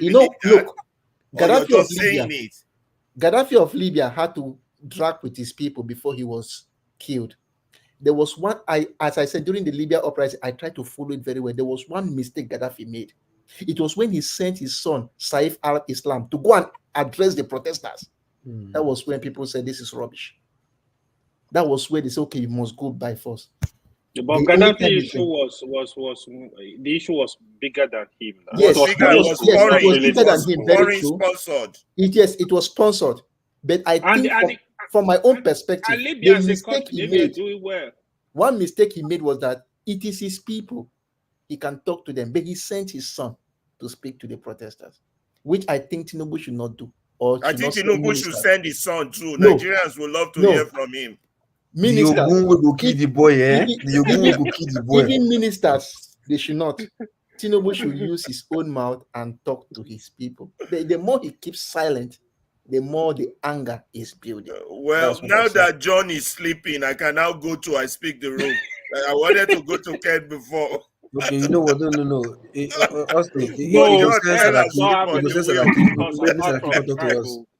I say? I never said I was sleeping. I was just waiting. Because I had a lot to say. I never said I was sleeping. Okay, because I just noticed something here, and it's evidently some of you guys know each other personally, or when I know on ourselves enter bone, which I don't know. But based on what you said, local, I just want to make Kene know something. I'm an Igbo guy, but I was never offended with what you said. No, and hold on now. Let me make my point. And he asked a question. He asked a question which is very valid. He said, if everybody is looking for one Nigeria, why is the Southeast trying to segregate itself? Now, which brings me to local, to that in Southeast, their situation there is very critical and very political.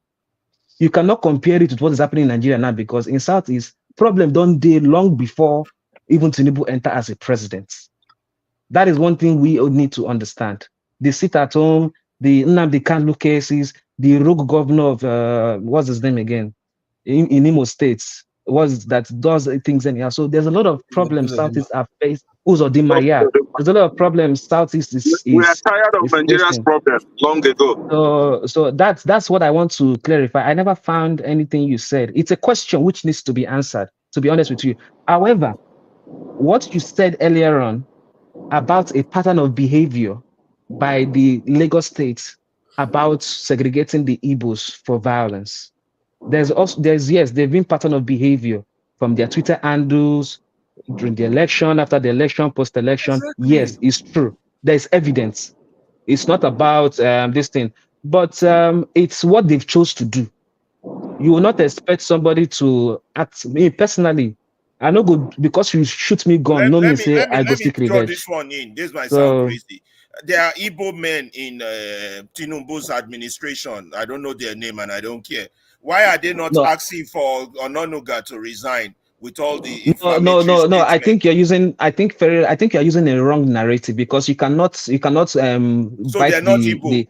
No, you cannot match the dog that is They the are master that is enslaved. feeding you. In Igbo, You we have two types of yeah. people. We You have cannot match Igbo them. people and we have enslaved. So those ones are enslaved. Oh, The question is people like Joe Igbokwe? Joe Igbokwe is enslaved. See, now you are asking the wrong question, Ferrari. In my own Why opinion, would you you're say asking the that wrong is question. the wrong question? They are Because Igbos now, see, and this man keep making inflammatory statement against I am Igbos. no. That's why I tried to. That's why I I want tried to to get off this clarify. Igbo topic No. because he's bringing the wrong people in. No, I'm trying to clarify. See, I think you are taking us back. No, I think you're taking us back. I try to clarify that. Look, you know, go fee say, I employ Igbo man. You can't go for Shewa of Kibaloye studio. Can't they talk bad about Yoga? It's not possible now. It's not possible. He go talk for his own pockets. I was even shocked in Gige that was talking Buhari this, Buhari. Where is it today? Can we all So stay we on just this have to move on. topic? Why? We Because just have to move on. this is exciting. One man went to Mo, and he's really here to Jesus trigger Christ. Kene, and I don't want Kene to be triggered. That is why Kene is also here. If you're discussing good thing, like Kene will let Loco speak, and then I go to I speak. Now, look what you just said now, right? Look at what is coming out from one man's mouth now. I know that. Let me make sure I delete it if it's so bad. Wait, let me read it first. Because one man now is saying, they give this empty vessel. No, Austin. Look, see, one man is like at the this is what I'm. Hold on, this is what I'm explaining now, right? If one man now they talk this kind of thing now, you say yes, it's an attack on the Igbos.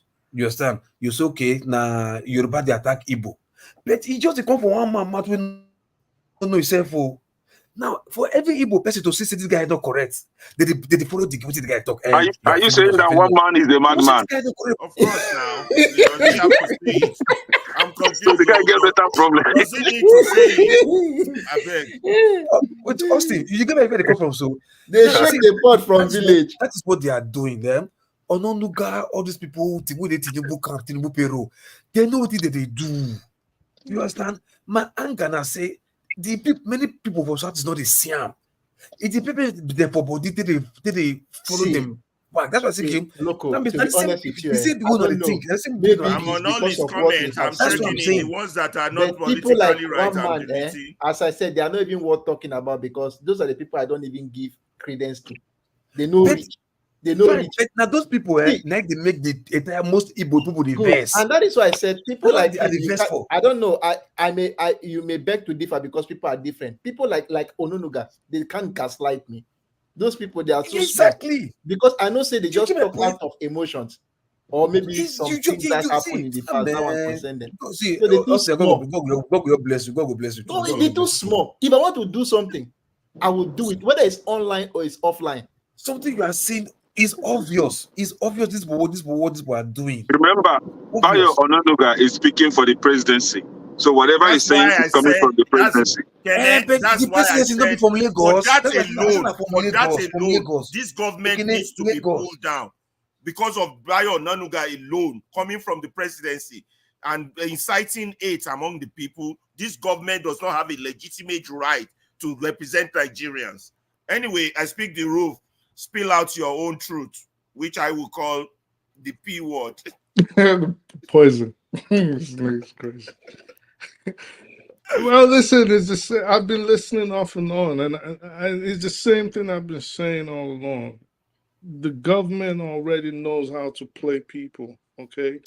And look at what each time I came on and I listened for like 2 minutes, everything is the same thing. Igbo, Pidobi, Pidobi. You know what I mean? Like, and after a while, it's like, isn't there something else we should be talking about?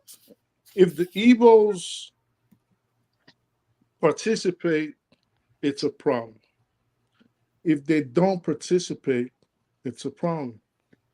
You want Peter Obi, a politician, to become an activist. The man never told you he was a political activist.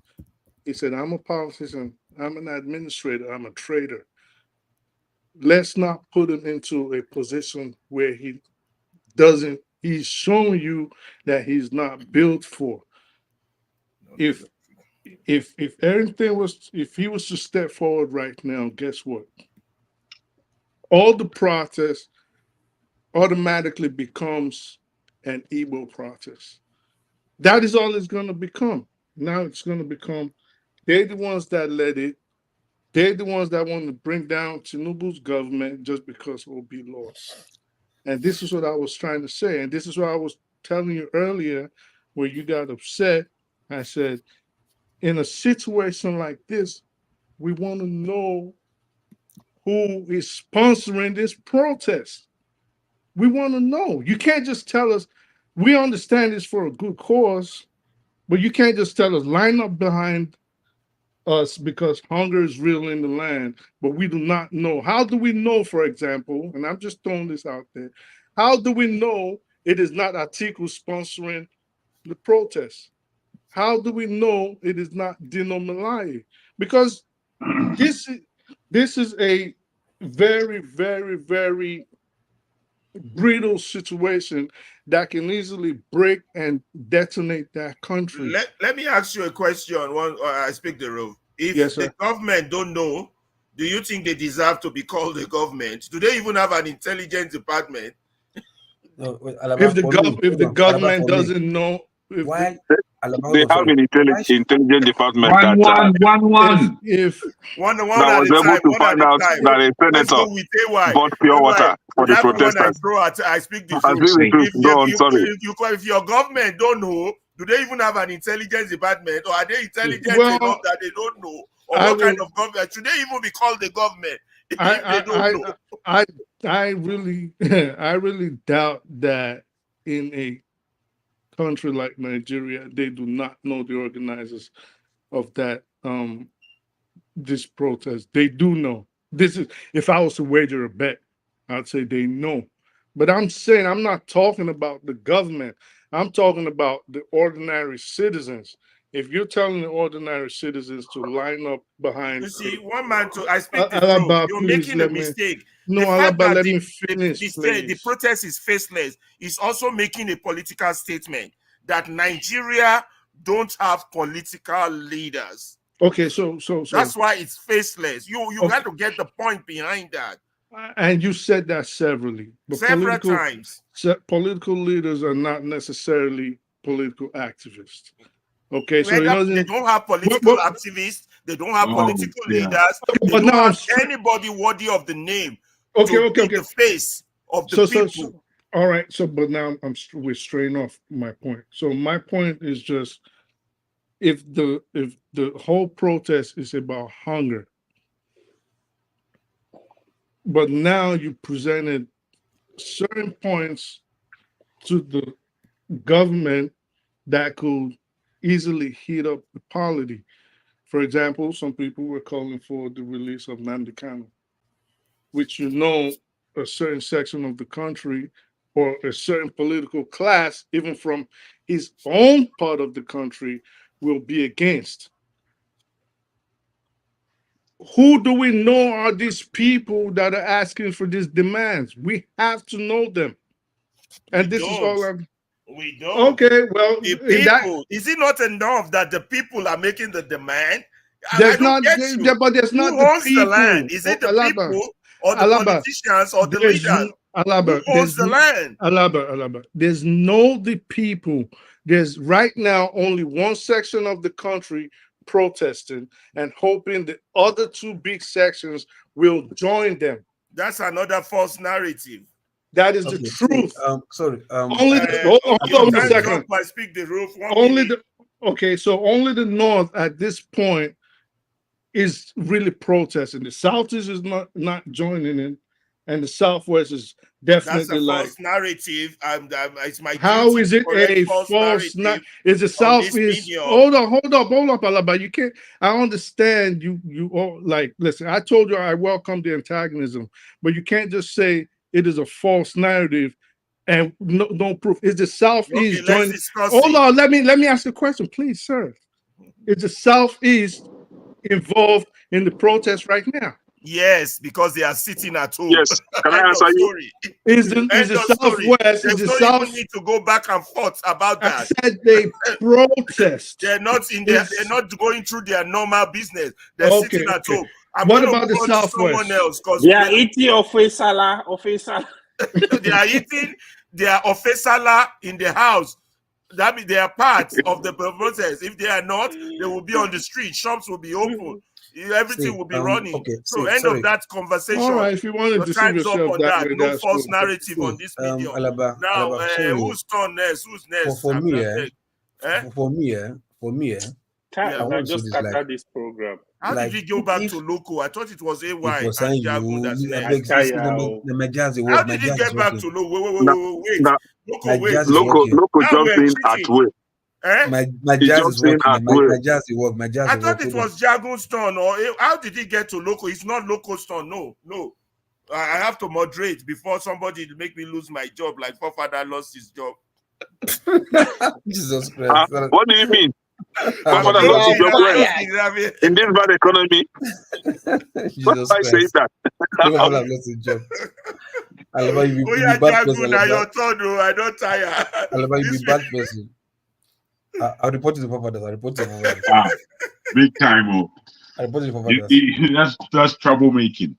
Guys, man. Is it me that one man Tomo is insulting? Leave him to his own devices. Okay, go ahead, Jago. To me, I don't know sometimes how we speak and how we do our thing, man. I don't know. You know, I try and listen and try and understand, and sometimes I just get no understanding. And you know, questions can't even be answered. Simple questions are seen as offense. You know, speak the truth. I don't know why you ran off earlier. I was asking you a real question, bro. A real question, and I just wanted you to deal with the question, but instead you ran off. I didn't run off. What you do? What were you asking me a question? So let me just answer. Okay. So I didn't run off. What I just do not like is the pettiness. You have a tendency. Let me finish. You have a tendency. This is where you're taking it away. Let's not argue. You asked me a question, so let me answer. What? No. Let me put my thing down because it's my turn to speak. But what I'm trying to narrate here. What I'm trying to narrate is a whole. Yeah. So you can take it on as a whole. Yeah, and I'm speaking to you directly. I don't know why you ran off. After asking a question, the question was answered, and you took the right of him to answer that question away.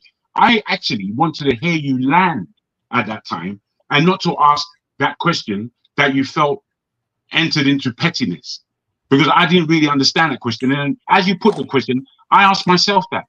Would I go back to Nigeria and be on the front line? And then I think that's not the best position for me. That's not necessarily the best position for me. So I was wondering how I would answer that question. But the fact is, Ferreira answered it. And then you decided that you can't even have that as an answer or whatever you said. And I think if you know, wait, you're gonna speak directly after. When you ask a question and the question is answer, and you take it away, and then I asked you, why did you ask that question if you're not happy with him having his own answer? And you find that petty.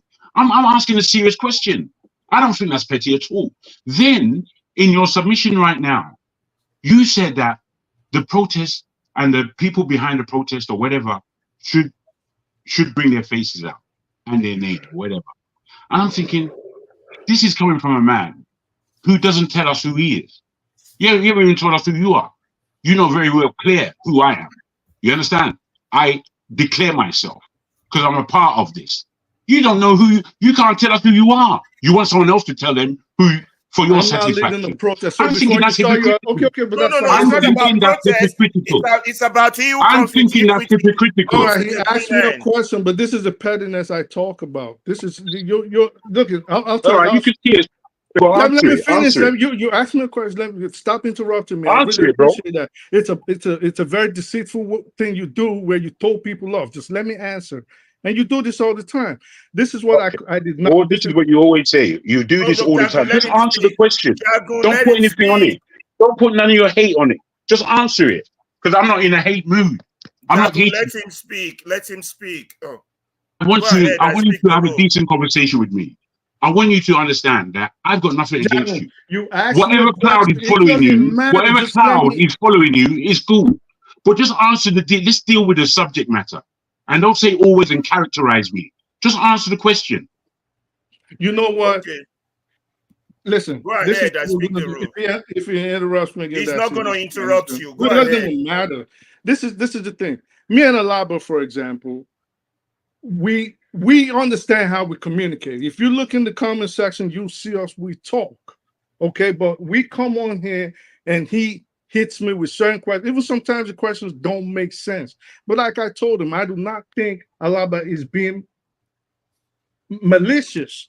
Now, to speak to you, you have a tendency of maliciousness. You tend to hold on to grudges. Me and Alaba was going at it about he said he wants a revolution, blah, blah, blah, blah, blah. And I said, bro, do you want to go on the ground? Why are you not on the ground? If there's a war right now, would you go on the ground? He said, yes. And I said, yeah, sure. You know what you did? Just because me and you already had an argument, you held on to that grudge and you came at me and attacked me right away and said, well, if you already knew the answer, why would you ask the question? I remember. I asked him the question because me and him, you see how I didn't run off. I just did not want to. Let me finish. Let him finish. What I did not want to deal with, and this is actually petty, and you have a tendency of taking people out of character. You know what I didn't want to deal with was the pettiness and the back and forth. I came on here, we were on here for probably 6 hours, Jago. Before you came on, nobody interrupted anybody, nobody argued with nobody else. And it's okay if you have a different take on something, just let people have their take. You don't have to always hold grudges, be petty, and then you throw at homonyms at people. I even told Alaba in the comment section, right or wrong, bro. I said, listen, I got no problem with you. I just look at certain things you do like you're a pest. I said, but he knows me and him go back and forth. But in the comments, I'll talk to him and I said, just tone down on the insults and tone down on the ad hominems. And Alaba's right here. He said, I will.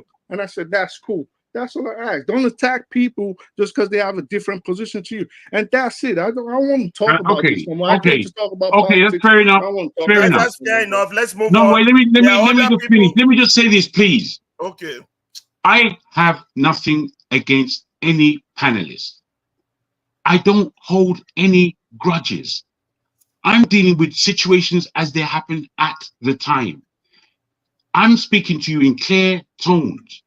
You, in your appraisal of my question or questioning, went all over the place in speaking about who I am and I always and only. That's you. Don't repeat yourself. Wait, let me finish, please. Let me finish. Let me please finish. See, one man is laughing at you people. That is you. One man is not laughing at us. Wait, please. Please, that is not about, it's not about one man. I'm speaking to the subject as that word. You are giving me my character all the time, and you're telling me I'm holding a grudge. I'm thinking that doesn't even make sense. Doesn't equate. Okay. I want us to discuss based on the words we use, not based on the personalities that they come from. We can make these assumptions if we want. We can keep them. I've got a fair understanding of your contributions on this show. But apart from what you might say that I may agree with, that I may not agree with, I'm thinking you're not necessarily seeing me as a balanced person, which is fair enough. But I'm here to let you know that I'm speaking to your words. I'm not speaking to whatever, how you wear your hat, how you do your house. I'm not speaking to none of that. I'm not speaking to your personality. I'm speaking to your words. And if words are too much for you, then I'm thinking, what's going on here? Or if it's the personality that these words are coming from is too much for you, then what am I going to do about that? Am I going to change my whole being to suit you? It doesn't work like that, my friend. Thank you. Now, for all the grown daddies that are on this panel, read what Tokwe is saying, because I'm tired of babysitting daddies. I'm tired. All the grown daddies. Tokwe is putting it out. Is this show a protest or a setting grown-up daddies beef? Tony is missing out. Why would Tokwe, why will you bring it to this? Now Tony is going to jump back on. Who is next? Is it Pastor that is next? I'll be Kenneth. Thank God, Kenneth is gone. No, I just want to. Pastor, are you next? So Jerry, Pastor, electricity. I just want to tell you all good night. I beg. So just shut up, man. Night, bro. Yourself and stop harassing people. Okay, now Pastor Ton. My personal person, forget. Who else did on? Now Pastor Ton, electricity. Now your show. Now your turn. Yeah, thank you. Pastor, if you don't mind me, I just want to talk for once. No, I would say no. Because you go Dabaru, carry us go where we know what go. Alaba, my face, I'm not even smiling. I'm not gonna shout. I'm not smiling at you. Okay, right now. The man almost had a heart attack the last time. What I'm saying is this. What I'm gonna say is this. Okay, I don't know who is the person who takes people in and takes people out. Okay. The confession is this. I actually wanted to get out, but for somebody, I wasn't talking. I was just listening to what some people are saying, and all of a sudden, somebody took me out. No, nobody did.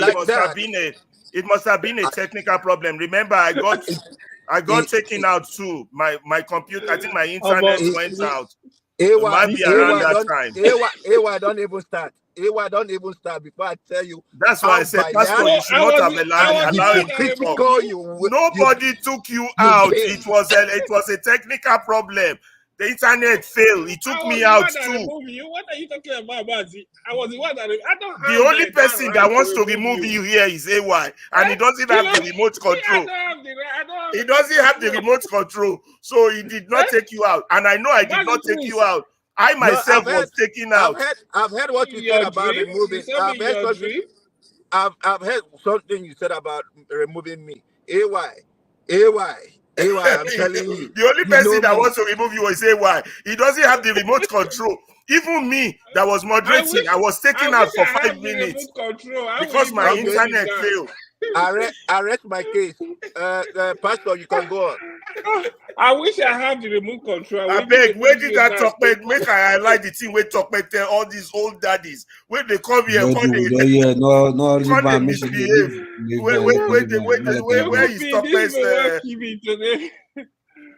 is Tokpe's something? Don't pass. Pereira, now you be moderator.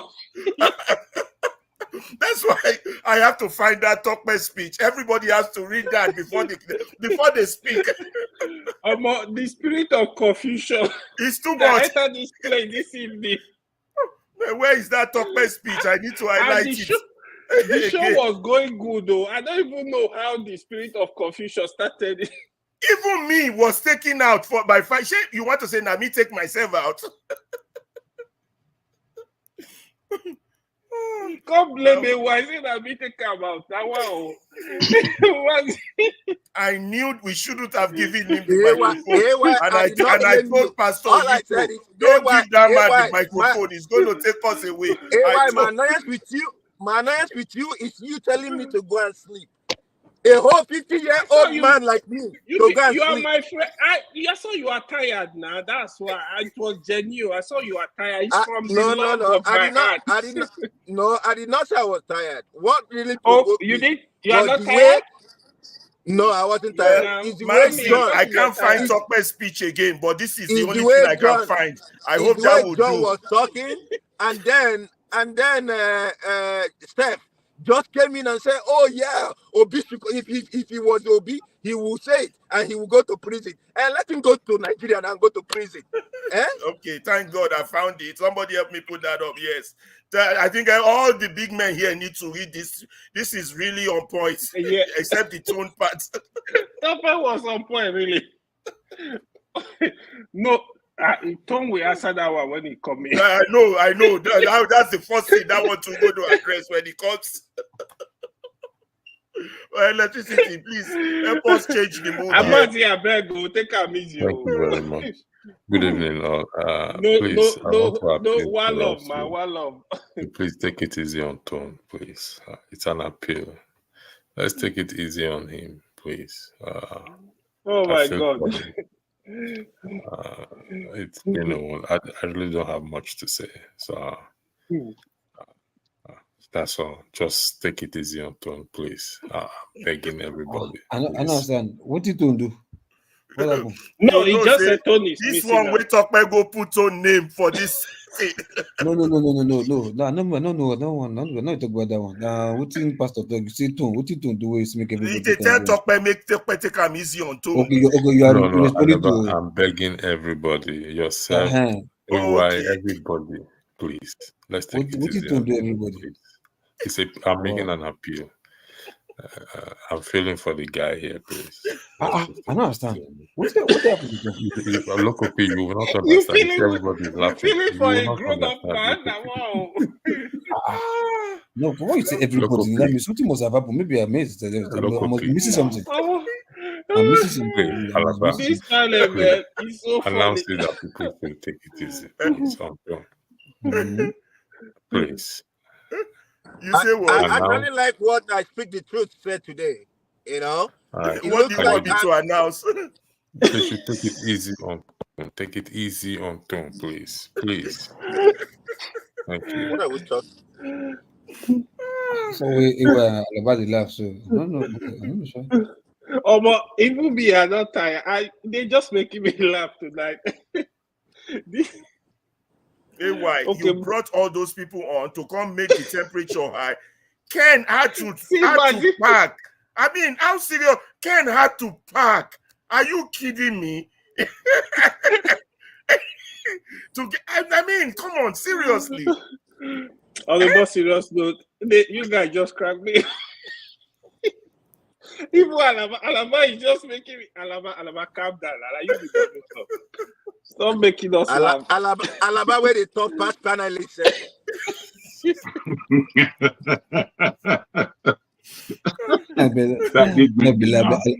Alaba, you talk, Sha. Alaba, serious critique, Alaba.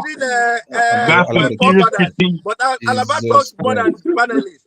My father they left for where Alaba they say. You know the boss man. When don't talk. You can't sing one fella music, you know. Sure. Maybe for the youngest, Congolese fella music. I'll come put fella music join now. You know, they say me when we say they know they allow us play music for this thing. They know they allow us play interjectory music. If for good, go. We're supposed to turn this whole thing to radio station. This one. Look at Lokopi is obsessed with comment section. Comment section. Hey, please go break now. Yeah? If you can go break, it's not for you. That other one. The statement is not for you actually. Maybe go break. Make now only electricity interpreter to you. You no go understand. I know. Electricity over to you. Pastor, can they use something like Ayakata? They can use it, you know. Okay. You don't get sorry, Adama, sorry. Now I understand you. So now I understand what you mean. Sorry. I don't think they are allowed though. I think all those copyright rules. They have too many copyright. YouTube has too many copyright rules. And that's why Nigerians Nigerians should work hard to have their own independent media so that their speeches will not be stifled. Yeah, we can Should be they say WhatsApp go for Nigeria. Be WhatsApp won't pay Nigeria money. You can, Alaba, you can play the national anthem. That's interesting. I'm not gonna play that one. Which I one, will the play new my one or Jack the old Fashed. one? My Jack, I like Fashed. We've been sitting down for too long. Play Fela now. You They can't don't play get Fela. Fela on the list here. Mr. Okonkwo, Rudolph has some specific The things. one I would like to hear is this Major Fasheksha, religion is politics. I like to hear that one. Religion is politics. Straight. How come we did not even give a minute silence to this woman that died? At least who can Onyeka Onwenu? I would have loved to play Onyeka's song. Who can use her as a tribute?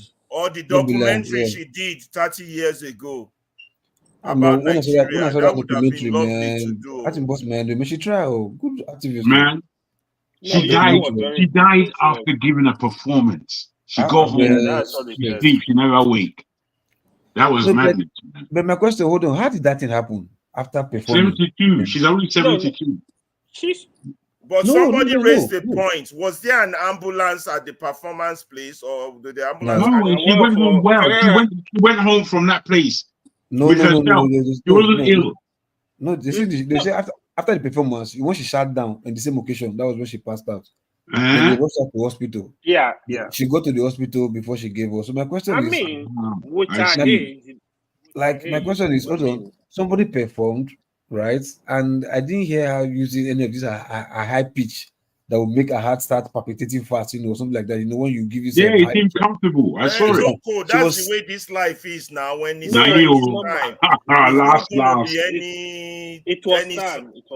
time, it's just you might be perfectly okay. Oh, I've seen one it was on YouTube, Sha. A man died standing up. He was in a mall, standing, and he never fell. It was just stood there like that. And he didn't fall down or anything. He died like that. So it was after people came, then they called the police. This man been standing here for like more than 15 or 20, 30 minutes. Then they called the police. They came, checked. He was just standing the way he was. Didn't slump, didn't fall. In standing position, he was gone. Still and gone. That's a man. That's a man with good balance. However, that's a good balance. Yeah. Anyway, let's do my check. At least we've been sitting down. Tonight, this gentleman will be making his network television debut. This is his most recent album right here. It's called Spirit of Love. We're very pleased to welcome Majek Feshek.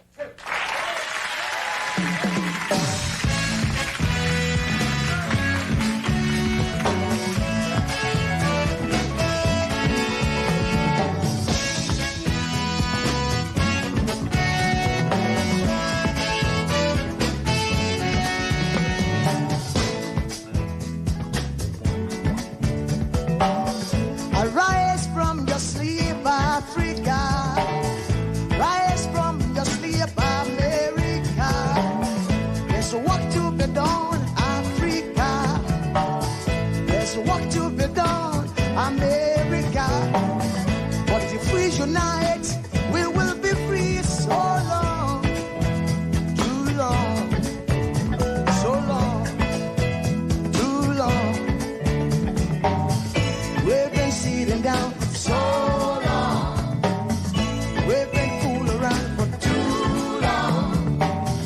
We've been sitting down for so long. I have not been fooling around for too long. So long, so long, too long, too long, so long, for too long, too long. Hey.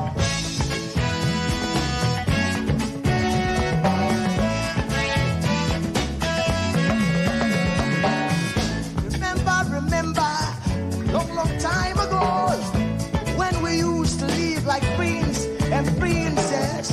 Remember, the pyramid of Egypt, when we used to live like prince and princess.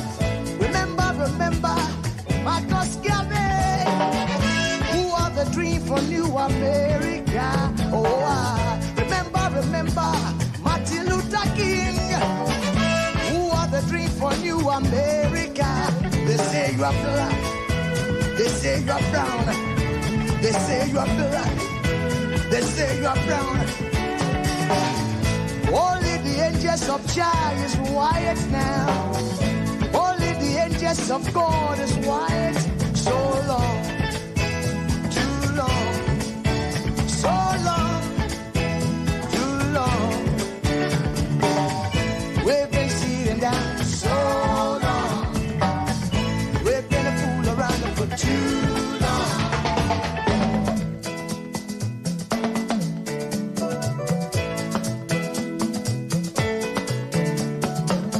Arise from your sleep, Africa.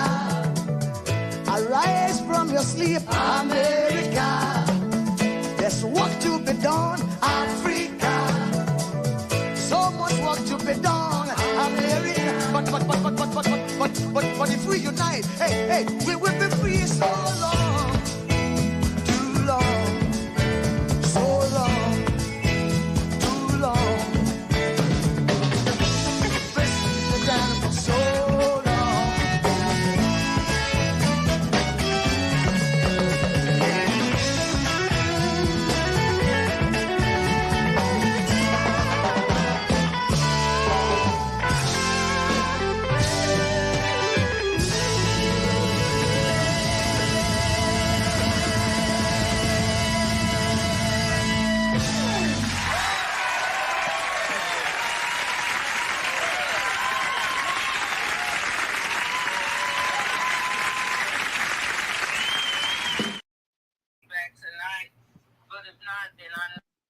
Okay, who's next and what are we talking about next? You guys pick a topic. You guys are not allowing me to speak anymore now. It's a problem. I don't know why. Boy, to pick a topic just like that is quite difficult, as I'm I racing through my mind. was enjoying. I speak the truth, and Alaba, you keep interrupting him. Can you please allow him to talk, please? Allow him to speak the truth to talk. Who's speaking? Who's speaking? Who's that? Priest, Mazi Priest. Okay. I think he's driving. I'm not driving. Before you put me in trouble rules. now, I'm not driving. What are you talking about? Yeah, Jesus Christ. I just saw you driving. Your motor I'm in the car, now. but I'm not driving. What are you talking about? Okay. Look at me. I'm in the car, but I'm doing something. Okay, God. got it. Okay, sorry, okay, boss. don't remove him, Ferreira. See, it looks like you remember, you dreamt about me today, Abi. Eh? No, I said they should not remove you. Yeah, I'm pleading on your behalf. Yeah, thank you for being on my side. No, I'm not driving. I'm doing something. That's why. Okay, but the way you are shouting today, be like say something in system. No. Earlier, I shouted. I was so mad earlier, man. I was so mad earlier, but I didn't curse anybody. I didn't say anything. Did I say anything wrong? I didn't curse anybody.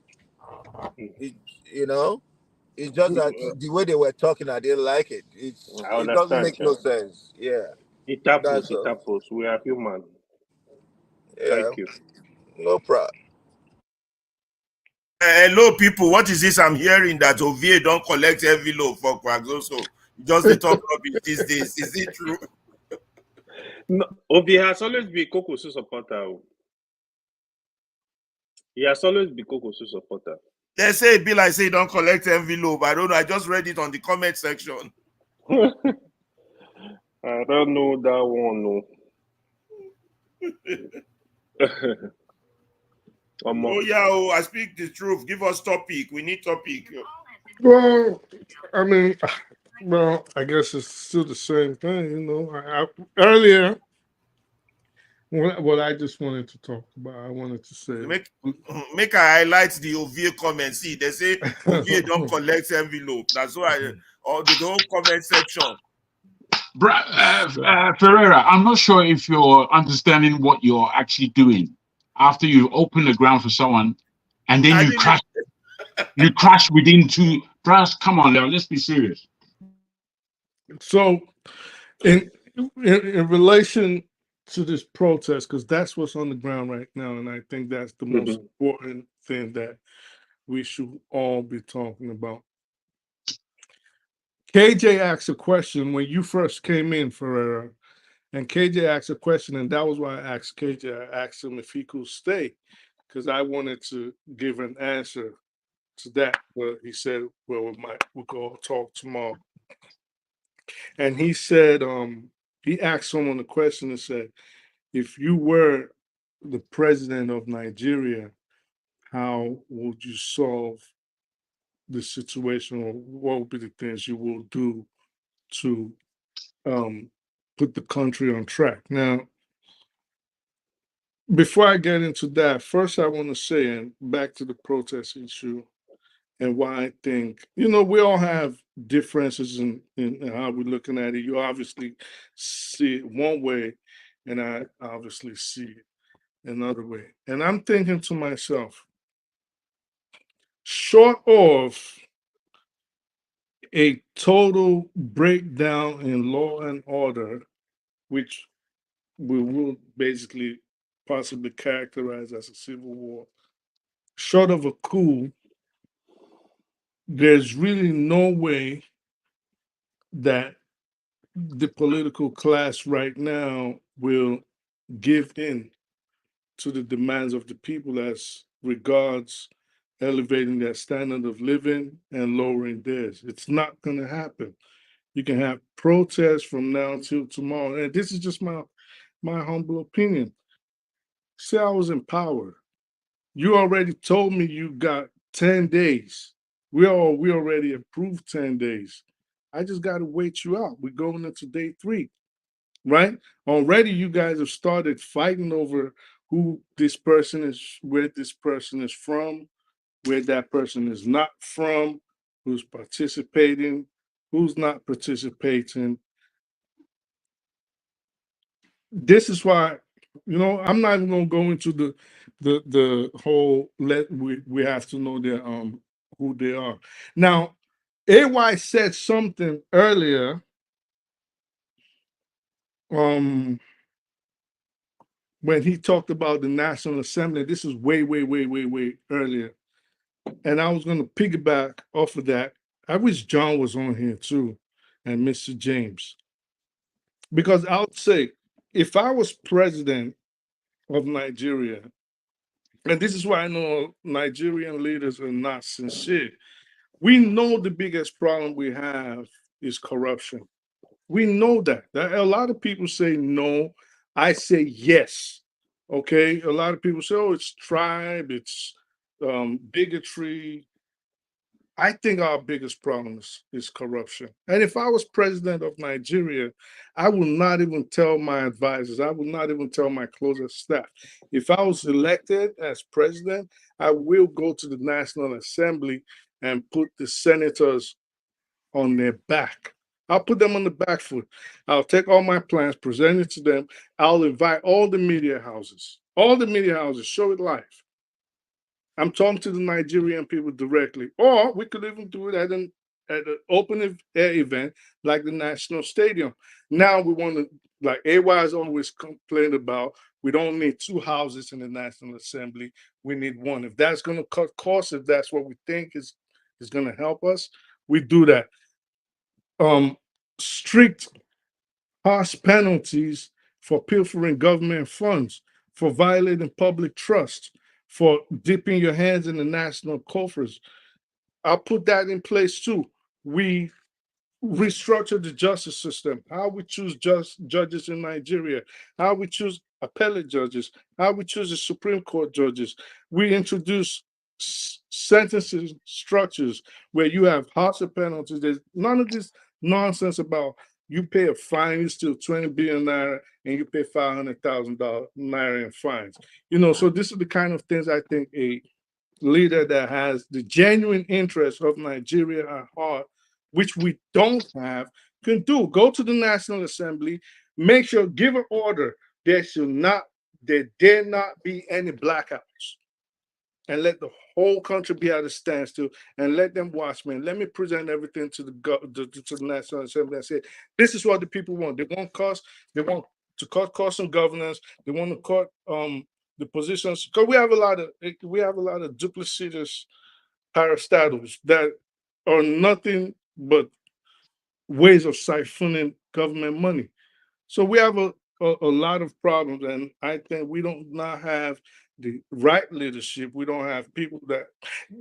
Alabama, the bottom line is, we don't have people that love Nigeria. Nigerians don't love Nigeria. Nigeria does not love Nigerians, and that's just that. Until we have people that really, really, really want to fight for Nigeria, then we'll be on here for the next few years and just going back and forth, maybe on different platforms, or when our families are just arguing and offering solutions and not finding answers. Can I jump in there? No, I'm done. Thank you. I speak the role. Go ahead, Jagun. I think that's a good question. Everybody could be able to answer them. Yes, so you see, I don't know, but that was the clearest thing I've heard all day as to a way forward. It doesn't have to be agreed upon. It doesn't have to be what somebody feels that they would do, but it is the clearest thing that I've heard all day as to a way forward. You see, if somebody is putting positivity out, like I've just heard, this is where the discussion, I think, really needs to be at. The fact of the matter is, I keep professing that there's anybody on this panel right now, and I think we would all regard ourselves as underqualified to run a country like Nigeria. I think we would be humble enough to admit that. But the fact is, everybody on this platform can run the government better than the government has been run now. And if there is a position, a vision of what it could be, that's really what I'm looking at. I'm looking for what it could be. Then from where we are now to that point is what we need to augment and fashion in order to get there. And I feel without these premises of a vision, it's not easy to have a vision. And some of us have it and we won't even say it. Some of us have visions and we don't even know it. But if we're having a real discussion and we are really, I think we are too easily offended by real discussions. When we bring the real discussion out, that is when we can chart progress. That is when we can get involved from wherever it is in the planet we are.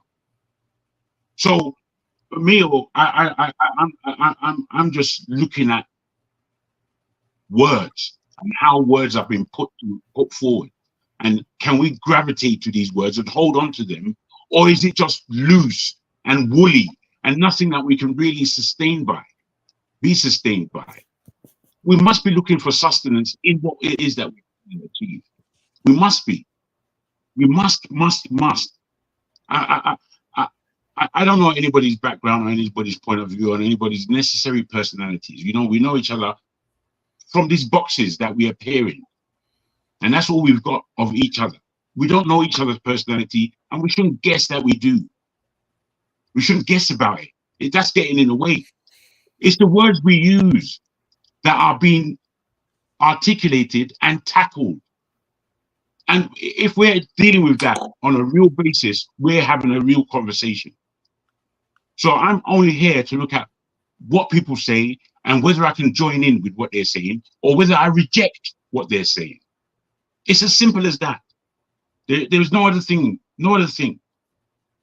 as far as I'm concerned, anyway. Well, if I were to answer that question, what I would do would be very, very simple. One, I would definitely corruption I see is Nigeria's #1 problem, and I would start to fight it directly. But it might instantly bring your government down. So the first thing I would do is to make sure Nigerians have nothing is off the table for discussion.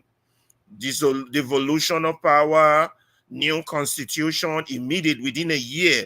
Gather people, let them come up with their own rules of engagement. Number one, to replace the current constitution, new constitution. Then the regional thing will be more emphasized. Regional power, will be more emphasized. And then we can still stay together as a united nations of Nigeria, or whatever name we want to call ourselves. I will insist that that be there. Then the constitution, then once you have the institutionally placed things like that, after you have a new constitution that came out from the people, based on, it will be extensively discussed, debated. It's not something somebody would just sit in one room and type out. No, the pros and cons of that constitution will be highlighted to the people, and if there's a need for them to vote on it, they will vote on it. A new constitution. Then after that, after the new constitution, then we will start local electioneering process. It will not be federal, it will be local and regulated. It will be, for now, it will be open. I'll probably adopt the option A1, A4 thing that Babangida used back then, where everything will be right in the open, less money will be spent, you don't do all that. Then after that constitution has been adopted, in that constitution, I would insist that there be the death penalty for corruption. Corruption will be treated as the same thing as a coup d'etat, period. And economic sabotage will be treated same level as a coup d'etat. No difference. So if you get caught, you can do it, but if you get caught, you're on your own. Then nobody goes for public office without full declaration of their history, their financial accounts, every property they have.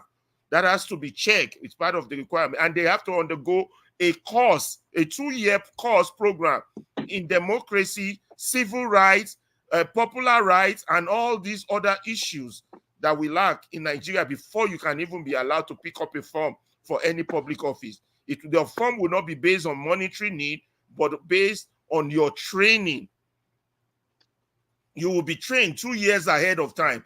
You won't encourage partisan politics yet until all the institutions are firmly strong and in place before you now start launching it into partisan politics. It will probably be election without parties.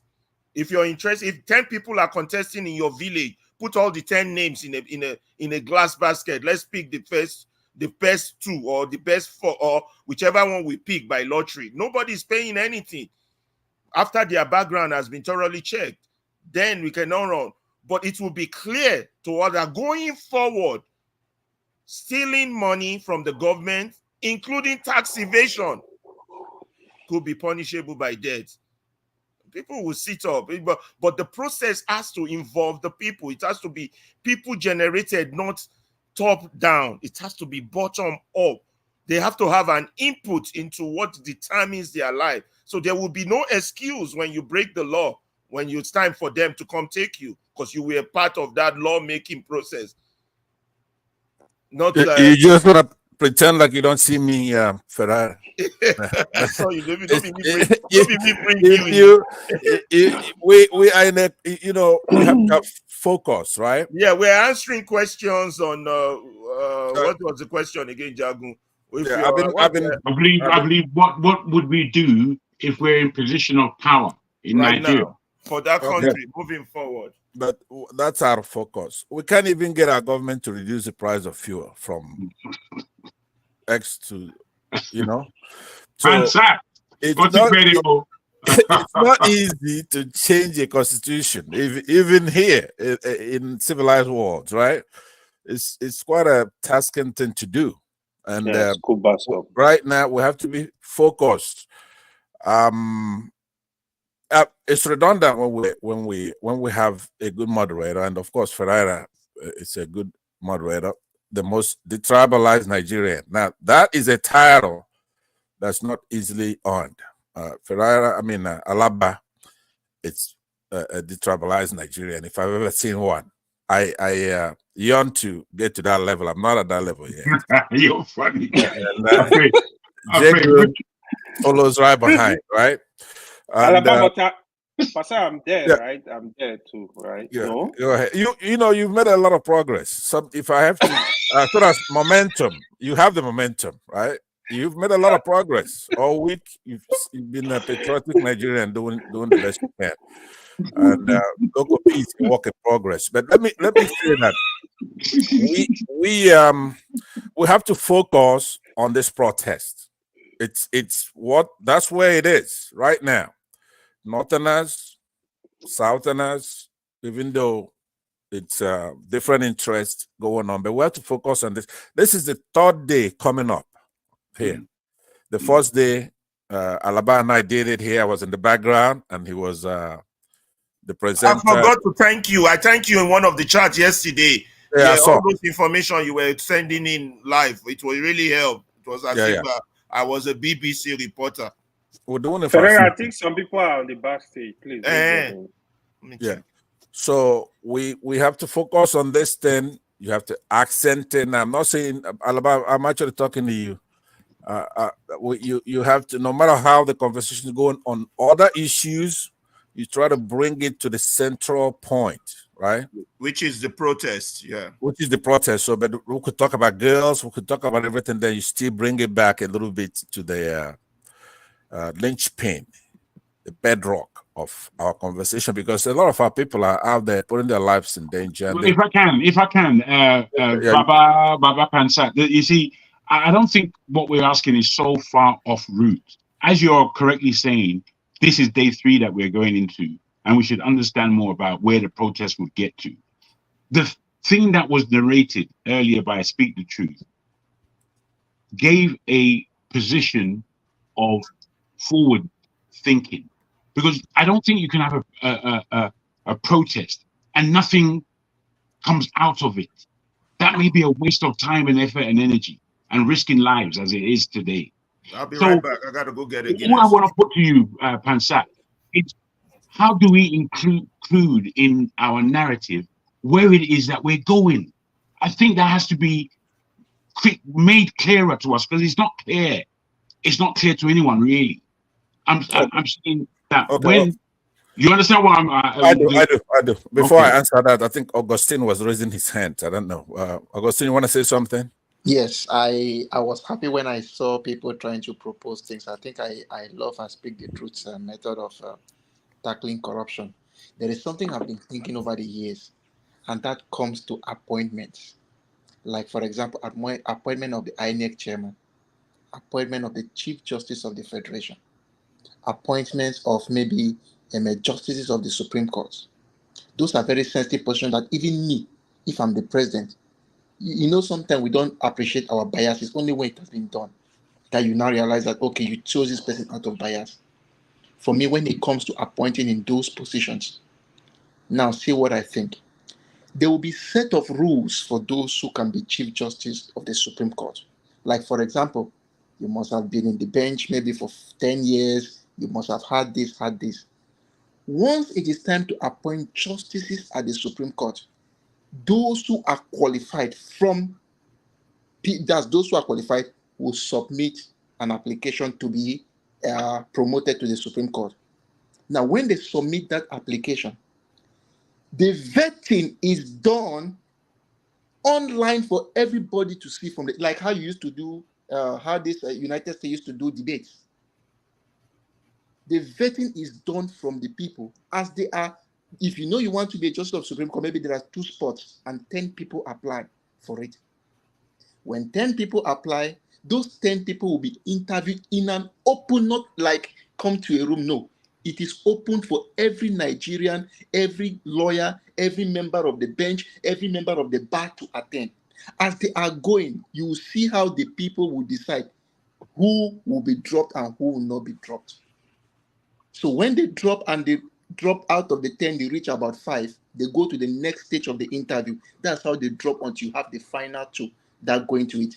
If Nigeria is very diverse, a situation where maybe this position is open and we need somebody, let's say from the northeast, to fill it so that they can have the 6 geopolitical zones which are represented. That is the same thing that will be done in such a way that we pick the best hand. Why I'm proposing that is because you cannot bribe the more than 50,000 lawyers or the more than 500 justices to get your way to that position. You cannot do that. You cannot bribe nearly everybody who is a stakeholder in selecting that person. So a situation where we have a few people who determine who finally makes the final list, it is easy to bribe them. But a case where there are more than 1,000, 2,000, 5,000, 10,000 people who at the end select the right person for that job, then it's difficult. That is what the way I used to see the select vice chancellors in some universities abroad. And I feel that that method is okay. The interview is over months, maybe 8 months, 1 year, in such a way that once they interview the person over a long time, over many stages, you end up finding somebody. In that case, even me as a president, I cannot have authoritative powers over who will be the INEC chairman or over who will be the Chief Justice of the Federation.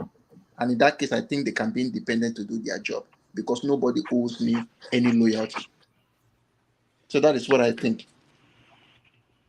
Financial freedom is another point, though. All right, Augustine, thank you. By the way, let me start off by saying hello to the people in the comment section and fellow panelists here. I had a question pending from Jegun, which is on the effectiveness of the protest, how it's unfocused. Obviously, protest can only bring about valuable policy changes when it's well planned out, focused, and the demands are clear. We must express displeasure constructively, our demands, as one voice in order to achieve this effectiveness, right? But we don't have proactive leaders in the country. That kind of thinking, civilized world, first world, is only effective if we have proactive leaders to engage the protesters, right? Right now, we don't even know if Tinubu is alive. Now, there's a lot of things you don't. If I had a platform, the discussions would be much, much advanced, right? Obviously, I don't have one. I come here, I have to deal with it. We don't even know. We have a president during the campaign whose leg was shaking, his hands were shaking, and we're shouting Emilokon. That's a popular song. I like that song.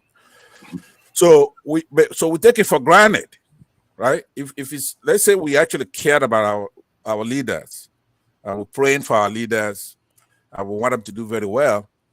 When we don't see our leader or hear from our leader for a week, 2 weeks, a month, 2 months, it wouldn't be so much concerned that they don't care, they don't want to respond to stimuli, they don't want. We'll be worried. Is our leader okay?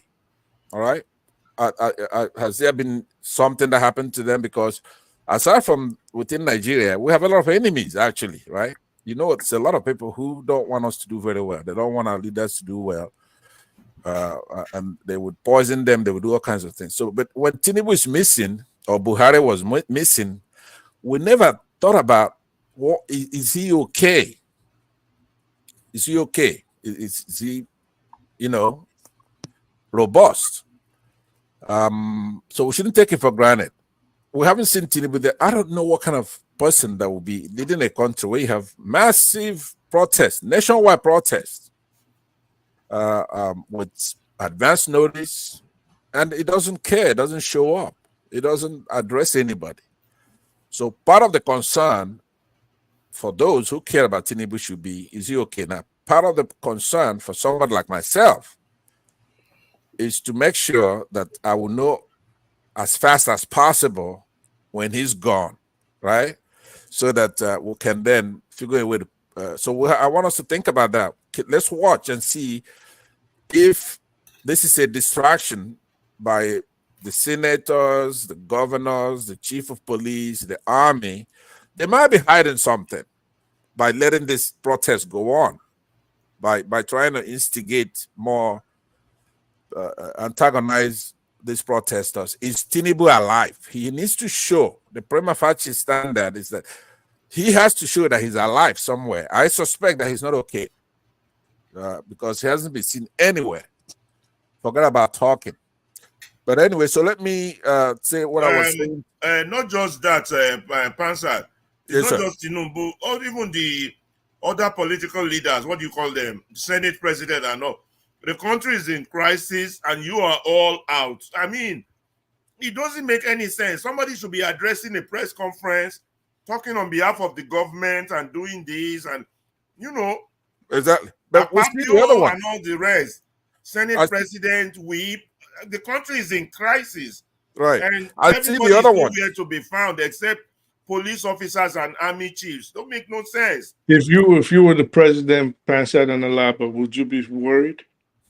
If who? Say that again. If either of y'all was the president, would you Yeah. be worried at the way the protest is currently going? Okay, I'll be worried. You'll Yeah, be I'm worried? worried. And it's a great I wouldn't be worried. It be no, you see, it's in Kuwait. It's beginning, right? Like Jago asked me, right now, we come, you know, I've speak the truth, we come from a multicultural society, right? Just like say in the United States, you have whites, blacks, this, you know, north, south. In Nigeria, it's a multicultural, traditional society. So this guy says they budgeted 1 month, 10 days of protest. So this is the first and the second day, right? So a lot of it is going to depend on how the government reacts. So as you're watching the protesters, and I think it's not a great protest, for some of us, these are historical firsts, like in the North, right? When you see these generation Z, Gen Z, and X, whatever, I don't know, millennial or whatever they are. And they're telling their imams and they're telling their obas and they're telling their obis, hey, look, you know, we're hungry. And they're protesting. This is a first where Northerners, Southwesterners, Igbos, I heard the discussion they had about Igbos are not protesting. Igbos have been in perpetual protest. If everybody sits at home, there's no need to go on the street. The government will listen. Every single, the North, South, East, and West, they sit at home. It's effective for where we want to get to, right? Because we want a peaceful protest. We just want to get their attention. So, you know, I know when there's a lot of people who want to talk here, I was going to go into some things that you already know about for the benefit of those who are listening. There's no concord. It's not, you don't have leaders, because in this generation, I made a comment in the comment section about Bitcoin, right? You don't have the traditional banking system. That's a centralized thing. So these protesters, somebody like Showore, they're very good with the digital world, the new world. It's a decentralized. And that's what gives headache to the government, right? They don't know these guys could use Instagram, and they could use, I don't know, they got all kinds of formats and platforms where they could organize. Telegram, Snapchat, Yeah, Signal. things like that. So you just can't go and pick off. If you pick up one guy, put him in a cell, the thing keeps going.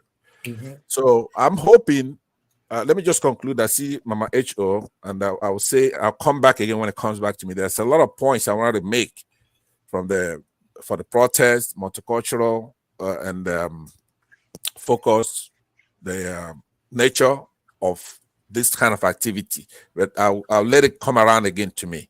So I'll go ahead and pass it over to you. All right, thank you. Welcome, Madam Yeah, H.O. welcome, Mama Echo. Thank you very much for joining us this late. I think. Are you breaking the rule by yourself? What did you say? What did you I say? said you breaking the rule by yourself this time. I'm drinking in the room by myself. Oh, John Bear. You heard me correctly. No, Jago, don't worry yourself. I beg Mama Echo talk. Yeah, greetings everyone on the panelists, and greetings to the audience. My day has been somehow sad when I look down at what is going on in my country. When I look down at the population of the youth out there that are hopeless. Because I know Nigerian youth are hardworking. If they have hope, with the system. And they have provided an conducive environment for them to use their intellectual to become who they want to be. They won't really be out there. And I look at who are really the leaders or politicians in our country. I realize that the population are men, fathers, uncles, grandfathers.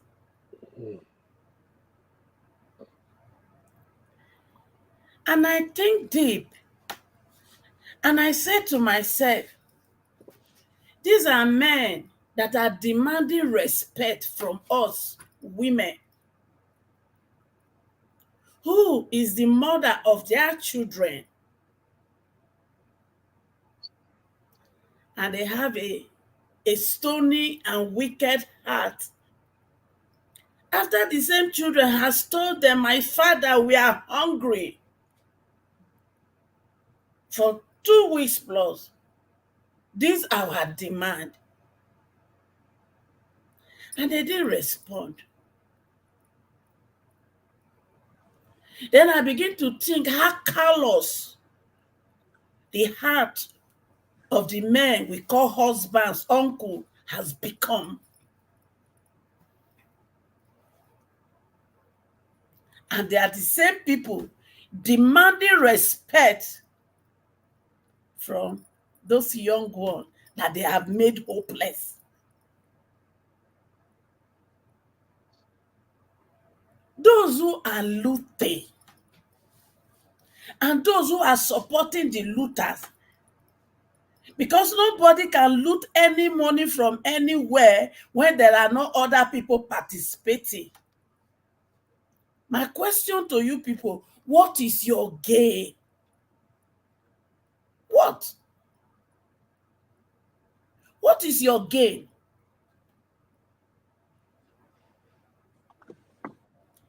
The senator that was in prison in UK, is that your gain?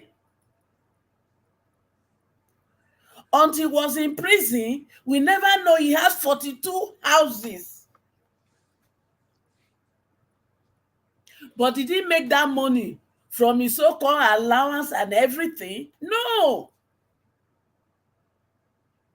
They collected constitutional money and they never used it for any single project.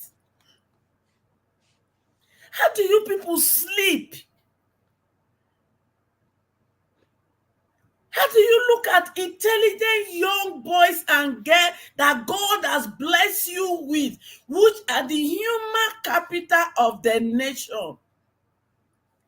And you can invest in them so that they can strive and compete with the Western world.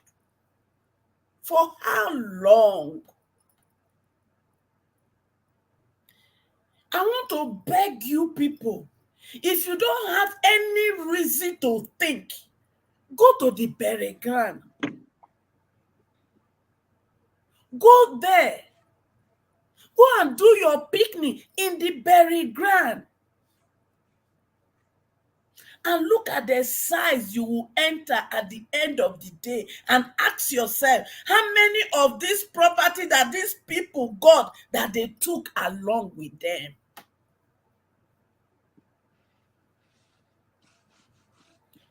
MK Abiola in his days, he was a rich man. He has company. But at the end of the day, was the children able to maintain those company? Our men. You are supposed to be the head of the family.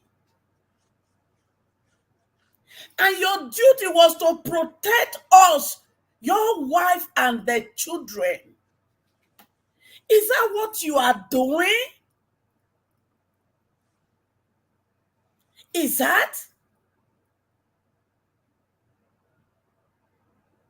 Majority of you here, somebody knows, somebody knows, somebody knows, totally up. Can't you talk? Can't you ask them to stop this? Is it not naked we came into this world? Naked we go? Before you go to bed this morning, look at your environment. Walk around your house. Look at everything. And look at the cloth you put on. And ask yourself this question. If I sleep and I didn't wake up, what am I taking along with me? Because all this thing we are pursuing, is it not?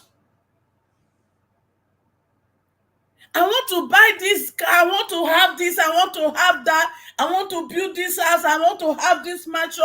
The question I want to ask us today is this. How many rooms do you sleep at a time?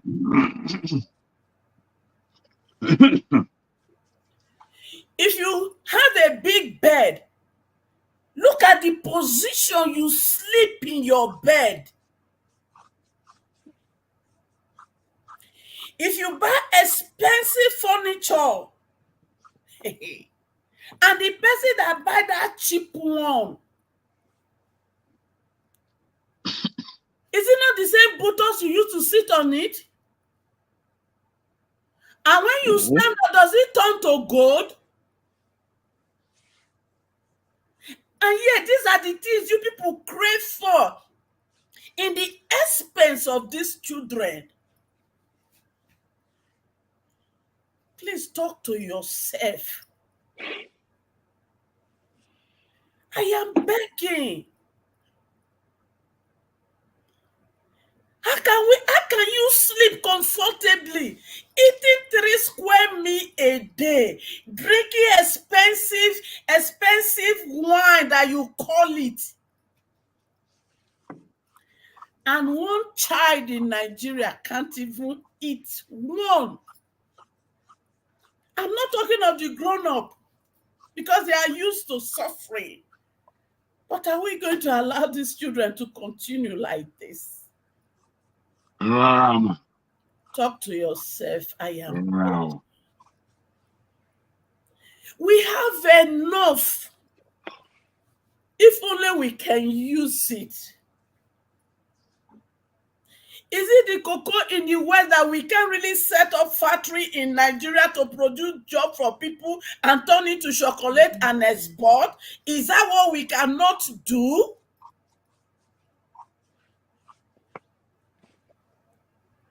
I just want to know. All the gold that we can't. How can God give us raw material? And they are still asking us to pray for success. All he wants us to do is to turn those raw material to product. Use some and export that.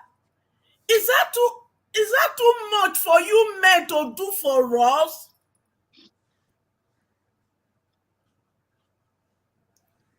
To God, you men, you have disappointed us. I heard the military are warming up. Are you warming up to take over, or you are warming up to carry gun to face civilian? I wish you people are telling us you are warming up to cop all the insecurity in Nigeria. We would have. So I don't know you people can warm up. Nigeria military. Can't you see your counterpart in Burkina Faso, the young man, what he's doing when the civilian could not do what they want to do, could not change their country? I hope that's what you are warning up for. Because if you are not warming up for that, and you are warming up to come and carry your weapon against Nigerian children, because they are asking for a better environment to fulfill destiny. then I don't know what I will call Man, you should be careful. You should be careful in some of what you're saying. Or don't. You're very passionate, and I'm following you. Man, listen. Oh, be careful of what you are saying, man. I am not afraid. The only thing that It's not about fear. It's about drawing unnecessary attraction to yourself and to the platform. Let Be me tell careful. you one thing. If they won't locate me, when they find my number, they go see me. The highest, Nakbai. A man died but once. Did you understand? If I die today because of speaking the truth, I am fulfilled in my life. Did you understand? If I die today for speaking the truth so that Nigeria children can have tomorrow, I am going home a happy person. So I'm not afraid of death. Because naked I come into this world, naked I am going back. I am not taking anything out of this world. The only thing that will go with me is what I have done for humanity. So I'm not afraid. Wait, I want to ask you now one question. The people when they're born today never die? They never die.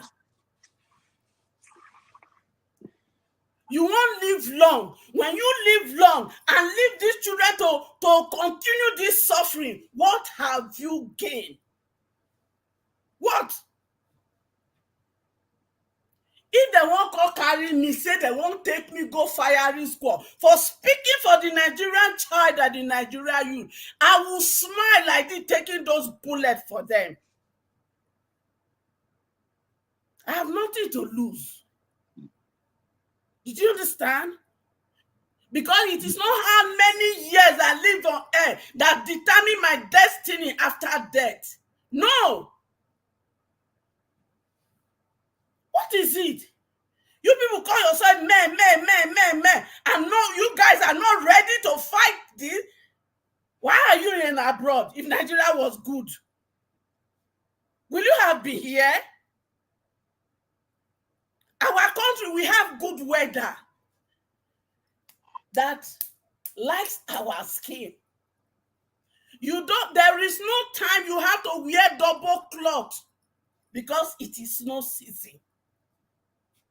There is no time everywhere you must put AC because it is hot season. There is none. If that is only thing we even harness, do you know how much would have made from tourism? Do you know? Do you know? Because these people like to travel out of their country during the winter. But no, we don't make the environment conducive. Man, I'm talking to you people today because at the verse, oh, now one make we respect una, Una want collect respect, but una leave our children, make them not become anything. Because una know who to the government. The money they carry out in this place, they can't succeed bringing it here without you people support. They can't succeed opening an account, dumping it, buy property without you people using your social security number to assist them. So do not tell me I do not know. But I want you people to talk to yourself. Because you men, if you not they look for our respect, they could have fixed the country, made the children get tomorrow. Now they hear me? Thank you. Mama Echo, you also got to talk to Desani and Better Thank you, AD. Mama Icho. Thank you so much. There's a valid point you have raised that I wanted to exploit. Is Nigeria now devoid of courageous people? I mean, what just happened? Are we all just maybe we're morally bankrupt, but what happened to us? What happened to? If I can, real quick, I won't be long. Yeah, You see, when my HO speaks at times, though, it can be tough to listen to, just from the point of view of what she's talking about many of the times. But in listening to everything she said, yet again, we are being spoken to. We're being spoken. We're being charged. We're being told that the job we are doing is not sufficient. And this is my mantra. This has been my mantra. That really we may critique and critique and critique and critique, but what are we doing? What are we doing? What's the process? How are we using our weaponry? We are men, and with the weaponry of our minds, if nothing else. But a lot of us are economically weaponized. Many of us are strategically weaponized. But we're not organizing anything. And I say we can't just be critiquing. So, we've just been torn a new arsehole. We've been given a hardcore challenge, but we can ignore it if we wish, because that's what we do. Yeah, Jagun, you didn't answer my question. Did courage die? No, let me. What I think with Nigerians. Let me just answer him real quick. Yeah. Sorry, Pat. But Jagun, for the first time, let me interrupt you. Hold on 1 second, please. The question, the reason why, I'm sorry about that, by the way. I'll make it up to you somehow in the course of this conversation, because I want to tie that question Ferreira is asking you with Madam Echo's heartfelt delivery. And also what I said to you, Ferreira, when I came in is we'll have to tell our conversation to this protest that we have here, right? We have a protest going on. So in a way, I'm going to use a rhetorical question to Mama H.O. Do you see approval? When you look out in the last week, do you see acquiescence from our people to the government? Do you see agreement? Willingness to go along like they normally do with whatever the government is doing? Are the people sanctioning the government, what they're doing? Is there compliance? Is there obedience and assent to it? No, we don't see that. What we see here is reservation, unwillingness to go along as everything. There's dubitation, dubiety, hassle, scruple, quibble, unease in the system. Our people, the men, are coming up and saying, hey, look, wait, there's hunger here. We don't care. Talk to us. We need some answers here. So this is not a time for this kind of discussion and discouragement. People go out there for 8 hours, 9 hours, 10 hours, facing off the monstrosity called the Nigerian state. And they come home and you say to them, they're not men. It takes a lot to provoke a nation to action, especially one as divided as ours. So right now, what we need is encouragement. I come here all the time, and then I agree. I agree with that, Pansad. I agree with you, Pansad. I agree with you, Pansad. But Pansad, hold on, Pansad. I agree with you. What we need is encouragement, and we're trying to give it. But you have to admit, there's something dead in us. I don't know what it is. Is it morality? Is it courage? Because this is the question. I think this is the question. We still pander, and some of us still try to maneuver, stay on the middle ground. There's something missing. I don't know what it is. I agree with that as well. I don't know what it is. There's something missing in the Nigerian Ferreira, calm. Yeah. In the Nigerian man, I'm not criticizing. I'm just saying, can we help them find it? Let me try and come in. That courage. Do you understand what I mean, Pansad? I do, but I want. Hold on. I say this to go on. What I want to say. Let's do it this way. There's 6 of us here, or is it 8? 8 of us here, right? So even though I really want to respond to that very well, I want everybody to participate. And those who don't want to talk, if you don't want to fight for your right to speak here, you're not gonna get to talk. Jago is not going to let you talk here. Big man.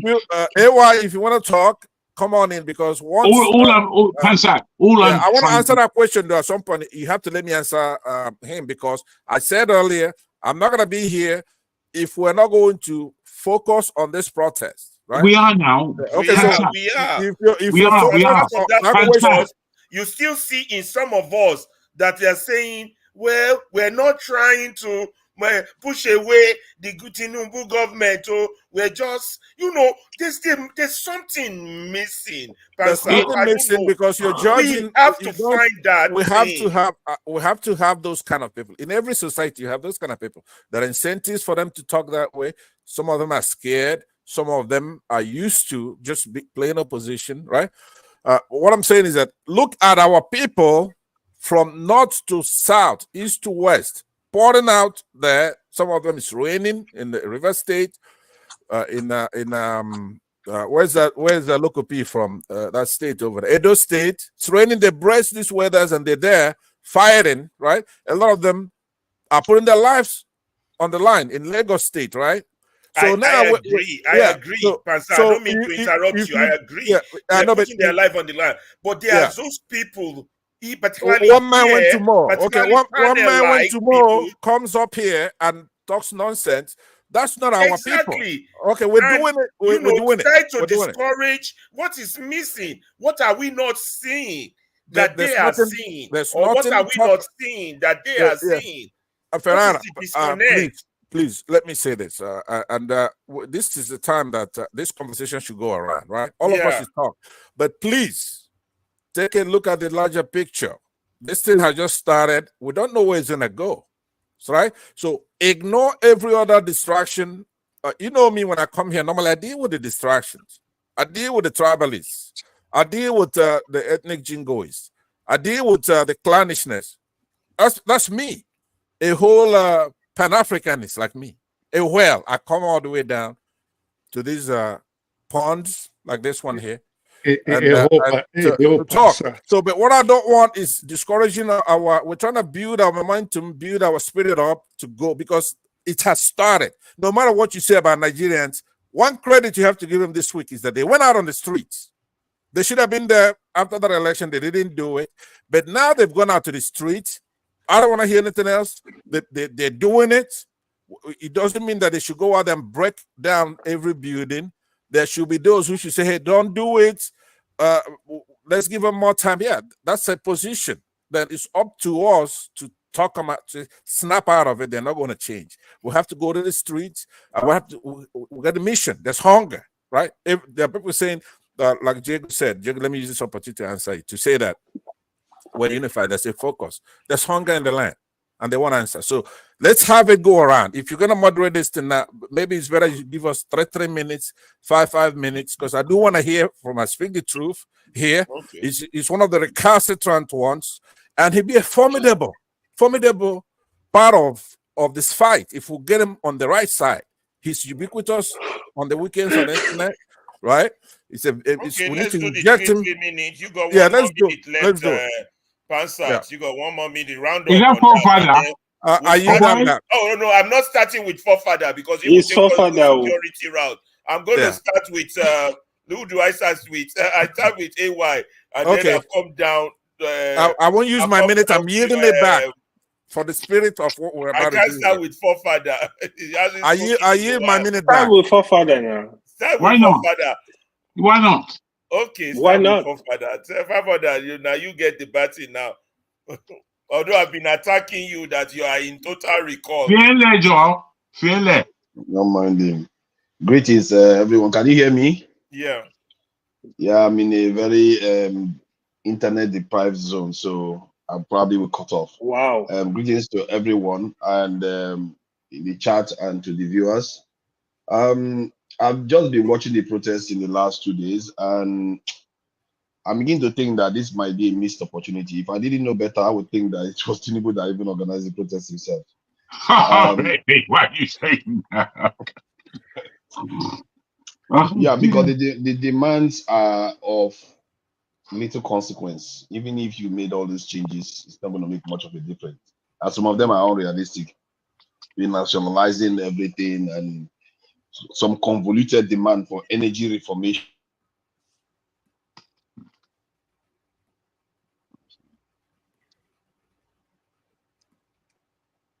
Frozen. Oh, I think Forefather is in I think Nigeria. Forefather is frozen. Go ahead, AY. Yeah.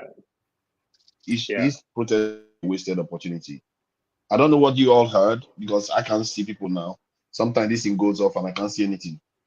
So because the demands are not good for me, I feel like you don't get the bang for your buck. Why are you not holding the government responsible for securing the country as a number one issue? Why are you not holding the government for making sure our foreign refineries are coming on stream as a second priority issue, given that it's going to make a big impact on a lot of money that we spend on our foreign exchange?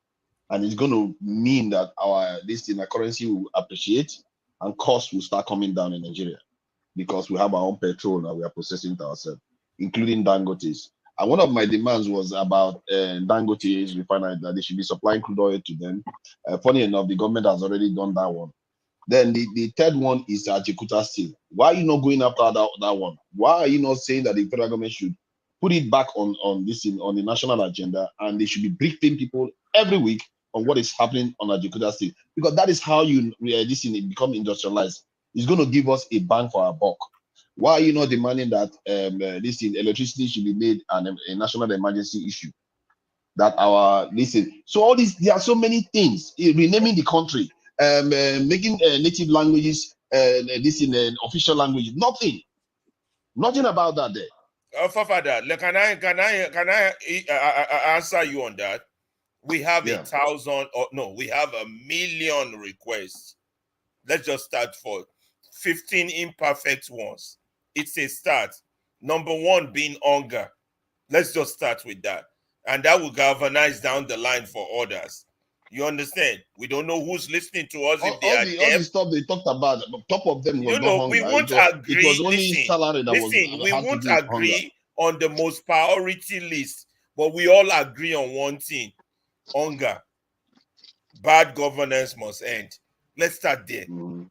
You see, if everything you're taking us I back talked now, about, if the everything I debate you talked want to about launch now is what is is going to going take us to. back. We've You are passed not that listening. stage. You are We not are 2 listening. days. Everything I Listen, talked Forefather. about is Listen, what's going to make Forefather. a difference. Listen, Forefather. We are difference. 2 days into the protest. What See you them. are highlighting now should have been highlighted 10 days before the start of the protest. So I did highlight it. I did highlight it when I looked at Let's show move raised on. Ferreira, please, are Ferreira. insufficient. If I can say this, Ferreira, please be fair. Please. I can't be fair. Don't do that. You don't have to. He doesn't. 2 words doesn't really need necessarily a response like that. Calm down, please. Allow people to speak. Come to the end of the summation. One of us will tackle what Forefather says. Let it be a peaceful communication, please. Don't let it be so. Please. Okay, Forefather, your last 1 minute. Finish it up. Round up. Yeah, I can go to AY. Like buying Nigerian made goods, that should that our leaders should be buying Nigerian made goods. That should have been a protest, a demand from the protesters.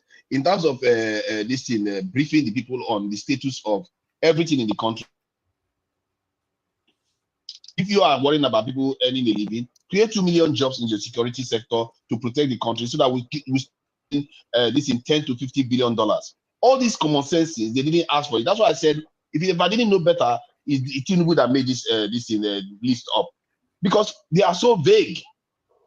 It's like, oh, we are going to restructure the country. We are going to talk about releasing Nnamdi Kanu. Okay, your time's up, Forefather. AY. The demand from the protesters are so vague. You need to be specific. I disagree, but your time's up, Forefather. Like let's go to AY. They were demanding let's refocus the question so that we can stay on track. I think what was the question again, Jagun?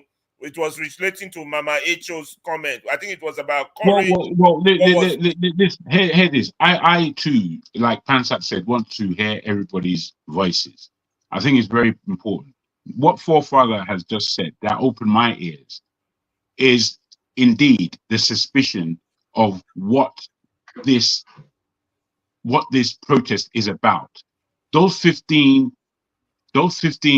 demands, so to speak, being regarded by forefathers in looking at it as being almost tailored by the government. I think that's fair enough to I don't reasonably think it's question. fair. I think Wait, it's yeah, but I do, I think it's another diversionary tactic. Ferreira, please wait. I do believe it is. So me and you may differ on that, but it's fair enough. It's fair enough. Okay, It's then fair enough. wait for your turn. Then let's go. Let's wait in for your order. turn. Can we Well, focus yeah, on okay, the question? okay, fair, okay. Let's refocus on the question. Pascal, what was that question? It No, was what an I'm issue saying of is that courage. you're giving us time to speak. Just hand it over to AY. Let him talk about whatever he heard or whatever he wants. Okay, AY, you got your 3 minutes. That's right. That's right. Okay. What exactly is the question, to be honest? Exactly. That's what I wanted to that's what I needed to refocus us on. The question was on so Mama H.O. listed that our men lack courage. And I agree that there's something missing about our people. I don't know what it is. And I think it's also courage or fear or something that's not making them stand up for themselves, for something. And then it got all muddled up. So that was the question. Yes. I don't know if I phrased it right. Yes, you done well. That's good. Okay. AY, come in now. Yeah, so let me quickly say this, right?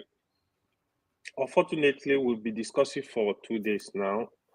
Ferreira, I think you were supposed to go through that list.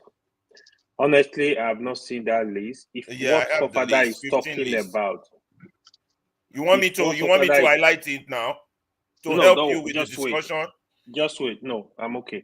Okay. If what Fofather is talking about, like security, we don't have it there. I think there is a problem because that should be on that list. It was constitution was there? I think okay, let's make it fair. Yeah, let's go through the list, please. It's important. This is too important. Let's itemize the list, right?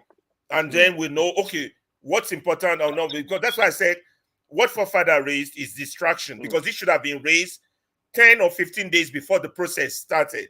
We have a million things we want to put on the list. Go through the list. Just go through the list. You're over talking. Over talking. Okay, good. Well, let's just go to the list.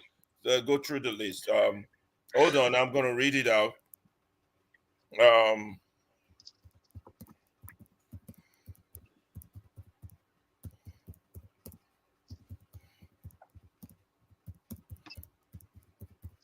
Okay.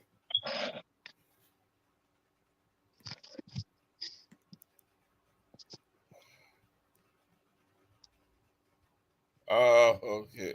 I posted it. I posted you something posted on it there. For me? If you can access it, I think Forefathers is here to help you. Where is it? Down to on the private chat. Private chat, yeah. Okay. Go all the way down to the bottom of the page. I think it's yeah. Even though I believe this is a distraction, but we could go on and on. We're not in a first world country where you list the demands and the government is going to give it to you. But go ahead. We're gonna have to take what we want on this 10. By the end of this 10, we're gonna take what we want. They're not gonna give us anything. We're gonna take it. Yeah. You have you accessed the page? Yeah, I'm on the page now. Okay, go all the way down until all the way down. See one end to anti-people. Yeah. Okay. End to an anti-people policy. 2, reversal of fuel price. Okay. 3, increase in the national minimum wage. In national minimum wage to 300,000. 4, organizers of process also demanding reversal of the hike in tertiary education fees. 5, demand transparency and accountability in government, include public disclosure and reduction of public officials' salary and allowance and emergency funds. 6, call for electoral reform, including autonomy of the Independent National Electoral Commission. 7, they're calling for reform in Economic and Financial Crimes Commission a state of emergency on inflation. Some pop-ups, adverts pop-up. They're calling on reforms on Economic and Financial Commission, state of emergency on inflation, and a reform of judiciary to ensure swift and fair justice. 8, demand for public school mandate, ensuring that children of all public office holders attend public schools in the country in support of local products. 9, transition to unicameral legislature, judicial and constitutional reform. Implement thorough judicial and constitutional reform, scrapping of the 1999 Constitution and replace it with a people's-made constitution through a sovereign national conference followed by a national referendum. I support that 9. That's the key to me. Number 10, they're also seeking abolishment of the Senate, saying that the House of Rep be retained to make laws on part-time basis. As far as they are concerned, the government has no option but to reinstate a corruption-free subsidy regime to reduce hunger, starvation, and poverty. 11, calling for a probe of the past and present Nigerian leaders who have looted the treasury, recover their loot and reinvest it. I support that 11. Also calling for restructuring of Nigeria to accommodate its diversity, resource control, decentralization, regional development, reform security agencies to stop human rights violation and enhance citizen physical security. 12, establish a special energy fund for the power sector, reconstitute INEC to remove corrupt and partisan officials, invest in public work industrialization to Nigerian youth. Lastly, on the list, they are calling for a shake-up in the judiciary to remove corrupt judges and officers, ensuring real justice for citizens. Introduce diaspora voting to allow Nigerians abroad to vote. So those were the lists that I just read. To me, I think it covers majority of what we call our problem. Everything we come here every weekend to argue about. Any generation? Does that include any wealth generation in there? Do you see any wealth generation? Like I said, we have 1,000 problems. AY, start, please. AY. Okay, AY is 3 minutes. AY, you got the list now. Before we draw it into tit and tat with forefather, you got the list. This is the problem. Does it we don't cover? Focus on the right things. Hold on, forefather, hold on. AY, you just gone through the list. Yeah, does this cover some of the problem we think is bugging us? Yes. It has key ones that I want. You talk about yours. Yes. Yeah. I think because the thing is, I will also go with security. It should be included because the problem of food shortage we have it today is as a result of insecurity across. Okay, but AY, let me ask you a question. With let me ask you a question. Even include security. That is no demand. I'm about to. I mean, listen to this. Forefathers, that is right? by Tinubu himself. Hold on. Now, wait. If you have one of the items there talking about a new constitution, right? Having a constitution that comes from the people, no matter what you say, that comes under there. If you have a constitutional, if you have delegates of which you could volunteer, and then you go there, you talk about security. He's talking about having a new constitution. So please don't distract us with all that. Don't distract us. That's what I'm saying. Does we have a points you're raising for everybody? should have been raised before the protest started. Right. Yeah, if that constitutional conference is adopted, that's not easy to get. But let's say we get something like that. That will solve all our problems. That will solve all our it looks problems. like it's my turn now, guys. You know, so if somebody doesn't jump in, you guys was will interrupted. He has only used 1 minute out of his 3 minutes. He's still got 2 minutes. So stop interrupting him. Let me say this, right? So they have some good stuff there, right? One of the stuff I really like, I mean, they should get rid of the Senate. I think they should get rid of House of Rep and let the Senate remain. House of Rep, there are 360 members. We don't need all of them. You wrote that document. 3 senators.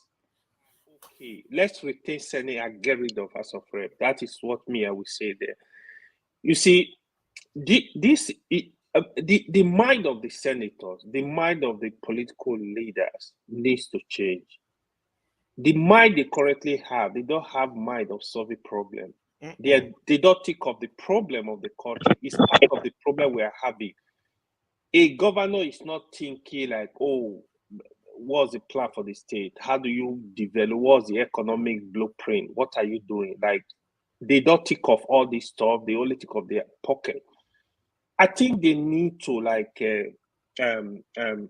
create like a form of seminar to them. Let them educate them. They don't let them learn if they don't want. If they don't know, like let them teach them that, listen, this country is not for us alone. There are children on board that are coming. We can't take this country down. Because the issue, one other thing I think they would have added to that list is the money they are borrowing. You don't borrow money anywhere to pay salary. If you are borrowing money that you not use to invest in the future, the people that will pay for this money it's not the people existing now. It might be children unborn. The money you are borrowing, if it's not going into infrastructure, into investment, don't use it. Don't use it, borrow money and buy cars, buy a private jet for yourself. I will talk later. Yeah, thanks. Thank you, AY. Now, Mazi, who is there? Hold on. Odi, your turn. Sorry, not Mazi. Odi. I was going this way. Yeah. Okay. So, well, good evening, guys, again. Well, this is the real discussion. I'm happy we got past the other one. A lot of things are happening tonight or over this protest. Pansat has become a pan-Nigerian, and is that not shocking? He's become born again. He's competing with Ferreira, who will be more detribalized. I've never am I dreaming here? Well, it's good, maybe the kids in Nigeria are helping cure us of. So we're all good people at the end of the day. Look, I see where forefather is coming from. But look, I think this is when we need to speak to each other. And that shows that what we've been doing over the past few weeks, months, has not been in vain. People are listening. These people are suffering in Nigeria. Coming to this agenda and the things that were listed and what Mama H.O. said, I think we are also avoiding, saying the truth to ourselves. Mama H.O. was actually saying something, but I heard Jagun said, don't say that, they could shut down our platform or something. And she answered me very well. So that one is, she answered me very well, and I appreciate her answer. No, yeah, good. Yeah, I know. I'm just, so here's the deal, guys. The most important thing of all this is electoral reform for me. Look, Nigerian constitution, I know people like to bash it and say how terrible it is. It's not a terrible document, actually. The problem is implementation. It's just that we have unpatriotic people running for election. And people keep saying, oh, we should teach them. It's us, really. We should be running that country. If there is proper electoral reform and you can have independent candidates, if you can go into your local government and say, hey, I want to stand for election, and you know that you will not be killed, you will not be intimidated or bullied. Some of us will go and run election and take care of what we need to take care of. The problem, look, in the United States, if you're voted for, if people like you, if you're old or young, you're going to be elected. The problem in Nigeria is the opposite.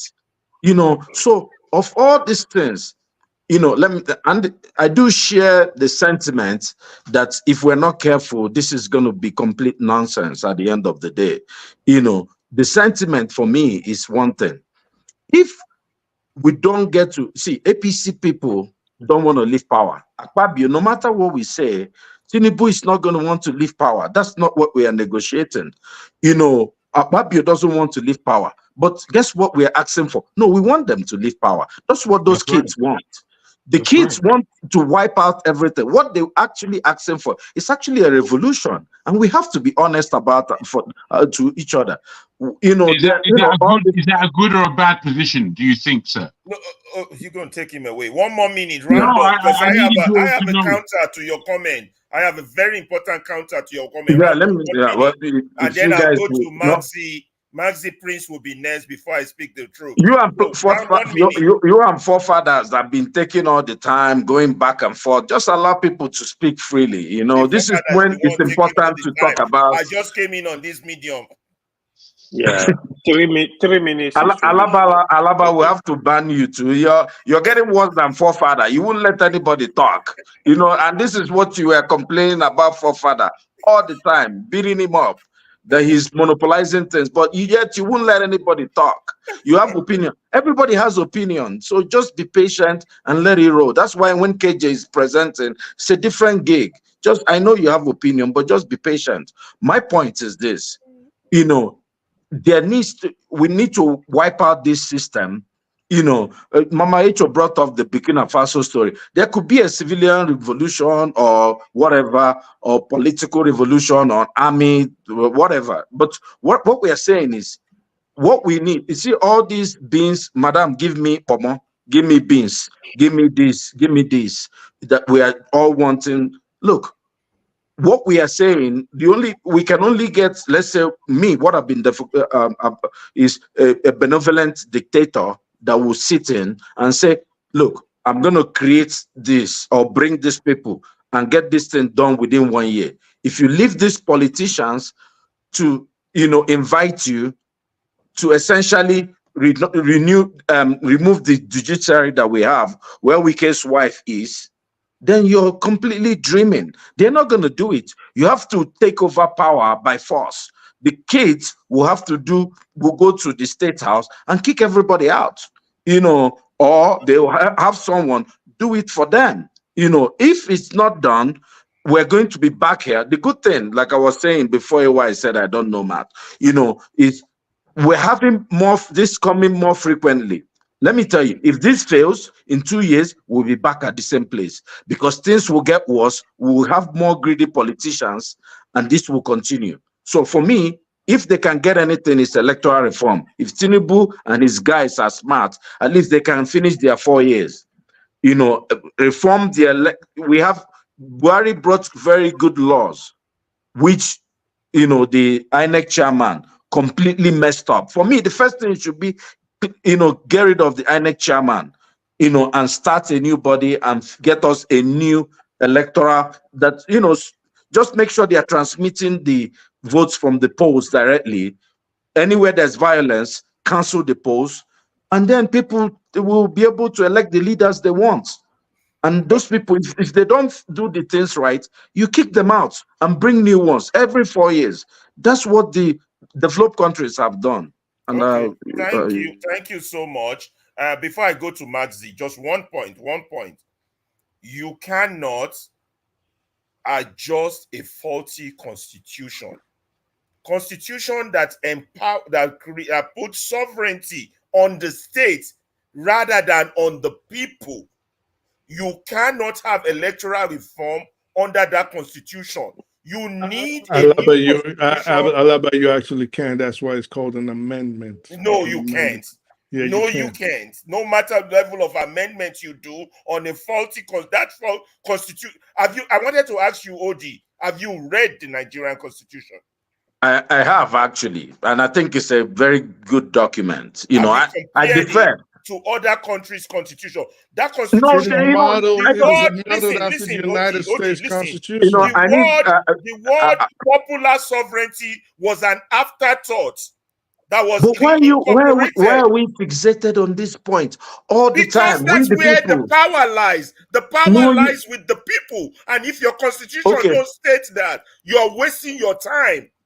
Let me ask you a question. Maxi, your turn. No, hold on. Let me just you asked me a question. Oh, I have to answer. I didn't know you were planning to answer it. No, so you know, we're so fixated on this paper document. You know, look, even if you have a paper document, if people don't want to respect it, we won't respect it. Have you gone to Nigeria? We have all the red lights all the time, traffic light. People still speed and zoom past it because there's no consequence. Let me tell you something. In Saudi Arabia, let me hold on now, be patient. Hold on, this is important. No, let's not go back and forth like this. And governors have impunity is because your constitution allows it. Let me ask you a question. Let me ask you a question. That's why the people cannot hold them accountable. I cannot sue the governor of Lagos State Let me because I ask don't you, have any power can under you, that constitution. Oh, no, you can even tone it down. Loud. Can we move it on? Can we make I don't need a revolution if the constitution was written right. I can sue the governor of Lagos State for violating my rights if I have the right constitution. But if that constitution doesn't give me that power, I'm wasting my time. Yeah, hold on, please. Alaba, calm down. Let me hold on. Sorry, Pansa, just let me just 30 seconds. I have to finish up my point. You have to allow me. No. Let me finish my point. We gotta move on. He's made his let me finish my point. Oh, this is terrible. Be patient, guys. You know, there are different types of government. You know, what you're saying is just talking about democracy, your ability to sue a governor. Who cares about your ability to sue a governor? The power is mine, not hold on. It works for me. Can you hold on a little bit? Ferreira, you have to be patient. And then Dubai, quick, let's go. UAE is a country that many people like. So you want us to adopt UAE's method? Well, I think, you know, I didn't say you should adopt one or the other. But what I'm saying, you can't go. Russia, China, UAE, America, give us one. Okay, let me help out here, please, and then we'll go. No. Let me finish my point. You won't just let me finish my point. Hold on, you're done. No, I'm not done. I'm just saying. Okay, can you sue the king of? Who has the power to? We have to control something like this. Hold on. The point is that what you're saying and what Alaba is saying, two of you don't you do not impeach each other because that's a third possibility, and that's the answer, right? We need an adversarial system in our country, right? Exactly. So you could go and import the most fanciest constitution like we did. We copied what Latin they call United States Constitution, ipsissima verba, word for word. But the problem we have in the country is that you don't have an adversarial system. For example, you want to sue the governor or whatever. If you have a good judiciary that's different from the executive, it's different from the legislative, they'll be fighting among one another to uphold that constitution. We don't have anything like that. What we have is a political party in this case that just cornered everything, and they're evil people. So the governor can be removed from office. Governors don't have immunity from being removed from office. If they commit a crime that is missed the threshold of moral turpitude, they can be removed from office. The legislature can remove him from office. The courts can also act accordingly. If, for example, in the last election, if the courts were able to look at the evidence as proffered by both INEC and the litigants, it would be taken care of. It's in the Constitution.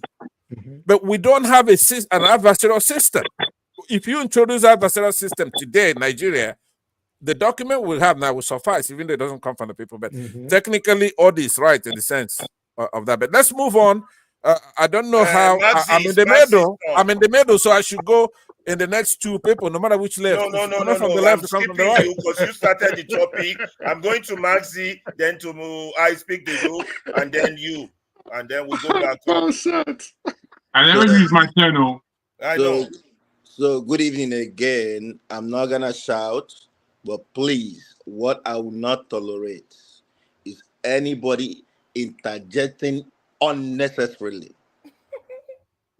I'm pleading right now. So I give everybody their time. I never interjected anybody. I never did. No, I don't want none of that. And if you want to ask questions, you could go to Aso Rock and ask them those questions. This is part of your 3 minutes, so. It's not one part more of minute. His 3 minutes. You see what I'm talking about? The way when I use my 3 minutes. Oh yeah, start. I will tell you when I say your 3 minutes start. Keep talking. I will tell you when it starts. Okay, it has not even started. Good. It does not. Thank you. Oh, It has not started. Alaba is trying to be on my good side tonight. Good job. Because I was gonna come after you. And Jagun, the invisible timekeeper. Thank you also for that.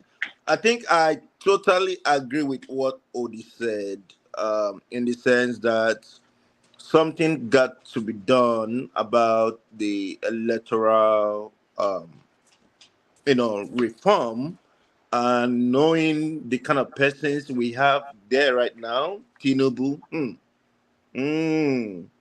I don't know. I think if I would use the word, I would use he's a cat with 9 lives. However, there is nothing beyond. When I say God, I'm not saying people should go and start praying and all that kind of a thing. I really applaud what the youth are doing. In as much as I'm in support of them, I don't support them looting or destroying things, because that's a way of also giving the politicians money. That traffic lights in Kanu, I bet you the next time you hear about it, it will be millions or billions that's used to replace it.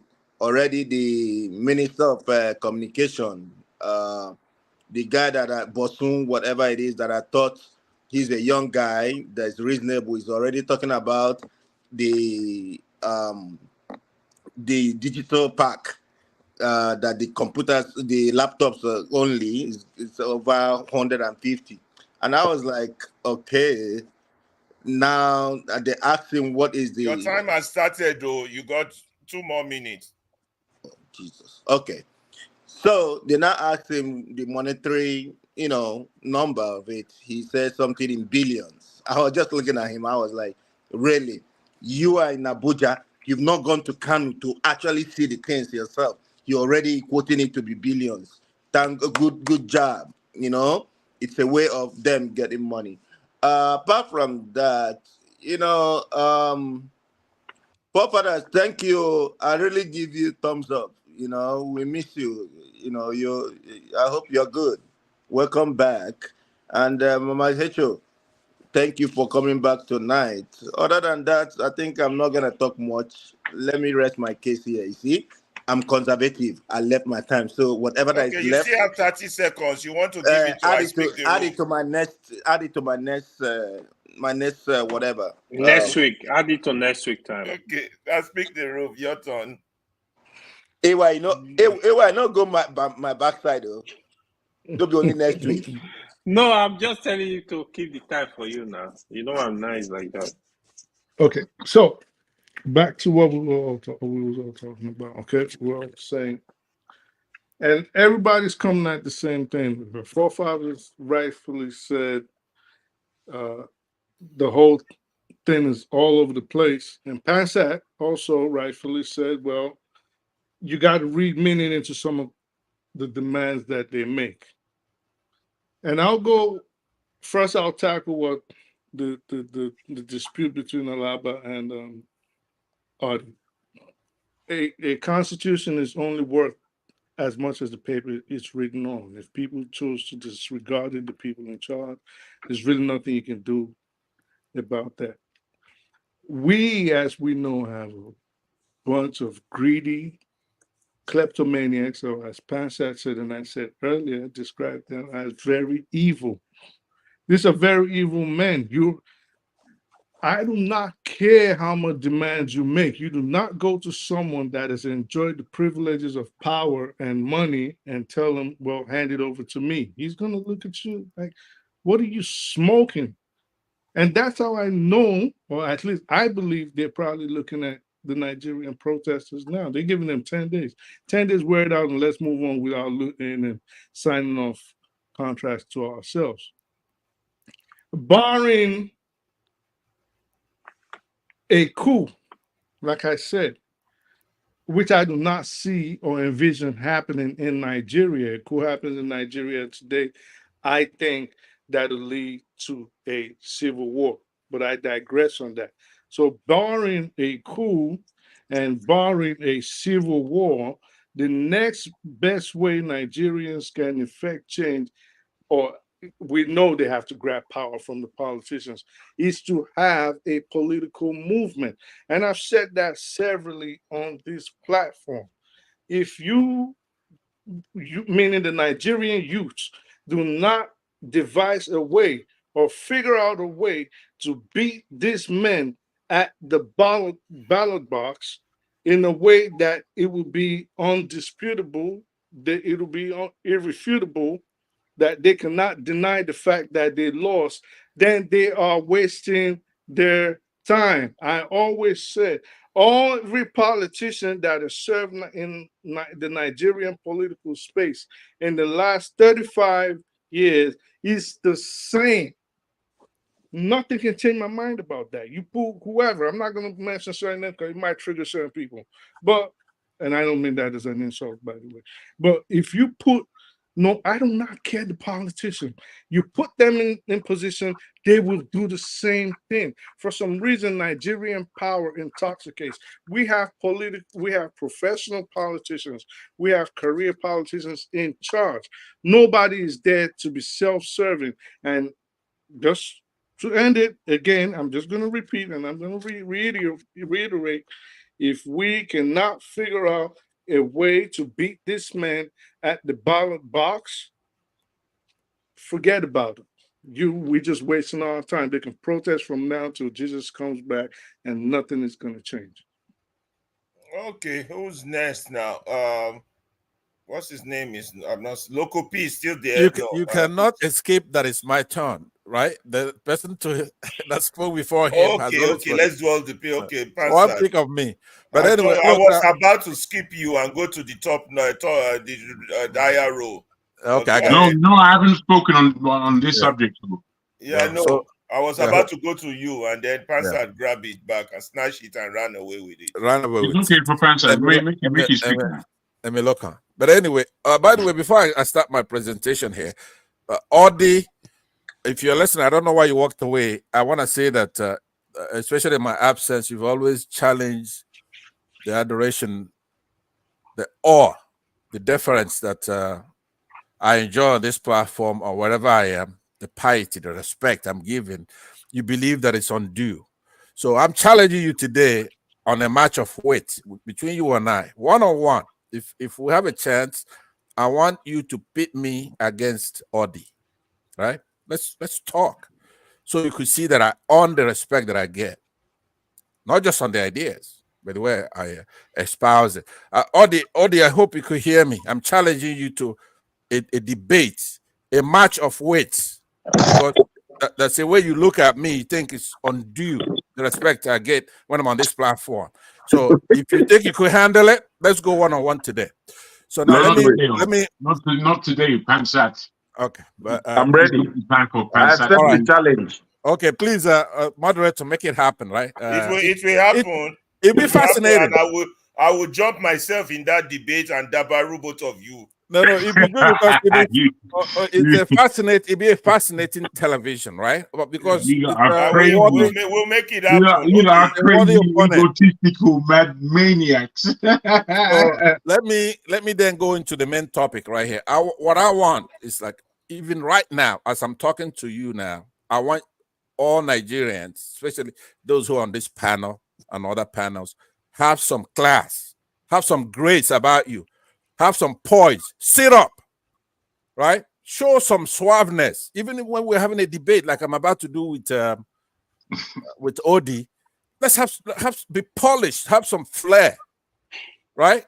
Sit up, so that when these people are looking at us and they know that we mean business, when we're talking about protest, show some class, goddamn, right? When Madam H.O. wants to come and admonish us as her family, some of us, her children, the way she refers to it, I'm older than she is, but we know in the way she means it, motherly love. So she'll be proud of us when we're here talking, when we're debating. Show some class. You know what I'm saying? Sit up and show some class. So on the issue of security, I don't know where Forefathers is. he's always talking about security. He doesn't want to be pinned down. Security is important. Is he talking about it as safety, protection, or just defense from enemies? Say Ghana invading Nigeria or Cameroon or something like that. Is he talking about shelter for our people, refuge, shield, guardianship from the government to our people? So that we have food security, for example. We have housing for our both men in uniform and those in schools. They don't live in housings that are like animal shelter. What kind of security are you talking about? What kind of madness is it? What is in your head? Make it clear, because every time we tell you, it doesn't matter whatever you talk about. You want to talk about security. Security is good. What kind of security are you talking about? Nigeria does Pastor, not do you have. want me to make it clear for you? Yeah, on your turn, please use your time to make that very clear to me. Now, so That's what I'm saying stubborn to you spirit. is that Nigeria does not have air defenses. Do you know what that is? If somebody wants to shoot missiles right now on Asa Rock, right? Let's say they upset me to where I go and I dig me a foxhole next door there to Nigeria and map it, have a nice Google map of that particular Asa Rock. I could tear it down. They have no air defenses whatsoever. Spend a few hundred, maybe a couple of $1,000s, and I could tear that place down. They have nothing to warn that's an incoming missile, right? But more than that, though, we're starving. We don't have any food. So if an organization such as the CIA wants to really tear our country up, all they could do with food, they could buy over a substantial part of our population with just food. So what I'm saying to you is that we have third world problems. You talking about first world problems. Nigeria is not United States that's a hegemon that's all over the place, like the world's policeman. Therefore, it's attracting a lot of enemies. We have external enemies that Britain and other countries that want to take our resources and set our prices. Other than that, what we have is internal issues. I don't want the military so big and powerful that we couldn't protest and take them on. Wow. If they don't want to listen.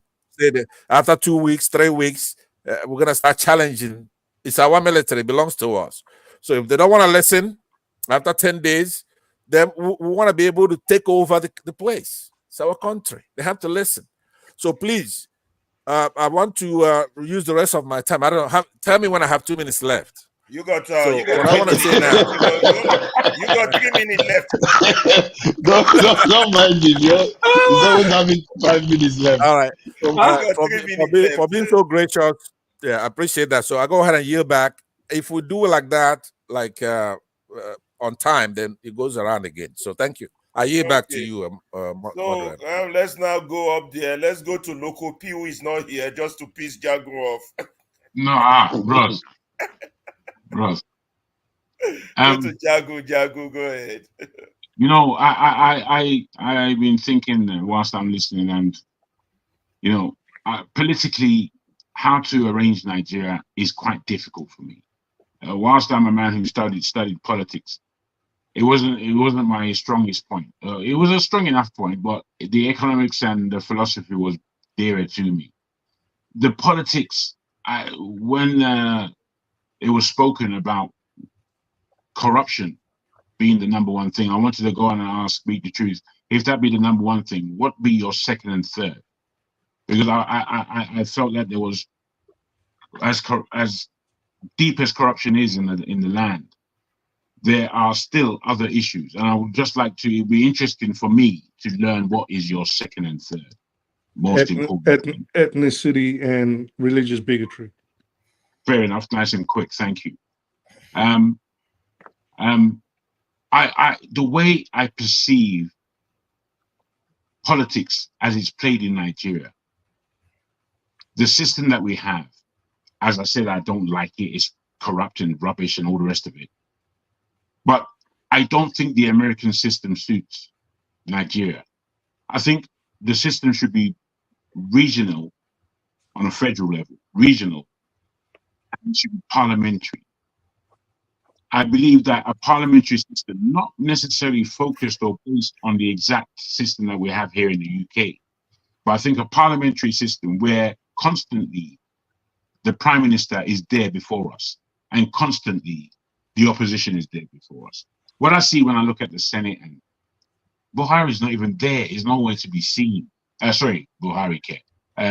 Tinubu can, and it's the same for Buhari. All it is, they don't even have to be anywhere appointed.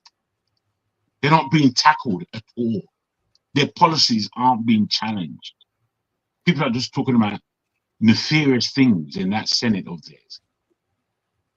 So I think a parliamentary system, the back and forth of it, the direct sharpness of it, you're right there, you can't muck about. You're right in front of me as my opposition. So between that and a regional system where the majority of the economics that comes from that regional system stays in that regional system, and they give anything between 24 and 30% to the center. And with all that was said beforehand, that I really fashioned to, because it was said in such a clear terms to me, it made clear what was mucky in my own mind, that this is how to do a certain thing. So if we, I believe, build on certain levels of clarity on certain issues, we will get to a base where at least we know over the next 2 years or so, we've got a direction.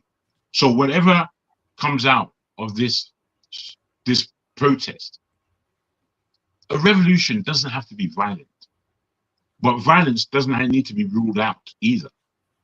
So I'm proposing for a non-violent revolution where somehow intellect seeps down into the community of people in Nigeria enough to alert people as to why we have to fight. And I feel that I want to get to a point where we are at some level of agreement on things. We are fighting over ideas. So if we can get to a level of agreement, then we've got something in our hand. We've got something of power. We've got something that we can interject into the play of things.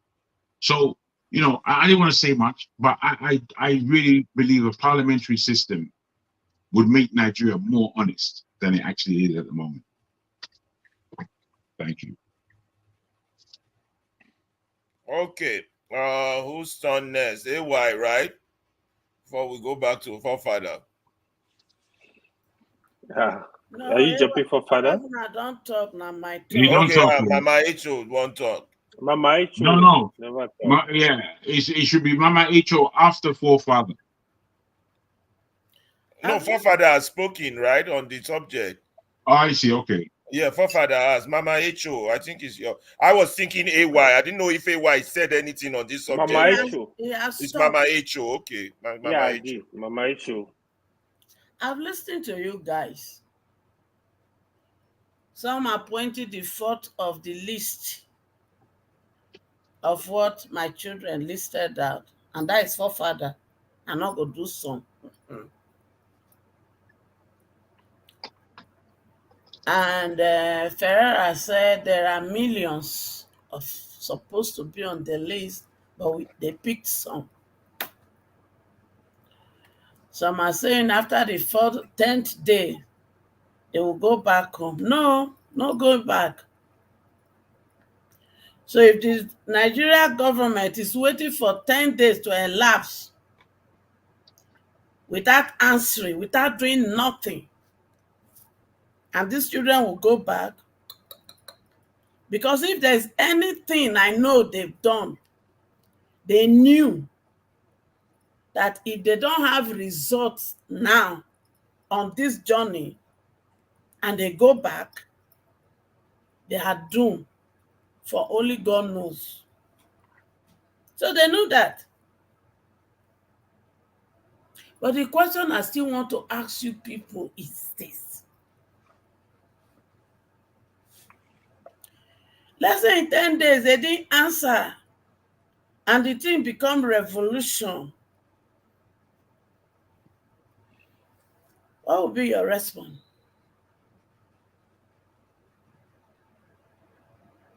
What will be your response? I listened to to you. And some people make their statement and pull themselves out. They have to, not we have to. So who are the they?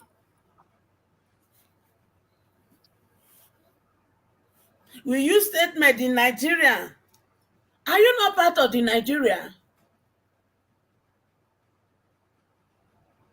So you see, it is time we begin to use the word we, because collectively we have to resolve this problem. We have to. Okay, they bring the government down. Who are the people you have in mind? Is it you? Or somebody you know that knows somebody that we have to begin to put together to take over and resolve this?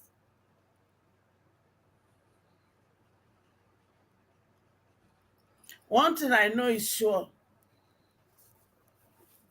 No matter how strong a rock is, if we use the right instrument, we'll crack it down. Our problem is much. But if only those of us in diaspora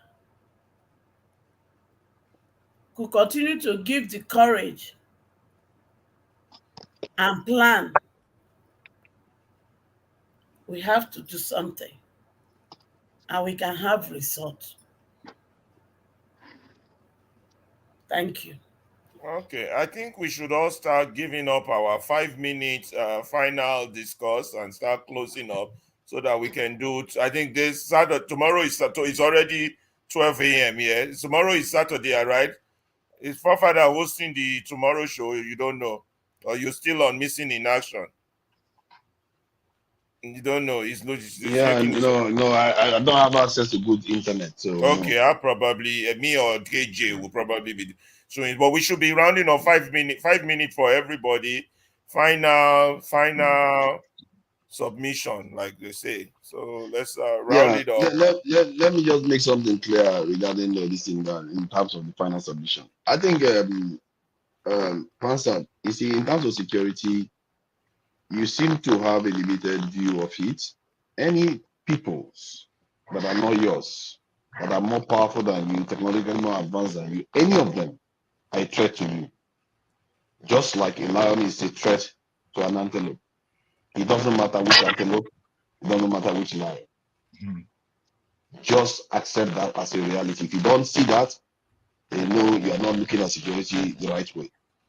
And I heard what Mama Echo said earlier on, that our men, we seem to have lost track of the important things. And other people understand this. Because when I was talking to somebody about this before, he was like, but we don't face any threat. And I asked him, what did China do to America? Did China attack America? Why is America preparing for war against China? He said, because China is developing. So what makes you think you're not an enemy if you start developing to other people? That's the problem. Either you want to lie down and die, or you start moving in the direction to develop yourself. That is the only option. It's not even a choice. You don't have a choice. So if somebody is going to protest, and you know Nigeria is losing $10 to $50 billion every year, and over 5,000 kidnappings in the last time we checked in May, 5,000 kidnappings. I know people that have lost their lives. I know somebody that used to work for me that has lost his life with this type of issues. And his parent, his mother, lost her life due to terrorist attack in Jos, sometime in Jos about in the 2000s. And now he's lost his life too, buried next to his mother. So if, in terms of insecurity, you can't even start contemplating what we are losing due to insecurity. And why our leaders are not responding to it, that is the biggest problem we have. And that's why this opportunity, I feel it's a wasted opportunity. Let me finish my point. You didn't let me finish and interject you. You mentioned my name now. Let me just give him additional time. Let me just 30 seconds. I will just be gracious. Go ahead. 30 seconds. Okay, I appreciate that. And what I'm saying is that perhaps the difference between you and I, because I haven't seen anybody who doesn't agree with what you're talking about, the highfalutin dream goal of being strong enough to fight America, for example. The point is that there's a concept of crawling before you walk, right? It's an idiom. So it means that you needed to do the physiologically taxing growth of crawling before you stood and walked, so that you be coordinated when you're walking, in order for you to achieve the kind of things that you're talking about, right? To be secure, you have to have an educated populace, you have to have infrastructure, you have to have scientists, you have to have R&D, research and development, right? If you look at the budget, it will reflect that you want to be secure. It's going to cost a lot of money. You're going to be fair. Can I go now? Just I've heard what finally, you're saying. no, because you don't listen to this point because it's redundant. I've debated You you for want an to use hour. my time up now. You want to use my Okay, time go up. ahead, but address that point right now, and I'll leave you alone. Go Okay, ahead. I'm going to address the point. In terms of, listen, crawling before you walk. What I'm asking for is crawling. You don't even have a choice. You have to crawl. Your own people, you don't even see them. And that is one of our greatest sins. We don't even value our own people. We talk about scientists and all this. The greatest invention you have are people, and you don't even use them. Just like your forefather that sold human beings as slaves, you don't even see your own people as valuable assets. You see them as, oh, we have to put a human man intellect into their head first before they become human beings. The Chinese didn't wait for that. The Bolsheviks didn't wait for that. They were serfs. You know what serfs were? They didn't even have education at all before they transitioned to socialist system. So don't tell me about what I know is about crawling. I know something about crawling. We have people in Nigeria, and they are all selling. You need to see what our people are doing. You go to market, you see young men. You are not talking about Can you let me crawling, sir. talk, please? Can Hold you let on. me talk? Can you No, let me talk? no. But what I'm saying, you're not talking about crawling, though. Like I said, One if mic, you look at one a mic. life Crawling. You yeah, have to start with the people you have. That's what I'm talking Father, about. hold You're on. You don't making a understand. laundry list. You're not talking about Yeah. crawling. He's not Do letting you me have to talk. crawl as a nation first before you Because walk? if you're But talking about crawling, What do you mean by crawling? Can you I'm let me sorry. talk? I'm but truly let sorry. Let him me just, You've talk. not Why Let is met. You're forefathers he interrupting talk, basically me? bro. Why is he you're interrupting talking me? about no. I'm security. sorry. Why is he interrupting me? When they No, tell them sorry. about crawling, they can't even understand it because this is the brain of slave traders. You don't even understand that you have human beings. Human beings is where you You're the drop one from. who don't No, understand that. He no. doesn't. Panther, please. Let forefather land. You have human beings. Forefather. You said you Can want I to just crawl. say? But Can he's I say? lying, though. No, He's just lying. let him He's not land. Let talking him about land. crawling. Let him land. We can tackle him afterwards. Forefather, What are you please talking calm about? down. Please calm down in your delivery, please. It's very annoying when you hear people just I talking about understand, but crawling and please calm using down if you terms. can. In other words, when they tell you that you need to crawl, they are saying don't do anything. Let's keep talking about tribalism. Let's keep talking these wasteful discussions that doesn't lead us anywhere. That's the excuse. That's what they mean by crawling. Father, do you think When you corruption has an actually have impact on people, our security issue? corruption is a symptom of a bigger problem of our people not realizing that they need to do what needs to be done. They don't have a choice. They think it's an option, but it's not an option. It's a necessity. If you want to survive in this world, you need to do what needs to be done. It So doesn't you're even matter saying where you start. corruption Even is a if necessity for us? No. You gotta let the man land. You really gotta let him who said land. that? I I said don't know why When you're does he? corruption you How long does is he a badgering him. have? Keep symptom. saying land. He When keeps does he land? standing on a tree. But You don't no, give a but green It's let land. him unfair. No, it's let him unfair. speak. Corruption. Let him speak, bro. Okay, is corruption a part of security? Yes or no? Why would He no? answered that. Let him It's a just talk. Let symptom. him. It's a problem. Corruption is a symptom of the fact that we are not secure. It's a symptom of that. Because if you cannot control your systems, how can you be able to run a system? You have to take charge of the system. When I talk about security, that is number one thing. Any leader knows that. Any leader overseas knows that. In the countries you all live in, they all know that. But for some reason, for us, our people will be like, oh, let's start crawling. When they say crawling, they are basically saying don't do anything with your people. Don't recruit them into your security forces. Don't use your people to 1 secure more your country. minute, round up. Every nation starts like that. That is where you start from. You start to build up. Because if you think that you're afraid that if you start building up, the others are going to come and crush you, if you're afraid of that, you're already dead. So you might just lie down and die. Now, let me go to the next ones. In terms of which one is the next one now after your time? Don't can you let me expire? talk? Can you let me talk, medicine? Can you let me talk? I've barely even been here. You've been talking for how many? 12 hours? Which one is Can you the let me next talk? one? No. Alaba, Ejo. You're being quite rude now. Come I'm on. begging you.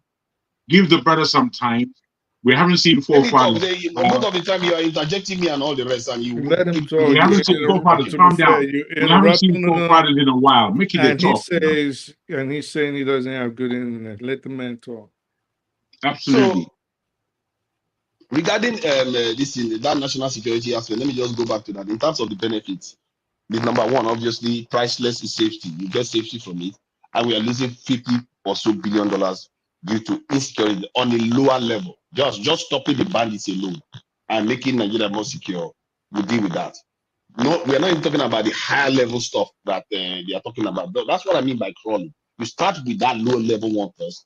Then when you deal with that low level ones, you are now in a position to start moving up the food chain. Now the next level is the energy production. If you get your energy production in order, our currency is going to improve, our poverty level is going to reduce, and we have more to put into our education to educate more people like Pastor is talking about. This is the crawling. You put it into education, you put into training, and you put into technical revolution. Now you go into this in the Ajakuta steel plant. Why are we not demanding that that stuff should be dealt with once and for all?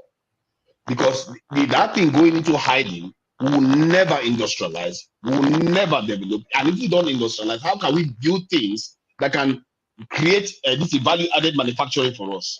That is never going to happen. We are not going to start exporting like the way other countries export for us to be making billions upon billions of dollars and having a $1 trillion this in economy. You have to start that at the Kuta Steel Refinery. If you are going to make a demand, that is the kind of demand you make. That's what is going to fix that type of situation. And then you want to deal with this power supply, because obviously everything is tied to this power. Because there is mobile power plants that you can deploy to light up a city, but our leaders pretend as if it's not available. And this is just what about $50 million. This is 30. These will borrow billions upon billions every year, and yet even in Abuja, in many areas like Wuse and all those areas, there is barely 24 hours power supply. That Could I you borrow go some half of a your day, bonus no time? power supply at all in those areas. This is a country that is operating like that. So let me carry on, please. Don't worry, you get your turn. You get your turn. Your time is expired. Let me borrow some of the time they gave I'm you. trying to deal with the issues in terms of what is going to be worth to us. Because if you cannot start exporting, forget it. Agriculture is going to work. If you cannot bring power supply, none of all this is going to work. All the stuff you're talking about, Pansat, it's not going to work. You don't have a good electricity. You cannot be piling on fallacy upon fallacy, right? You haven't even responded to the basic point. Okay? Hold on. It's a laundry list of a wish list. Man is Let me just respond to you with launching a 2 minutes. political manifesto here. He does. His No, own because list is even you're more realistic than the list of the protesters. No, I don't know why. I don't know why you can't take. I don't know why. I don't know why. I don't know why. Excuse me, my friend. I don't know why Alaba cannot take a different point of view than your own, or you have something more than personal against your father. Because you don't have to agree with him, but he was laying out. Okay, but he's you been can't no go way. on perpetuity now. I fought very hard to get the time from him, so relax. He spent 20 minutes making a laundry list of a manifesto presentation. That's how you took it. That's how you took it. You know what it is to get some time from just forefathers, taking his head right? there. It's like I stuck my hand into the mouth of a lion and got something that you want to take it away from me. Right? What are you talking about, What is this I'm talking about? Pansat, stop making this I don't a understand why you're against what I'm talking about. All this. We're not against. We're saying that you're not being real. You're not being real. You discarded constitution. tell me what is not real about getting a Jakuta still working. How can about they getting get a Jakuta still when they are sharing money? You've not dealt with corruption. You want them to fix a Jakuta. What are you? You're dipping your Oh my head in the God, sand. this guy Well, doesn't have guys, a you clue. know, guys, Okay. there's no need to scream at each other. Guys, Transparency. you know, Alaba, do you have no, ability to hold mute on. somebody? I don't no, know. how can I hold on? You guys have been You've talking. been The holding on for problem is 20 once minutes. somebody wants to talk, He you wants know, to like, land for 20 minutes. no, hold on. not for 20. Look, forefather, Not for remember, 20 minutes. these same points you're making now, you've made them over the past like 1 year. You're saying the same thing. You haven't changed. You know, we did have a discussion about security, and I did discuss with you about how economic security could, you know, be more useful than even the making of bombs and atom bombs and having all the, you know, Man, people military like gadgets. people like you should just go. I'm getting tired of people like you. Just go away. Because you people are the ones that got us into this mess. Go Why would away. you ask Odi to go away? You people got us into this mess we are Who's in. against resistance now? Is it the problem? Anyway, you because are because me. I Is it have the a problem? People like me all should you go keep away. doing, all you keep And you doing think is see, you know, because you interrupted me. That was You wrong had to your say chance to that. talk because you interrupted me. No, I because know, I'm but getting look, tired of people that keep telling us to seek economic progress. and then, Economic progress hasn't gotten us anywhere. Odi, what You I was never saying, learn. but who's muting me? Is you forefather muting let me? me talk. Hold on, is forefather when I running get the show? forefather, No, That's why I said let me he ask has you. to stop talking. You let somebody Thiago talk. keep giving him, let him land, let him land. No, He but you ran see and what start giving him, No, but and he you know, refused hold to on. land. Look Ferreira, Alaba, please Ferreira. ask forefathers, right? No, What no, part no. of our constitution deals with security? No, Forefather. hold on. Hold on. No, Please, Ferreira, did you mute forefather. me or is it forefather Forefathers, muting? what part of our Father, don't mute him, oh. You see, you know I'm the Forefather, moderator. why are You're you going to muting me? Are abuse you me. running the show? You said, No, don't mute him. you know the problem. I'm the You know, people like moderator. here, you know, that's why Odiston. Nigeria is very lucky. Hold on. No, you have to wait. Nigeria is very lucky that people like you are not ruling Nigeria. Can you just shut up? Can you I just have to shut up for remove a minute? Forefather. Where is You've DJ? been talking. You came here. You The talk more whole than thing is anybody. descending. It's Can you descending just into shut the up? mire. Can you please This is- moderate, please, my this brother? is Odi, silly, go man. ahead. He has given me, the moderator has given me the chance to talk, but he won't. Can you imagine? This is, you know, we're here trying to promote Tinubu and say how terrible he is. And this guy, who is just logging in for the show as a co-debater, is muting me. Can you imagine? He can't even have a discussion. Like, he doesn't have, like, you know, Father is muting me. Can you imagine this guy? Odi, go straight to the point. Don't No, discuss Forefather. this is the point. This is Waste the of point. time. This is the intolerance. This is how we can't have a debate. He believes that because he's a moderator in this little video session we have, that he's become more, his voice is more important than mine. Can you imagine how silly this is and how childish this is? No, I don't. Please don't do this again. When you're the moderator, Odi, you go can to mute the me, point. but We don't have mute more me serious if you're issues not to deal moderator. with. Cynthia That's is silly. I don't trolling want me that. on the comment section. I have to respond, and you're interrupting me. Go straight to the point. I have to type my response Okay. to Cynthia. Hold on. My point is very simple. You know, I said forefather has been talking about this for the past 1 year. He's been talking about all these things about security, Jokuta meal. You know, you answered him correctly. You know, how do you know, and how do you get Jokuta working with Tinubu in power? He's even sabotaging the Dangote that just came, that's still coming on board. These guys are having, you know, new refinery or blending plant or whatever they call it in Malta. And you're talking about Jokuta. My brother, you're dreaming. You know, what we're saying is that this system has to be phased off. There is no way you can't, you know, are you telling Tinubu there is almost an asset to France to come and be, you know, build up our military because I'm now antagonize France? Are you in this world? Are you even seeing what's going on? You know, there is a problem in Nigeria. The problem is Then what is the point of the protest then? Protest, we just talked about it. The problem is that you don't listen to other people, you just listen to yourself. and you're consumed by yourself, and you don't want to know what other people are talking about. You know, my point is, we've talked about a lot of things. Making it personal. You are talking about You're France the and one all the that rest muted me, doing and you're this. saying that I'm And what taking is it the point of the personal. You're protest? silly. Because you won't let me talk. It was my Okay, turn to now talk, I'm ready and to everybody keep moderate again. interrupting. I have responded to Cynthia. Now let's get back on important issues.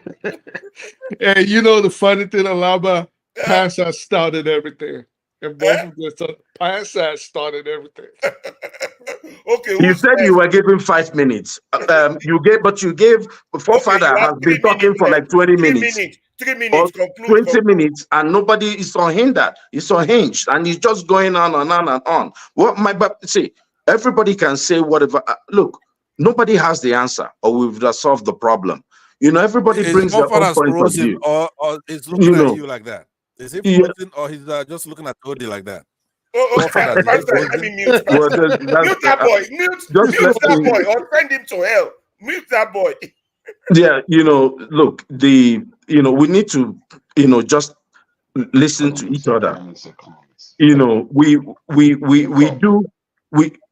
Is he interrupting me again? Can't you just look? The kids are trying. Those kids have done what we haven't been able to do in our own lifetime. Those kids are coming up and they are fighting on the street. We need to support them. However, anybody can support those kids, please do. And we hope, we don't know where this ends. This may dissipate tomorrow. For the first time, the northern part of Nigeria is joining in any type of reasonable protest, though I don't like, the violence that is going on. But everybody has the way of they want to do their own civil disobedience. But my point, is we need to achieve electoral reform. I did say it before, I'm going to reiterate it again. It's either we achieve electoral reform or we just build a new system. I am not of this opinion, and there's something Alaba has been saying. If we need to build a system that kills anybody that is corrupt. Where do you stop? If you start killing all the people, then so you kill for 50 naira, you kill for 1 million naira. What do you kill for? We need, once we have a government or a country that we all love, and we are patriotic, and we have leaders who are going to run the country knowing that they want the country to truly succeed without building houses for themselves and their children abroad, I think we're going to be on the right path. But the kids, I hope that they succeed. At least let them have, what I think they can get from Tinubu is to sit down and deny him the next, just make a good election and deny him the right to go back to if he becomes a good president, he can go back and be re-elected. Why not? If he's able to Odi, could implement I all this borrow stuff. 6 minutes from you? Could I borrow 6 Please minutes go from you? ahead. Have Now, fun. who's next? It's me. That's that. I always want to skip you. And I'm going to be brief, right? Because this is what we were fighting about during the election, right? Forefathers. Wait, one of on those what people. planet is Pensat next? I speak the truth. Let Passat speak now. So when these government agents come on during the election and they're talking If Passat is next, I'll be next too.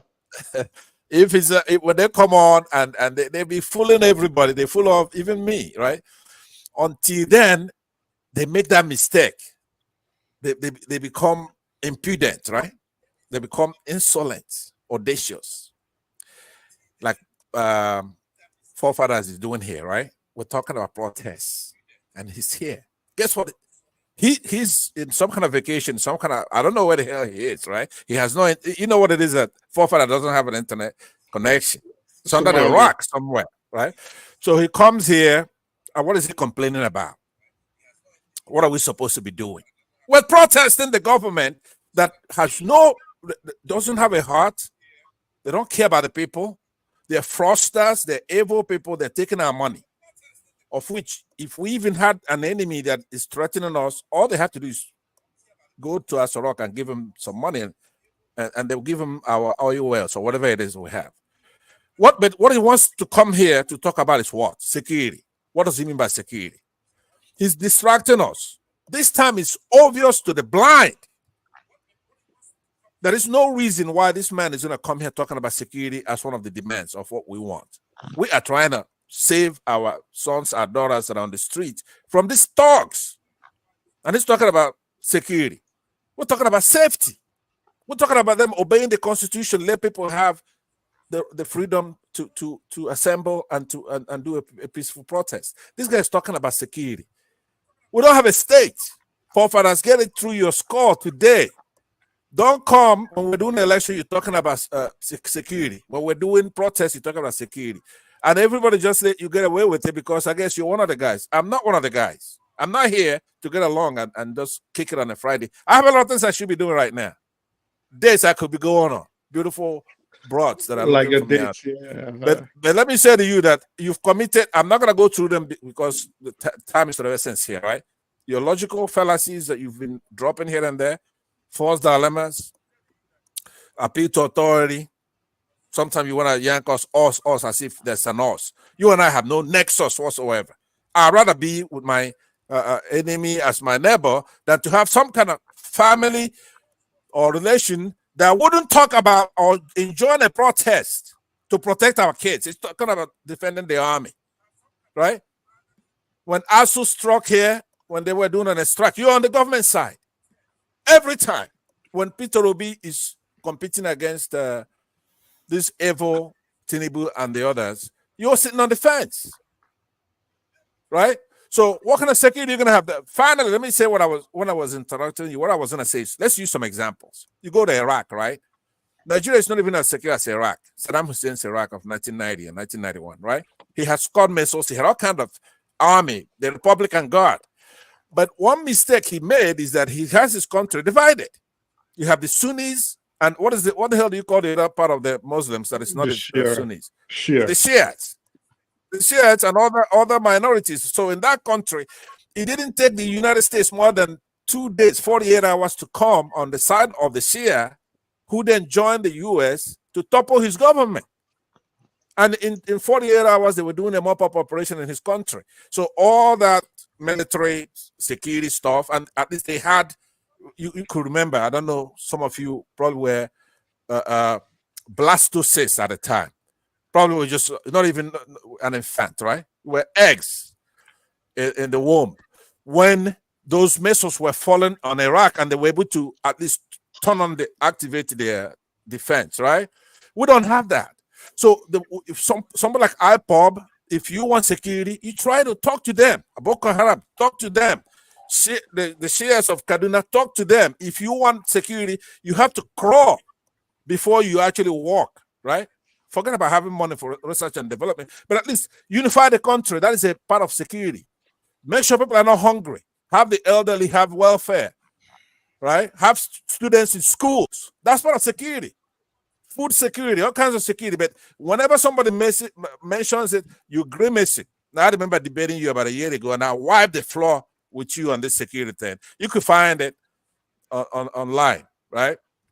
So please don't distract us. And moderator Ferrara, please make sure if he's not hosting, this is your chance to suck it to him. Remove him from the platform, cut his time short, because in a couple of days now he may be back as a host. But this is your time to get him really, really good. Get security for us, the Nigerian people, from this something. Thank you very much. The man is on total recall. Oh. I don't know what he's doing here. What I Man, heard, you guys, man, are going to kill our women and children. You guys are going to have us all killed. Anyway, who's Because next? So Jare, last few minutes. Jagun has spoken. AY has I spoken. haven't spoken. I was next. I have not spoken. Okay, You ask people to round up. Look, bro, you're not paying attention. Yeah. You ask people to round up from forefather speaking, and then somehow by some wave it went to Pansat, but somehow you missed everything because you're too involved in opening your mouth over everything. Somebody is bugging me in the chat section, and I'm trying to respond. Bro, come on, Ferreira, please, go on there. Please, man. Somebody attacking me in the chat section. Look, in terms of my roundup, because it's daylight here, and we got shit to do, man. It's Saturday, man. I got shit to do. Listen, in terms of my roundup, I'm hoping that we are taking care of the conversations that we've had over the last 2 days. Yesterday was smoother than today, but today I believe more was drawn out in terms of what we could hold on to and carry on in our conversation going forward, because we are going to be speaking about this day in, day out. But I think we should look to grow the real conversation and try our best to stick to the subjects and somehow try to respect each other somehow. I know that's a challenge for all of us, but somehow we got to try to respect each other, man. Whatever we've got for them differently. I mean, between yourself and Forefather, bruh, it's kind of ugly. I don't really like looking at, I don't like looking at it. And I'm feeling that we should just allow someone to land. We're going to disagree. That's going to happen. But let's disagree with the words and maybe the intentions behind the words. But let's not tackle the man. Let's tackle the ball. It's a ball game. Let it be a ball game. Tackling the man is a foul. And we do that all day long. Somehow we can grab things from all over the place and start throwing it down. Now, I'm not saying that we're not going to have disputes, personal disputes even, but I'm trying to let us. There's a lot that I've taken from this conversation, me personally. I don't know about you guys, but me personally, I've taken quite a lot from this communication that I think would resonate in tomorrow and resonate in us finding some level of agreement. Because what you read out, Ferreira, for honesty's sake, as per the demands, they're woolly. They're not direct. There are a lot of economic demands that I didn't even know if I should put them, but that's where I've got handled. Economically, I can do something in that Nigeria, more so than politically. It's not that I don't have my political mindset on, but it's so higgledy-piggledy for me that somehow I stay away from it and want it just torn down because it's not working. Just tear it down. Economically now, I think what Forefather was talking about as to adequate if these things are on our mind, forget what the government is doing. I've said it before. Right now, it's not really about the government. Peter Obi, that's a distraction. It's about the people are waking up. And that means we've got something to lend them in that waking up process that they're going through. We can't just be sniping at each other unnecessarily, man. Unnecessarily. So I depict we somehow perform something of a conversation going forward over these next 10 days. Let's see where it gets to. Let's see where our conversation gets to. Let's see what we can do to rescue ourselves before the next election. We've got to present our minds in a process of progress. We can't be tearing everything down every day. We can't be doing that. Somehow we've got to come to some agreement. And it's going to take difficult communication, difficult conversation, but we've got to have it. We've got to have the difficult conversation and we've got to be ready for it. We can't come here floundering over, oh, he upset me, all that shit. Who's got time for that? Let's just deal with the subject, please. Please. That's me. Thank you, Jagun. So after Jagun, I think I speak the. Let me see who has not spoken. I speak the truth. I've not spoken. And AY, did you speak? Mama H.O. hasn't spoken. Mama H.O. too. Okay, so 4 more people, and then me. I round up. I speak the truth. Your turn. Then AY, I'm then just Mama H.O. Then me. I go after my Mama H.O. I'm gonna just keep it short. The same thing I've been saying is the same thing I'm gonna say.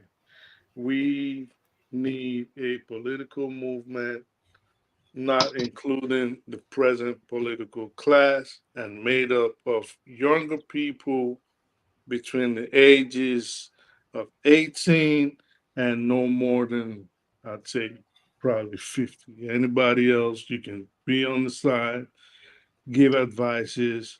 Alibi, you can give an advice. You pass the cutoff mark. Forefathers, Mama H.O. Everybody else, you can give advice from the side, but we need the younger people. But I do not think, again, and this is not to discourage.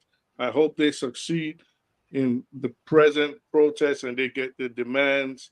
And I hope there's not no more loss of lives and no more loss of property. I just think, the old generation has done real bad. They're not gonna do anything different. They ain't gonna do no good. So what Nigeria needs is a rebirth. I do not want to get that rebirth through war. I don't want it through carnage. I do not want mass deaths. I do not want a civil war, which I think at any point a little mistake can trigger something and everything degenerates. I think in this 21st century, in 2024, if you put together a political movement and vote in overwhelmingly your own people that you want across board, or at least at very strategic places. And at this point, if people are willing to come together for a protest, I don't see why they can't come together with a little organization to vote in their own representatives. So I think if you can put with indisputable evidence, irrefutable evidence that we put in our own people. You can't tell me there's like the youth make up over half of the Nigerian population. So if they put their own people, you can't tell me the old guard or the old brigade is going to violate and say, no, we're not going to put them in. We're going to stick the army on you. It'll be impossible. So what the people, the Nigerian youth need to do right now, if they listening, I don't know, there's only like 5 people listening, but if somehow they could listen to us or hear us or someone can get it, organize your own political movement. Organize your own political movement and put in your own representatives, and there's nothing these old people can do. And that is how you can flush them out without bloodshed. And I'll leave it at that. Peace, everybody. Love y'all. Bye. Thank you very much. I speak to Ru. Let me go to AY, but as a monologue, as a moderator who has an opportunity for one-liner monologue, those who make peaceful change impossible would have to make a violent one inevitable. AY, you want to give us your closing remark before I go to Mama AY, and then I close up and thank the people that have helped us? Or I'll let Forefather do that. AY, don't fall asleep. Mama H.O., just go on. AY is asleep. Okay, Mama H.O., go with your last closing remark. I want to thank you guys for being here almost all day into another day talking. We appreciate, but we want more to resolve the crisis, especially the hunger situation at home.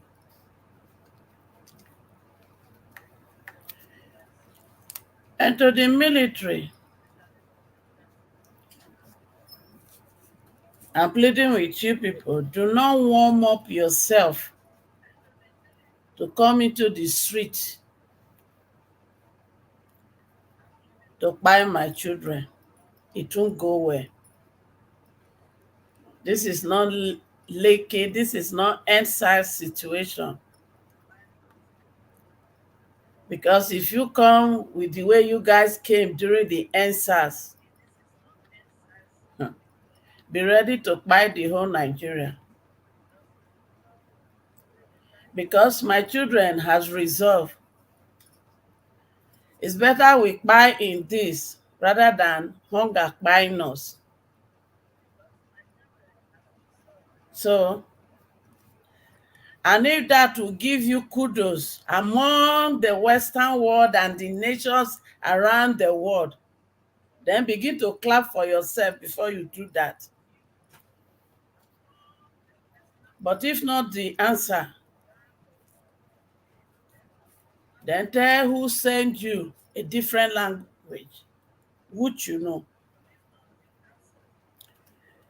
Because the guy in Burkina Faso is not smarter than you people. Yes, he chose a better way to handle the same situation that was confronting the young generation in his country. And if you open your eyes wide, he has done better than the so-called civilian rule that his country has taken over in years. And to the Nigerian youth, I say kudos to you guys. Bravo. You've taken the courage that us never took. Let your courage lead you on. But know one thing, those who have put you in this situation, they have lived their future. And they are deliberately living your future.